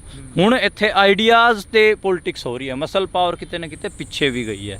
ਜਿਵੇਂ ਇੱਥੇ SFS ਵਰਗੀ ਜਥੇਬੰਦੀ ਹੈਗੀ ਆ, CYSS ਜਿਹੜੀ ਆਮ ਆਦਮੀ ਪਾਰਟੀ ਦੀ ਸਟੂਡੈਂਟ ਵਿੰਗ ਹੈ, NSUI, ABVP ਜਿਹੜੀ ਕਿ RSS ਦੀ ਜਥੇਬੰਦੀ ਹੈਗੀ ਆ, ਪੰਥਕ ਜਥੇਬੰਦੀ ਸੱਤ ਹੈਗੀ ਆ, ਸੋਈ ਹੈਗੀ ਆ, ਅਤੇ ਉਹ ਸਾਰੀਆਂ ਲੜ ਰਹੀਆਂ ਨੇ ਚੋਣਾਂ। ਪਿਛਲੇ 10 ਦਿਨਾਂ ਤੋਂ ਮੈਂ ਓਬਜ਼ਰਵ ਕਰ ਰਿਹਾ ਆਈਡੀਆਜ਼ ਦੇ ਪਲੇਨ 'ਤੇ ਗੱਲ ਹੋ ਰਹੀ ਹੈ। ABVP ਵੀ ਕਹਿ ਰਹੀ ਹੈ ਖੁੱਲ੍ਹ ਕੇ, ਉਹਦਾ ਜਿਹੜਾ ਪ੍ਰੈਜ਼ੀਡੈਂਟ ਕੈਂਡੀਡੇਟ ਹੈ ਕਿ ਅਸੀਂ ਯੂਨੀਵਰਸਿਟੀ ਨੂੰ ਭਗਵਾ ਕਰ ਦਾਂਗੇ। ਜਿਹੜੀ ਪੰਥਕ ਜਥੇਬੰਦੀਆਂ ਨੇ ਉਹ ਵੀ ਡਾਇਵਰਸਿਟੀ ਦੀ ਜਾਂ ਫਿਰ ਉਸ ਕਿਸਮ ਨਾਲ ਜਿਹੜੀ ਪੰਜਾਬ ਦੇ ਇਸ਼ੂਜ਼ ਨੇ ਉਹਨਾਂ ਨਾਲ ਖਿੱਬੜ ਰਹੀਆਂ ਨੇ। ਜਿਹੜੀ ਰੈਵੋਲੂਸ਼ਨਰੀ ਧਿਰਾਂ ਨੇ ਉਹ ਵੀ ਮਤਲਬ ਅਟੈਕ ਕਰ ਰਹੀਆਂ ਨੇ ਜਿਹੜਾ ਕਿ ਢਾਂਚਾ ਹੈਗਾ ਇੰਡੀਅਨ ਸਟੇਟ ਦਾ, ਜਿਹੜਾ ਕਿ ਹੁਣ ਲੋਕ ਵਿਰੋਧੀ ਦਿਖ ਰਿਹਾ ਉਹਦੇ 'ਤੇ। ਅਤੇ ਇਹ ਚੱਲ ਰਿਹਾ ਆਈਡੀਓਲੋਜੀਕਲ ਪਲੇਨ 'ਤੇ ਪਹਿਲੀ ਵਾਰ ਮੈਂ ਦੇਖ ਰਿਹਾ ਇੱਥੇ ਚੋਣਾਂ ਹੋ ਰਹੀਆਂ ਨੇ। ਬਾਕੀ ਸਭ ਤੋਂ ਜ਼ਿਆਦਾ ਜ਼ੋਰ ਆਮ ਆਦਮੀ ਪਾਰਟੀ ਦਾ ਇੱਥੇ ਲੱਗਿਆ ਹੋਇਆ। ਆਮ ਆਦਮੀ ਪਾਰਟੀ ਦੇ ਮੰਤਰੀ ਮੀਤ ਹੇਅਰ ਤੋਂ ਲੈ ਕੇ ਜਿਹੜੇ ਦੂਜੇ ਸਿੱਖਿਆ ਮੰਤਰੀ ਨੇ ਉਹ ਸਾਰੇ ਇੱਥੇ ਬੈਠੇ ਨੇ ਪੰਜਾਬ ਯੂਨੀਵਰਸਿਟੀ। ਰਿਸਰਚ ਸਕੋਲਰਾਂ ਨੂੰ ਅਤੇ ਸਟੂਡੈਂਟਾਂ ਨੂੰ ਇਕੱਲੇ ਨੂੰ ਫ਼ੋਨ ਕਰਕੇ ਕਹਿ ਰਹੇ ਨੇ ਕਿ ਵੋਟ ਸਾਨੂੰ ਪਾਓ, ਨਹੀਂ ਤਾਂ ਫਿਰ ਤੁਸੀਂ ਨੌਕਰੀ ਪੰਜਾਬ 'ਚ ਹੀ ਕਰਨੀ, ਫਿਰ ਦੇਖ ਲਓ ਜੇ ਸਾਨੂੰ ਵੋਟ ਨਹੀਂ ਪਾਈ ਤਾਂ। ਐਂ ਕਰਕੇ ਉਹ ਧਮਕੀਆਂ ਦੇ ਰਹੇ ਨੇ, ਇੱਥੇ ਬੈਠੇ ਨੇ। ਤੇ ਕਾਰਨ ਕੀ ਮੰਨਦੇ ਜਿਹੜੀਆਂ ਇਦਾਂ ਦੀਆਂ ਧਮਕੀਆਂ ਮਿਲ ਰਹੀਆਂ ਨੇ? ਦੇਖੋ, ਉਹੀ ਸਰਕਾਰ ਪੰਜਾਬ ਦੇ ਲੋਕਾਂ ਨੇ ਚੁਣੀ ਕਿ ਚੰਡੀਗੜ੍ਹ ਦੀ ਯੂਨੀਵਰਸਿਟੀ ਦੀਆਂ ਚੋਣਾਂ ਦੇ ਲਈ ਚੁਣੀ ਸੀ ਸਰਕਾਰ? ਇਹ ਵੀ ਸਵਾਲ ਖੜੇ ਹੁੰਦੇ ਨੇ। ਨਹੀਂ, ਇਹ ਗੱਲ ਤਾਂ ਠੀਕ ਹੈ, ਪਰ ਉਹਨਾਂ ਦੀ ਜਿਹੜੀ ਸਟੂਡੈਂਟ ਜਥੇਬੰਦੀ ਹੈ ਉਹਦਾ ਪਹਿਲਾ ਇਲੈਕਸ਼ਨ ਹੈਗਾ ਪੰਜਾਬ 'ਚ, ਤੇ ਉਹ ਚਾਹਣਗੇ ਕਿ ਜਿੱਤ ਤੋਂ ਸ਼ੁਰੂਆਤ ਹੋਵੇ, ਇਸ ਕਰਕੇ ਉਹ ਸਾਰਾ ਕੁਝ ਕਰ ਰਹੇ ਨੇ। ਜਿਹੜਾ ਸਰਕਾਰ ਬਣਨ ਤੋਂ ਬਾਅਦ ਸੰਗਰੂਰ 'ਚ ਸਿਮਰਨਜੀਤ ਸਿੰਘ ਮਾਨ ਹੋਰਾਂ ਨੇ ਉਹਨਾਂ ਨੂੰ ਹਰਾ ਕੇ ਕੋਈ ਮੈਸੇਜ ਦਿੱਤਾ ਸੀਗਾ, ਸ਼ਾਇਦ ਜੇ ਇੱਥੇ ਵੀ ਉਹ ਹਾਰ ਗਏ ਫਿਰ ਮੈਸੇਜ ਤਾਂ ਵੱਡਾ ਜਾਣਾ, ਫਿਰ ਇਹ ਫਿਰ ਇਹਨਾਂ ਦੇ ਲਈ ਸਵਾਲ ਖੜਾ ਹੋ ਜਾਊਗਾ। ਇਸ ਕਰਕੇ ਉਹ ਐਡਾ ਜ਼ੋਰ ਲਾ ਰਹੇ ਨੇ ਕਿ ਸਟੂਡੈਂਟਾਂ ਵਿੱਚੋਂ ਇੱਥੋਂ ਜਿੱਤ ਕੇ ਜਾਈਏ। ਪਰ ਇੱਥੇ ਜਿਵੇਂ 1158 ਪ੍ਰੋਫੈਸਰਾਂ ਦੀ ਭਰਤੀ ਸੀਗੀ, ਉਹਨਾਂ ਦੇ ਜਿਹੜੇ ਕੈਂਡੀਡੇਟ ਸੀਗੇ ਉਹ ਵੀ ਇਸ ਯੂਨੀਵਰਸਿਟੀ ਦੇ ਸੀਗੇ ਬਥੇਰੇ, ਉਹ ਵੀ ਉਹਨਾਂ ਦੇ ਉਲਟ ਪ੍ਰਚਾਰ ਕਰ ਰਹੇ ਨੇ। ਐਡਾ ਸੌਖਾ ਨਹੀਂ ਹੈ CYSS ਵਾਸਤੇ। CYSS ਜ਼ੋਰ ਪੂਰਾ ਲਾ ਰਹੀ ਹੈ ਇੱਥੇ। CYSS ਮਤਲਬ ਜਿਹੜੀ ਆਮ ਆਦਮੀ ਪਾਰਟੀ ਦੀ ਸਟੂਡੈਂਟ ਵਿੰਗ ਹੈਗੀ ਆ, ਉਹ ਨਾਈਟ ਕਲੱਬਾਂ 'ਚ ਲੈ ਕੇ ਜਾਣਾ, ਟ੍ਰਿਪ ਲੈ ਕੇ ਜਾਣੇ, ਪੈਸੇ ਵੰਡਣੇ। ਪਹਿਲੀ ਵਾਰ ਪੰਜਾਬ ਯੂਨੀਵਰਸਿਟੀ ਦੇ ਇਲੈਕਸ਼ਨ 'ਚ ਇਹ ਹੋ ਰਿਹਾ ਕਿ ਕੱਲੇ ਜਵਾਕ ਨੂੰ ਵੀ ਜਾ ਕੇ ਪੈਸੇ ਆਫਰ ਕੀਤੇ ਜਾ ਰਹੇ ਨੇ। ਮਤਲਬ ਇਸ ਪਲੇਨ 'ਤੇ ਵੀ ਇਲੈਕਸ਼ਨ ਚੱਲ ਰਿਹਾ ਹੈ, ਅਤੇ ਮਤਲਬ ਇਹ ਹੈਗੀ ਗੱਲ। ਅਤੇ ਬਾਕੀ ਮਤਲਬ ਜਿਹੜੀ ਪੰਜਾਬ ਯੂਨੀਵਰਸਿਟੀ ਨੂੰ ਕਿਹਾ ਜਾਂਦਾ ਸੀਗਾ ਕਿ ਇੱਥੇ ਡਿੰਪੀ ਚੰਦਵਾਨ ਵਰਗੇ, ਲਾਰੈਂਸ ਬਿਸ਼ਨੋਈ ਵਰਗੇ ਗੈਂਗਸਟਰ ਪੈਦਾ ਹੋਏ ਨੇ, ਮਤਲਬ ਮੈਨੂੰ ਲੱਗਦਾ ਕਿ ਹੁਣ ਪੰਜਾਬ ਯੂਨੀਵਰਸਿਟੀ ਦੀ ਸਟੂਡੈਂਟ ਪੋਲੀਟਿਕਸ ਰੈਵੋਲੂਸ਼ਨਰੀ ਜਾਂ ਫਿਰ ਪੰਜਾਬੀਅਤ ਦੀ ਗੱਲ ਕਰਨ ਵਾਲੇ ਜਾਂ ਹਰਿਆਣੇ ਦੀ ਗੱਲ ਕਰਨ ਵਾਲੇ ਵਧੀਆ ਤਾਕੜ ਲੀਡਰ ਵੀ ਦੇਊਗੀ, ਕਿਉਂਕਿ ਆਈਡੀਆਜ਼ ਦੇ ਪਲੇਨ 'ਤੇ ਹੁਣ ਇੱਥੇ ਗੱਲ ਹੋ ਰਹੀ ਹੈ। ਤੁਸੀਂ ਕਿਹਾ ਕਿ ਇੱਥੋਂ ਦੀ ਗੈਂਗਸਟਰ ਜਿਹੜਾ ਕਲਚਰ ਹੈ ਇੱਥੋਂ ਸ਼ੁਰੂ ਹੋਇਆ। ਜੇ ਆਪਾਂ ਗੱਲ ਕਰਦੇ ਹਾਂ ਗੈਂਗਸਟਰ ਕਲਚਰ ਦੀ, ਗੈਂਗਸਟਰ ਕਲਚਰ ਦੇ ਵਿੱਚ ਧੱਕੇ ਚੜਿਆ ਸਿੱਧੂ ਮੂਸੇਵਾਲਾ। ਇੱਕ ਮਾਂ ਦਾ ਅਤੇ ਪਿਓ ਦਾ ਪੁੱਤ ਮਾਰ ਦਿੱਤਾ ਗਿਆ, ਨੌਜਵਾਨ ਸੀ ਜਿਹੜਾ ਹਾਲੇ ਤੱਕ ਇਨਸਾਫ ਨਹੀਂ ਮਿਲਿਆ। ਉਹਨਾਂ ਦੇ ਮਾਤਾ ਪਿਤਾ ਵੱਲੋਂ ਵੀ ਆਏ ਐਤਵਾਰ ਉੱਥੇ ਇਕੱਠ ਕਰਕੇ ਸਰਕਾਰ ਨੂੰ ਜਾਂ ਉਹਨਾਂ ਲੋਕਾਂ ਨੂੰ ਲਾਹਨਤਾਂ ਪਾਈਆਂ ਜਾਂਦੀਆਂ ਨੇ ਕਿ ਹਾਲੇ ਤੱਕ ਸਾਡੇ ਪੁੱਤ ਦਾ ਸਿਵਾ ਨਹੀਂ ਠੰਡਾ ਹੋਇਆ, ਸਾਡੇ ਹਿੱਕ ਦੇ ਵਿੱਚ ਜਿਹੜਾ ਸਾਡੇ ਦਿਲ ਦੇ ਵਿੱਚ ਉਹਦਾ ਛੇਕ ਆ ਉਹ ਬਲ ਰਿਹਾ ਗਾ। ਇਹ ਗੱਲ ਤਾਂ ਠੀਕ ਹੈ, ਮਤਲਬ ਉਹਨਾਂ ਦੇ ਮਾਤਾ ਪਿਤਾ ਦਾ ਦੁੱਖ ਜਾਇਜ਼ ਹੀ ਹੈ ਅਤੇ ਉਹ ਸਹੀ ਸਰਕਾਰ ਨੂੰ ਮਤਲਬ ਲਾਹਨਤਾਂ ਦੇ ਰਹੇ ਨੇ, ਕਿਉਂਕਿ ਪਿੱਛੇ ਜਿਹੜੀ ਕਸਟਡੀ 'ਚ ਉਹਨਾਂ ਨੇ ਗੈਂਗਸਟਰ ਭਜਾਤਾ ਜਿਹੜਾ ਕਿ ਇਸ ਸਿੱਧੂ ਮੂਸੇਵਾਲਾ ਦੀ ਮੌਤ 'ਚ ਸ਼ਾਮਿਲ ਸੀਗਾ। ਪੰਜਾਬ ਪੁਲਿਸ ਨੇ ਭਜਾਇਆ ਉਹਨੂੰ, ਅਤੇ ਉਹ ਸ਼ਰਮ ਵਾਲੀ ਗੱਲ ਸੀਗੀ। ਅਤੇ ਇਸ ਤੋਂ ਇਲਾਵਾ ਵੀ ਮਤਲਬ ਜਿਹੜੀ ਗੈਂਗਸਟਰ ਕਲਚਰ ਹੈਗਾ ਪੰਜਾਬ ਦਾ, ਉਹ ਮਤਲਬ ਉਸ ਕਿਸਮ ਦੀ ਰੋਕ ਨਹੀਂ ਲੱਗੀ, ਕਿਉਂਕਿ ਜੇਲਰਾਂ ਨੂੰ ਆਮ ਤੌਰ 'ਤੇ ਆਪਾਂ ਸੁਣਦੇ ਹਾਂ, ਉਹਨਾਂ ਨੂੰ ਜੇਲਰਾਂ ਨੂੰ ਹੀ ਧਮਕੀ ਦੇ ਰਹੇ ਨੇ ਗੈਂਗਸਟਰ। ਫੋਨਾਂ ਤੋਂ ਅੱਡ ਵਪਾਰੀਆਂ ਅਤੇ ਦੂਜਿਆਂ ਲੋਕਾਂ ਨੂੰ ਧਮਕੀਆਂ ਮਿਲ ਹੀ ਰਹੀਆਂ ਨੇ।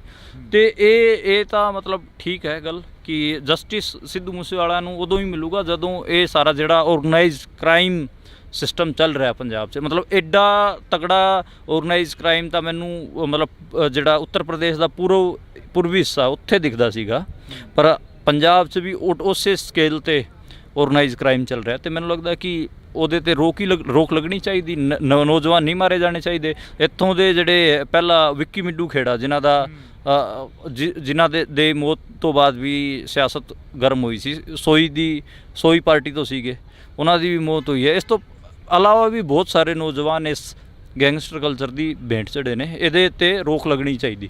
ਸਿਵਿਆਂ ਦੇ ਉੱਪਰ ਰੋਟੀਆਂ ਸੇਕੀਆਂ ਜਾਂਦੀਆਂ ਨੇ, ਕੋਈ ਵੀ ਪਾਰਟੀ ਦਾ ਹੋਵੇ ਜਾਂ ਕੋਈ ਵੀ ਨੁਮਾਇੰਦਾ ਹੋਵੇ ਜਾਂ ਇੱਕ ਪੰਥਕ ਨੁਮਾਇੰਦਾ ਹੋਵੇ ਜਾਂ ਫਿਰ ਇੱਕ ਕੋਈ ਗਾਇਕ ਹੋਵੇ, ਉਹਨਾਂ ਦੇ ਸਿਵਿਆਂ ਦੇ ਉੱਪਰ ਆਏ ਦਿਨ ਰੋਟੀਆਂ ਸੇਕਦੇ ਨੇ ਸਿਆਸਤਦਾਨ। ਕੀ ਇਹ ਜਾਇਜ਼ ਲੱਗਦਾ? ਦੇਖੋ, ਮੈਨੂੰ ਲੱਗਦਾ ਕਿ ਇੱਕ ਤਾਂ ਪੰਜਾਬ 'ਚ ਇੱਕ ਚੀਜ਼ ਇਹ ਵੀ ਬਣ ਰਹੀ ਹੈ ਕਿ ਮਤਲਬ ਕਲਟ ਬਣਾਉਣ ਦੀ ਬਹੁਤ ਕਾਹਲੀ ਹੁੰਦੀ ਹੈ। ਮਤਲਬ ਕੋਈ ਵੀ ਜੇ ਕਿਸੇ ਦੀ ਡੈਥ ਵੀ ਹੋ ਜਾਂਦੀ ਹੈ, ਚਾਹੇ ਉਹ ਕਿਸੇ ਵੀ ਤਰੀਕੇ ਨਾਲ ਹੁੰਦੀ ਹੈ, ਅਤੇ ਉਹਨੂੰ ਫਿਰ ਬਹੁਤ ਵੱਡਾ ਫਿਗਰ ਬਣਾ ਕੇ ਪੇਸ਼ ਕੀਤਾ ਜਾਂਦਾ ਹੈ, ਫਿਰ ਉਹਦੇ 'ਤੇ ਸਿਆਸਤ ਕਰਨ ਦੀ ਕੋਸ਼ਿਸ਼ ਹੁੰਦੀ ਹੈ। ਮੈਨੂੰ ਉਹ ਪਲੇਨ ਠੀਕ ਨਹੀਂ ਲੱਗਦਾ। ਮੈਨੂੰ ਲੱਗਦਾ ਕਿ ਪਲੇਨ ਤਾਂ ਆਈਡੀਆਜ਼ ਦਾ ਹੀ ਹੋਣਾ ਚਾਹੀਦਾ। ਤੁਸੀਂ ਜੇ ਪੰਜਾਬੀ ਨੈਸ਼ਨਲਿਟੀ ਦੀ ਵੀ ਗੱਲ ਕਰਨੀ ਹੈ, ਰਾਈਟ ਟੂ ਸੈਲਫ ਡਿਟਰਮੀਨੇਸ਼ਨ ਦੀ ਵੀ ਗੱਲ ਕਰਨੀ ਹੈਗੀ ਆ, ਅਤੇ ਤੁਸੀਂ ਫਿਰ ਆਈਡੀਆ ਦੇ ਪਲੇਨ 'ਤੇ ਕਰੋ ਕਿ ਕਿਵੇਂ ਆ ਰਿਹਾ, ਕਿਵੇਂ ਆਪਾਂ ਅਚੀਵ ਕਰ ਸਕਦੇ ਹਾਂ, ਕਿਵੇਂ ਦੇ ਵਾਸਤੇ ਲੜਾਈ ਹੋ ਸਕਦੀ। ਤੁਸੀਂ ਕਿਸੇ ਨੂੰ ਕਲਟ ਬਣਾ ਕੇ ਉਹਦੀ ਮੌਤ ਤੋਂ ਬਾਅਦ ਉਹਦੇ 'ਤੇ ਸਿਆਸਤ ਨਹੀਂ ਕਰ ਸਕਦੇ, ਕਿਉਂਕਿ ਬੰਦਾ ਕੋਈ ਵੀ ਹੋ, ਚਾਹੇ ਉਹ ਜੀਵਨ ਤੋਂ ਚਾਹੇ ਮਰ ਗਿਆ ਹੋਵੇ, ਉਹ ਇੱਕ ਬਾਅਦ ਡਹਿ ਜਾਂਦਾ। ਥੋਟ ਜਿੰਦਾ ਰਹਿੰਦਾ, ਥੋਟ ਪ੍ਰੋਸੈਸ ਹੀ ਮਤਲਬ ਲੋਕਾਂ 'ਚ ਪਸਰਦਾ ਹੈਗਾ। RSS ਲੋਕਾਂ ਨੂੰ ਨਹੀਂ ਪਸਾਰਦੀ, ਬਲਕਿ ਆਪਣੇ ਵਿਚਾਰ ਨੂੰ ਪਸਾਰਦੀ, ਤਾਂ ਕਰਕੇ ਉਹ ਸਕਸੈਸਫੁਲ ਵੀ ਹੈ ਮੁਲਕ 'ਚ। ਅਤੇ ਇਸ ਕਰਕੇ ਹੋਰ ਦੂਜੀ ਜਿੰਨੀ ਵੀ ਆਈਡੀਓਲੋਜੀਜ਼ ਹੈਗੀਆਂ ਜਿਹੜੀ ਕਿ ਆਪਣੇ ਆਪ ਨੂੰ ਪੰਜਾਬ ਪੱਖੀ ਕਹਿੰਦੀਆਂ ਨੇ, ਉਹਨਾਂ ਨੂੰ ਥੋਟ ਨੂੰ ਪਸਾਰਨਾ ਚਾਹੀਦਾ। ਮਤਲਬ ਕਿਸੇ ਦੇ ਮਰੇ 'ਤੇ ਸਿਆਸਤ ਖੜੀ ਕਰਨ ਦੀ ਕੋਸ਼ਿਸ਼ ਮੈਨੂੰ ਲੱਗਦਾ ਕਿ ਕੋਈ ਚੰਗੀ ਗੱਲ ਹੈਗੀ ਆ। ਪੁਨੀਆ ਸਾਹਿਬ ਕਿਸਾਨ ਅੰਦੋਲਨ 'ਚ ਕਾਫੀ ਐਕਟਿਵ ਰਹੇ ਨੇ। ਜੇਕਰ ਅਸੀਂ ਗੱਲ ਕਰਦੇ ਹਾਂ ਪੰਜਾਬ ਦੀ ਜਾਂ ਕਿਸਾਨ ਅੰਦੋਲਨ ਦੀ, ਪੂਰੇ ਭਾਰਤ ਦਾ ਕਿਸਾਨ ਅੰਦੋਲਨ ਸੀ, ਉਸ ਦੇ ਉੱਪਰ ਸੁਣਿਆ ਸੀ ਤੁਸੀਂ ਕਿਤਾਬ ਲਿਖ ਰਹੇ ਹੋ, ਹੋਈ ਕੰਪਲੀਟ। ਉਸ ਦੇ ਵਿੱਚ ਕੀ ਜਿਹੜੇ ਖੁਲਾਸੇ ਨੇ, ਤੁਸੀਂ ਕਿਹਾ ਸੀ ਕਿ ਵੱਡੇ ਖੁਲਾਸੇ ਕਰਾਂਗੇ, ਕਿਹੜੇ ਖੁਲਾਸੇ ਨੇ ਜਿਹੜੇ ਉਸ ਦੇ ਵਿੱਚ ਹੋ ਰਹੇ ਨੇ ਸਾਹਮਣੇ? ਦੇਖੋ ਮੈਂ ਕਿਤਾਬ ख़त्म ਕਰ ਲਈ ਹੈ। ਕਿਤਾਬ ਤਾਂ ਕਾਫੀ ਟਾਈਮ ਦੀ ख़त्म ਹੋ ਗਈ ਸੀਗੀ, ਉਹ ਆਣੀ ਸੀ ਉੱਦਾਂ, ਪਰ ਲੇਟ ਚੱਲ ਰਹੀ ਹੈ। ਮੈਂ ਥੋੜੇ ਫਾਈਨੈਂਸ਼ੀਅਲ ਕ੍ਰਾਈਸਿਸ 'ਚ ਫਸ ਗਿਆ ਸੀਗਾ ਪਿਛਲੇ ਟਾਈਮ। ਮੇਰੇ ਚੈਨਲ ਸਰਕਾਰ ਨੇ ਬੰਦ ਕਰਤੇ ਸੀ। ਇੱਕ ਤੋਂ ਜਨਪਤ ਕਰਕੇ ਸੀਗਾ ਸਾਡਾ YouTube ਤੇ ਉਹ ਬੰਦ ਕਰਤਾ ਸੀਗਾ। ਕੁਛ ਸਾਡੇ ਮਤਲਬ ਇਹ ਲਾ ਲਓ ਕਿ ਵੀਡੀਓਜ਼ ਸੀ ਜਿਹੜੀਆਂ ਜ਼ਿਆਦਾ ਚੱਲੀਆਂ, ਉਹ ਉਹਨਾਂ ਨੇ ਉਡਾਤੀਆਂ। ਹੁਣ ਨਵਾਂ ਗਾਂव ਸਵੇਰਾ ਕਰਕੇ ਚੈਨਲ ਚਲਾਇਆ ਸੀਗਾ, ਉਹ ਵੀ ਉਹਨਾਂ ਨੇ ਡਾਊਨ ਕਰਤਾ ਸੀਗਾ। ਤੇ ਇਸ ਕਰਕੇ ਥੋੜਾ ਫਾਈਨੈਂਸ਼ੀਅਲ ਕ੍ਰਾਈਸਿਸ ਫਸਿਆ ਰਿਹਾ। ਇਸ ਕਰਕੇ ਮੈਂ ਟੋਟਲੀ ਡਿਪੈਂਡੈਂਟ ਨਾ ਪਬਲਿਸ਼ਰ ਤੇ। ਪਬਲਿਸ਼ਰ ਜਦੋਂ ਪਬਲਿਸ਼ ਕਰੂਗਾ ਉਦੋਂ ਹੀ ਕਿਤਾਬ ਸਾਹਮਣੇ ਆਊਗੀ। ਕਿਤਾਬ 'ਚ ਜਿਹੜੇ ਕੰਟੈਂਟ ਦੀ ਗੱਲ ਕਰੀਏ ਤਾਂ ਕੰਟੈਂਟ ਇਸੇ ਕਿਸਮ ਦਾ ਹੈਗਾ ਕਿ ਜਿਹੜੀ ਆਪਣੀ ਜਥੇਬੰਦੀਆਂ ਸੀਗੀਆਂ ਉਹ ਕਿਸ ਟਾਈਮ ਕਿਹੜਾ ਸਟੈਂਡ ਲੈ ਰਹੀ ਸੀ, ਕਿ ਕਿਹਨਾਂ ਦੇ ਉਹਨਾਂ ਨੂੰ ਫੋਨ ਆ ਰਹੇ ਸੀ, ਤੇ ਉਹ ਕਿਵੇਂ ਪ੍ਰੋਟੈਸਟ ਨੂੰ ਬਿਲਡ ਕਰ ਰਹੀਆਂ ਸੀ ਜਾਂ ਫਿਰ ਉਹ ਤੋਂ ਪਿੱਛੇ ਹਟ ਰਹੀਆਂ ਸੀ। ਉਹ ਸਾਰੀ ਚੀਜ਼ਾਂ ਮੈਂ ਲਿਖੀਆਂ ਨੇ। ਰੋਜ਼ ਦੇ ਚੀਫ ਦੇ ਵੀ ਫੋਨ ਆਏ ਨੇ ਲੋਕਾਂ ਨੂੰ, ਉਹ ਵੀ ਮੈਂ ਸਾਰੇ ਉਸ 'ਚ ਸਾਂਝੇ ਕੀਤੇ ਨੇ। ਕਈ ਵਾਰ ਤਾਂ ਮਤਲਬ ਜਿਹੜੇ ਆਪਣੇ ਆਪ ਨੂੰ ਕਹਿੰਦੀਆਂ ਨੇ ਕਿ ਅਸੀਂ ਲੈਫਟ ਹੋਣ ਦਾ ਦਾਅਵਾ ਕਰਦੀਆਂ ਨੇ, ਉਹਨਾਂ ਜਥੇਬੰਦੀਆਂ ਨੇ ਵੀ ਬਹੁਤ ਜ਼ਿਆਦਾ ਬੈਕ ਮਾਰੀ ਹੈ, ਤੇ ਉਹ ਵੀ ਮੈਂ ਲਿਖਿਆ ਹੈ। ਤੇ ਬਾਕੀ ਪੰਥਕ ਜਥੇਬੰਦੀਆਂ ਦਾ ਜਿਹੜਾ ਸਟੈਂਡ ਸੀਗਾ ਉਹ ਵੀ ਮੈਂ ਸਾਰਾ ਲਿਖਿਆ ਹੈ। ਤੇ ਉਹਦੇ 'ਚ ਬੇਸਿਕਲੀ ਉਹ ਪੋਲੀਟੀਕਲ ਲਾਈਨ ਦਾ 'ਤੇ ਹੀ ਹੈਗੀ ਆ ਸਾਰੀ ਕਿਤਾਬ। ਉਹ ਰਿਪੋਰਟਾਜ ਹੈਗਾ ਬੇਸਿਕਲੀ।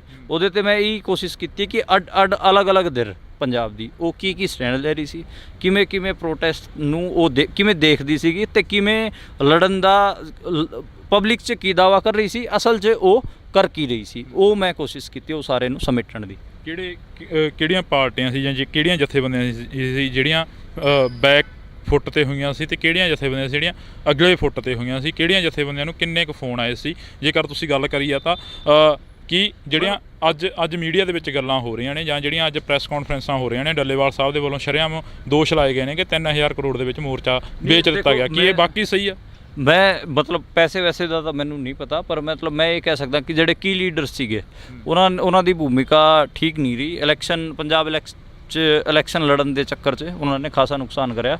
ਮਤਲਬ ਇਵਨ ਰਾਜੇਵਾਲ ਸਾਹਿਬ ਹੋਰਾਂ ਨੇ ਵੀ ਬਹੁਤ ਜਗ੍ਹਾ 'ਤੇ ਆਪਣੇ ਪੈਰ ਪਿੱਛੇ ਖਿੱਚੇ ਨੇ। ਉਹਨਾਂ ਨੇ ਮਤਲਬ ਕਲੀਅਰ ਮੈਸੇਜ ਵੀ ਦਿੱਤੇ ਨੇ ਕਿ ਅਸੀਂ ਬਈ ਇੰਡੀਅਨ ਸਟੇਟ ਦਾ ਜਿਹੜਾ ਦਾਇਰਾ ਹੈਗਾ ਉਹਦੇ 'ਚ ਰਹਿ ਕੇ ਹੀ ਅਸੀਂ ਪ੍ਰੋਟੈਸਟ ਕਰਨਾ ਹੈਗਾ। ਜਿਵੇਂ ਲੋਕਾਂ ਜਿਹੜੀ ਕਾਲ ਸੀਗੀ ਉਹ ਸੀਗੀ ਪਰੇਡ ਦੀ, ਦਿੱਲੀ ਪਰੇਡ ਦੀ 26 ਜਨਵਰੀ ਨੂੰ। ਉਹਨਾਂ ਨੂੰ ਕਿਸਾਨ ਗਣਤੰਤਰ ਪਰੇਡ ਕੀਤਾ। ਗਣਤੰਤਰ ਸ਼ਬਦ ਬਾੜ ਕੇ ਇਹ ਵੀ ਕਿਹਾ ਉਹਨਾਂ ਨੇ ਕਿ ਅਸੀਂ ਤਿਰੰਗਾ ਲੈ ਕੇ ਲਗਾ ਕੇ ਜਾਵਾਂਗੇ। ਉਹਨਾਂ ਨੇ ਮਤਲਬ ਜਿਹੜੇ ਚਿੰਨ੍ਹ ਵਰਤੇ ਉਸ ਤੋਂ ਬਾਅਦ ਕਲੀਅਰ ਕੀਤਾ ਕਿ ਅਸੀਂ ਕੋਈ ਵੀ ਬਗਾਵਤ ਨਹੀਂ ਕਰਨ ਜਾ ਰਹੇ। ਤੇ ਮਤਲਬ ਉਹਨਾਂ ਨੇ ਬਹੁਤ ਤਰੀਕੇ ਸਾਰ ਜਿਹੜਾ ਇੰਡੀਅਨ ਸਟੇਟ ਦਾ ਫਰੇਮਵਰਕ ਸੀਗਾ ਉਹਦੇ ਅੰਦਰ ਰਹਿ ਕੇ ਕੰਮ ਕੀਤਾ। ਮੈਨੂੰ ਇਹ ਵੀ ਲੱਗਦਾ ਕਿ ਉਹ ਰੂਲਿੰਗ ਕਲਾਸ ਲੀਡਰ ਰਹੇ ਨੇ, ਰੂਲਿੰਗ ਕਲਾਸ ਦੇ ਨੇੜੇ ਰਹੇ ਨੇ ਹਮੇਸ਼ਾ। 40-50 ਸਾਲ ਦਾ ਉਹਨਾਂ ਦਾ ਤਜਰਬਾ ਵੀ ਹੋ ਗਿਆ ਰੂਲਿੰਗ ਕਲਾਸ ਨਾਲ ਇਨ ਟੱਚ ਰਹਿੰਦੇ ਹੋਏ, ਤਾਂ ਕਰਕੇ ਫਿਰ ਉਹਨਾਂ ਨੇ ਉਹ ਜਿਹੜਾ ਰਾਗ ਸੀਗਾ ਸਾਲ ਆਪਣਾ ਹੀ ਸੀਗਾ। ਤੇ ਰਾਜੇਵਾਲ ਸਾਹਿਬ ਹੋ ਗਏ, ਉਹ ਦੂਜੇ ਹੋਰ ਵੀ ਜਥੇਬੰਦੀਆਂ ਸੀਗੀਆਂ। ਮਤਲਬ ਈਵਨ ਉਗਰਾਹਾਂ ਸਾਹਿਬ ਵੀ ਮਾਰਚ 2021 'ਚ ਕਹਿ ਰਹੇ ਸੀਗੇ ਕਿ ਜੇ ਸਰਕਾਰ 3 ਕਾਨੂੰਨ ਸਸਪੈਂਡ ਕਰਦੀ ਤਾਂ ਸਾਨੂੰ ਮੋਰਚਾ ਉਠਾ ਲੈਣਾ ਚਾਹੀਦਾ, ਸਾਡੀ 85% ਜਿੱਤ ਹੋ ਚੁੱਕੀ ਹੈ। ਇਸ ਕਿਸਮ ਨਾਲ ਸਾਰੇ ਹੀ ਕਿਸਾਨ ਆਗੂਆਂ ਦੇ ਸਟੈਂਡ ਮੈਂ ਲਿਖੇ ਹੋਏ ਨੇ, ਜਿਹੜੀ ਕੀ ਲੀਡਰ ਸੀਗੇ ਜਿਨ੍ਹਾਂ ਕੋਲ ਕੁੰਜੀਆਂ ਸੀਗੀਆਂ ਮੋਰਚੇ ਦੀਆਂ। ਬੂਟਾ ਸਿੰਘ ਗੁਰਜਗਿੱਲ ਰਾਓ ਦੇ ਚੀਫ ਨਾਲ ਉਹ ਇਨ ਟੱਚ ਰਹੇ ਨੇ। ਤੇ ਹੋਰ ਵੀ ਕਈ ਲੀਡਰ ਸੀਗੇ। ਖੁਦ ਡੱਲੇਵਾਲ ਸਾਹਿਬ ਉੱਦਾਂ RSS ਦੇ ਲੀਡਰਾਂ ਨਾਲ ਇਨ ਟੱਚ ਰਹੇ ਨੇ। ਪਤਾ ਨਹੀਂ ਹੁਣ ਉਹ ਕਿਵੇਂ ਆਪਣੇ ਆਪ ਨੂੰ ਅਲੱਗ ਕਰਕੇ ਦਿਖਾ ਰਹੇ ਨੇ। ਤੇ ਇਹ ਹੈਗਾ ਹੀ ਸਾਰੇ ਲੀਡਰਾਂ ਦਾ ਹੀ ਲਿਖਿਆ ਹੋਇਆ।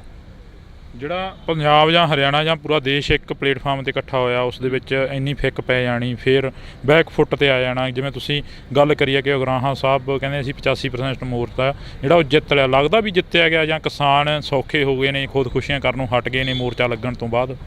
ਦੇਖੋ ਮੋਰਚੇ ਦੀ ਗੱਲ ਕਰੀਏ ਤੇ ਮਤਲਬ ਇੱਕ ਦਿੱਕਤ ਇਹ ਰਹੀ ਲੋਕਾਂ ਵੱਲੋਂ ਵੀ, ਸਾਰਿਆਂ ਵੱਲੋਂ ਵੀ, ਉਸ ਮੋਰਚੇ ਨੂੰ ਇਮੋਸ਼ਨਲੀ ਬਹੁਤ ਦੇਖ ਰਹੇ ਸੀਗੇ, ਪੋਲੀਟੀਕਲੀ ਨਹੀਂ ਦੇਖ ਪਾ ਰਹੇ ਸੀਗੇ। ਬਈ ਕੋਈ ਬੰਦਾ ਕੁਝ ਬੋਲ ਰਿਹਾ ਉਹਦਾ ਕੀ ਮਤਲਬ ਹੈਗਾ। ਜੇ ਪੋਲੀਟੀਕਲੀ ਆਪਾਂ ਚੀਜ਼ਾਂ ਨੂੰ ਦੇਖਦੇ ਤਾਂ ਚੀਜ਼ਾਂ ਹੋਰ ਹੋਣੀਆਂ ਸੀ। ਇਮੋਸ਼ਨਲ ਹੋ ਕੇ ਬਹੁਤ ਦੇਖਦੇ ਰਹੇ। ਹਾਏ ਜੀ ਕਿਸਾਨ ਬੈਠੇ ਨੇ, ਹਾਏ ਜੀ ਆਹ ਹੋ ਗਿਆ, ਹਾਏ ਜੀ ਸਾਡੇ ਬਜ਼ੁਰਗ, ਹਾਏ ਜੀ ਮਤਲਬ ਸਾਡੇ ਕਿਸਾਨ ਆਗੂ ਤਾਂ ਜੀ ਬਹੁਤ ਘੈਂਟ ਨੇ, 80 ਸਾਲਾਂ ਦਾ ਤਜਰਬਾ ਹੈਗਾ, 70 ਸਾਲਾਂ ਦਾ ਤਜਰਬਾ ਹੈਗਾ। ਐ ਕਰਕੇ ਨਾ ਬਹੁਤ ਇਮੋਸ਼ਨਲ ਮਾਹੌਲ ਬਣਾਤਾ। ਮਤਲਬ ਉਮਰ ਨਾਲ ਕੀ ਚੱਕਰ ਹੈ ਉਹਦੀ, ਜੇ ਪੋਲੀਟਿਕਸ ਠੀਕ ਨਹੀਂ ਹੈ ਤਾਂ ਫਿਰ ਉਮਰ ਨਾਲ ਕੀ ਹੁੰਦਾ ਹੈ, ਤਜਰਬਾ ਕਿੰਨਾ ਵੀ ਹੋਇਆ ਜਾਵੇ। ਤੇ ਇਸ ਕਰਕੇ ਮਤਲਬ ਅੱਗੇ ਵੀ ਜੇ ਕੋਈ ਮੋਰਚਾ ਲੱਗੇ ਤਾਂ ਪੋਲੀਟੀਕਲੀ ਉਹਨੂੰ ਦੇਖਣਾ ਚਾਹੀਦਾ, ਨਾ ਕਿ ਇਮੋਸ਼ਨਲੀ। ਠੀਕ ਹੈ ਇਮੋਸ਼ਨਸ ਇੱਕ ਫੈਕਟਰ ਹੋ ਸਕਦੇ ਨੇ, ਤੁਸੀਂ ਲੋਕਾਂ ਨੂੰ ਇਕੱਠੇ ਕਰਨਾ ਬਹੁਤ ਸਾਰੇ, ਪਰ ਤੁਸੀਂ ਉਹਨਾਂ ਨੂੰ ਜੱਜ ਪੋਲੀਟੀਕਲ ਪਲੇਨ ਤੇ ਹੀ ਕਰੋਗੇ। ਠੀਕ ਹੈ, ਜੇ ਤੁਸੀਂ ਪੋਲੀਟੀਕਲ ਪਲੇਨ ਤੇ ਜੱਜ ਨਹੀਂ ਕਰ ਪਾ ਰਹੇ ਹੋ, ਇਟ ਮੀਨਸ ਤੁਹਾਡਾ ਮੂਰਖ ਬਣਨਾ ਤੈਅ ਹੈ। ਠੀਕ ਹੈ, ਤੇ ਐਡਾ ਵੱਡਾ ਮੋਰਚਾ ਬਣਿਆ ਸੀਗਾ, ਐਡਾ ਸਾਰਾ ਕੁਝ ਬਣਿਆ ਸੀਗਾ, ਹੁਣ ਕਿਉਂ ਲੋਕ ਇੰਟਰਸਟ ਨਹੀਂ ਲੈ ਪਾ ਰਹੇ? ਕਲੀਅਰਿਟੀ ਨਹੀਂ ਹੈ ਕਿ ਇਹਨਾਂ ਨੇ ਕੀ ਕੀਤਾ, ਕਿਵੇਂ ਹੋਇਆ, ਕਿਵੇਂ ਨਹੀਂ ਹੋਇਆ। ਇਸ ਕਰਕੇ ਮਤਲਬ ਹੁਣ ਜੋ ਇਲੈਕਸ਼ਨ ਲੜਨ ਵਾਲਾ ਵੀ ਸੀਗਾ ਉਹਦੇ ਕਰਕੇ ਵੀ ਮੋਰਚਾ ਖਾਸਾ ਪਿੱਛੇ ਗਿਆ। ਜੇ ਕਿਸਾਨ ਆਗੂ ਇਲੈਕਸ਼ਨ ਨਾ ਲੜਦੇ ਤਾਂ ਮੈਨੂੰ ਲੱਗਦਾ ਕਿ ਦੁਬਾਰੇ ਉਹ ਇਸ ਵਰਗਾ ਮੋਰਚਾ ਬਣਾ ਸਕਦੇ ਸੀਗੇ। ਉਹਨਾਂ ਨੇ ਠੀਕ ਜਿਹੜੀ ਕਿਸਾਨੀ ਮੂਵਮੈਂਟ ਸੀਗੀ, ਉਸ ਨੂੰ ਜਿਹੜੇ ਲੀਡਰਾਂ ਨੇ ਚੋਣਾਂ ਲੜੀਆਂ ਉਹਨਾਂ ਨੇ ਖਾਸਾ ਪਿੱਛੇ ਧੱਕਿਆ ਹੈਗਾ, ਇਹ ਮੇਰਾ ਮੰਨਣਾ ਹੈ। ਕੀ ਲੱਗਦਾ ਹਰ ਇੱਕ ਜਗ੍ਹਾ ਤੇ ਝੰਡੇ ਚੁੱਕ ਕੇ ਬੈਠ ਜਾਣਾ ਜਾਂ ਹਰ ਇੱਕ ਜਗ੍ਹਾ ਤੇ ਧਰਨੇ ਲਗਾ ਦੇਣੇ, ਕੀ ਇਹ ਜਾਇਜ਼ ਆ? ਨਹੀਂ, ਬਿਲਕੁਲ ਜਾਇਜ਼ ਹੈ। ਰੈਜ਼ਿਸਟੈਂਸ ਦੀ ਪੋਲਿਟਿਕਸ ਨਾਲ ਹੀ ਤਾਂ ਥੋਟ ਗਰੋ ਕਰੂਗਾ।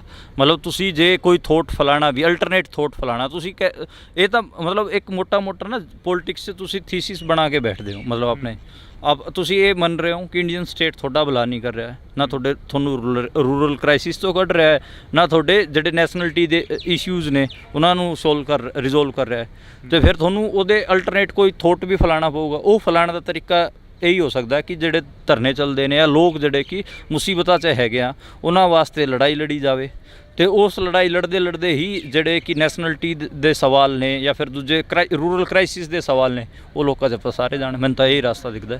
ਆਮ ਲੋਕਾਂ ਨੂੰ ਪਰੇਸ਼ਾਨੀਆਂ ਆਉਂਦੀਆਂ ਨੇ ਜਿਹੜੀਆਂ, ਜਿਵੇਂ ਹੁਣ ਸੜਕਾਂ ਰੋਡ ਬਲੌਕ ਕਰ ਦੇਖੋ ਇੱਕ ਚੱਕਰ ਇਹ ਹੈ, ਮਤਲਬ ਰੈਜ਼ਿਸਟੈਂਸ ਤੋਂ ਨਾ ਕਿਸੇ ਨੂੰ ਕੋਈ ਪਰੇਸ਼ਾਨੀ ਨਹੀਂ ਹੁੰਦੀ, ਆਮ ਲੋਕ ਤਾਂ ਉਹ ਵੀ ਪਰੇਸ਼ਾਨ ਨੇ। ਠੀਕ ਹੈ, ਜੇ ਉਹ ਆਪਣੇ ਵਾਸਤੇ ਸੰਘਰਸ਼ ਕਰਨਗੇ ਤਾਂ ਫਿਰ ਤਾਂ ਉਹਨਾਂ ਨੂੰ ਤਾਂ ਮਤਲਬ ਇੱਕ ਤਗੜੇ ਹੋਰ ਬਣਦੇ ਨੇ ਸੰਘਰਸ਼ ਰਾਹੀਂ, ਪੋਲੀਟੀਕਲੀ ਵੀ ਮਜ਼ਬੂਤ ਹੋ ਰਹੇ ਨੇ। ਠੀਕ ਹੈ, ਇਹ ਪਰੇਸ਼ਾਨੀ ਤੁਸੀਂ ਕਿਹਨੂੰ ਕਹਿੰਦੇ ਹੋ ਇਹ ਵੀ ਦੇਖਣਾ ਪਊਗਾ। ਜੇ ਇਸ ਕਿਸਮ ਦੇ ਮਤਲਬ ਧਰਨੇ ਲੱਗਦੇ ਨੇ ਜਿਨ੍ਹਾਂ 'ਚ ਪੋਲੀਟੀਕਲ ਐਜੂਕੇਸ਼ਨ ਹੁੰਦੀ ਹੈ, ਪੋਲੀਟੀਕਲ ਟ੍ਰੇਨਿੰਗ ਹੁੰਦੀ ਹੈ ਬੰਦਿਆਂ ਦੀ, ਉਹਨੂੰ ਜੇ ਤੰਗ ਹੋਣਾ ਕਹਿੰਦੇ ਹੋ ਤਾਂ ਮੈਨੂੰ ਲੱਗਦਾ ਕਿ ਇਹ ਠੀਕ ਹੈ। ਬਲਕਿ ਉਹ ਤਾਂ ਸ਼ਾਰਪ ਹੋਰ ਹੋ ਰਹੇ ਨੇ ਪੋਲੀਟੀਕਲੀ। ਮਤਲਬ ਜਿੰਨਾ ਪੰਜਾਬ ਦਾ ਯੂਥ, ਪੰਜਾਬ ਦੇ ਲੋਕ ਇਸ ਕਿਸਾਨੀ ਧਰਨੇ 'ਚ ਸ਼ਾਰਪ ਹੋਏ ਨੇ, ਮੈਨੂੰ ਨਹੀਂ ਲੱਗਦਾ ਕਿ ਪਿਛਲੇ 10 ਸਾਲ 'ਚ ਦਿਖਾ ਦਿਓ ਕਿਹੜਾ ਇਹੋ ਜਿਹਾ ਮੋਰਚਾ ਆ ਉਹ ਧਰਨਾ ਹੋਇਆ ਸੀਗਾ ਜਿਹਦੇ 'ਚ ਇੰਨੇ ਸ਼ਾਰਪ ਬਣ ਕੇ ਨਿਕਲੇ ਪੋਲੀਟੀਕਲ। ਈਵਨ ਜਿਹੜੇ ਉਸ ਕਿਸਾਨ ਮੋਰਚੇ ਨੂੰ ਲੀਡ ਕਰ ਰਹੇ ਸੀਗੇ ਅੱਜ ਉਸ ਦੌਰਾਨ, ਅੱਜ ਨੌਜਵਾਨ ਉਹਨਾਂ ਨੂੰ ਵੀ ਸਵਾਲ ਪੁੱਛ ਰਹੇ ਨੇ, ਤੇ ਇਹ ਸਵਾਲ ਪੁੱਛਣ ਦੀ ਸਮਰੱਥਾ ਕਿੱਥੋਂ ਆ ਰਹੀ ਹੈ? ਇਹ ਪੋਲੀਟੀਕਲ ਸਮਝ ਕਿੱਥੋਂ ਆ ਰਹੀ ਹੈ? ਇਕੱਠੇ ਬੈਠੇ ਗੱਲਬਾਤ ਚੱਲੀ। ਉਹ ਬੇਸਿਕਲੀ ਸਕੂਲ ਵੀ ਹੁੰਦਾ ਹੈਗਾ ਥੋਟ ਦਾ, ਜਿਹੜਾ ਪ੍ਰੋਟੈਸਟ ਹੁੰਦਾ ਨਾ, ਉਹ ਇੱਕ ਹਿਸਾਬ ਨਾਲ ਯੂਨੀਵਰਸਿਟੀ ਵਾਂਗ ਕੰਮ ਕਰਦਾ ਹੈ।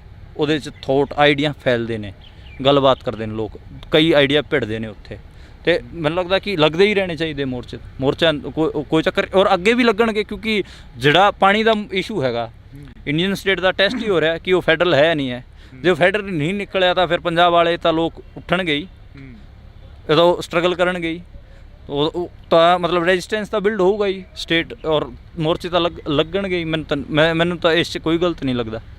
ਜੇ ਪੰਜਾਬ ਦੀ ਤੁਸੀਂ ਗੱਲ ਕਰੀ ਆ, ਪੰਜਾਬ ਦੇ ਵਿੱਚ ਇੱਕ ਟਾਈਮ ਅਜਿਹਾ ਸੀ ਜਦੋਂ ਬੀਜੇਪੀ ਨੂੰ ਕੋਈ ਖੜਨ ਨਹੀਂ ਸੀ ਦਿੰਦਾ, ਬੀਜੇਪੀ ਦੇ ਲੀਡਰਾਂ ਨੂੰ ਭਜਾ ਦਿੰਦੇ ਸੀ। ਪਰ ਸੰਗਰੂਰ ਦੀ ਗੱਲ ਕਰੀ ਸੀ, ਸੰਗਰੂਰ ਦੀਆਂ ਚੋਣਾਂ ਦੇ ਵਿੱਚ ਬੀਜੇਪੀ ਦਾ ਜਿਹੜਾ ਲੀਡਰ ਉਹ 3 ਨੰਬਰ 'ਤੇ ਆਉਂਦਾ, ਜਿਹੜੀ ਪੰਜਾਬ ਦੀ ਖੇਤਰੀ ਪਾਰਟੀ ਹੁੰਦੀ ਆ ਅਕਾਲੀ ਦਲ ਬਾਦਲ, ਉਹ 4ਥੇ ਨੰਬਰ 'ਤੇ ਚਲੀ ਜਾਂਦੀ ਆ। ਇਸੇ ਤਰ੍ਹਾਂ ਹੀ ਪੰਜਾਬ ਯੂਨੀਵਰਸਿਟੀ ਦੀ ਅਸੀਂ ਗੱਲ ਕਰ ਲਈਏ, ਪੰਜਾਬ ਯੂਨੀਵਰਸਿਟੀ ਦੇ ਵਿੱਚ ਵੀ ਜਿਹੜੇ ਇਲੈਕਸ਼ਨਾਂ ਹੋ ਰਹੀਆਂ ਨੇ, ਇਲੈਕਸ਼ਨਾਂ ਦੇ ਵਿੱਚ ਜਿਹੜੇ ਬੀਜੇਪੀ ਦੇ AVP ਵਾਲੇ ਵੱਧ ਚੜ੍ਹ ਕੇ ਹਿੱਸਾ ਲੈ ਰਹੇ ਨੇ, ਵੱਧ ਚੜ੍ਹ ਕੇ ਨੌਜਵਾਨਾਂ ਨਾਲ ਜਿੱਤਣ ਦੀ ਪੋਜੀਸ਼ਨ 'ਚ ਨੇ। ਉਹਦਾ ਕੀ ਕਾਰਨ ਆ ਫਿਰ, ਜਿੱਥੇ ਇੱਕ ਟਾਈਮ ਦੇ ਲਈ ਪੂਰੇ ਦੇਸ਼ ਦੇ ਵਿੱਚ ਬੀਜੇਪੀ ਨੂੰ ਕੋਈ ਦੇਖਣਾ ਪਸੰਦ ਨਹੀਂ ਸੀ ਕਰਦਾ? ਨਹੀਂ, ਮਤਲਬ ਇਹ ਵੀ ਦੇਖਣਾ ਪਊਗਾ ਕਿ ਸਾਰਾ ਹੀ ਦੇਸ਼ ਐਂ ਕਰ ਰਿਹਾ ਸੀਗਾ, ਸਾਰੇ ਲੋਕ ਕਰ ਰਹੇ ਸੀਗੇ, ਜਾਂ ਫਿਰ ਖਾਲੀ ਜਿਹੜੇ ਉਸ ਧਰਨੇ 'ਚ ਸ਼ਾਮਿਲ ਸੀ ਉਹ ਸੀਗੇ। ਮਤਲਬ ਮੈਨੂੰ ਲੱਗਦਾ ਕਿ ਇੱਕ ਤਾਂ ਆਪਾਂ ਨੂੰ ਕੋਈ ਵੱਡਾ ਫਿਨੋਮੀਨਾ ਵਾਪਰਦਾ ਤਾਂ ਆਪਾਂ ਸਾਰਿਆਂ ਨੂੰ ਹੀ ਲਪੇਟ ਲੈਂਦੇ ਉਹਦੇ 'ਚ, ਬਹੁਤ ਸਾਰੇ ਲੋਕ ਉਹਨੂੰ ਬੈਠ ਕੇ ਦੇਖ ਰਹੇ ਹੁੰਦੇ ਨੇ। ਤੇ ਇਸ ਕਰਕੇ ਪੰਜਾਬ 'ਚ ਵੀ ਇਹ ਨਹੀਂ ਸੀ ਕਿ ਬੀਜੇਪੀ ਦੀ ਸਪੇਸ ਖਤਮ ਹੋ ਗਈ। ਜੇ ਖਤਮ ਹੋ ਜਾਂਦੀ ਤਾਂ ਫਿਰ ਕੈਪਟਨ ਵਰਗੇ ਦੂਜੇ ਵੱਡੇ ਲੀਡਰ ਜਾਂਦੇ ਨਹੀਂ, ਤੇ ਜਿਵੇਂ ਤੁਸੀਂ ਖੁਦ ਹੀ ਆਪਣੇ ਮੂੰਹੋਂ ਕਹਾ 3 ਨੰਬਰ 'ਤੇ ਨਾ ਹੁੰਦੀ। ਹੁਣ ਪੰਜਾਬ ਯੂਨੀਵਰਸਿਟੀ 'ਚ ABVP ਟੌਪ 2 ਪਾਰਟੀ 'ਚ ਚੱਲ ਰਹੀ ਹੈ, ਸ਼ਾਇਦ ਜਿੱਤ ਵੀ ਜਾਵੇ ਚੋਣਾਂ, ਜਦਕਿ ਉਹ ਸ਼ਰੇਆਮ ਭਗਵਾਨ ਲਹਿਰਾਣ ਦੀ ਗੱਲ ਕਰ ਰਹੇ ਨੇ। ਉਹਦਾ ਰੀਜ਼ਨ ਇਹੀ ਹੈ ਕਿ ਜਿਹੜੇ ਆਪਣੇ ਅਲਟਰਨੇਟ ਥੋਟ ਸੀਗੇ ਉਹ ਪ੍ਰੋਪਰ ਤਰੀਕੇ ਨਾਲ ਫੈਲੇ ਹੀ ਨਹੀਂ, ਮਤਲਬ ਰੈਜ਼ਿਸਟੈਂਸ ਵਾਲੇ ਵੀ ਨਹੀਂ ਫੈਲੇ, ਰੈਵੋਲੂਸ਼ਨਰੀ ਧਿਰਾਂ ਨੇ ਵੀ ਠੀਕ ਤਰੀਕੇ ਨਾਲ ਕੰਮ ਨਹੀਂ ਕੀਤਾ। ਜਿਹੜਾ ਪੰਜਾਬੀ ਨੈਸ਼ਨਲਿਟੀ ਦਾ ਸਵਾਲ ਸੀਗਾ ਉਹਨੂੰ ਵੀ ਬਹੁਤ ਥੋੜੇ ਪਲੇਨ ਤੇ ਵਿਚਾਰਿਆ ਗਿਆ, ਉਹਨੂੰ ਵੱਡੇ ਪਲੇਨ ਤੇ ਨਹੀਂ ਵਿਚਾਰਿਆ ਗਿਆ। ਰਾਈਟ ਟੂ ਸੈਲਫ ਡਿਟਰਮੀਨੇਸ਼ਨ, ਇਸ ਕਿਸਮ ਦੇ ਸਵਾਲ ਕਿੱਥੋਂ ਪੈਦਾ ਹੋਏ ਨੇ, ਇਹਨਾਂ ਤੇ ਪ੍ਰੋਪਰ ਚਰਚਾ ਨਹੀਂ ਚੱਲੀ। ਕਿਵੇਂ ਮਤਲਬ ਇਕਨੋਮਿਕ ਕ੍ਰਾਈਸਿਸ, ਪੰਜਾਬ ਦੇ ਰੂਰਲ ਕ੍ਰਾਈਸਿਸ ਕਿਵੇਂ ਸੋਲਵ ਹੋਣਗੇ, ਕਿਵੇਂ, ਜੇ ਇਹ ਆਈਡੀਆ ਚੰਗੇ ਤਰੀਕੇ ਨਾਲ ਲੋਕਾਂ 'ਚ ਨਹੀਂ ਪਸਰਨਗੇ ਤਾਂ ਫਿਰ ਸੰਘ ਦੀ ਆਈਡੀਓਲੋਜੀ ਗਰੋ ਕਰੂਗੀ। ਉਹਦਾ ਰੀਜ਼ਨ ਕੀ ਹੈ? ਉਹ ਜਿਹੜੀ ਆਈਡੀਓਲੋਜੀ ਹੈਗੀ ਆ ਉਹ ਇੰਨੀ ਸਿੱਧੀ ਹੈ ਕਿ ਤੁਸੀਂ ਮਤਲਬ ਉਹ ਕੰਪਲੈਕਸਿਟੀਜ਼ ਨਾਲ ਤਾਂ ਡੀਲ ਹੀ ਨਹੀਂ ਕਰਦੀ, ਬਲਕਿ ਬੰਦੇ ਦੇ ਅੰਧ ਵਿਸ਼ਵਾਸ ਨਾਲ ਡੀਲ ਕਰਦੀ ਹੈ।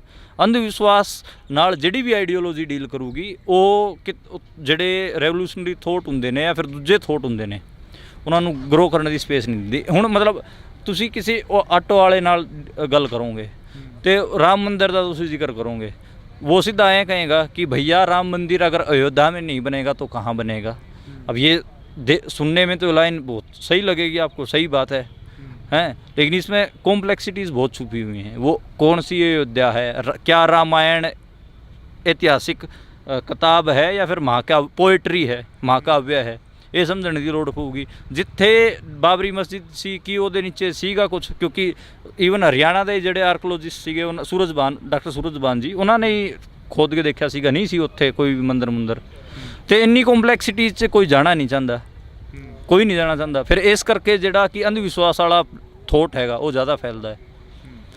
ਸ਼ਾਇਦ ਪਹਿਲੀ ਵਾਰ ਅੱਜ ਮਨਦੀਪ ਪੁਣੀਆ ਨੇ ਇਹ ਗੱਲ ਕਰੀ ਹੋਣੀ ਆ ਕਿ ਜਿਹੜਾ ਥੱਲਿਓਂ ਖੋਦ ਕੇ ਬਾਬਰੀ ਮਸਜਿਦ ਨੂੰ ਦੇਖਿਆ ਗਿਆ ਸੀਗਾ ਤੇ ਉਹਦੇ ਥੱਲੇ ਕੋਈ ਮੰਦਰ ਨਹੀਂ ਸੀ। ਉਸ ਬਾਬਰੀ ਮਸਜਿਦ ਦੇ ਉੱਪਰ ਸਿਆਸਤ ਹੁੰਦੀ ਹੈਗੀ ਲਗਾਤਾਰ, ਜਦੋਂ ਕਾਂਗਰਸ ਹੁੰਦੀ ਆ ਉਹ ਸਿਆਸਤ ਕਰਦੀ ਆ, ਜੇ ਬੀਜੇਪੀ ਹੁੰਦੀ ਆ ਉਹ ਕੁਛ ਸਿਆਸਤ ਕਰਦੀ ਆ, ਜੇ ਕੋਈ ਹੋਰ ਪਾਰਟੀ ਹੁੰਦੀ ਆ ਉਹ ਸਿਆਸਤ ਕਰਦੀ ਹੈ। ਹਾਂ, ਸਾਰੇ ਸਿਆਸਤ ਕਰਦੀਆਂ ਨੇ। ਮਤਲਬ ਉਹੀ ਕਹਿ ਰਹੇ ਨਾ ਕਿ ਜੇ ਪ੍ਰੋਪਰ ਗੱਲ ਨਹੀਂ ਹੋਊਗੀ ਚੀਜ਼ਾਂ 'ਤੇ, ਉਹਨਾਂ ਬਾਰੇ ਡਿਸਕਸ਼ਨ ਨਹੀਂ ਹੋਊਗੀ, ਤੇ ਜਿਹੜਾ ਅੰਧ ਵਿਸ਼ਵਾਸ ਵਾਲਾ ਪਲੇਨ ਹੈਗਾ ਉਹੀ ਫੈਲੂਗਾ ਲੋਕਾਂ 'ਚ, ਕਿਉਂਕਿ ਉਹ ਆਲਰੇਡੀ 500-700 ਸਾਲਾਂ 'ਚ ਬੈਠਿਆ ਹੋਇਆ ਦਿਮਾਗਾਂ 'ਚ। ਨਏ ਆਈਡੀਆ ਦੀ ਸਪੇਸ ਤਾਂ ਹੀ ਬਣੂਗੀ ਜੇ ਲੋਕ ਰੈਜ਼ਿਸਟੈਂਸ ਜਾਂ ਫਿਰ ਧਰਨਿਆਂ 'ਚ ਮਿਲਣਗੇ, ਇਕੱਠੇ ਹੋਣਗੇ, ਡਿਸਕਸ ਕਰਨਗੇ ਕਿ ਸਾਡੇ 'ਤੇ ਕੀ ਜ਼ੁਲਮ ਹੋ ਰਿਹਾ। ਕਿਸਾਨ ਅੰਦੋਲਨ ਦੀ ਬਦੌਲਤ ਲੋਕਾਂ ਨੂੰ ਸਮਝ ਆਇਆ ਕਿ ਸਰਕਾਰਾਂ ਕਿਵੇਂ ਲੋਕਾਂ 'ਤੇ ਲਾਠੀਚਾਰਜ ਕਰਦੀਆਂ ਨੇ, ਕਿਵੇਂ ਲੋਕਾਂ ਨੂੰ ਦਬਾਉਣ ਤੱਕ ਜਾਂਦੀਆਂ ਨੇ, ਤੇ ਇਹੋ ਜਿਹੇ ਕਾਨੂੰਨ ਕਿਵੇਂ ਬਣਾਉਂਦੀਆਂ ਨੇ ਜਿਹੜੇ ਕਿ ਲੋਕਾਂ ਦੇ ਉਲਟ ਹੁੰਦੇ ਨੇ। ਪਹਿਲਾਂ ਤਾਂ ਲੋਕ ਸਮਝਦੇ ਸੀਗੇ ਕਿ ਸਾਰਾ ਜੇ ਕਾਨੂੰਨ ਬਣ ਗਿਆ ਤਾਂ ਕੁਝ ਠੀਕ ਹੀ ਹੋਊਗਾ, ਲੇਕਿਨ ਅੱਜ ਕੱਲ੍ਹ ਲੋਕ ਜਿਹੜੇ ਇੰਡੀਅਨ ਸਟੇਟ ਜਿਹੜਾ ਕਾਨੂੰਨ ਬਣਾ ਰਿਹਾ ਉਹਨਾਂ ਨੂੰ ਵੀ ਚੈਲੰਜ ਕਰ ਰਹੇ ਨੇ। ਤੇ ਇਹ ਇਸ ਲੈਵਲ ਦੀ ਜਾਗਰੂਕਤਾ ਕਿਵੇਂ ਹੋਈ? ਉਸ ਧਰਨੇ ਕਰਕੇ ਵੀ। ਪੰਜਾਬ, ਮੈਂ ਇਹ ਬਾਰ-ਬਾਰ ਕਿਉਂ ਕਹਿ ਰਿਹਾ, ਇਸ ਕਰਕੇ ਕਹਿ ਰਿਹਾ ਕਿ ਕਿਉਂਕਿ ਅਗਲਿਆਂ ਦਾ ਪ੍ਰੋਜੈਕਟ ਹੈਗਾ 2025 'ਚ 100 ਸਾਲ ਹੋ ਰਹੇ ਨੇ RSS ਦੇ, ਉਸ ਟਾਈਮ ਹਿੰਦੂ ਰਾਸ਼ਟਰ ਡਿਕਲੇਅਰ ਕਰ ਦੇਣਗੇ। ਠੀਕ ਹੈ, ਕਿੰਨੇ ਸਾਲ ਬਚੇ ਨੇ? 3 ਸਾਲ ਬਚੇ ਨੇ। ਜਿਹੜੇ ਵੀ ਖਿੱਤਿਆਂ 'ਚ ਨੈਸ਼ਨਲਿਟੀਜ਼ ਦੇ ਇਸ਼ੂਜ਼ ਨੇ, ਚਾਹੇ ਕਸ਼ਮੀਰ ਹੋਵੇ, ਪੰਜਾਬ ਹੋਵੇ, ਜਾਂ ਫਿਰ non Hindi speaking states, north east ਵਾਲੇ ਸਟੇਟਸ ਹੋਣ, ਕੋਈ ਹੋਰ ਵੀ ਹੋਵੇ, ਜਿੱਥੇ ਵੀ ਨੈਸ਼ਨਲਿਟੀ ਦੇ ਸਵਾਲ ਖੜੇ ਨੇ, ਉਹਨਾਂ ਨੂੰ ਸ਼ਾਰਪਲੀ ਗੱਲਬਾਤ ਕਰਨੀ ਸ਼ੁਰੂ ਕਰ ਦੇਣੀ ਚਾਹੀਦੀ ਹੈ ਆਪਣੇ ਇਸ਼ੂਜ਼ ਤੇ ਸਵਾਲਾਂ 'ਤੇ, ਤੇ ਨਾਲੇ ਉਹ ਆਈਡੀਆ ਦੇ ਪਲੇਨ 'ਤੇ ਹੀ ਹੋਵੇ, ਅੰਧ ਵਿਸ਼ਵਾਸ ਦੇ ਪਲੇਨ 'ਤੇ ਨਾ ਹੋਵੇ। ਇਹ ਮੈਂ ਇਸ ਕਰਕੇ ਕਹਿ ਰਿਹਾ ਕਿਉਂਕਿ ਪੰਜਾਬ 'ਚ ਕੀ ਹੁੰਦਾ ਕਿ ਜਦੋਂ ਪੰਜਾਬੀ ਨੈਸ਼ਨਲਿਟੀ ਦਾ ਸਵਾਲ ਹੁੰਦਾ ਨਾ, ਤੇ ਪੋਸਟ ਮਾਡਰਨਿਜ਼ਮ ਦੇ ਥੋਟ 'ਤੇ ਸ਼ਿਫਟ ਕਰ ਦਿੰਦੇ ਨੇ ਸਾਰੀ ਪੋਲੀਟਿਕਸ ਨੂੰ। ਮਾਡਰਨਿਟੀ ਨਾਲ ਉਹ ਖੇਬੜਦੇ ਹੀ ਨਹੀਂ, ਮਤਲਬ ਸਾਰੇ 17ਵੀਂ 18ਵੀਂ ਸ਼ਤਾਬਦੀ 'ਚ ਲੱਭਣ ਲੱਗ ਜਾਂਦੇ ਨੇ, ਉਹ ਠੀਕ ਨਹੀਂ ਹੈ। ਉਸ ਤੋਂ ਬਾਅਦ ਵੀ ਜਿਹੜਾ ਥੋਟ ਪ੍ਰੋਸੈਸ ਦੀ ਡਿਵੈਲਪਮੈਂਟ ਹੈਗੀ ਆ, ਪੋਲੀਟੀਕਲ ਥੋਟ ਦੀ ਜਿਹੜੀ ਡਿਵੈਲਪਮੈਂਟ ਹੈਗੀ ਆ, ਉਹਨੂੰ ਵੀ ਪੜ੍ਹਨ ਦੀ ਲੋੜ ਹੈਗੀ ਆ, ਤੇ ਉੱਥੋਂ ਆਪਾਂ ਆਪਣੇ ਵਾਸਤੇ ਕੀ ਨਿਕਾਲ ਸਕਦੇ ਹਾਂ, ਜਿਹੜੇ ਕਿ ਕੱਲ੍ਹ ਨੂੰ ਜੇ ਕੋਈ ਮੂਵਮੈਂਟ ਖੜੀ ਹੁੰਦੀ ਹੈ ਤੇ ਉਹਦੇ ਵਾਸਤੇ ਉਹਨੂੰ ਕਿਵੇਂ ਹੈਲਪ ਕਰੂਗਾ, ਉਹ ਬਹੁਤ ਜ਼ਰੂਰੀ ਹੈ। ਉਹ ਉਸ ਤਰੀਕੇ ਨਾਲ ਹਿੰਦੂ ਤਵੀ ਦੀ ਤੁਸੀਂ ਗੱਲ ਕਰੀ ਹੈ ਕਿ ਭਗਵਾਂ ਕਰਨ ਦੀ ਗੱਲ ਕਰੀ ਹੈ, ਹੈ ਨਾ, ਪਰ ਜੇ ਉੱਥੇ ਕਿਸੇ ਸਿੱਖ ਆਗੂ ਨਾਲ ਬੈਠਦੇ ਆ ਤਾਂ ਸਿੱਖ ਆਗੂ ਕਹਿੰਦੇ ਨੇ ਕਿ ਸਾਡਾ ਖਾਲਿਸਤਾਨ ਬਣਨਾ ਚਾਹੀਦਾ, ਸਾਡੇ ਲਈ ਖਾਲਸਾ ਰਾਜ ਆਉਣਾ ਚਾਹੀਦਾ। ਅਜਿਹੀਆਂ ਗੱਲਾਂ ਸਿੱਖ ਆਗੂ ਕਰਦੇ ਨੇ, ਤੇ ਫਿਰ ਦੂਜੇ ਪਾਸੇ ਅਜਿਹੀਆਂ ਗੱਲਾਂ ਜਿਹੜਾ RSS ਵਾਲੇ ਨੇ ਜਾਂ ਜਿਹੜੇ ਭਗਵਾਂ ਕਰਨ ਦੀ ਗੱਲ ਕਰਦੇ ਨੇ ਉਹ ਕਰਦੇ ਨੇ ਕਿ ਸਾਡਾ ਆਪ ਦਾ ਰਾਜ ਹੋਣਾ ਚਾਹੀਦਾ। ਦੂਜੇ ਪਾਸੇ ਉਹ ਕਹਿੰਦੇ ਨੇ ਸਾਡਾ ਆਪ ਦਾ ਰਾਜ ਹੋਣਾ ਚਾਹੀਦਾ। ਹਿੰਦੂ ਤੇ ਸਿੱਖ ਨੂੰ ਜਿਹੜੇ ਆਮ ਲੋਕ ਨੇ ਉਹਨਾਂ ਨੂੰ ਲੜਾਇਆ ਜਾ ਰਿਹਾ, ਕੀ ਮੰਨਦੇ ਹੋ?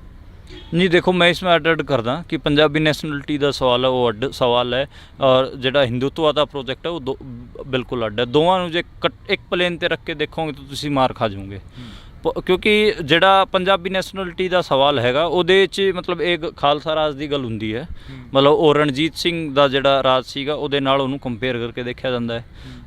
ਮਤਲਬ ਉਹਦੇ 'ਚ ਮਤਲਬ ਉਸ ਥੋਟ ਪ੍ਰੋਸੈਸ, ਕਿਉਂਕਿ ਡਾਕੂਮੈਂਟ ਉਹਦੇ ਬਾਰੇ ਇੰਨੇ ਅਵੇਲੇਬਲ ਹੈ ਨਹੀਂ, ਹਾਲਾਂਕਿ ਅੱਡ ਧਿਰਾਂ ਨੇ, ਜਿਵੇਂ ਜਿਹੜੀ ਬਿੱਟੂ ਹੁਣਾਂ ਦੀ ਜਿਹੜਾ ਉਹ ਹੈਗਾ ਖਾਲਸਾ ਦਲ ਖਾਲਸਾ ਜਿਹੜਾ ਹੈਗਾ ਜਾਂ ਫਿਰ ਦੂਜੇ ਪ੍ਰਭ ਸਰਣਵੀਰ ਹੋਰੀ ਕੋਈ ਹੋਰ ਆਈਡੀਆ ਪੇਸ਼ ਕਰਦੇ ਨੇ, ਅੱਡ ਧਿਰਾਂ ਨੇ ਜਿਹੜੇ ਕਿ ਪੰਥਕ ਜਥੇਬੰਦੀਆਂ ਤੇ ਉਹ ਅੱਡ ਆਈਡੀਆ ਪੇਸ਼ ਕਰਦੇ ਨੇ ਉਹਦੇ ਬਾਰੇ। ਪਰ ਮੋਟੀ ਸਭ ਦੀ ਸਹਿਮਤੀ ਇਹ ਜ਼ਰੂਰ ਬਣਦੀ ਹੈ ਕਿ ਡਾਇਵਰਸਿਟੀ ਦੀ ਵੀ ਗੱਲ ਹੋ ਰਹੀ ਹੈ। ਬਾਕੀ ਉਸ ਥੋਟ ਤੇ ਜਿੱਥੇ ਲੋਕ ਮਤਲਬ ਕਿ ਬਾਹਰ ਤੋਂ ਦੇਖਣ ਵਾਲੇ ਪੋਲੀਟੀਕਲ ਥਿੰਕਰਸ ਜਿੱਥੇ ਉਹਦੀ ਕਮੀ ਦੱਸਦੇ ਨੇ, ਉਹ ਪੋਸਟ ਮਾਡਰਨਿਸਟ ਥੋਟ ਤੇ ਸ਼ਿਫਟ ਹੋਣ ਵਾਲੀ ਹੀ ਕਮੀ ਦੱਸਦੇ ਨੇ। ਮਤਲਬ ਜੇ ਤੁਸੀਂ ਓਰੀਜਨਲੀ ਦੇਖੋ ਤਾਂ ਪੰਜਾਬ ਦੀ ਜਿਹੜੀ ਇਹ ਇੰਨੇ ਕੰਪਲੈਕਸ ਇਸ਼ੂਜ਼ 'ਚ ਸਿੰਪਲੀ ਕੀ ਕਰਦੇ ਨੇ, ਜਿਹੜੇ ਸਿੱਖ ਪੰਥਕ ਜਿਹੜੇ ਆਈਡੀਓਲੋਗ ਹੋ ਗਏ ਤੇ ਦੂਜੇ ਕਾਮਰੇਡ ਆਈਡੀਓਲੋਗ, ਉਹਨੂੰ ਸਿੱਖ ਵਰਸਿਸ ਲੈਫਟ ਬਣਾ ਦਿੰਦੇ ਨੇ, ਜਿਹੜੀ ਕਿ ਗਲਤ ਹੈ। ਬਲਕਿ ਜਿਹੜਾ ਕਿ right to self determination document ਹੈਗਾ ਉਹ ਲੈਨਿਨ ਦਾ ਲਿਖਿਆ ਹੋਇਆ। ਇਸ ਕਰਕੇ ਮਤਲਬ ਲੈਫਟ ਵਰਸਿਸ ਸਿੱਖ ਬਣਾਉਣ ਦੀ ਕੋਈ ਜ਼ਰੂਰਤ ਨਹੀਂ ਹੈ ਇਸ ਚੀਜ਼ ਨੂੰ। ਇਹ ਸਵਾਲਾਂ ਨੂੰ ਸੀਰੀਅਸਲੀ ਇਹ ਦੇਖਣਾ ਪਊਗਾ ਕਿ ਕਿਹੜੇ ਚੀਜ਼ ਦਾ ਕਿਵੇਂ ਹੱਲ ਦੱਸਿਆ ਗਿਆ ਹੈ ਪਿਛਲੇ ਕੁਝ ਸਾਲਾਂ 'ਚ, ਜਾਂ ਫਿਰ ਪੋਲੀਟੀਕਲ ਥੋਟਸ ਕਿਵੇਂ ਡਿਵੈਲਪ ਹੋਏ ਨੇ ਇਹਦੇ ਆਲੇ ਦੁਆਲੇ। ਹੁਣ ਦੇਖੋਗੇ ਤਾਂ ਦੁਨੀਆ 'ਚ ਸਭ ਤੋਂ ਜ਼ਿਆਦਾ ਜੇ ਰਾਈਟ ਟੂ ਸੈਲਫ ਡਿਟਰਮੀਨੇਸ਼ਨ ਦੀ ਲੜਾਈਆਂ, ਨੈਸ਼ਨਲਿਟੀਜ਼ ਦੀ ਲੜਾਈਆਂ ਲੈਫਟ ਨੇ ਲੜੀਆਂ ਨੇ, ਵੀਅਤਨਾਮ ਤੋਂ ਲੈ ਕੇ ਅਫਰੀਕਨ ਕੰਟਰੀਜ਼ ਤੋਂ ਲੈ ਕੇ, ਉੱਥੇ ਉਹ ਜਿਹੜਾ right to self determination document Lenin ਦਾ ਹੈਗਾ ਉਹਨੂੰ ਬੇਸ ਬਣਾ ਕੇ ਲੈਫਟ ਨੇ ਲੜੀਆਂ ਨੇ। ਫਿਰ ਪਰ ਇੱਥੇ ਪੰਜਾਬ 'ਚ ਲੈਫਟ ਜਮਾਂ ਹੀ ਉਲਟ ਪੋਜੀਸ਼ਨ ਲੈ ਕੇ ਬਹਿ ਜਾਂਦਾ ਹੈ। ਮਤਲਬ ਲੈਫਟ ਦੇ ਕਸ਼ਮੀਰ ਦੀ ਜਿਹੜੀ ਮੂਵਮੈਂਟ ਹੈਗੀ ਹੈ, ਇੰਡੀਅਨ ਲੈਫਟ ਉਹਦੇ ਪ੍ਰਤੀ ਤਾਂ ਸਿੰਪੈਥੈਟਿਕ ਹੈਗਾ, ਜਦ ਕਿ ਉਹਦੇ 'ਚ ਵੀ ਇਸਲਾਮਿਕ ਤੱਤਵ ਹੈਗੇ ਆ। ਉਹ ਉੱਥੇ ਵੀ ਮਤਲਬ ਰੈਡੀਕਲ ਇਸਲਾਮਿਸਟ ਲੋਕ ਉਸ ਮੂਵਮੈਂਟ ਨੂੰ ਲੀਡ ਹੀ ਕਰ ਰਹੇ ਨੇ। ਜਦੋਂ ਪੰਜਾਬ ਦੀ ਵਾਰੀ ਆਉਂਦੀ ਹੈ, ਇੱਥੇ ਉਹ ਉਲਟ ਇੰਡੀਅਨ ਸਟੇਟ ਨਾਲ ਖੜੇ ਹੋ ਜਾਂਦੇ ਨੇ। ਤੇ ਇਹ ਇਸ ਕਿਸਮ ਦੀਆਂ ਦਿੱਕਤਾਂ ਹੈਗੀਆਂ। ਹਾਲਾਂਕਿ ਪੰਜਾਬ 'ਚ ਲੈਫਟ ਦਾ ਬਹੁਤ ਮਤਲਬ ਕੁਝ ਸੈਕਸ਼ਨ ਇਹੋ ਜਿਹਾ ਵੀ ਹੈਗਾ ਜਿਹੜਾ ਕਿ ਪੰਜਾਬ ਦੀ ਖੁਦ ਮੁਖਤਿਆਰੀ ਦੀ ਮੂਵਮੈਂਟ ਨੂੰ ਸਪੋਰਟ ਕਰਦਾ ਹੈ। ਕੀ ਤੁਸੀਂ ਇਹ ਕਹਿ ਰਹੇ ਹੋ ਕਿ ਜਿਹੜੇ ਕਾਮਰੇਡ ਨੇ ਉਹ ਸਟੇਟ ਦੇ ਨਾਲ ਮਿਲ ਕੇ ਚੱਲਦੇ ਨੇ? ਨਾ, ਮੈਂ ਇਹ ਨਹੀਂ ਕਹਿ ਰਿਹਾ, ਮੈਂ ਇਹ ਗੱਲ ਕਹਿ ਰਿਹਾ ਕਿ ਉਹਨਾਂ ਦਾ ਜਿਹੜਾ ਥੋਟ ਹੈਗਾ ਉਹ ਮਤਲਬ ਉਸ 'ਚ ਕਲੈਰਿਟੀ ਨਹੀਂ ਹੈਗੀ ਆ ਕਿਵੇਂ ਉਹਦੇ ਨਾਲ ਡੀਲ ਕਰਨਾ। ਮਤਲਬ ਇੰਟਰਨੈਸ਼ਨਲ ਜੇ ਐਜ਼ ਏ ਮਾਰਕਸਿਸਟ ਆਈਡੀਆ ਜੇ ਤੁਸੀਂ ਦੇਖੋਗੇ ਉਹ ਅੱਡ ਚੀਜ਼ ਹੈ। ਜਿਹੜੀ ਲੈਫਟ ਪੰਜਾਬ ਦੇ ਲੈਫਟ ਦੀ ਜਿਹੜੀ ਕਮੀਆਂ ਹੈਗੀਆਂ ਉਹ ਅੱਡ ਚੀਜ਼ ਹੈ। ਮਤਲਬ ਕ੍ਰਿਟੀਸਾਈਜ਼ ਤਾਂ ਤੁਸੀਂ ਕਰ ਹੀ ਸਕਦੇ ਹੋ। ਮਤਲਬ ਉਸ ਪਲੇਨ 'ਤੇ ਜਾ ਕੇ ਤਾਂ ਗੱਲ ਕਰੋ। ਨੈਸ਼ਨਲਿਟੀਜ਼ ਦੀ ਜਿਹੜੀ right to self determination, USSR ਜਦੋਂ ਅੱਡ ਹੋਇਆ ਉਸ ਕਿਸ ਪਲੇਨ 'ਤੇ ਹੋਇਆ? ਉਹ ਇਸੇ ਪਲੇਨ 'ਤੇ ਤਾਂ ਹੋਇਆ ਕਿਉਂਕਿ ਲੈਨਿਨ ਦਾ ਡਾਕੂਮੈਂਟ ਸੀਗਾ ਰਾਈਟ ਟੂ ਸੈਲਫ ਡਿਟਰਮੀਨੇਸ਼ਨ। ਨੈਸ਼ਨਲਿਟੀ ਕੋਈ ਵੀ ਨੈਸ਼ਨਲਿਟੀ ਜਦੋਂ ਪ੍ਰੋਪਰਲੀ ਮੈਚਿਓਰ ਹੁੰਦੀ ਹੈ ਉਹ ਤਾਂ ਅੱਡ ਤਾਂ ਹੋਊਗੀ ਬਾਈ, ਉਹਦੇ 'ਚ ਕੀ ਦਿੱਕਤ ਹੈ? ਮਤਲਬ ਮੈਨੂੰ ਤਾਂ ਕੋਈ ਚੱਕਰ ਨਹੀਂ ਹੈ। ਜਾਂ ਫਿਰ ਤੁਹਾਡੀ ਯੂਨੀਅਨ ਆਫ ਸਟੇਟਸ ਜਾਂ ਫਿਰ ਤੁਹਾਡਾ ਫੈਡਰਲ ਸਟਰਕਚਰ ਇੰਨਾ ਮਜ਼ਬੂਤ ਹੋਵੇ ਕਿ ਚੀਜ਼ਾਂ ਨੂੰ ਸਾਂਭ ਕੇ ਰੱਖ ਸਕੇ। ਹੁਣ ਤੁਸੀਂ ਸੂਬਿਆਂ ਨੂੰ ਚੌਕੀਦਾਰ ਬਣਾ ਕੇ ਛੱਡ ਦੋਗੇ ਤਾਂ ਫਿਰ ਤਾਂ ਲੋਕ ਤਾਂ ਸਵਾਲ ਕਰਨਗੇ ਹੀ। ਸੈਂਟਰਲਾਈਜੇਸ਼ਨ ਆਫ ਪਾਵਰ ਜੇ ਇੰਨੀ ਵਧੂਗੀ ਫਿਰ ਤਾਂ ਅੱਡ ਸੂਬੇ ਕਹਿਣਗੇ ਕਿ ਸਾਨੂੰ ਵੱਧ ਅਧਿਕਾਰ ਦਿਓ। ਜੀ ਬਿਲਕੁਲ। ਤਾਂ ਅਸੀਂ ਬਹੁਤ ਧੰਨਵਾਦ ਕਰਾਂਗੇ। ਮਨਦੀਪ ਪੁਨੀਆ ਜੀ ਸਾਡੇ ਨਾਲ ਮੌਜੂਦ ਸਨ, ਨੌਜਵਾਨ। ਕਾਫੀ ਗੱਲਾਂ ਹੋਈਆਂ ਨੇ ਜਿਹੜੀਆਂ ਕਿਸਾਨ ਅੰਦੋਲਨ ਦੇ ਵਿੱਚ ਇਹਨਾਂ ਨੇ ਆਪਣੇ ਸਰੀਰ ਦੇ ਉੱਪਰ ਤਸ਼ੱਦਦ ਵੀ ਝੱਲਿਆ ਉਸ ਵਕਤ। ਤਾਂ ਉਸ ਤੋਂ ਬਾਅਦ ਇਹਨਾਂ ਦੀ ਜਿਹੜੀ ਕਿਤਾਬ ਆ ਉਹ ਬੜੀ ਜਲਦੀ ਤੁਹਾਡੇ ਰੂਬਰੂ ਹੋਵੇਗੀ। ਤੇ ਜੇਕਰ ਅਸੀਂ ਗੱਲ ਕਰਦੇ ਹਾਂ ਪੰਜਾਬ ਦੀ ਸਿਆਸਤ ਦੀ, ਉਸ ਦੇ ਉੱਪਰ ਵੀ ਕਾਫੀ ਗੱਲ ਹੋਈ ਆ। ਤੇ ਜੇਕਰ ਅਸੀਂ ਗੱਲ ਕਰਦੇ ਹਾਂ ਦਿੱਲੀ ਦੀ ਸਿਆਸਤ ਦੇ ਉੱਪਰ ਵੀ ਕਾਫੀ ਗੱਲ ਹੋਈ ਆ। ਤੇ ਉਸ ਤੋਂ ਬਾਅਦ ਪੰਜਾਬ ਯੂਨੀਵਰਸਿਟੀ ਜਿਹੜੀ ਪੋਲੀਟਿਕਸ ਆ, ਜਿਹੜੀ ਸਿਆਸਤ ਆ, ਜਿੱਥੋਂ ਸਿਆਸਤ ਦਾ ਮੁੱਢ ਵੱਜਦਾ, ਉਹਦੇ ਦੇ ਉੱਪਰ ਵੀ ਕਾਫੀ ਗੱਲ ਹੋਈ ਆ। ਤਾਂ ਤੁਸੀਂ ਜੁੜੇ ਰਹਿਣਾ ਇਸੇ ਤਰ੍ਹਾਂ ਇੰਡੋਜ਼ TV ਦੇ ਨਾਲ। ਮੇਰੇ ਸਹਿਯੋਗੀ ਸਾਥੀ ਸੁੱਖੀ ਦੇ ਨਾਲ। ਮੈਨੂੰ ਹਰਜਿੰਦਰ ਸਿੰਘ ਢਿੱਲੋਂ ਨੂੰ ਦਿਓ ਜੀ ਫਿਲਹਾਲ ਦੇ ਲਈ ਇਜਾਜ਼ਤ। ਕਿਸੇ ਨਵੇਂ ਮੁੱਦੇ ਤੇ ਨਵੀਂ ਗੱਲਬਾਤ ਤੇ ਫਿਰ ਤੁਹਾਡੇ ਰੂਬਰੂ ਕਰਾਵਾਂਗੇ। ਧੰਨਵਾਦ ਜੀ। ਪੰਜਾਬੀਅਤ ਨੂੰ ਪਿਆਰ ਕਰਨ ਵਾਲੇ ਸਾਰੇ ਦਰਸ਼ਕਾਂ ਦਾ ਮੈਂ ਹਰਜਿੰਦਰ ਸਿੰਘ ਢਿੱਲੋਂ ਨਿੱਘਾ ਸਵਾਗਤ ਕਰਦਾ। ਪ੍ਰੋਗਰਾਮ ਮੁਲਾਕਾਤਾਂ ਦੇ ਵਿੱਚ ਇੱਕ ਵਾਰ ਫਿਰ ਅਸੀਂ ਇੱਕ ਅਜਿਹੇ ਨੌਜਵਾਨ ਦੇ ਨਾਲ ਮਿਲਾਉਣ ਜਾ ਰਹੇ ਹਾਂ ਜਿਸ ਨੇ ਕਿਸਾਨ ਅੰਦੋਲਨ ਦੇ ਵਿੱਚ ਵੱਧ ਚੜ੍ਹ ਕੇ ਹਿੱਸਾ ਪਾਇਆ ਤੇ ਕਿਸਾਨ ਅੰਦੋਲਨ ਤੋਂ ਬਾਅਦ ਲਗਾਤਾਰ ਇੱਕ ਵਾਰ ਦੇ ਲਈ ਸੁਰਖੀਆਂ ਦੇ ਵਿੱਚ ਆਏ। ਮਨਦੀਪ ਪੁਨੀਆ ਜੀ, ਤਾਂ ਅਸੀਂ ਗੱਲਬਾਤ ਕਰਾਂਗੇ ਉਹਨਾਂ ਦੇ ਨਾਲ। ਪੰਜਾਬ ਯੂਨੀਵਰਸਿਟੀ ਚੰਡੀਗੜ੍ਹ ਖੜੇ ਹਾਂ। ਥੋੜ੍ਹੀ ਬਹੁਤੀ ਸਟੂਡੈਂਟ ਪੋਲੀਟਿਕਸ ਦੇ ਉੱਪਰ ਗੱਲਬਾਤ ਕਰਾਂਗੇ ਤੇ ਥੋੜ੍ਹੀ ਬਹੁਤੀ ਗੱਲਬਾਤ ਕਰਾਂਗੇ ਪੰਜਾਬ ਜਾਂ ਹਰਿਆਣਾ ਦੇ ਉਹਨਾਂ ਸਿਆਸਤੀ ਮੁੱਦਿਆਂ ਦੇ ਉੱਪਰ ਜਿਸ ਨੂੰ ਲੈ ਕੇ ਆਪਸੀ ਭਾਈਚਾਰੇ ਨੂੰ ਤੋੜਿਆ ਜਾਂਦਾ। ਤਾਂ ਅਸੀਂ ਪਹਿਲਾਂ ਸਵਾਗਤ ਕਰਦੇ ਹਾਂ ਬਾਈ, ਬਹੁਤ ਸਵਾਗਤ ਆ ਜੀ। ਸ਼ੁਕਰੀਆ, ਸਵਾਗਤ, ਥੈਂਕ ਯੂ ਜੀ। ਪੁਨੀਆ ਸਾਹਿਬ, ਸਿਹਤਾਂ ਦੱਸੋ ਪਹਿਲਾਂ ਕਿਵੇਂ ਆ? ਠੀਕ ਨੇ? ਠੀਕ ਹੈ, ਤਗੜੇ ਨੇ, ਕੋਈ ਚੱਕਰ ਨਹੀਂ ਜੀ। ਕੀ ਲੱਗਦਾ ਪੰਜਾਬ ਤੇ ਹਰਿਆਣੇ ਦੇ ਜਿਹੜੇ ਮੁੱਦੇ ਨੇ, ਜਿਹੜੇ ਵਿਵਾਦਤ ਮੁੱਦੇ ਨੇ, ਉਠਾਏ ਜਾਂਦੇ ਨੇ ਸਰਕਾਰਾਂ ਵੱਲੋਂ, ਕੀ ਲੱਗਦਾ ਹੈਗਾ ਕਿ ਕਿੰਨਾ ਕੇਸ ਦੇ ਉੱਪਰ ਅਸਰ ਹੋ ਰਿਹਾ ਆਮ ਲੋਕਾਂ ਦੇ ਉੱਪਰ, ਜਾਂ ਆਮ ਜਿਹੜੇ ਨੌਜਵਾਨ ਨੇ, ਜਾਂ ਆਮ ਜਿਹੜੇ ਘਰਾਂ ਦੇ ਵਿੱਚ ਬੈਠੇ ਬਜ਼ੁਰਗ ਨੇ? ਦੇਖੋ, ਇੰਡੀਅਨ ਸਟੇਟ ਦਾ ਜਿਹੜਾ ਨੈਰੇਟਿਵ ਹੈਗਾ ਉਹ ਦਿਮਾਗਾਂ 'ਚ ਪਸਰਦਾ ਹੈਗਾ ਤੇ ਜਿਹੜੀ ਸੈਂਟਰਲਾਈਜੇਸ਼ਨ ਦੀ ਜਿਹੜੀ ਉਹਨਾਂ ਦੀ ਕੋਸ਼ਿਸ਼ ਹੁੰਦੀ ਹੈ ਉਹਦਾ ਵੀ ਉਹ ਪ੍ਰੋਪਰ ਇੱਕ ਆਈਡੀਆ ਦੇ ਤੌਰ ਤੇ ਦਿਮਾਗਾਂ 'ਚ ਫਿੱਟ ਕਰਦੇ ਨੇ। ਹਰਿਆਣੇ ਨੂੰ ਹਮੇਸ਼ਾ ਹੀ ਦਿੱਲੀ ਵਰਤੀ ਰਹੀ ਹੈ ਪੰਜਾਬ ਦੇ ਉਲਟ। ਕੋਸ਼ਿਸ਼ ਰਹਿੰਦੀ ਹੈ ਕਿ ਦਿੱਲੀ ਨੂੰ ਆਪਣਾ ਕੁਝ ਵਰਤਣਾ ਨਾ ਪਵੇ, ਹਰਿਆਣਾ ਪੰਜਾਬ ਆਪਸ 'ਚ ਲੜ ਪਵੇ। SYL ਵੀ ਉਹ ਜਿਹਾ ਮੁੱਦਾ ਹੈਗਾ। ਮਤਲਬ ਮੈਨੂੰ ਲੱਗਦਾ ਕਿ ਮਤਲਬ ਪੰਜਾਬ ਦੇ ਪਾਣੀਆਂ ਦਾ ਮੁੱਦਾ ਹੈਗਾ। ਰਿਵਰ ਦਾ ਇੱਕ ਕੈਚਮੈਂਟ ਏਰੀਆ ਹੁੰਦਾ, ਨਦੀ ਵਹਿੰਦੀ ਹੈ ਤੇ ਉਹਦਾ ਪਹਿਲਾ ਹੱਕ ਉੱਥੋਂ ਦੇ ਵਸਨੀਕਾਂ ਦਾ ਹੁੰਦਾ ਹੈ, ਜਿਹੜੇ ਉਹਦੇ ਆਲੇ ਦੁਆਲੇ ਵਸਦੇ ਨੇ। ਉਹਦਾ ਜਿਹੜਾ ਕੈਚਮੈਂਟ ਏਰੀਆਸ ਜਿਹੜੇ ਰਹਿੰਦੇ ਨੇ ਉਹਨਾਂ ਦਾ ਹੀ ਪਹਿਲਾ ਹੱਕ ਹੁੰਦਾ ਹੈ। ਤੇ ਮਤਲਬ ਸੈਂਟਰ ਨਹੀਂ ਦੱਸੂਗਾ ਕਿ ਇਹ ਪਾਣੀ ਕਿੱਥੇ ਜਾਊਗਾ ਕਿੱਥੇ ਨਹੀਂ ਜਾਊਗਾ, ਪੰਜਾਬ ਦੇ ਲੋਕ ਤੈਅ ਕਰਨਗੇ। ਕਿਉਂਕਿ ਇਹ ਯੂਨੀਅਨ ਆਫ ਸਟੇਟਸ ਜੇ ਸਹੀ ਮਾਇਨੇ ਹੈਗਾ ਤਾਂ ਫਿਰ ਪੰਜਾਬ ਡਿਸਾਈਡ ਕਰੂਗਾ ਕਿ ਉਹ ਪਾਣੀ ਦੇਣਾ ਹੈ ਨਹੀਂ ਦੇਣਾ। ਰਾਜਸਥਾਨ ਨੂੰ ਦੇਣਾ ਹੈ ਜਾਂ ਹਰਿਆਣੇ ਨੂੰ। ਹਰਿਆਣੇ ਨੂੰ ਤਾਂ ਬਹੁਤ ਘੱਟ ਪਾਣੀ ਜਾਂਦਾ, ਜ਼ਿਆਦਾਤਰ ਰਾਜਸਥਾਨ ਨੂੰ ਜਾਂਦਾ। ਰਾਜਸਥਾਨ ਦੇ ਟਿੱਬਿਆਂ 'ਚ ਪਾਣੀ ਜਾਂਦਾ ਹੈ। ਉਹ ਮੈਨੂੰ ਲੱਗਦਾ ਹੈ ਕਿ ਜਿਹੜਾ ਸੈਂਟਰ ਹੈਗਾ ਉਹ ਚਲਾਕੀ ਨਾਲ ਜਿਹੜੀ ਉਹਦੀ ਸੈਂਟਰਲਾਈਜੇਸ਼ਨ ਦੀ ਥੋਟ ਪ੍ਰੋਸੈਸ ਹੈ ਉਹਨੂੰ ਵੀ ਪਸਾਰਦਾ ਹੈ ਤੇ ਲੋਕਾਂ ਨੂੰ ਆਪਸ 'ਚ ਲੜਾਉਂਦਾ ਵੀ ਹੈ। ਪੁਨੀਆ ਸਾਹਿਬ, ਜੇ ਅਸੀਂ ਗੱਲ ਕਰਦੇ ਹਾਂ ਪੰਜਾਬ ਦੇ ਮੁੱਦੇ ਅਲੱਗ ਨੇ, ਹਰਿਆਣੇ ਦੇ ਮੁੱਦੇ ਅਲੱਗ ਨੇ, ਪਰ ਇੱਕ ਟਾਈਮ ਦੇ ਲਈ ਦੋਨੇ ਮੁੱਖ ਮੰਤਰੀ ਇੱਕ ਜਗ੍ਹਾ 'ਤੇ ਬੈਠਦੇ ਨੇ ਤਾਂ ਪਰ ਸ਼ਾਮ ਨੂੰ ਇੱਕ ਪ੍ਰੈਸ ਕਾਨਫਰੰਸ ਹੁੰਦੀ ਹੈ ਜਿਸ ਦੇ ਵਿੱਚ ਪੰਜਾਬ ਦੇ ਮੁੱਖ ਮੰਤਰੀ ਇਹ ਕਹਿੰਦੇ ਨਜ਼ਰ ਆਉਂਦੇ ਨੇ ਕਿ ਸਾਡੇ ਕੋਲ ਹਰਿਆਣੇ ਦੇ ਲਈ ਤੁਪਕਾ ਵੀ ਨਹੀਂ ਹੈਗਾ। ਜਿਹੜਾ ਕਿਸਾਨ ਅੰਦੋਲਨ ਦੇ ਵਿੱਚ ਵੱਡਾ ਭਾਈ ਛੋਟਾ ਭਾਈ ਬਣ ਕੇ ਚੱਲੇ, ਕਿ ਉਸ ਨੂੰ ਤੋੜਨ ਦੀਆਂ ਗੱਲਾਂ ਕਰੀਆਂ ਜਾਂਦੀਆਂ ਨੇ ਜਾਂ ਫਿਰ ਇੱਕ ਸਿਆਸਤ ਹੋ ਰਹੀ ਹੈ ਇਸ ਮੁੱਦਿਆਂ ਦੇ ਉੱਪਰ? ਦੇਖੋ, ਪਾਣੀ ਇਹੋ ਜਿਹਾ ਮੁੱਦਾ ਹੈਗਾ ਜਿਹਦੇ 'ਤੇ ਸਿਆਸਤ ਤਾਂ ਮਤਲਬ ਹਰਿਆਣੇ ਪੰਜਾਬ 'ਚ ਹੁੰਦੀ ਹੈ। ਮਤਲਬ ਸਿਆਸਤ ਮਾੜੀ ਆ ਉਹ ਕਿਸ ਪਲੇਨ 'ਤੇ ਹੋ ਰਹੀ ਹੈ ਉਹਦੀ ਗੱਲ ਆਪਾਂ ਕਰ ਸਕਦੇ ਹਾਂ। ਮਤਲਬ ਜਿਵੇਂ ਸਿਆਸਤ ਇਸ ਪਲੇਨ 'ਤੇ ਹੋਵੇ ਕਿ ਸੈਂਟਰ ਪੰਜਾਬ ਦੇ ਮੁੱਖ ਮੰਤਰੀ ਨੂੰ ਪਲੇ ਕਰਨਾ ਚਾਹ ਰਿਹਾ ਹੋਵੇ ਹਰਿਆਣੇ ਦੇ ਉਲਟ, ਜਾਂ ਹਰਿਆਣੇ ਦੇ ਮੁੱਖ ਮੰਤਰੀ ਨੂੰ ਪੰਜਾਬ ਦੇ ਉਲਟ ਪਲੇ ਕਰਨਾ ਚਾਹ ਰਿਹਾ ਹੋ ਤਾਂ ਕਿ ਦੋਵਾਂ ਸਟੇਟਾਂ ਦੇ ਲੋਕ ਲੜ ਪੈਣ, ਤਾਂ ਉਹ ਮਾੜੀ ਹੈਗੀ ਆ। ਜੇ ਪਾਣੀ ਦੀ ਗੱਲ ਕਰੀਏ ਤਾਂ ਪਾਣੀ ਦਾ ਮੈਂ ਪਹਿਲਾਂ ਹੀ ਕਿਹਾ ਕਿ ਹੱਕ ਪੰਜਾਬ ਦਾ ਹੀ ਹੈ, ਕਿਉਂਕਿ ਉੱਥੋਂ ਦੀ ਰਿਵਰ ਉੱਥੇ ਹੀ ਜਾਂਦੀ ਹੈ, ਨਦੀ ਉੱਥੋਂ ਹੀ ਵਗਦੀ ਹੈ ਤੇ ਉੱਥੋਂ ਦੇ ਲੋਕਾਂ ਦਾ ਹੀ ਪਹਿਲਾ ਹੱਕ ਉਸ 'ਤੇ ਬਣਦਾ ਹੈਗਾ। ਬਾਕੀ ਮਤਲਬ ਹਰਿਆਣੇ ਦੇ ਜਿਹੜੇ ਹਰਿਆਣੇ 'ਚ ਜਿਵੇਂ ਯਮੁਨਾ ਨਦੀ ਵੀ ਜਾਂਦੀ ਹੈਗੀ ਆ ਹਰਿਆਣੇ ਤੋਂ, ਲੇਕਿਨ ਉਹ ਅੱਗੇ ਚੱਲ ਕੇ ਉੱਤਰ ਪ੍ਰਦੇਸ਼ ਪਤਾ ਨਹੀਂ ਕਿਤੇ ਕਿਤੇ ਚਲੀ ਜਾਂਦੀ ਹੈ। ਜਿਹੜੀ ਨਦੀ ਖੁਦ ਹਰਿਆਣੇ ਤੋਂ ਵਗਦੀ ਹੈ ਉਹਦਾ ਪਾਣੀ ਦੇ ਦਿਓ ਯਾਰ ਜਿਹੜੇ ਸੂਬੇ ਨੂੰ। ਹਰਿਆਣੇ ਦੇ ਵਿੱਚ ਵੀ ਜਿਹੜੇ ਇਲਾਕੇ ਨੂੰ ਪਾਣੀ ਦੀ ਲੋੜ ਹੈਗੀ ਉਹ ਅਹੀਰਵਾਲ ਦਾ ਹੈਗਾ, ਜਿਹੜਾ ਕਿਸਾਨ ਅੰਦੋਲਨ ਵੀ ਨਹੀਂ ਆਇਆ ਸੀਗਾ, ਪਰ ਫਿਰ ਵੀ ਜੇ ਉਹਨਾਂ ਦਾ ਪਾਣੀ ਦਾ ਹੱਕ ਬਣਦਾ ਤਾਂ ਯਮੁਨਾ ਤੋਂ ਦੇ ਦਿਓ, ਗੰਗਾ ਤੋਂ ਦੇ ਦਿਓ। ਮਤਲਬ ਆਹ ਕਿਹੜੀ ਮਤਲਬ ਗੱਲ ਹੋਈ ਕਿ ਜਮਾ ਉਲਟ ਪੰਜਾਬ ਤੋਂ ਪਾਣੀ ਲੈ ਕੇ ਜਾਣਾ ਹੈ ਉਸ ਇਲਾਕੇ ਵਾਸਤੇ, ਤੇ ਉਹ ਮੈਨੂੰ ਲੱਗਦਾ ਕਿ ਠੀਕ ਨਹੀਂ ਹੈ। ਯਮੁਨਾ ਦਾ ਪਾਣੀ ਦੇ ਦਿਓ ਉਹਨਾਂ ਨੂੰ। ਪੁਨੀਆ ਸਾਹਿਬ, ਤੁਸੀਂ ਹਰਿਆਣੇ ਦੇ ਹੋ ਕੇ ਪੰਜਾਬ ਦੇ ਹੱਕ 'ਚ ਕਹਿ ਰਹੇ ਹੋ ਕਿ ਜਿਹੜਾ ਪਾਣੀ ਹੈ ਪੰਜਾਬ, ਮੈਂ ਮਤਲਬ ਬੇਸਿਕਲੀ ਮੇਰਾ ਸਟੈਂਡ ਕਲੀਅਰ ਹੈਗਾ ਕਿ ਮੈਂ ਫੈਡਰਲ ਇਸ਼ੂਜ਼ ਦੇ ਨਾਲ ਆਪਣੇ ਕੰਸਰਨ ਰੱਖਦਾ। ਮੈਂ ਪੰਜਾਬ ਨਾਲ ਇਸ ਕਰਕੇ ਖੜਾ ਕਿਉਂਕਿ ਉਹਦੀ ਵੀ ਆਪਣੀ ਅੱਡ ਨੈਸ਼ਨਲਿਟੀ ਵਾਲਾ ਜਿਹੜਾ ਮਾਮਲਾ ਹੈਗਾ। ਮਤਲਬ ਇਹ ਆਪਾਂ ਤਾਂ ਇਹ ਕਹਿੰਦੇ ਆ ਨਾ ਯੂਨੀਅਨ ਆਫ ਸਟੇਟਸ ਹੈ, ਅੱਡ ਨੈਸ਼ਨਲਿਟੀਆਂ ਇਕੱਠੀਆਂ ਹੋਈਆਂ ਨੇ ਇੰਡੀਆ ਮੁਲਕ ਦੇ ਅੰਦਰ। ਤਾਂ ਮਤਲਬ ਇੰਡੀਆ ਕੋਈ ਇੱਕ ਆਈਡੈਂਟੀਟੀ ਨਹੀਂ ਹੈਗੀ ਕਿ ਕੋਈ ਇੱਕ ਇੰਡੀਆ ਕੋਈ ਇੱਕ ਆਈਡੈਂਟੀਟੀ, ਇਹ ਅੱਡ ਨੈਸ਼ਨਲਿਟੀਆਂ ਦੀ ਜਥੇਬੰਦਕ ਸਾਂਝ ਹੈਗੀ ਆ ਨਾ, ਸਾਂਝ ਹੈਗੀ ਆ, ਯੂਨੀਅਨ ਆਫ ਸਟੇਟਸ ਹੈਗੀ ਆ। ਤੇ ਫੈਡਰਲ ਇਸ਼ੂਜ਼ ਵੀ ਫੈਡਰਲ ਸਟਰਕਚਰ ਤਾਂ ਹੀ ਤਾਂ ਆਪਾਂ ਕਹਾਂਗੇ ਇਹਨੂੰ ਜੇ ਉਹ ਮਤਲਬ ਸੈਂਟਰ ਸਾਰੇ ਫੈਸਲੇ ਖੁਦ ਹੀ ਕਰੂਗਾ ਤਾਂ ਫਿਰ ਸੂਬਿਆਂ 'ਚ ਮੁੱਖ ਮੰਤਰੀ ਬਣਾਉਣ ਦੀ ਕੀ ਲੋੜ ਹੈ? ਸਵਾਇਤਤਾ ਦੀ ਜਿਹੜੀ ਆਪਾਂ ਗੱਲ ਕਰਦੇ ਹਾਂ ਫਿਰ ਉਹਦੀ ਕੀ ਲੋੜ ਹੈ?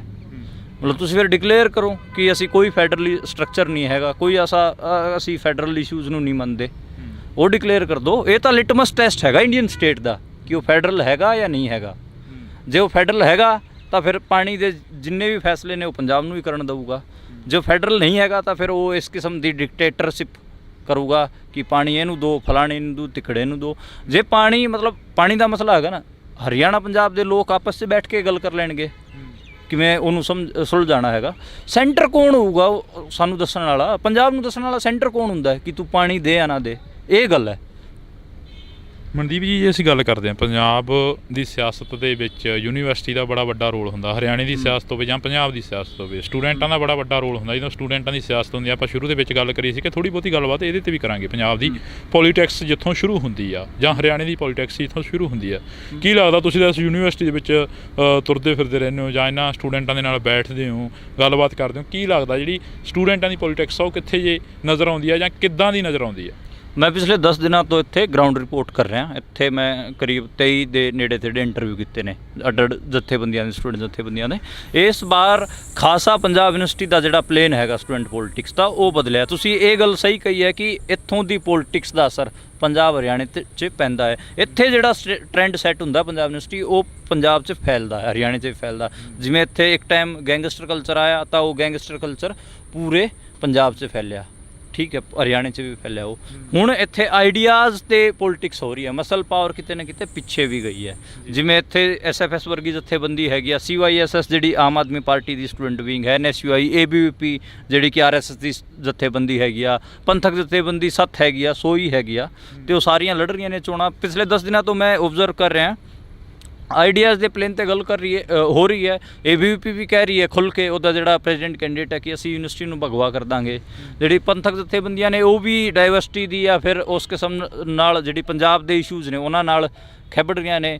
ਜਿਹੜੀ ਰੈਵੋਲੂਸ਼ਨਰੀ ਧਿਰਾਂ ਨੇ ਉਹ ਵੀ ਮਤਲਬ ਅਟੈਕ ਕਰ ਰਹੀਆਂ ਨੇ, ਜਿਹੜਾ ਕਿ ਢਾਂਚਾ ਹੈਗਾ ਇੰਡੀਅਨ ਸਟੇਟ ਦਾ, ਜਿਹੜਾ ਕਿ ਹੁਣ ਲੋਕ ਵਿਰੋਧੀ ਦਿਖ ਰਿਹਾ ਉਹਦੇ ਤੇ ਇਹ ਚੱਲ ਰਿਹਾ ਆਈਡੀਓਲੋਜੀਕਲ ਪਲੇਨ ਤੇ। ਪਹਿਲੀ ਵਾਰ ਮੈਂ ਦੇਖ ਰਿਹਾ ਇੱਥੇ ਚੋਣਾਂ ਹੋ ਰਹੀਆਂ ਨੇ। ਬਾਕੀ ਸਭ ਤੋਂ ਜ਼ਿਆਦਾ ਜ਼ੋਰ ਆਮ ਆਦਮੀ ਪਾਰਟੀ ਦਾ ਇੱਥੇ ਲੱਗਿਆ ਹੋਇਆ। ਆਮ ਆਦਮੀ ਪਾਰਟੀ ਦੇ ਮੰਤਰੀ ਮੀਤ ਹੇਅਰ ਤੋਂ ਲੈ ਕੇ ਜਿਹੜੇ ਦੂਜੇ ਸਿੱਖਿਆ ਮੰਤਰੀ ਨੇ, ਉਹ ਸਾਰੇ ਇੱਥੇ ਬੈਠੇ ਨੇ ਪੰਜਾਬ ਯੂਨੀਵਰਸਿਟੀ।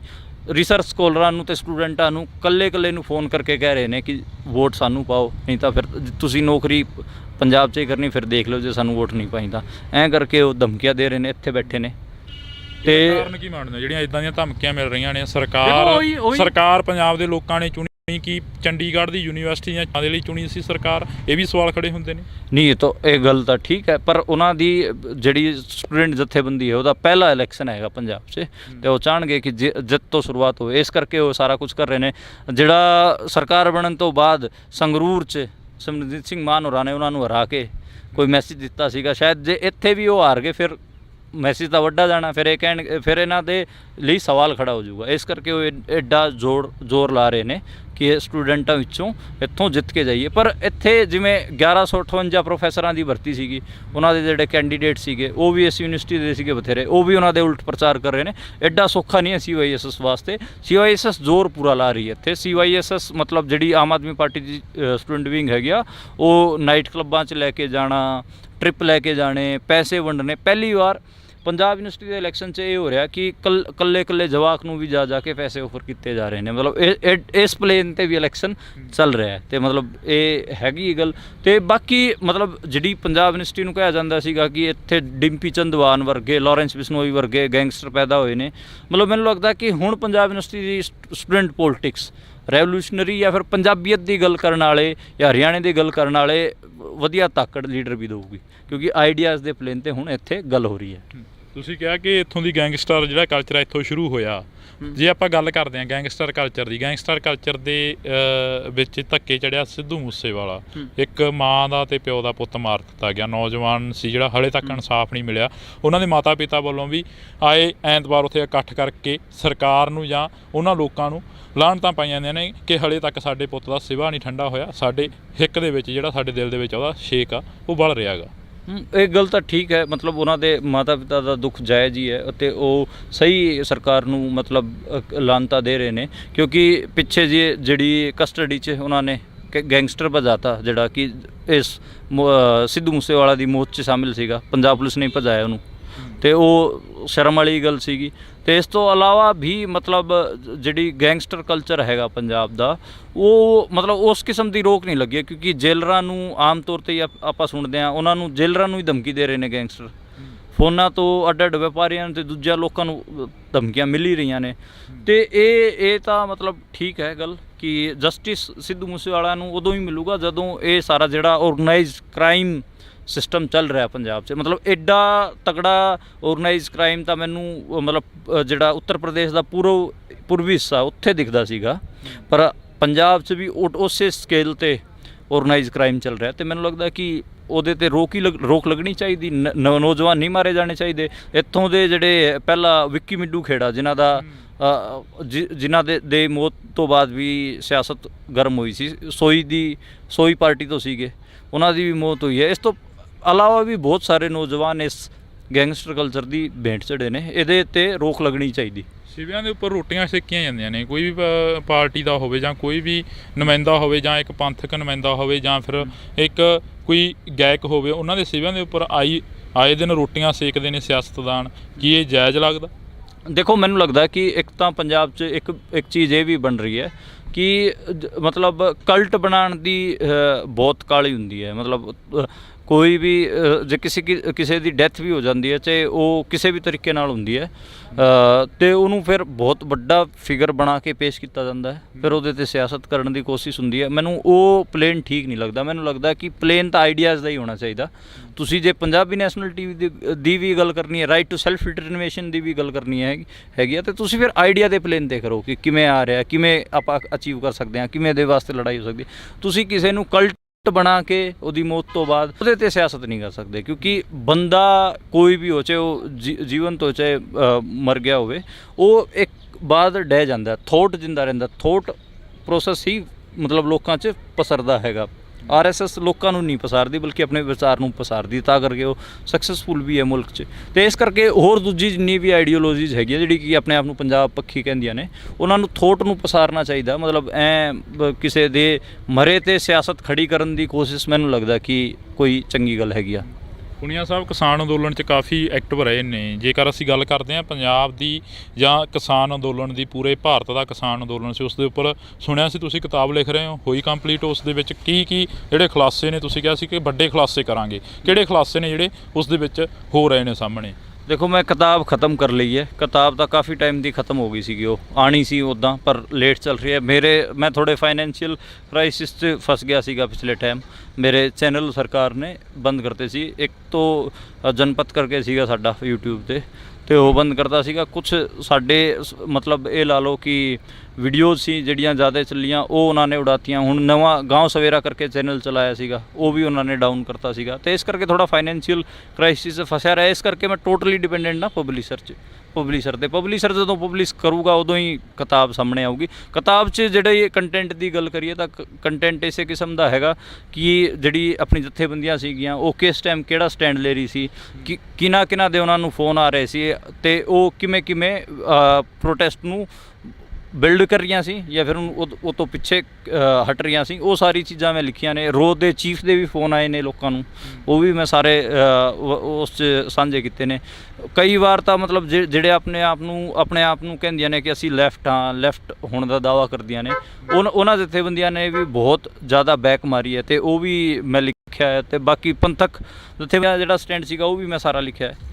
ਅਤੇ ਉਹਦੇ 'ਚ ਬੇਸਿਕਲੀ ਉਹ ਪੋਲੀਟੀਕਲ ਲਾਈਨ ਦਾ 'ਤੇ ਹੀ ਹੈਗੀ ਆ ਸਾਰੀ ਕਿਤਾਬ। ਉਹ ਰਿਪੋਰਟਾਜ ਹੈਗਾ ਬੇਸਿਕਲੀ। ਉਹਦੇ 'ਤੇ ਮੈਂ ਇਹੀ ਕੋਸ਼ਿਸ਼ ਕੀਤੀ ਕਿ ਅਲੱਗ ਧਿਰ ਪੰਜਾਬ ਦੀ ਉਹ ਕੀ ਸਟੈਂਡ ਲੈ ਰਹੀ ਸੀ, ਕਿਵੇਂ ਪ੍ਰੋਟੈਸਟ ਨੂੰ ਉਹ ਕਿਵੇਂ ਦੇਖਦੀ ਸੀਗੀ, ਅਤੇ ਕਿਵੇਂ ਲੜਨ ਦਾ ਪਬਲਿਕ 'ਚ ਕੀ ਦਾਅਵਾ ਕਰ ਰਹੀ ਸੀ, ਅਸਲ 'ਚ ਉਹ ਕਰ ਕੀ ਰਹੀ ਸੀ। ਉਹ ਮੈਂ ਕੋਸ਼ਿਸ਼ ਕੀਤੀ ਉਹ ਸਾਰੇ ਨੂੰ ਸਮੇਟਣ ਦੀ। ਕਿਹੜੀਆਂ ਪਾਰਟੀਆਂ ਸੀ ਜਾਂ ਕਿਹੜੀਆਂ ਜਥੇਬੰਦੀਆਂ ਸੀ ਜਿਹੜੀਆਂ ਬੈਕ ਫੁੱਟ 'ਤੇ ਹੋਈਆਂ ਸੀ, ਅਤੇ ਕਿਹੜੀਆਂ ਜਥੇਬੰਦੀਆਂ ਸੀ ਜਿਹੜੀਆਂ ਅਗਲੇ ਫੁੱਟ 'ਤੇ ਹੋਈਆਂ ਸੀ? ਕਿਹੜੀਆਂ ਜਥੇਬੰਦੀਆਂ ਨੂੰ ਕਿੰਨੇ ਕੁ ਫੋਨ ਆਏ ਸੀ? ਜੇਕਰ ਤੁਸੀਂ ਗੱਲ ਕਰੀ ਆ ਤਾਂ ਕਿ ਜਿਹੜੀਆਂ ਅੱਜ ਮੀਡੀਆ ਦੇ ਵਿੱਚ ਗੱਲਾਂ ਹੋ ਰਹੀਆਂ ਨੇ, ਜਾਂ ਜਿਹੜੀਆਂ ਅੱਜ ਪ੍ਰੈਸ ਕਾਨਫਰੰਸਾਂ ਹੋ ਰਹੀਆਂ ਨੇ, ਡੱਲੇਵਾਲ ਸਾਹਿਬ ਦੇ ਵੱਲੋਂ ਸ਼ਰੇਆਮ ਦੋਸ਼ ਲਾਏ ਗਏ ਨੇ ਕਿ 3000 ਕਰੋੜ ਦੇ ਵਿੱਚ ਮੋਰਚਾ ਵੇਚ ਦਿੱਤਾ ਗਿਆ, ਕੀ ਇਹ ਬਾਕੀ ਸਹੀ ਆ? ਮੈਂ ਮਤਲਬ ਪੈਸੇ ਵੈਸੇ ਦਾ ਤਾਂ ਮੈਨੂੰ ਨਹੀਂ ਪਤਾ, ਪਰ ਮਤਲਬ ਮੈਂ ਇਹ ਕਹਿ ਸਕਦਾ ਕਿ ਜਿਹੜੇ ਕੀ ਲੀਡਰਸ ਸੀਗੇ ਉਹਨਾਂ ਦੀ ਭੂਮਿਕਾ ਠੀਕ ਨਹੀਂ ਰਹੀ। ਪੰਜਾਬ ਇਲੈਕਸ਼ਨ ਲੜਨ ਦੇ ਚੱਕਰ 'ਚ ਉਹਨਾਂ ਨੇ ਖਾਸਾ ਨੁਕਸਾਨ ਕਰਿਆ। ਮਤਲਬ ਈਵਨ ਰਾਜੇਵਾਲ ਸਾਹਿਬ ਹੋਰਾਂ ਨੇ ਵੀ ਬਹੁਤ ਜਗ੍ਹਾ 'ਤੇ ਆਪਣੇ ਪੈਰ ਪਿੱਛੇ ਖਿੱਚੇ ਨੇ।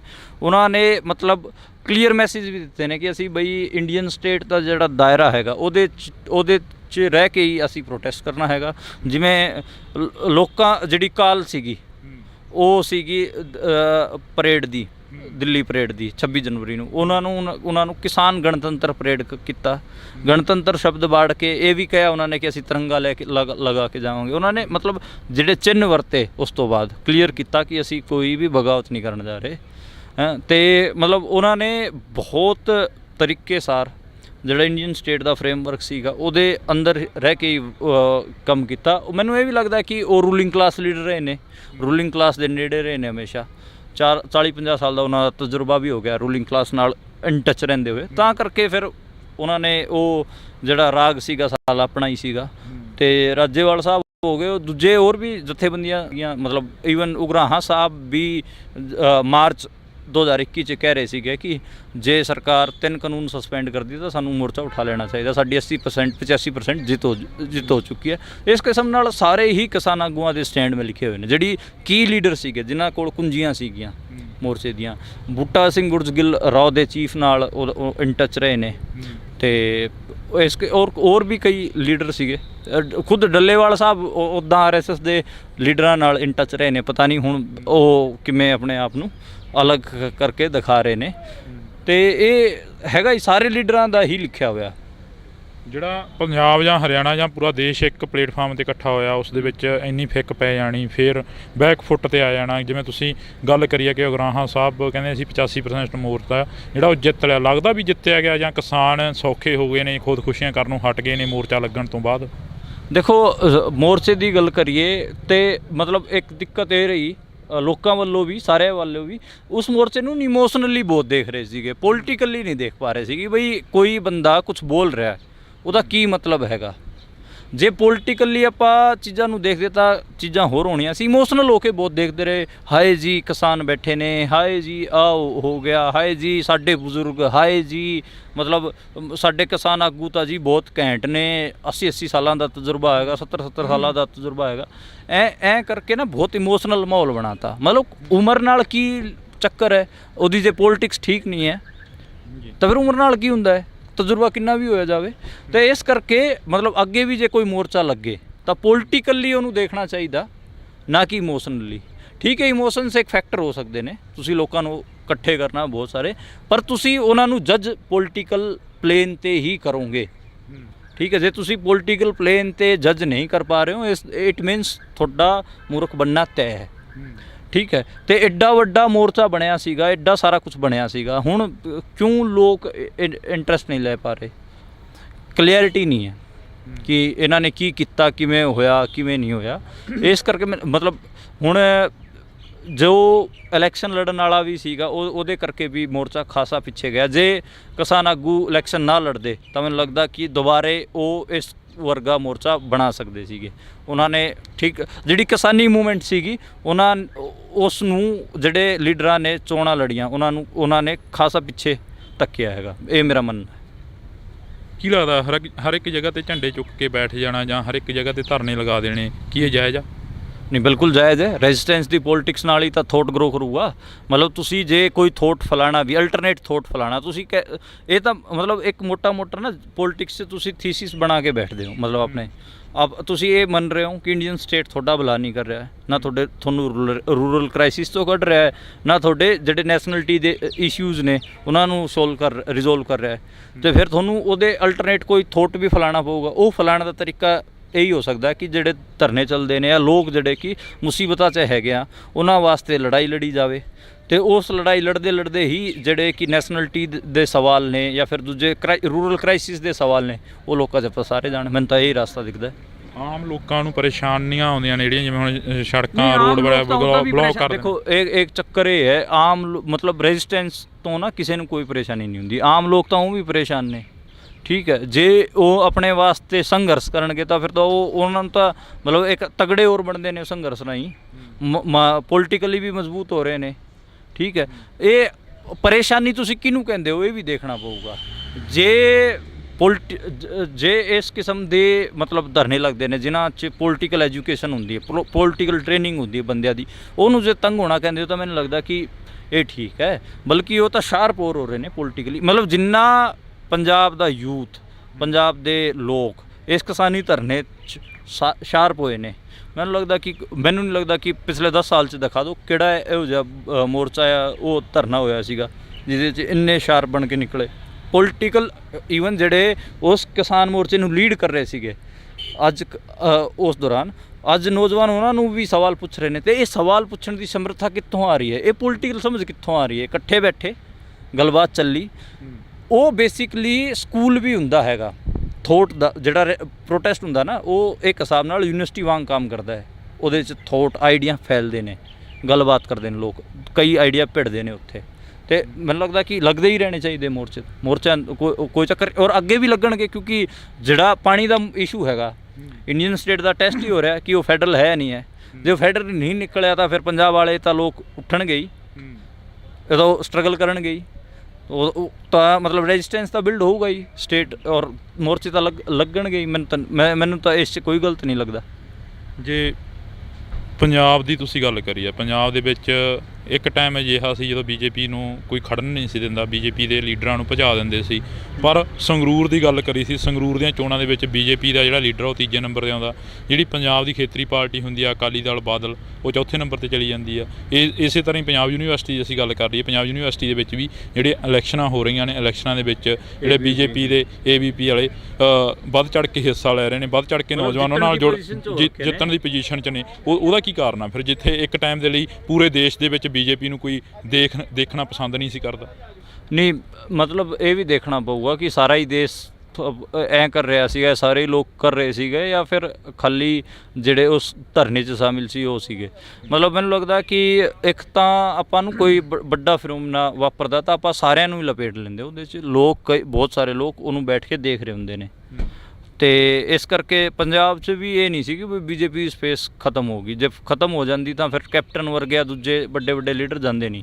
ਅਤੇ ਜਿਵੇਂ ਤੁਸੀਂ ਖੁਦ ਹੀ ਆਪਣੇ ਮੂੰਹੋਂ ਕਹਾ, ਤੀਜੇ ਨੰਬਰ 'ਤੇ ਨਾ ਹੁੰਦੀ। ਹੁਣ ਪੰਜਾਬ ਯੂਨੀਵਰਸਿਟੀ 'ਚ ABVP ਟੌਪ 2 ਪਾਰਟੀ 'ਚ ਚੱਲ ਰਹੀ ਹੈ, ਸ਼ਾਇਦ ਜਿੱਤ ਵੀ ਜਾਵੇ ਚੋਣਾਂ, ਜਦਕਿ ਉਹ ਸ਼ਰੇਆਮ ਭਗਵਾਨ ਲਹਿਰਾਣ ਦੀ ਗੱਲ ਕਰ ਰਹੇ ਨੇ। ਉਹਦਾ ਰੀਜ਼ਨ ਇਹੀ ਹੈ ਕਿ ਜਿਹੜੇ ਆਪਣੇ ਅਲਟਰਨੇਟ ਥੋਟ ਸੀਗੇ ਉਹ ਪ੍ਰੋਪਰ ਤਰੀਕੇ ਨਾਲ ਫੈਲੇ ਹੀ ਨਹੀਂ। ਮਤਲਬ ਰੈਜ਼ਿਸਟੈਂਸ ਵਾਲੇ ਵੀ ਨਹੀਂ ਫੈਲੇ, ਰੈਵੋਲੂਸ਼ਨਰੀ ਧਿਰਾਂ ਨੇ ਵੀ ਠੀਕ ਤਰੀਕੇ ਨਾਲ ਕੰਮ ਨਹੀਂ ਕੀਤਾ। ਜਿਹੜਾ ਪੰਜਾਬੀ ਨੈਸ਼ਨਲਿਟੀ ਦਾ ਸਵਾਲ ਸੀਗਾ ਉਹਨੂੰ ਵੀ ਬਹੁਤ ਥੋੜ੍ਹੇ ਪਲੇਨ 'ਤੇ ਵਿਚਾਰਿਆ ਗਿਆ, ਉਹਨੂੰ ਵੱਡੇ ਪਲੇਨ 'ਤੇ ਨਹੀਂ ਵਿਚਾਰਿਆ ਗਿਆ। ਰਾਈਟ ਟੂ ਸੈਲਫ ਡਿਟਰਮੀਨੇਸ਼ਨ, ਇਸ ਕਿਸਮ ਦੇ ਸਵਾਲ ਕਿੱਥੋਂ ਪੈਦਾ ਹੋਏ ਨੇ, ਇਹਨਾਂ 'ਤੇ ਪ੍ਰੋਪਰ ਚਰਚਾ ਨਹੀਂ ਚੱਲੀ। ਕਿਵੇਂ ਮਤਲਬ ਇਕਨੋਮਿਕ ਕ੍ਰਾਈਸਿਸ, ਪੰਜਾਬ ਦੇ ਰੂਰਲ ਕ੍ਰਾਈਸਿਸ ਕਿਵੇਂ ਸੋਲਵ ਹੋਣਗੇ, ਕਿਵੇਂ ਜੇ ਇਹ ਆਈਡੀਆ ਚੰਗੇ ਤਰੀਕੇ ਨਾਲ ਲੋਕਾਂ 'ਚ ਨਹੀਂ ਪਸਰਨਗੇ ਤਾਂ ਫਿਰ ਸੰਘ ਦੀ ਆਈਡੀਓਲੋਜੀ ਗਰੋ ਕਰੂਗੀ। ਉਹਦਾ ਰੀਜ਼ਨ ਕੀ ਹੈ? ਉਹ ਜਿਹੜੀ ਆਈਡੀਓਲੋਜੀ ਹੈਗੀ ਆ ਉਹ ਇੰਨੀ ਸਿੱਧੀ ਹੈ ਕਿ ਤੁਸੀਂ ਮਤਲਬ ਉਹ ਕੰਪਲੈਕਸਿਟੀਜ਼ ਨਾਲ ਤਾਂ ਡੀਲ ਹੀ ਨਹੀਂ ਕਰਦੀ, ਬਲਕਿ ਬੰਦੇ ਦੇ ਅੰਧ ਵਿਸ਼ਵਾਸ ਨਾਲ ਡੀਲ ਕਰਦੀ ਹੈ। ਅੰਧ ਵਿਸ਼ਵਾਸ ਨਾਲ ਜਿਹੜੀ ਵੀ ਆਈਡੀਓਲੋਜੀ ਡੀਲ ਕਰੂਗੀ ਉਹ ਜਿਹੜੇ ਰੈਵੋਲੂਸ਼ਨਰੀ ਥੋਟ ਹੁੰਦੇ ਨੇ ਜਾਂ ਫਿਰ ਦੂਜੇ ਥੋਟ ਹੁੰਦੇ ਨੇ ਉਹਨਾਂ ਨੂੰ ਗਰੋ ਕਰਨ ਦੀ ਸਪੇਸ ਨਹੀਂ ਦਿੰਦੀ। ਹੁਣ ਮਤਲਬ ਤੁਸੀਂ ਕਿਸੇ ਆਟੋ ਵਾਲੇ ਨਾਲ ਗੱਲ ਕਰੋਗੇ ਅਤੇ ਰਾਮ ਮੰदिर ਦਾ ਤੁਸੀਂ ਜ਼ਿਕਰ ਕਰੋਗੇ, वो सीधा आए कहेगा कि भैया राम मंदिर अगर अयोध्या में नहीं बनेगा तो कहाँ बनेगा। अब ये सुनने में तो लाइन बहुत सही लगेगी आपको, सही बात है हैं, लेकिन इसमें कॉम्प्लेक्सिटीज़ बहुत छुपी हुई हैं। वो कौन सी अयोध्या है, क्या रामायण ऐतिहासिक किताब है या फिर महाकाव्य पोइट्री है, महाकाव्य है, ਇਹ ਸਮਝਣ ਦੀ ਲੋੜ ਪਊਗੀ। ਜਿੱਥੇ ਬਾਬਰੀ ਮਸਜਿਦ ਸੀ ਕਿ ਉਹਦੇ ਨੀਚੇ ਸੀਗਾ ਕੁਛ, ਕਿਉਂਕਿ ਈਵਨ ਹਰਿਆਣਾ ਦੇ ਜਿਹੜੇ ਆਰਕੋਲੋਜਿਸਟ ਸੀਗੇ ਡਾਕਟਰ ਸੂਰਜਬਾਨ ਜੀ, ਉਹਨਾਂ ਨੇ ਹੀ ਖੋਦ ਕੇ ਦੇਖਿਆ ਸੀਗਾ, ਨਹੀਂ ਸੀ ਉੱਥੇ ਕੋਈ ਵੀ ਮੰਦਰ। ਅਤੇ ਇੰਨੀ ਕੰਪਲੈਕਸਿਟੀਜ਼ 'ਚ ਕੋਈ ਜਾਣਾ ਨਹੀਂ ਚਾਹੁੰਦਾ, ਕੋਈ ਨਹੀਂ ਜਾਣਾ ਚਾਹੁੰਦਾ। ਫਿਰ ਇਸ ਕਰਕੇ ਜਿਹੜਾ ਕਿ ਅੰਧ ਵਿਸ਼ਵਾਸ ਵਾਲਾ ਥੋਟ ਹੈਗਾ ਉਹ ਜ਼ਿਆਦਾ ਫੈਲਦਾ ਹੈ। ਸ਼ਾਇਦ ਪਹਿਲੀ ਵਾਰ ਅੱਜ ਮਨਦੀਪ ਪੁਣੀਆ ਨੇ ਇਹ ਗੱਲ ਕਰੀ ਹੋਣੀ ਆ ਕਿ ਜਿਹੜਾ ਥੱਲਿਓਂ ਖੋਦ ਕੇ ਬਾਬਰੀ ਮਸਜਿਦ ਨੂੰ ਦੇਖਿਆ ਗਿਆ ਸੀਗਾ ਅਤੇ ਉਹਦੇ ਥੱਲੇ ਕੋਈ ਮੰਦਰ ਨਹੀਂ ਸੀ। ਉਸ ਬਾਬਰੀ ਮਸਜਿਦ ਦੇ ਉੱਪਰ ਸਿਆਸਤ ਹੁੰਦੀ ਹੈਗੀ ਲਗਾਤਾਰ। ਜਦੋਂ ਕਾਂਗਰਸ ਹੁੰਦੀ ਆ ਉਹ ਸਿਆਸਤ ਕਰਦੀ ਆ, ਜੇ BJP ਹੁੰਦੀ ਆ ਉਹ ਕੁਛ ਸਿਆਸਤ ਕਰਦੀ ਆ, ਜੇ ਕੋਈ ਹੋਰ ਪਾਰਟੀ ਹੁੰਦੀ ਆ ਉਹ ਸਿਆਸਤ ਕਰਦੀ ਹੈ। ਹਾਂ, ਸਾਰੇ ਹੀ ਸਿਆਸਤ ਕਰਦੀਆਂ ਨੇ। ਮਤਲਬ ਉਹੀ ਕਹਿ ਰਹੇ ਨਾ ਕਿ ਜੇ ਪ੍ਰੋਪਰ ਗੱਲ ਨਹੀਂ ਹੋਊਗੀ ਚੀਜ਼ਾਂ 'ਤੇ, ਉਹਨਾਂ ਬਾਰੇ ਡਿਸਕਸ਼ਨ ਨਹੀਂ ਹੋਊਗੀ, ਅਤੇ ਜਿਹੜਾ ਅੰਧ ਵਿਸ਼ਵਾਸ ਵਾਲਾ ਪਲੇਨ ਹੈਗਾ ਉਹੀ ਫੈਲੂਗਾ ਲੋਕਾਂ 'ਚ, ਕਿਉਂਕਿ ਉਹ ਆਲਰੇਡੀ 500-700 ਸਾਲਾਂ 'ਚ ਬੈਠਿਆ ਹੋਇਆ ਦਿਮਾਗਾਂ 'ਚ। ਨਏ ਆਈਡੀਆ ਦੀ ਸਪੇਸ ਤਾਂ ਹੀ ਬਣੂਗੀ ਜੇ ਲੋਕ ਰੈਜ਼ਿਸਟੈਂਸ ਜਾਂ ਫਿਰ ਧਰਨਿਆਂ 'ਚ ਮਿਲਣਗੇ, ਇਕੱਠੇ ਹੋਣਗੇ, ਡਿਸਕਸ ਕਰਨਗੇ ਕਿ ਸਾਡੇ 'ਤੇ ਕੀ ਜ਼ੁਲਮ ਹੋ ਰਿਹਾ। ਕਿਸਾਨ ਅੰਦੋਲਨ ਦੀ ਬਦੌਲਤ ਲੋਕਾਂ ਨੂੰ ਸਮਝ ਆਇਆ ਕਿ ਸਰਕਾਰਾਂ ਕਿਵੇਂ ਲੋਕਾਂ 'ਤੇ ਲਾਠੀਚਾਰਜ ਕਰਦੀਆਂ ਨੇ, ਕਿਵੇਂ ਲੋਕਾਂ ਨੂੰ ਦਬਾਉਣ ਤੱਕ ਜਾਂਦੀਆਂ ਨੇ, ਅਤੇ ਇਹੋ ਜਿਹੇ ਕਾਨੂੰਨ ਕਿਵੇਂ ਬਣਾਉਂਦੀਆਂ ਨੇ ਜਿਹੜੇ ਕਿ ਲੋਕਾਂ ਦੇ ਉਲਟ ਹੁੰਦੇ ਨੇ। ਪਹਿਲਾਂ ਤਾਂ ਲੋਕ ਸਮਝਦੇ ਸੀਗੇ ਕਿ ਸਾਰਾ ਜੇ ਕਾਨੂੰਨ ਬਣ ਗਿਆ ਤਾਂ ਕੁਛ ਠੀਕ ਹੀ ਹੋਊਗਾ, ਲੇਕਿਨ ਅੱਜ ਕੱਲ੍ਹ ਲੋਕ ਜਿਹੜੇ ਇੰਡੀਅਨ ਸਟੇਟ ਜਿਹੜਾ ਕਾਨੂੰਨ ਬਣਾ ਰਿਹਾ ਉਹਨਾਂ ਨੂੰ ਵੀ ਚੈਲੰਜ ਕਰ ਰਹੇ ਨੇ। ਅਤੇ ਇਹ ਇਸ ਲੈਵਲ ਦੀ ਜਾਗਰੂਕਤਾ ਕਿਵੇਂ ਹੋਈ? ਉਸ ਧਰਨੇ ਕਰਕੇ ਵੀ ਪੰਜਾਬ। ਮੈਂ ਇਹ ਬਾਰ-ਬਾਰ ਕਿਉਂ ਕਹਿ ਰਿਹਾ, ਇਸ ਕਰਕੇ ਕਹਿ ਰਿਹਾ ਕਿ ਕਿਉਂਕਿ ਅਗਲਿਆਂ ਦਾ ਪ੍ਰੋਜੈਕਟ ਹੈਗਾ 2025 'ਚ 100 ਸਾਲ ਹੋ ਰਹੇ ਨੇ RSS ਦੇ। ਉਸ ਟਾਈਮ ਹਿੰਦੂ ਰਾਸ਼ਟਰ ਡਿਕਲੇਅਰ ਕਰ ਦੇਣਗੇ, ਠੀਕ ਹੈ। ਕਿੰਨੇ ਸਾਲ ਬਚੇ ਨੇ? 3 ਸਾਲ ਬੱਚੇ ਨੇ। ਜਿਹੜੇ ਵੀ ਖਿੱਤਿਆਂ 'ਚ ਨੈਸ਼ਨਲਿਟੀਜ਼ ਦੇ ਇਸ਼ੂਜ਼ ਨੇ, ਚਾਹੇ ਕਸ਼ਮੀਰ ਹੋਵੇ, ਪੰਜਾਬ ਹੋਵੇ, ਜਾਂ ਫਿਰ non Hindi speaking states, north east ਵਾਲੇ ਸਟੇਟਸ ਹੋਣ, ਕੋਈ ਹੋਰ ਵੀ ਹੋਵੇ, ਜਿੱਥੇ ਵੀ ਨੈਸ਼ਨਲਿਟੀ ਦੇ ਸਵਾਲ ਖੜੇ ਨੇ ਉਹਨਾਂ ਨੂੰ ਸ਼ਾਰਪਲੀ ਗੱਲਬਾਤ ਕਰਨੀ ਸ਼ੁਰੂ ਕਰ ਦੇਣੀ ਚਾਹੀਦੀ ਹੈ ਆਪਣੇ ਇਸ਼ੂਜ਼ 'ਤੇ, ਸਵਾਲਾਂ 'ਤੇ। ਅਤੇ ਨਾਲੇ ਉਹ ਆਈਡੀਆ ਦੇ ਪਲੇਨ ਤੇ ਹੀ ਹੋਵੇ, ਅੰਧ ਵਿਸ਼ਵਾਸ ਦੇ ਪਲੇਨ ਤੇ ਨਾ ਹੋਵੇ। ਇਹ ਮੈਂ ਇਸ ਕਰਕੇ ਕਹਿ ਰਿਹਾ ਕਿਉਂਕਿ ਪੰਜਾਬ 'ਚ ਕੀ ਹੁੰਦਾ ਕਿ ਜਦੋਂ ਪੰਜਾਬੀ ਨੈਸ਼ਨਲਿਟੀ ਦਾ ਸਵਾਲ ਹੁੰਦਾ ਨਾ, ਤੇ ਪੋਸਟ ਮਾਡਰਨਿਜ਼ਮ ਦੇ ਥੋਟ ਤੇ ਸ਼ਿਫਟ ਕਰ ਦਿੰਦੇ ਨੇ ਸਾਰੀ ਪੋਲਿਟਿਕਸ ਨੂੰ। ਮਾਡਰਨਿਟੀ ਨਾਲ ਉਹ ਖੇਬੜਦੇ ਹੀ ਨਹੀਂ, ਮਤਲਬ ਸਾਰੇ 17ਵੀਂ 18ਵੀਂ ਸ਼ਤਾਬਦੀ 'ਚ ਲੱਭਣ ਲੱਗ ਜਾਂਦੇ ਨੇ, ਉਹ ਠੀਕ ਨਹੀਂ ਹੈ। ਉਸ ਤੋਂ ਬਾਅਦ ਵੀ ਜਿਹੜਾ ਥੋਟ ਪ੍ਰੋਸੈਸ ਦੀ ਡਿਵੈਲਪਮੈਂਟ ਹੈਗੀ ਆ, ਪੋਲੀਟੀਕਲ ਥੋਟ ਦੀ ਜਿਹੜੀ ਡਿਵੈਲਪਮੈਂਟ ਹੈਗੀ ਆ, ਉਹਨੂੰ ਵੀ ਪੜ੍ਹਨ ਦੀ ਲੋੜ ਹੈਗੀ ਆ। ਤੇ ਉੱਥੋਂ ਆਪਾਂ ਆਪਣੇ ਵਾਸਤੇ ਕੀ ਨਿਕਾਲ ਸਕਦੇ ਹਾਂ, ਜਿਹੜੇ ਕਿ ਕੱਲ੍ਹ ਨੂੰ ਜੇ ਕੋਈ ਮੂਵਮੈਂਟ ਖੜੀ ਹੁੰਦੀ ਹੈ ਤੇ ਉਹਦੇ ਵਾਸਤੇ ਉਹਨੂੰ ਕਿਵੇਂ ਹੈਲਪ ਕਰੂਗਾ, ਉਹ ਬਹੁਤ ਜ਼ਰੂਰੀ ਹੈ। ਉਹ ਉਸ ਤਰੀਕੇ ਨਾਲ ਹਿੰਦੂ ਤੋਂ ਵੀ ਦੀ ਤੁਸੀਂ ਗੱਲ ਕਰੀ ਆ ਕਿ ਭਗਵਾਂ ਕਰਨ ਦੀ ਗੱਲ ਕਰੀ ਆ, ਹੈ ਨਾ। ਪਰ ਜੇ ਉੱਥੇ ਕਿਸੇ ਸਿੱਖ ਆਗੂ ਨਾਲ ਬੈਠਦੇ ਆ ਤਾਂ ਸਿੱਖ ਆਗੂ ਕਹਿੰਦੇ ਨੇ ਕਿ ਸਾਡਾ ਖਾਲਿਸਤਾਨ ਬਣਨਾ ਚਾਹੀਦਾ, ਸਾਡੇ ਲਈ ਖਾਲਸਾ ਰਾਜ ਆਉਣਾ ਚਾਹੀਦਾ। ਅਜਿਹੀਆਂ ਗੱਲਾਂ ਸਿੱਖ ਆਗੂ ਕਰਦੇ ਨੇ। ਤੇ ਫਿਰ ਦੂਜੇ ਪਾਸੇ ਅਜਿਹੀਆਂ ਗੱਲਾਂ ਜਿਹੜਾ RSS ਵਾਲੇ ਨੇ ਜਾਂ ਜਿਹੜੇ ਭਗਵਾਂ ਕਰਨ ਦੀ ਗੱਲ ਕਰਦੇ ਨੇ, ਉਹ ਕਰਦੇ ਨੇ ਕਿ ਸਾਡਾ ਆਪ ਦਾ ਰਾਜ ਹੋਣਾ ਚਾਹੀਦਾ। ਦੂਜੇ ਪਾਸੇ ਉਹ ਕਹਿੰਦੇ ਨੇ ਸਾਡਾ ਆਪ ਦਾ ਰਾਜ ਹੋਣਾ ਚਾਹੀਦਾ। ਹਿੰਦੂ ਤੇ ਸਿੱਖ ਨੂੰ, ਜਿਹੜੇ ਆਮ ਲੋਕ ਨੇ, ਉਹਨਾਂ ਨੂੰ ਲੜਾਇਆ ਜਾ ਰਿਹਾ। ਕੀ ਮੰਨਦੇ ਹੋ? ਨਹੀਂ, ਦੇਖੋ ਮੈਂ ਇਸ ਵਿੱਚ ਅੱਡ ਕਰਦਾ ਕਿ ਪੰਜਾਬੀ ਨੈਸ਼ਨਲਿਟੀ ਦਾ ਸਵਾਲ ਹੈ ਉਹ ਅੱਡ ਸਵਾਲ ਹੈ, ਔਰ ਜਿਹੜਾ ਹਿੰਦੂਤਵਾ ਦਾ ਪ੍ਰੋਜੈਕਟ ਹੈ ਉਹ ਬਿਲਕੁਲ ਅੱਡ ਹੈ। ਦੋਵਾਂ ਨੂੰ ਜੇ ਇੱਕ ਪਲੇਨ 'ਤੇ ਰੱਖ ਕੇ ਦੇਖੋਗੇ ਤਾਂ ਤੁਸੀਂ ਮਾਰ ਖਾ ਜਾਓਗੇ। ਕਿਉਂਕਿ ਜਿਹੜਾ ਪੰਜਾਬੀ ਨੈਸ਼ਨਲਿਟੀ ਦਾ ਸਵਾਲ ਹੈਗਾ ਉਹਦੇ 'ਚ ਮਤਲਬ ਇੱਕ ਖਾਲਸਾ ਰਾਜ ਦੀ ਗੱਲ ਹੁੰਦੀ ਹੈ, ਮਤਲਬ ਉਹ ਰਣਜੀਤ ਸਿੰਘ ਦਾ ਜਿਹੜਾ ਰਾਜ ਸੀਗਾ ਉਹਦੇ ਨਾਲ ਉਹਨੂੰ ਕੰਪੇਅਰ ਕਰਕੇ ਦੇਖਿਆ ਜਾਂਦਾ ਹੈ। ਮਤਲਬ ਉਹਦੇ 'ਚ ਮਤਲਬ ਉਸ ਥੋਟ ਪ੍ਰੋਸੈਸ, ਕਿਉਂਕਿ ਡਾਕੂਮੈਂਟ ਉਹਦੇ ਬਾਰੇ ਇੰਨੇ ਅਵੇਲੇਬਲ ਹੈ ਨਹੀਂ। ਹਾਲਾਂਕਿ ਅੱਡ ਧਿਰਾਂ ਨੇ, ਜਿਵੇਂ ਜਿਹੜੀ ਬਿੱਟੂ ਹੁਣਾਂ ਦੀ ਜਿਹੜਾ ਉਹ ਹੈਗਾ ਖਾਲਸਾ ਦਲ ਖਾਲਸਾ ਜਿਹੜਾ ਹੈਗਾ, ਜਾਂ ਫਿਰ ਦੂਜੇ ਪ੍ਰਭਸਰਨ ਵੀਰ ਹੋਰੀ ਕੋਈ ਹੋਰ ਆਈਡੀਆ ਪੇਸ਼ ਕਰਦੇ ਨੇ। ਅੱਡ ਧਿਰਾਂ ਨੇ ਜਿਹੜੇ ਕਿ ਪੰਥਕ ਜਥੇਬੰਦੀਆਂ ਤੇ ਉਹ ਅੱਡ ਆਈਡੀਆ ਪੇਸ਼ ਕਰਦੇ ਨੇ ਉਹਦੇ ਬਾਰੇ। ਪਰ ਮੋਟੀ ਸਭ ਦੀ ਸਹਿਮਤੀ ਇਹ ਜ਼ਰੂਰ ਬਣਦੀ ਹੈ ਕਿ ਡਾਇਵਰਸਿਟੀ ਦੀ ਵੀ ਗੱਲ ਹੋ ਰਹੀ ਹੈ। ਬਾਕੀ ਉਸ ਥੋਟ ਤੇ ਜਿੱਥੇ ਲੋਕ ਮਤਲਬ ਕਿ ਬਾਹਰ ਤੋਂ ਦੇਖਣ ਵਾਲੇ ਪੋਲੀਟੀਕਲ ਥਿੰਕਰਸ ਜਿੱਥੇ ਉਹਦੀ ਕਮੀ ਦੱਸਦੇ ਨੇ, ਉਹ ਪੋਸਟ ਮਾਡਰਨਿਸਟ ਥੋਟ ਤੇ ਸ਼ਿਫਟ ਹੋਣ ਵਾਲੀ ਹੀ ਕਮੀ ਦੱਸਦੇ ਨੇ। ਮਤਲਬ ਜੇ ਤੁਸੀਂ ਓਰੀਜਨਲੀ ਦੇਖੋ ਤਾਂ ਪੰਜਾਬ ਦੀ ਜਿਹੜੀ ਇਹ ਇੰਨੇ ਕੰਪਲੈਕਸ ਇਸ਼ੂਜ਼ 'ਚ ਸਿੰਪਲੀ ਕੀ ਕਰਦੇ ਨੇ, ਜਿਹੜੇ ਸਿੱਖ ਪੰਥਕ ਜਿਹੜੇ ਆਈਡੀਓਲੋਗ ਹੋ ਗਏ ਤੇ ਦੂਜੇ ਕਾਮਰੇਡ ਆਈਡੀਓਲੋਗ, ਉਹਨੂੰ ਸਿੱਖ ਵਰਸਿਸ ਲੈਫਟ ਬਣਾ ਦਿੰਦੇ ਨੇ, ਜਿਹੜੀ ਕਿ ਗਲਤ ਹੈ। ਬਲਕਿ ਜਿਹੜਾ ਕਿ right to self determination document ਹੈਗਾ ਉਹ ਲੈਨਿਨ ਦਾ ਲਿਖਿਆ ਹੋਇਆ। ਇਸ ਕਰਕੇ ਮਤਲਬ ਲੈਫਟ ਵਰਸਿਸ ਸਿੱਖ ਬਣਾਉਣ ਦੀ ਕੋਈ ਜ਼ਰੂਰਤ ਨਹੀਂ ਹੈ ਇਸ ਚੀਜ਼ ਨੂੰ। ਇਹ ਸਵਾਲਾਂ ਨੂੰ ਸੀਰੀਅਸਲੀ ਇਹ ਦੇਖਣਾ ਪਊਗਾ ਕਿ ਕਿਹੜੇ ਚੀਜ਼ ਦਾ ਕਿਵੇਂ ਹੱਲ ਦੱਸਿਆ ਗਿਆ ਹੈ ਪਿਛਲੇ ਕੁਝ ਸਾਲਾਂ 'ਚ, ਜਾਂ ਫਿਰ ਪੋਲੀਟੀਕਲ ਥੋਟਸ ਕਿਵੇਂ ਡਿਵੈਲਪ ਹੋਏ ਨੇ ਇਹਦੇ ਆਲੇ ਦੁਆਲੇ।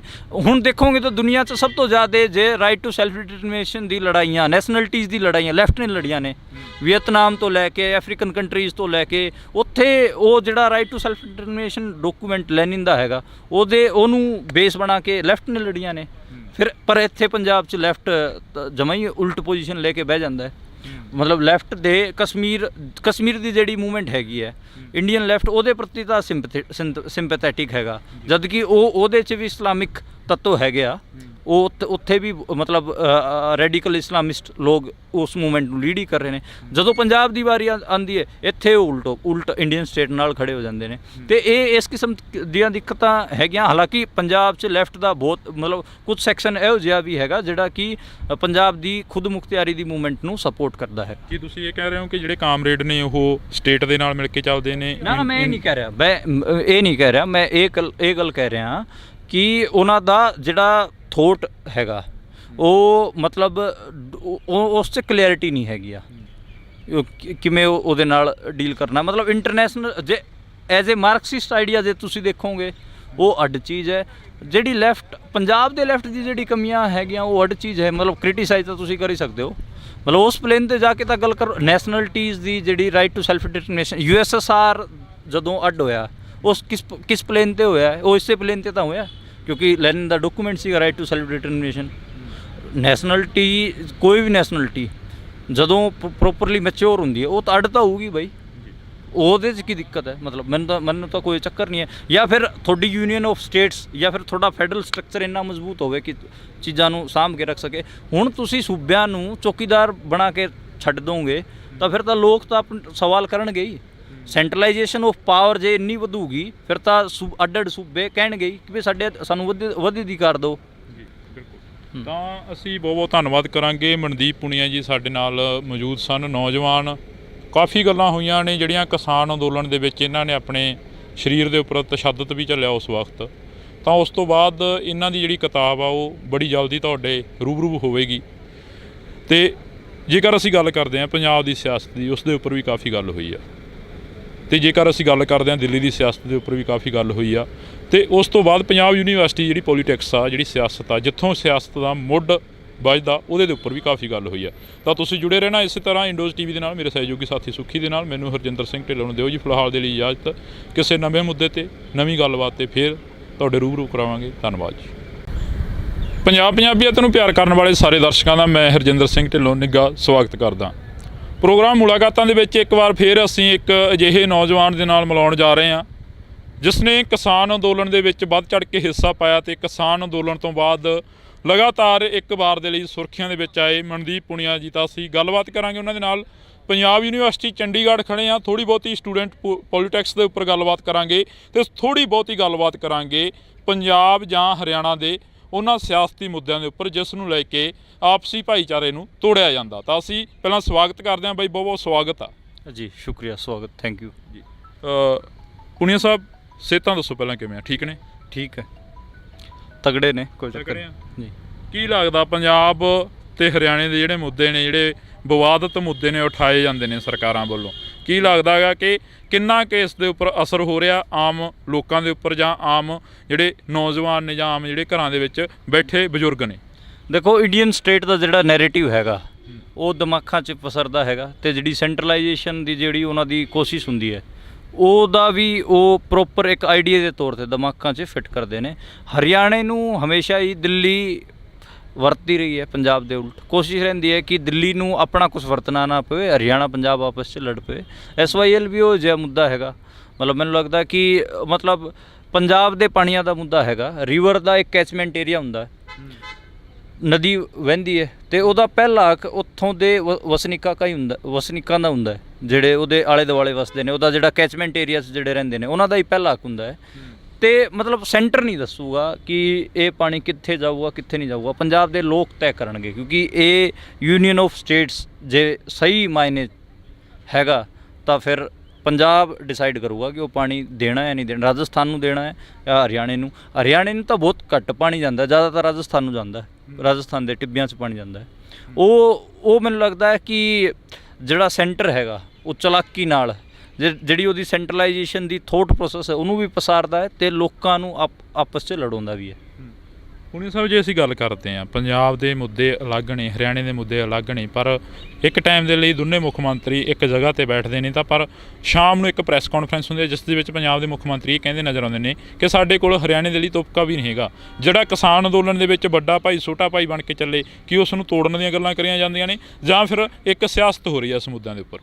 ਦੇਖੋ, ਪਾਣੀ ਇਹੋ ਜਿਹਾ ਹੈਗਾ ਜਿਹਦੇ 'ਤੇ ਸਿਆਸਤ ਤਾਂ ਮਤਲਬ ਹਰਿਆਣੇ ਪੰਜਾਬ 'ਚ ਹੁੰਦੀ ਹੈ। ਮਤਲਬ ਸਿਆਸਤ ਮਾੜੀ ਆ ਉਹ ਕਿਸ ਪਲੇਨ 'ਤੇ ਹੋ ਰਹੀ ਹੈ ਉਹਦੀ ਗੱਲ ਆਪਾਂ ਕਰ ਸਕਦੇ ਹਾਂ। ਮਤਲਬ ਜਿਵੇਂ ਸਿਆਸਤ ਇਸ ਪਲੇਨ 'ਤੇ ਹੋਵੇ ਕਿ ਸੈਂਟਰ ਪੰਜਾਬ ਦੇ ਮੁੱਖ ਮੰਤਰੀ ਨੂੰ ਪਲੇ ਕਰਨਾ ਚਾਹ ਰਿਹਾ ਹੋਵੇ ਹਰਿਆਣੇ ਦੇ ਉਲਟ, ਜਾਂ ਹਰਿਆਣੇ ਦੇ ਮੁੱਖ ਮੰਤਰੀ ਨੂੰ ਪੰਜਾਬ ਦੇ ਉਲਟ ਪਲੇ ਕਰਨਾ ਚਾਹ ਰਿਹਾ ਹੋ, ਤਾਂ ਕਿ ਦੋਵਾਂ ਸਟੇਟਾਂ ਦੇ ਲੋਕ ਲੜ ਪੈਣ, ਤਾਂ ਉਹ ਮਾੜੀ ਹੈਗੀ ਆ।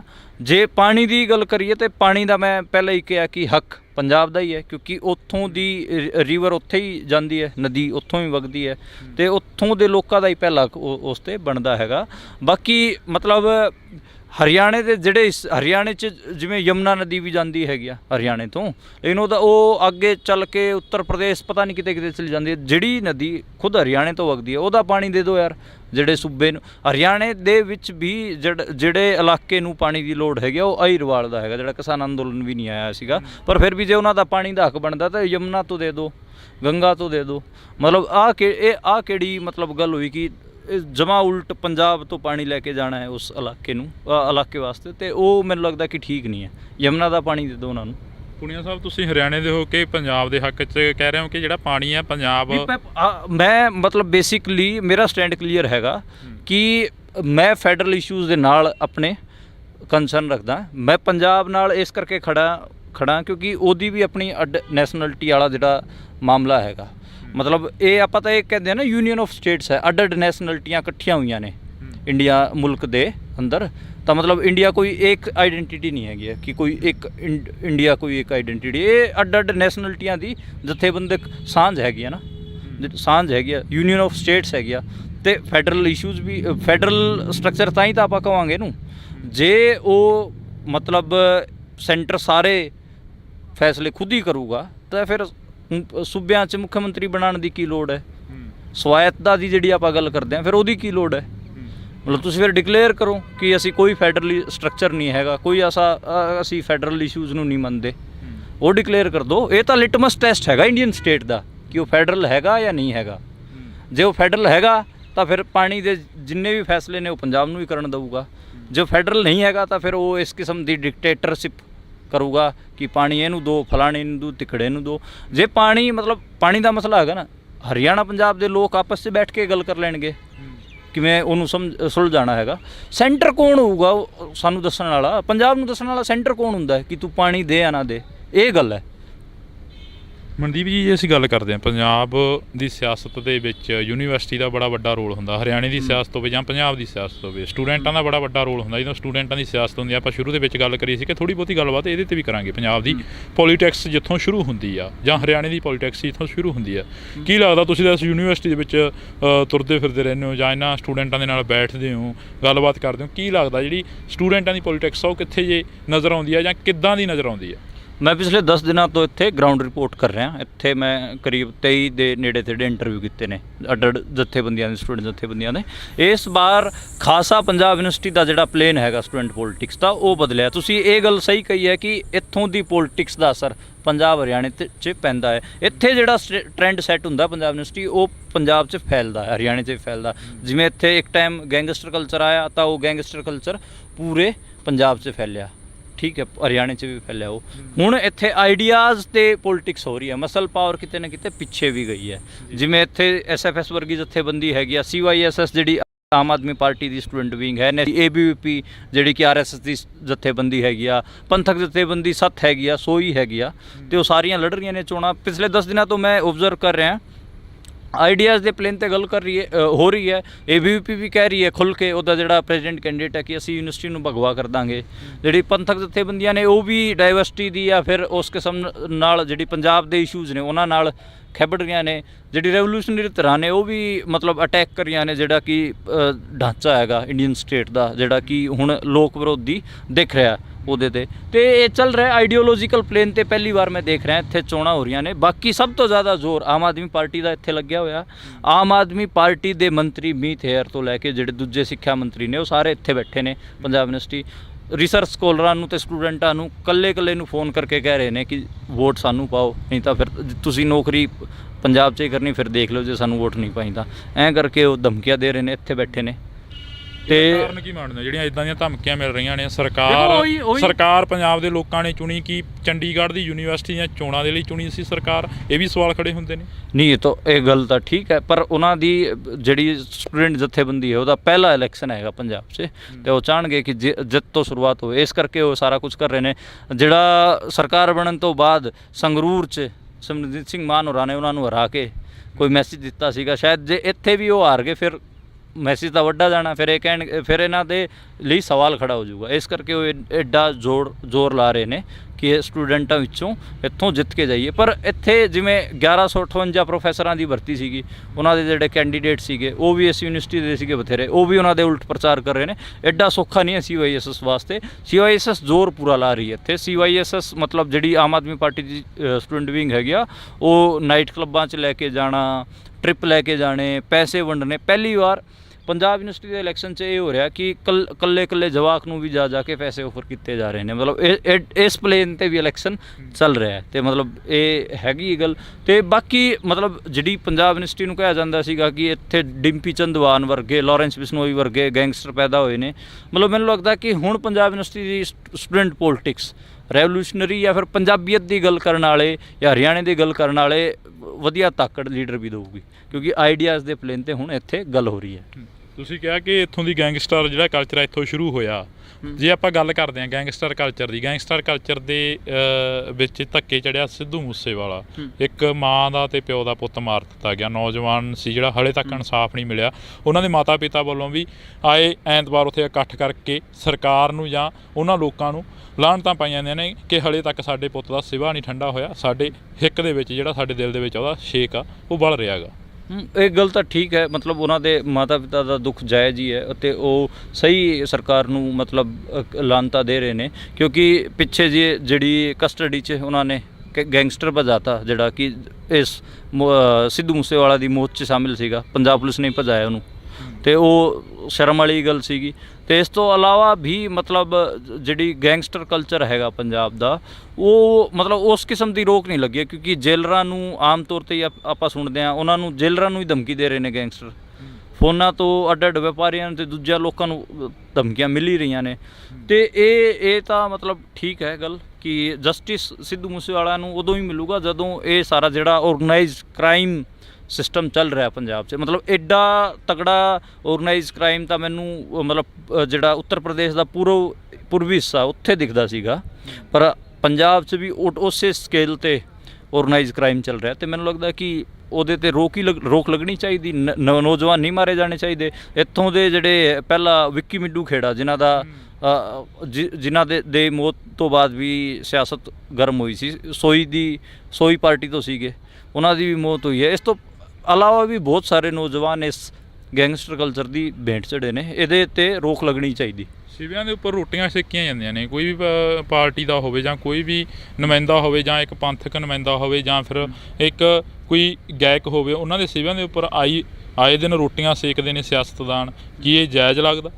ਦੇਖੋ, ਮੈਨੂੰ ਲੱਗਦਾ ਕਿ ਇੱਕ ਤਾਂ ਪੰਜਾਬ 'ਚ ਇੱਕ ਚੀਜ਼ ਇਹ ਵੀ ਬਣ ਰਹੀ ਹੈ ਕਿ ਮਤਲਬ ਕਲਟ ਬਣਾਉਣ ਦੀ ਬਹੁਤ ਕਾਹਲੀ ਹੁੰਦੀ ਹੈ। ਮਤਲਬ ਕੋਈ ਵੀ ਜੇ ਕਿਸੇ ਦੀ ਡੈਥ ਵੀ ਹੋ ਜਾਂਦੀ ਹੈ, ਚਾਹੇ ਉਹ ਕਿਸੇ ਵੀ ਤਰੀਕੇ ਨਾਲ ਹੁੰਦੀ ਹੈ, ਅਤੇ ਉਹਨੂੰ ਫਿਰ ਬਹੁਤ ਵੱਡਾ ਫਿਗਰ ਬਣਾ ਕੇ ਪੇਸ਼ ਕੀਤਾ ਜਾਂਦਾ ਹੈ, ਫਿਰ ਉਹਦੇ 'ਤੇ ਸਿਆਸਤ ਕਰਨ ਦੀ ਕੋਸ਼ਿਸ਼ ਹੁੰਦੀ ਹੈ। ਮੈਨੂੰ ਉਹ ਪਲੇਨ ਠੀਕ ਨਹੀਂ ਲੱਗਦਾ। ਮੈਨੂੰ ਲੱਗਦਾ ਕਿ ਪਲੇਨ ਤਾਂ ਆਈਡੀਆਜ਼ ਦਾ ਹੀ ਹੋਣਾ ਚਾਹੀਦਾ।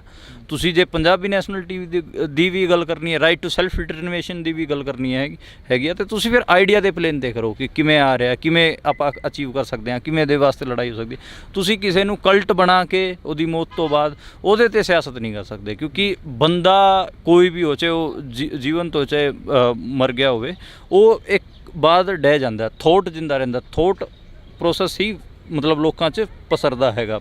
RSS ਲੋਕਾਂ ਨੂੰ ਨਹੀਂ ਪਸਾਰਦੀ, ਬਲਕਿ ਆਪਣੇ ਵਿਚਾਰ ਨੂੰ ਪਸਾਰਦੀ, ਤਾਂ ਕਰਕੇ ਉਹ ਸਕਸੈਸਫੁਲ ਵੀ ਹੈ ਮੁਲਕ 'ਚ। ਅਤੇ ਇਸ ਕਰਕੇ ਹੋਰ ਦੂਜੀ ਜਿੰਨੀ ਵੀ ਆਈਡੀਓਲੋਜੀਜ਼ ਹੈਗੀਆਂ ਜਿਹੜੀ ਕਿ ਆਪਣੇ ਆਪ ਨੂੰ ਪੰਜਾਬ ਪੱਖੀ ਕਹਿੰਦੀਆਂ ਨੇ, ਉਹਨਾਂ ਨੂੰ ਥੋਟ ਨੂੰ ਪਸਾਰਨਾ ਚਾਹੀਦਾ। ਮਤਲਬ ਕਿਸੇ ਦੇ ਮਰੇ 'ਤੇ ਸਿਆਸਤ ਖੜੀ ਕਰਨ ਦੀ ਕੋਸ਼ਿਸ਼ ਮੈਨੂੰ ਲੱਗਦਾ ਕਿ ਕੋਈ ਚੰਗੀ ਗੱਲ ਹੈਗੀ ਆ।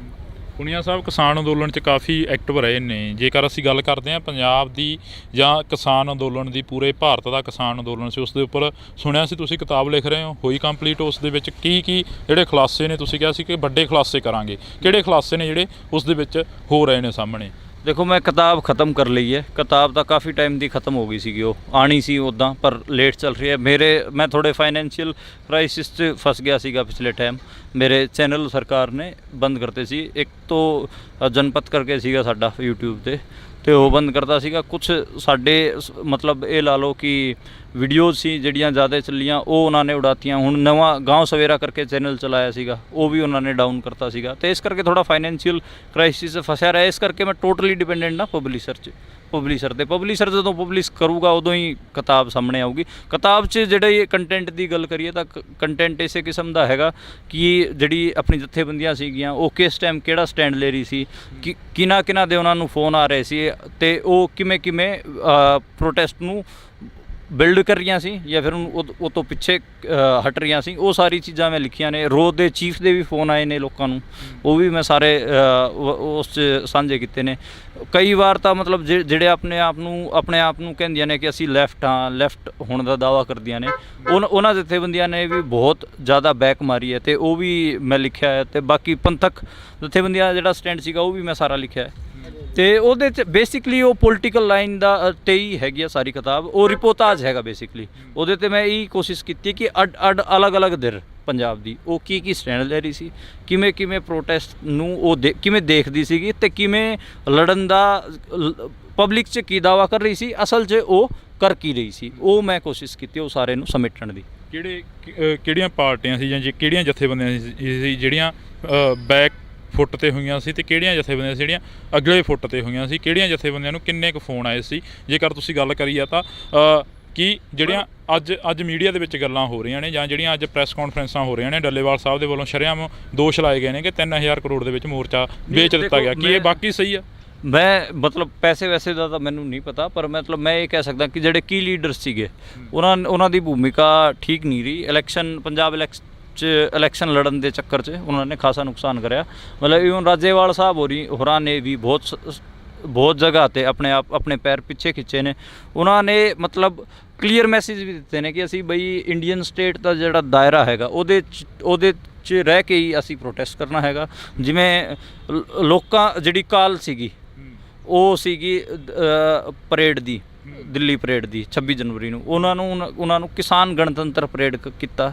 ਗਣਤੰਤਰ ਸ਼ਬਦ ਬਾੜ ਕੇ ਇਹ ਵੀ ਕਿਹਾ ਉਹਨਾਂ ਨੇ ਕਿ ਅਸੀਂ ਤਿਰੰਗਾ ਲੈ ਕੇ ਲਗਾ ਕੇ ਜਾਵਾਂਗੇ। ਉਹਨਾਂ ਨੇ ਮਤਲਬ ਜਿਹੜੇ ਚਿੰਨ੍ਹ ਵਰਤੇ ਉਸ ਤੋਂ ਬਾਅਦ ਕਲੀਅਰ ਕੀਤਾ ਕਿ ਅਸੀਂ ਕੋਈ ਵੀ ਬਗਾਵਤ ਨਹੀਂ ਕਰਨ ਜਾ ਰਹੇ ਹੈਂ। ਤੇ ਮਤਲਬ ਉਹਨਾਂ ਨੇ ਬਹੁਤ ਤਰੀਕੇ ਸਾਰ ਜਿਹੜਾ ਇੰਡੀਅਨ ਸਟੇਟ ਦਾ ਫਰੇਮਵਰਕ ਸੀਗਾ ਉਹਦੇ ਅੰਦਰ ਰਹਿ ਕੇ ਹੀ ਕੰਮ ਕੀਤਾ। ਮੈਨੂੰ ਇਹ ਵੀ ਲੱਗਦਾ ਕਿ ਉਹ ਰੂਲਿੰਗ ਕਲਾਸ ਲੀਡਰ ਰਹੇ ਨੇ, ਰੂਲਿੰਗ ਕਲਾਸ ਦੇ ਨੇੜੇ ਰਹੇ ਨੇ ਹਮੇਸ਼ਾ। 40-50 ਸਾਲ ਦਾ ਉਹਨਾਂ ਦਾ ਤਜਰਬਾ ਵੀ ਹੋ ਗਿਆ ਰੂਲਿੰਗ ਕਲਾਸ ਨਾਲ ਇਨ ਟੱਚ ਰਹਿੰਦੇ ਹੋਏ, ਤਾਂ ਕਰਕੇ ਫਿਰ ਉਹਨਾਂ ਨੇ ਉਹ ਜਿਹੜਾ ਰਾਗ ਸੀਗਾ ਸਾਲ ਆਪਣਾ ਹੀ ਸੀਗਾ। ਤੇ ਰਾਜੇਵਾਲ ਸਾਹਿਬ ਹੋ ਗਏ, ਉਹ ਦੂਜੇ ਹੋਰ ਵੀ ਜਥੇਬੰਦੀਆਂ ਸੀਗੀਆਂ, ਮਤਲਬ ਈਵਨ ਉਗਰਾਹਾਂ ਸਾਹਿਬ ਵੀ ਮਾਰਚ 2021 'ਚ ਕਹਿ ਰਹੇ ਸੀਗੇ ਕਿ ਜੇ ਸਰਕਾਰ 3 ਕਾਨੂੰਨ ਸਸਪੈਂਡ ਕਰਦੀ ਤਾਂ ਸਾਨੂੰ ਮੋਰਚਾ ਉਠਾ ਲੈਣਾ ਚਾਹੀਦਾ, ਸਾਡੀ 85% ਜਿੱਤ ਹੋ ਚੁੱਕੀ ਹੈ। ਇਸ ਕਿਸਮ ਨਾਲ ਸਾਰੇ ਹੀ ਕਿਸਾਨ ਆਗੂਆਂ ਦੇ ਸਟੈਂਡ ਮੇ ਲਿਖੇ ਹੋਏ ਨੇ। ਜਿਹੜੀ ਕੀ ਲੀਡਰ ਸੀਗੇ ਜਿਨ੍ਹਾਂ ਕੋਲ ਕੁੰਜੀਆਂ ਸੀਗੀਆਂ ਮੋਰਚੇ ਦੀਆਂ, ਬੂਟਾ ਸਿੰਘ ਗੁਰਜਗਿੱਲ ਰਾਓ ਦੇ ਚੀਫ ਨਾਲ ਉਹ ਇਨ ਟੱਚ ਰਹੇ ਨੇ। ਤੇ ਹੋਰ ਵੀ ਕਈ ਲੀਡਰ ਸੀਗੇ, ਖੁਦ ਡੱਲੇਵਾਲ ਸਾਹਿਬ ਉੱਦਾਂ RSS ਦੇ ਲੀਡਰਾਂ ਨਾਲ ਇਨ ਟੱਚ ਰਹੇ ਨੇ। ਪਤਾ ਨਹੀਂ ਹੁਣ ਉਹ ਕਿਵੇਂ ਆਪਣੇ ਆਪ ਨੂੰ ਅਲੱਗ ਕਰਕੇ ਦਿਖਾ ਰਹੇ ਨੇ। ਤੇ ਇਹ ਹੈਗਾ ਹੀ ਸਾਰੇ ਲੀਡਰਾਂ ਦਾ ਹੀ ਲਿਖਿਆ ਹੋਇਆ। ਜਿਹੜਾ ਪੰਜਾਬ ਜਾਂ ਹਰਿਆਣਾ ਜਾਂ ਪੂਰਾ ਦੇਸ਼ ਇੱਕ ਪਲੇਟਫਾਰਮ 'ਤੇ ਇਕੱਠਾ ਹੋਇਆ, ਉਸ ਦੇ ਵਿੱਚ ਇੰਨੀ ਫਿੱਕ ਪੈ ਜਾਣੀ, ਫਿਰ ਬੈਕ ਫੁੱਟ 'ਤੇ ਆ ਜਾਣਾ। ਜਿਵੇਂ ਤੁਸੀਂ ਗੱਲ ਕਰੀਏ ਕਿ ਉਗਰਾਹਾਂ ਸਾਹਿਬ ਕਹਿੰਦੇ ਅਸੀਂ 85% ਮੋਰਚਾ ਜਿਹੜਾ ਉਹ ਜਿੱਤ ਲਿਆ, ਲੱਗਦਾ ਵੀ ਜਿੱਤਿਆ ਗਿਆ ਜਾਂ ਕਿਸਾਨ ਸੌਖੇ ਹੋ ਗਏ ਨੇ, ਖੁਦਕੁਸ਼ੀਆਂ ਕਰਨੋਂ ਹਟ ਗਏ ਨੇ ਮੋਰਚਾ ਲੱਗਣ ਤੋਂ ਬਾਅਦ? ਦੇਖੋ, ਮੋਰਚੇ ਦੀ ਗੱਲ ਕਰੀਏ ਤੇ ਮਤਲਬ ਇੱਕ ਦਿੱਕਤ ਇਹ ਰਹੀ ਲੋਕਾਂ ਵੱਲੋਂ ਵੀ, ਸਾਰਿਆਂ ਵੱਲੋਂ ਵੀ, ਉਸ ਮੋਰਚੇ ਨੂੰ ਇਮੋਸ਼ਨਲੀ ਬਹੁਤ ਦੇਖ ਰਹੇ ਸੀਗੇ, ਪੋਲੀਟੀਕਲੀ ਨਹੀਂ ਦੇਖ ਪਾ ਰਹੇ ਸੀਗੇ ਬਈ ਕੋਈ ਬੰਦਾ ਕੁਝ ਬੋਲ ਰਿਹਾ ਉਹਦਾ ਕੀ ਮਤਲਬ ਹੈਗਾ। ਜੇ ਪੋਲੀਟੀਕਲੀ ਆਪਾਂ ਚੀਜ਼ਾਂ ਨੂੰ ਦੇਖਦੇ ਤਾਂ ਚੀਜ਼ਾਂ ਹੋਰ ਹੋਣੀਆਂ ਸੀ। ਇਮੋਸ਼ਨਲ ਹੋ ਕੇ ਬਹੁਤ ਦੇਖਦੇ ਰਹੇ, ਹਾਏ ਜੀ ਕਿਸਾਨ ਬੈਠੇ ਨੇ, ਹਾਏ ਜੀ ਆਹ ਹੋ ਗਿਆ, ਹਾਏ ਜੀ ਸਾਡੇ ਬਜ਼ੁਰਗ, ਹਾਏ ਜੀ ਮਤਲਬ ਸਾਡੇ ਕਿਸਾਨ ਆਗੂ ਤਾਂ ਜੀ ਬਹੁਤ ਘੈਂਟ ਨੇ, 80 ਸਾਲਾਂ ਦਾ ਤਜਰਬਾ ਹੈਗਾ, 70 ਸਾਲਾਂ ਦਾ ਤਜਰਬਾ ਹੈਗਾ। ਐਂ ਕਰਕੇ ਨਾ ਬਹੁਤ ਇਮੋਸ਼ਨਲ ਮਾਹੌਲ ਬਣਾਤਾ। ਮਤਲਬ ਉਮਰ ਨਾਲ ਕੀ ਚੱਕਰ ਹੈ ਉਹਦੀ, ਜੇ ਪੋਲੀਟਿਕਸ ਠੀਕ ਨਹੀਂ ਹੈ ਤਾਂ ਫਿਰ ਉਮਰ ਨਾਲ ਕੀ ਹੁੰਦਾ ਹੈ, ਤਜਰਬਾ ਕਿੰਨਾ ਵੀ ਹੋਇਆ ਜਾਵੇ। ਤੇ ਇਸ ਕਰਕੇ ਮਤਲਬ ਅੱਗੇ ਵੀ ਜੇ ਕੋਈ ਮੋਰਚਾ ਲੱਗੇ ਤਾਂ ਪੋਲੀਟੀਕਲੀ ਉਹਨੂੰ ਦੇਖਣਾ ਚਾਹੀਦਾ, ਨਾ ਕਿ ਇਮੋਸ਼ਨਲੀ। ਠੀਕ ਹੈ, ਇਮੋਸ਼ਨਸ ਇੱਕ ਫੈਕਟਰ ਹੋ ਸਕਦੇ ਨੇ, ਤੁਸੀਂ ਲੋਕਾਂ ਨੂੰ ਇਕੱਠੇ ਕਰਨਾ ਬਹੁਤ ਸਾਰੇ, ਪਰ ਤੁਸੀਂ ਉਹਨਾਂ ਨੂੰ ਜੱਜ ਪੋਲੀਟੀਕਲ ਪਲੇਨ 'ਤੇ ਹੀ ਕਰੋਗੇ। ਠੀਕ ਹੈ, ਜੇ ਤੁਸੀਂ ਪੋਲੀਟੀਕਲ ਪਲੇਨ 'ਤੇ ਜੱਜ ਨਹੀਂ ਕਰ ਪਾ ਰਹੇ ਹੋ, ਇਟ ਮੀਨਸ ਤੁਹਾਡਾ ਮੂਰਖ ਬਣਨਾ ਤੈਅ ਹੈ।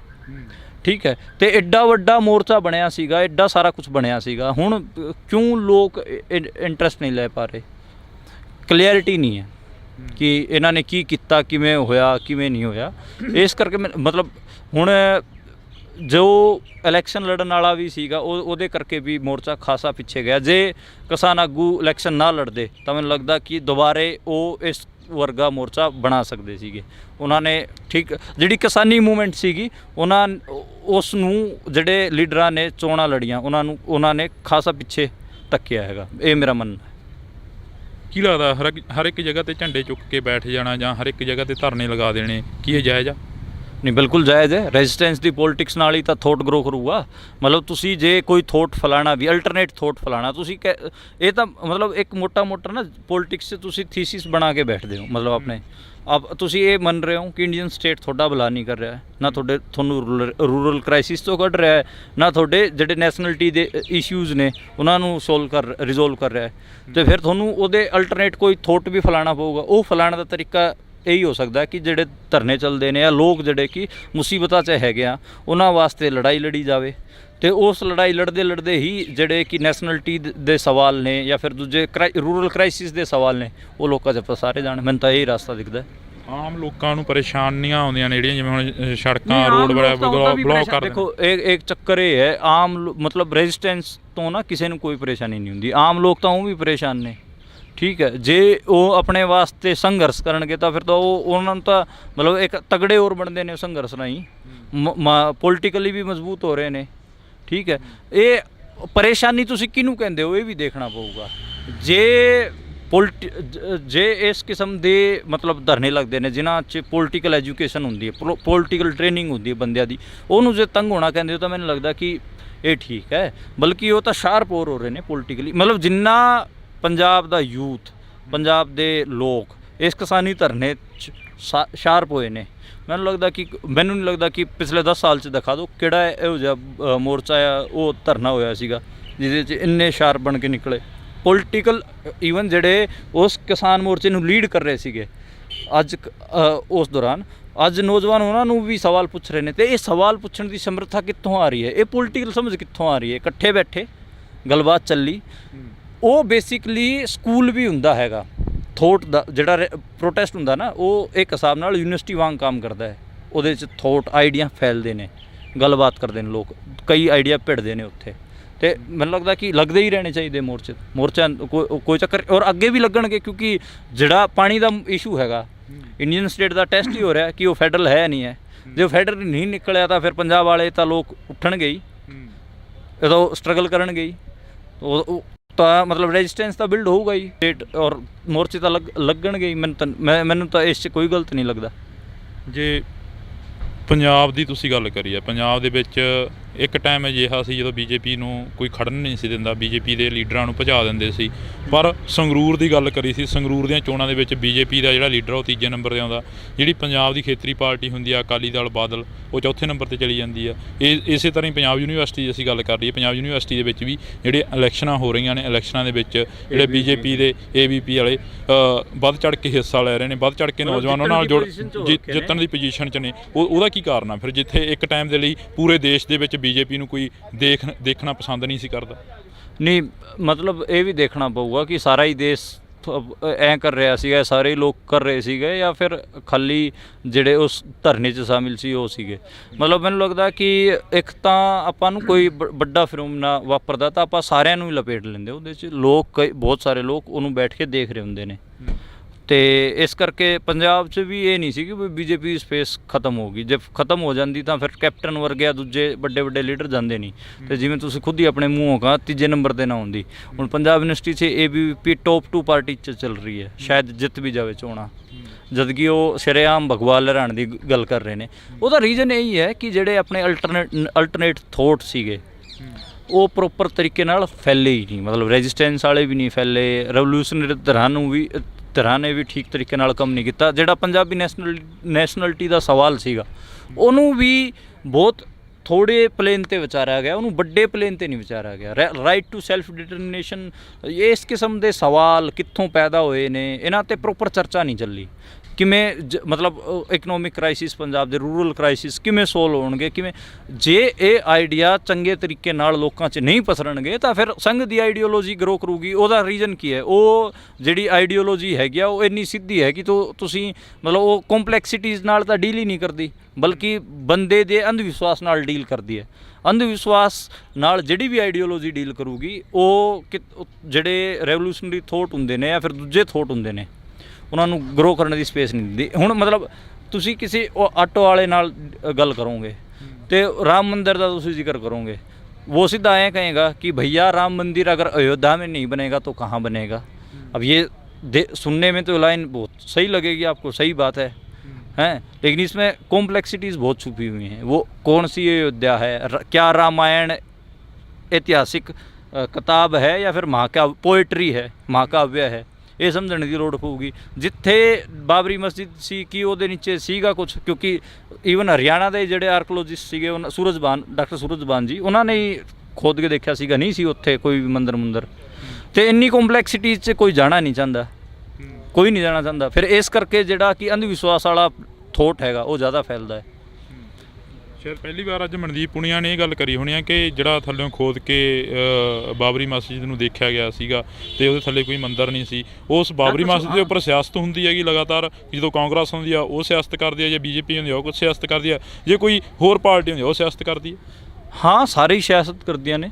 ਮਤਲਬ ਉਹੀ ਕਹਿ ਰਹੇ ਨਾ ਕਿ ਜੇ ਪ੍ਰੋਪਰ ਗੱਲ ਨਹੀਂ ਹੋਊਗੀ ਚੀਜ਼ਾਂ 'ਤੇ, ਉਹਨਾਂ ਬਾਰੇ ਡਿਸਕਸ਼ਨ ਨਹੀਂ ਹੋਊਗੀ, ਤੇ ਜਿਹੜਾ ਅੰਧ ਵਿਸ਼ਵਾਸ ਵਾਲਾ ਪਲੇਨ ਹੈਗਾ ਉਹੀ ਫੈਲੂਗਾ ਲੋਕਾਂ 'ਚ, ਕਿਉਂਕਿ ਉਹ ਆਲਰੇਡੀ 500-700 ਸਾਲਾਂ 'ਚ ਬੈਠਿਆ ਹੋਇਆ ਹੈ ਦਿਮਾਗਾਂ 'ਚ।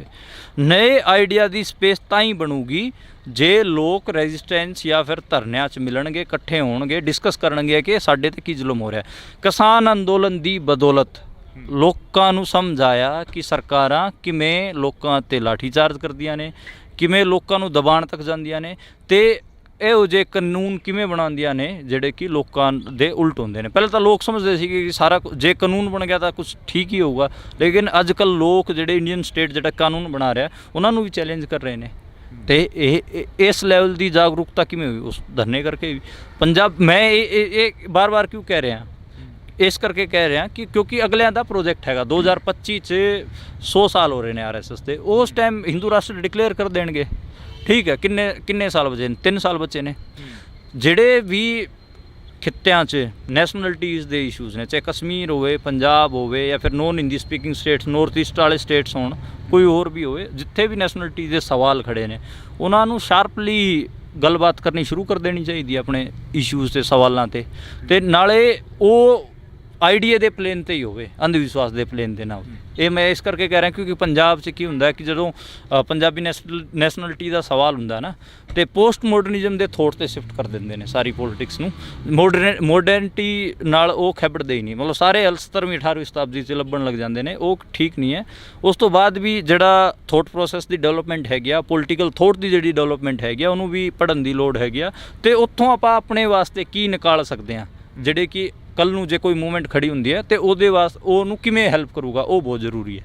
ਉਹ ਉਸ ਤਰੀਕੇ ਨਾਲ ਹਿੰਦੂ ਤਵੀ ਦੀ ਤੁਸੀਂ ਗੱਲ ਕਰੀ ਹੈ ਕਿ ਭਗਵਾਂ ਕਰਨ ਦੀ ਗੱਲ ਕਰੀ ਹੈ, ਹੈ ਨਾ, ਪਰ ਜੇ ਉੱਥੇ ਕਿਸੇ ਸਿੱਖ ਆਗੂ ਨਾਲ ਬੈਠਦੇ ਆ ਤਾਂ ਸਿੱਖ ਆਗੂ ਕਹਿੰਦੇ ਨੇ ਕਿ ਸਾਡਾ ਖਾਲਿਸਤਾਨ ਬਣਨਾ ਚਾਹੀਦਾ, ਸਾਡੇ ਲਈ ਖਾਲਸਾ ਰਾਜ ਆਉਣਾ ਚਾਹੀਦਾ। ਅਜਿਹੀਆਂ ਗੱਲਾਂ ਸਿੱਖ ਆਗੂ ਕਰਦੇ ਨੇ, ਤੇ ਫਿਰ ਦੂਜੇ ਪਾਸੇ ਅਜਿਹੀਆਂ ਗੱਲਾਂ ਜਿਹੜਾ RSS ਵਾਲੇ ਨੇ ਜਾਂ ਜਿਹੜੇ ਭਗਵਾਂ ਕਰਨ ਦੀ ਗੱਲ ਕਰਦੇ ਨੇ ਉਹ ਕਰਦੇ ਨੇ ਕਿ ਸਾਡਾ ਆਪ ਦਾ ਰਾਜ ਹੋਣਾ ਚਾਹੀਦਾ। ਦੂਜੇ ਪਾਸੇ ਉਹ ਕਹਿੰਦੇ ਨੇ ਸਾਡਾ ਆਪ ਦਾ ਰਾਜ ਹੋਣਾ ਚਾਹੀਦਾ। ਹਿੰਦੂ ਤੇ ਸਿੱਖ ਨੂੰ, ਜਿਹੜੇ ਆਮ ਲੋਕ ਨੇ, ਉਹਨਾਂ ਨੂੰ ਲੜਾਇਆ ਜਾ ਰਿਹਾ। ਕੀ ਮੰਨਦੇ ਹੋ?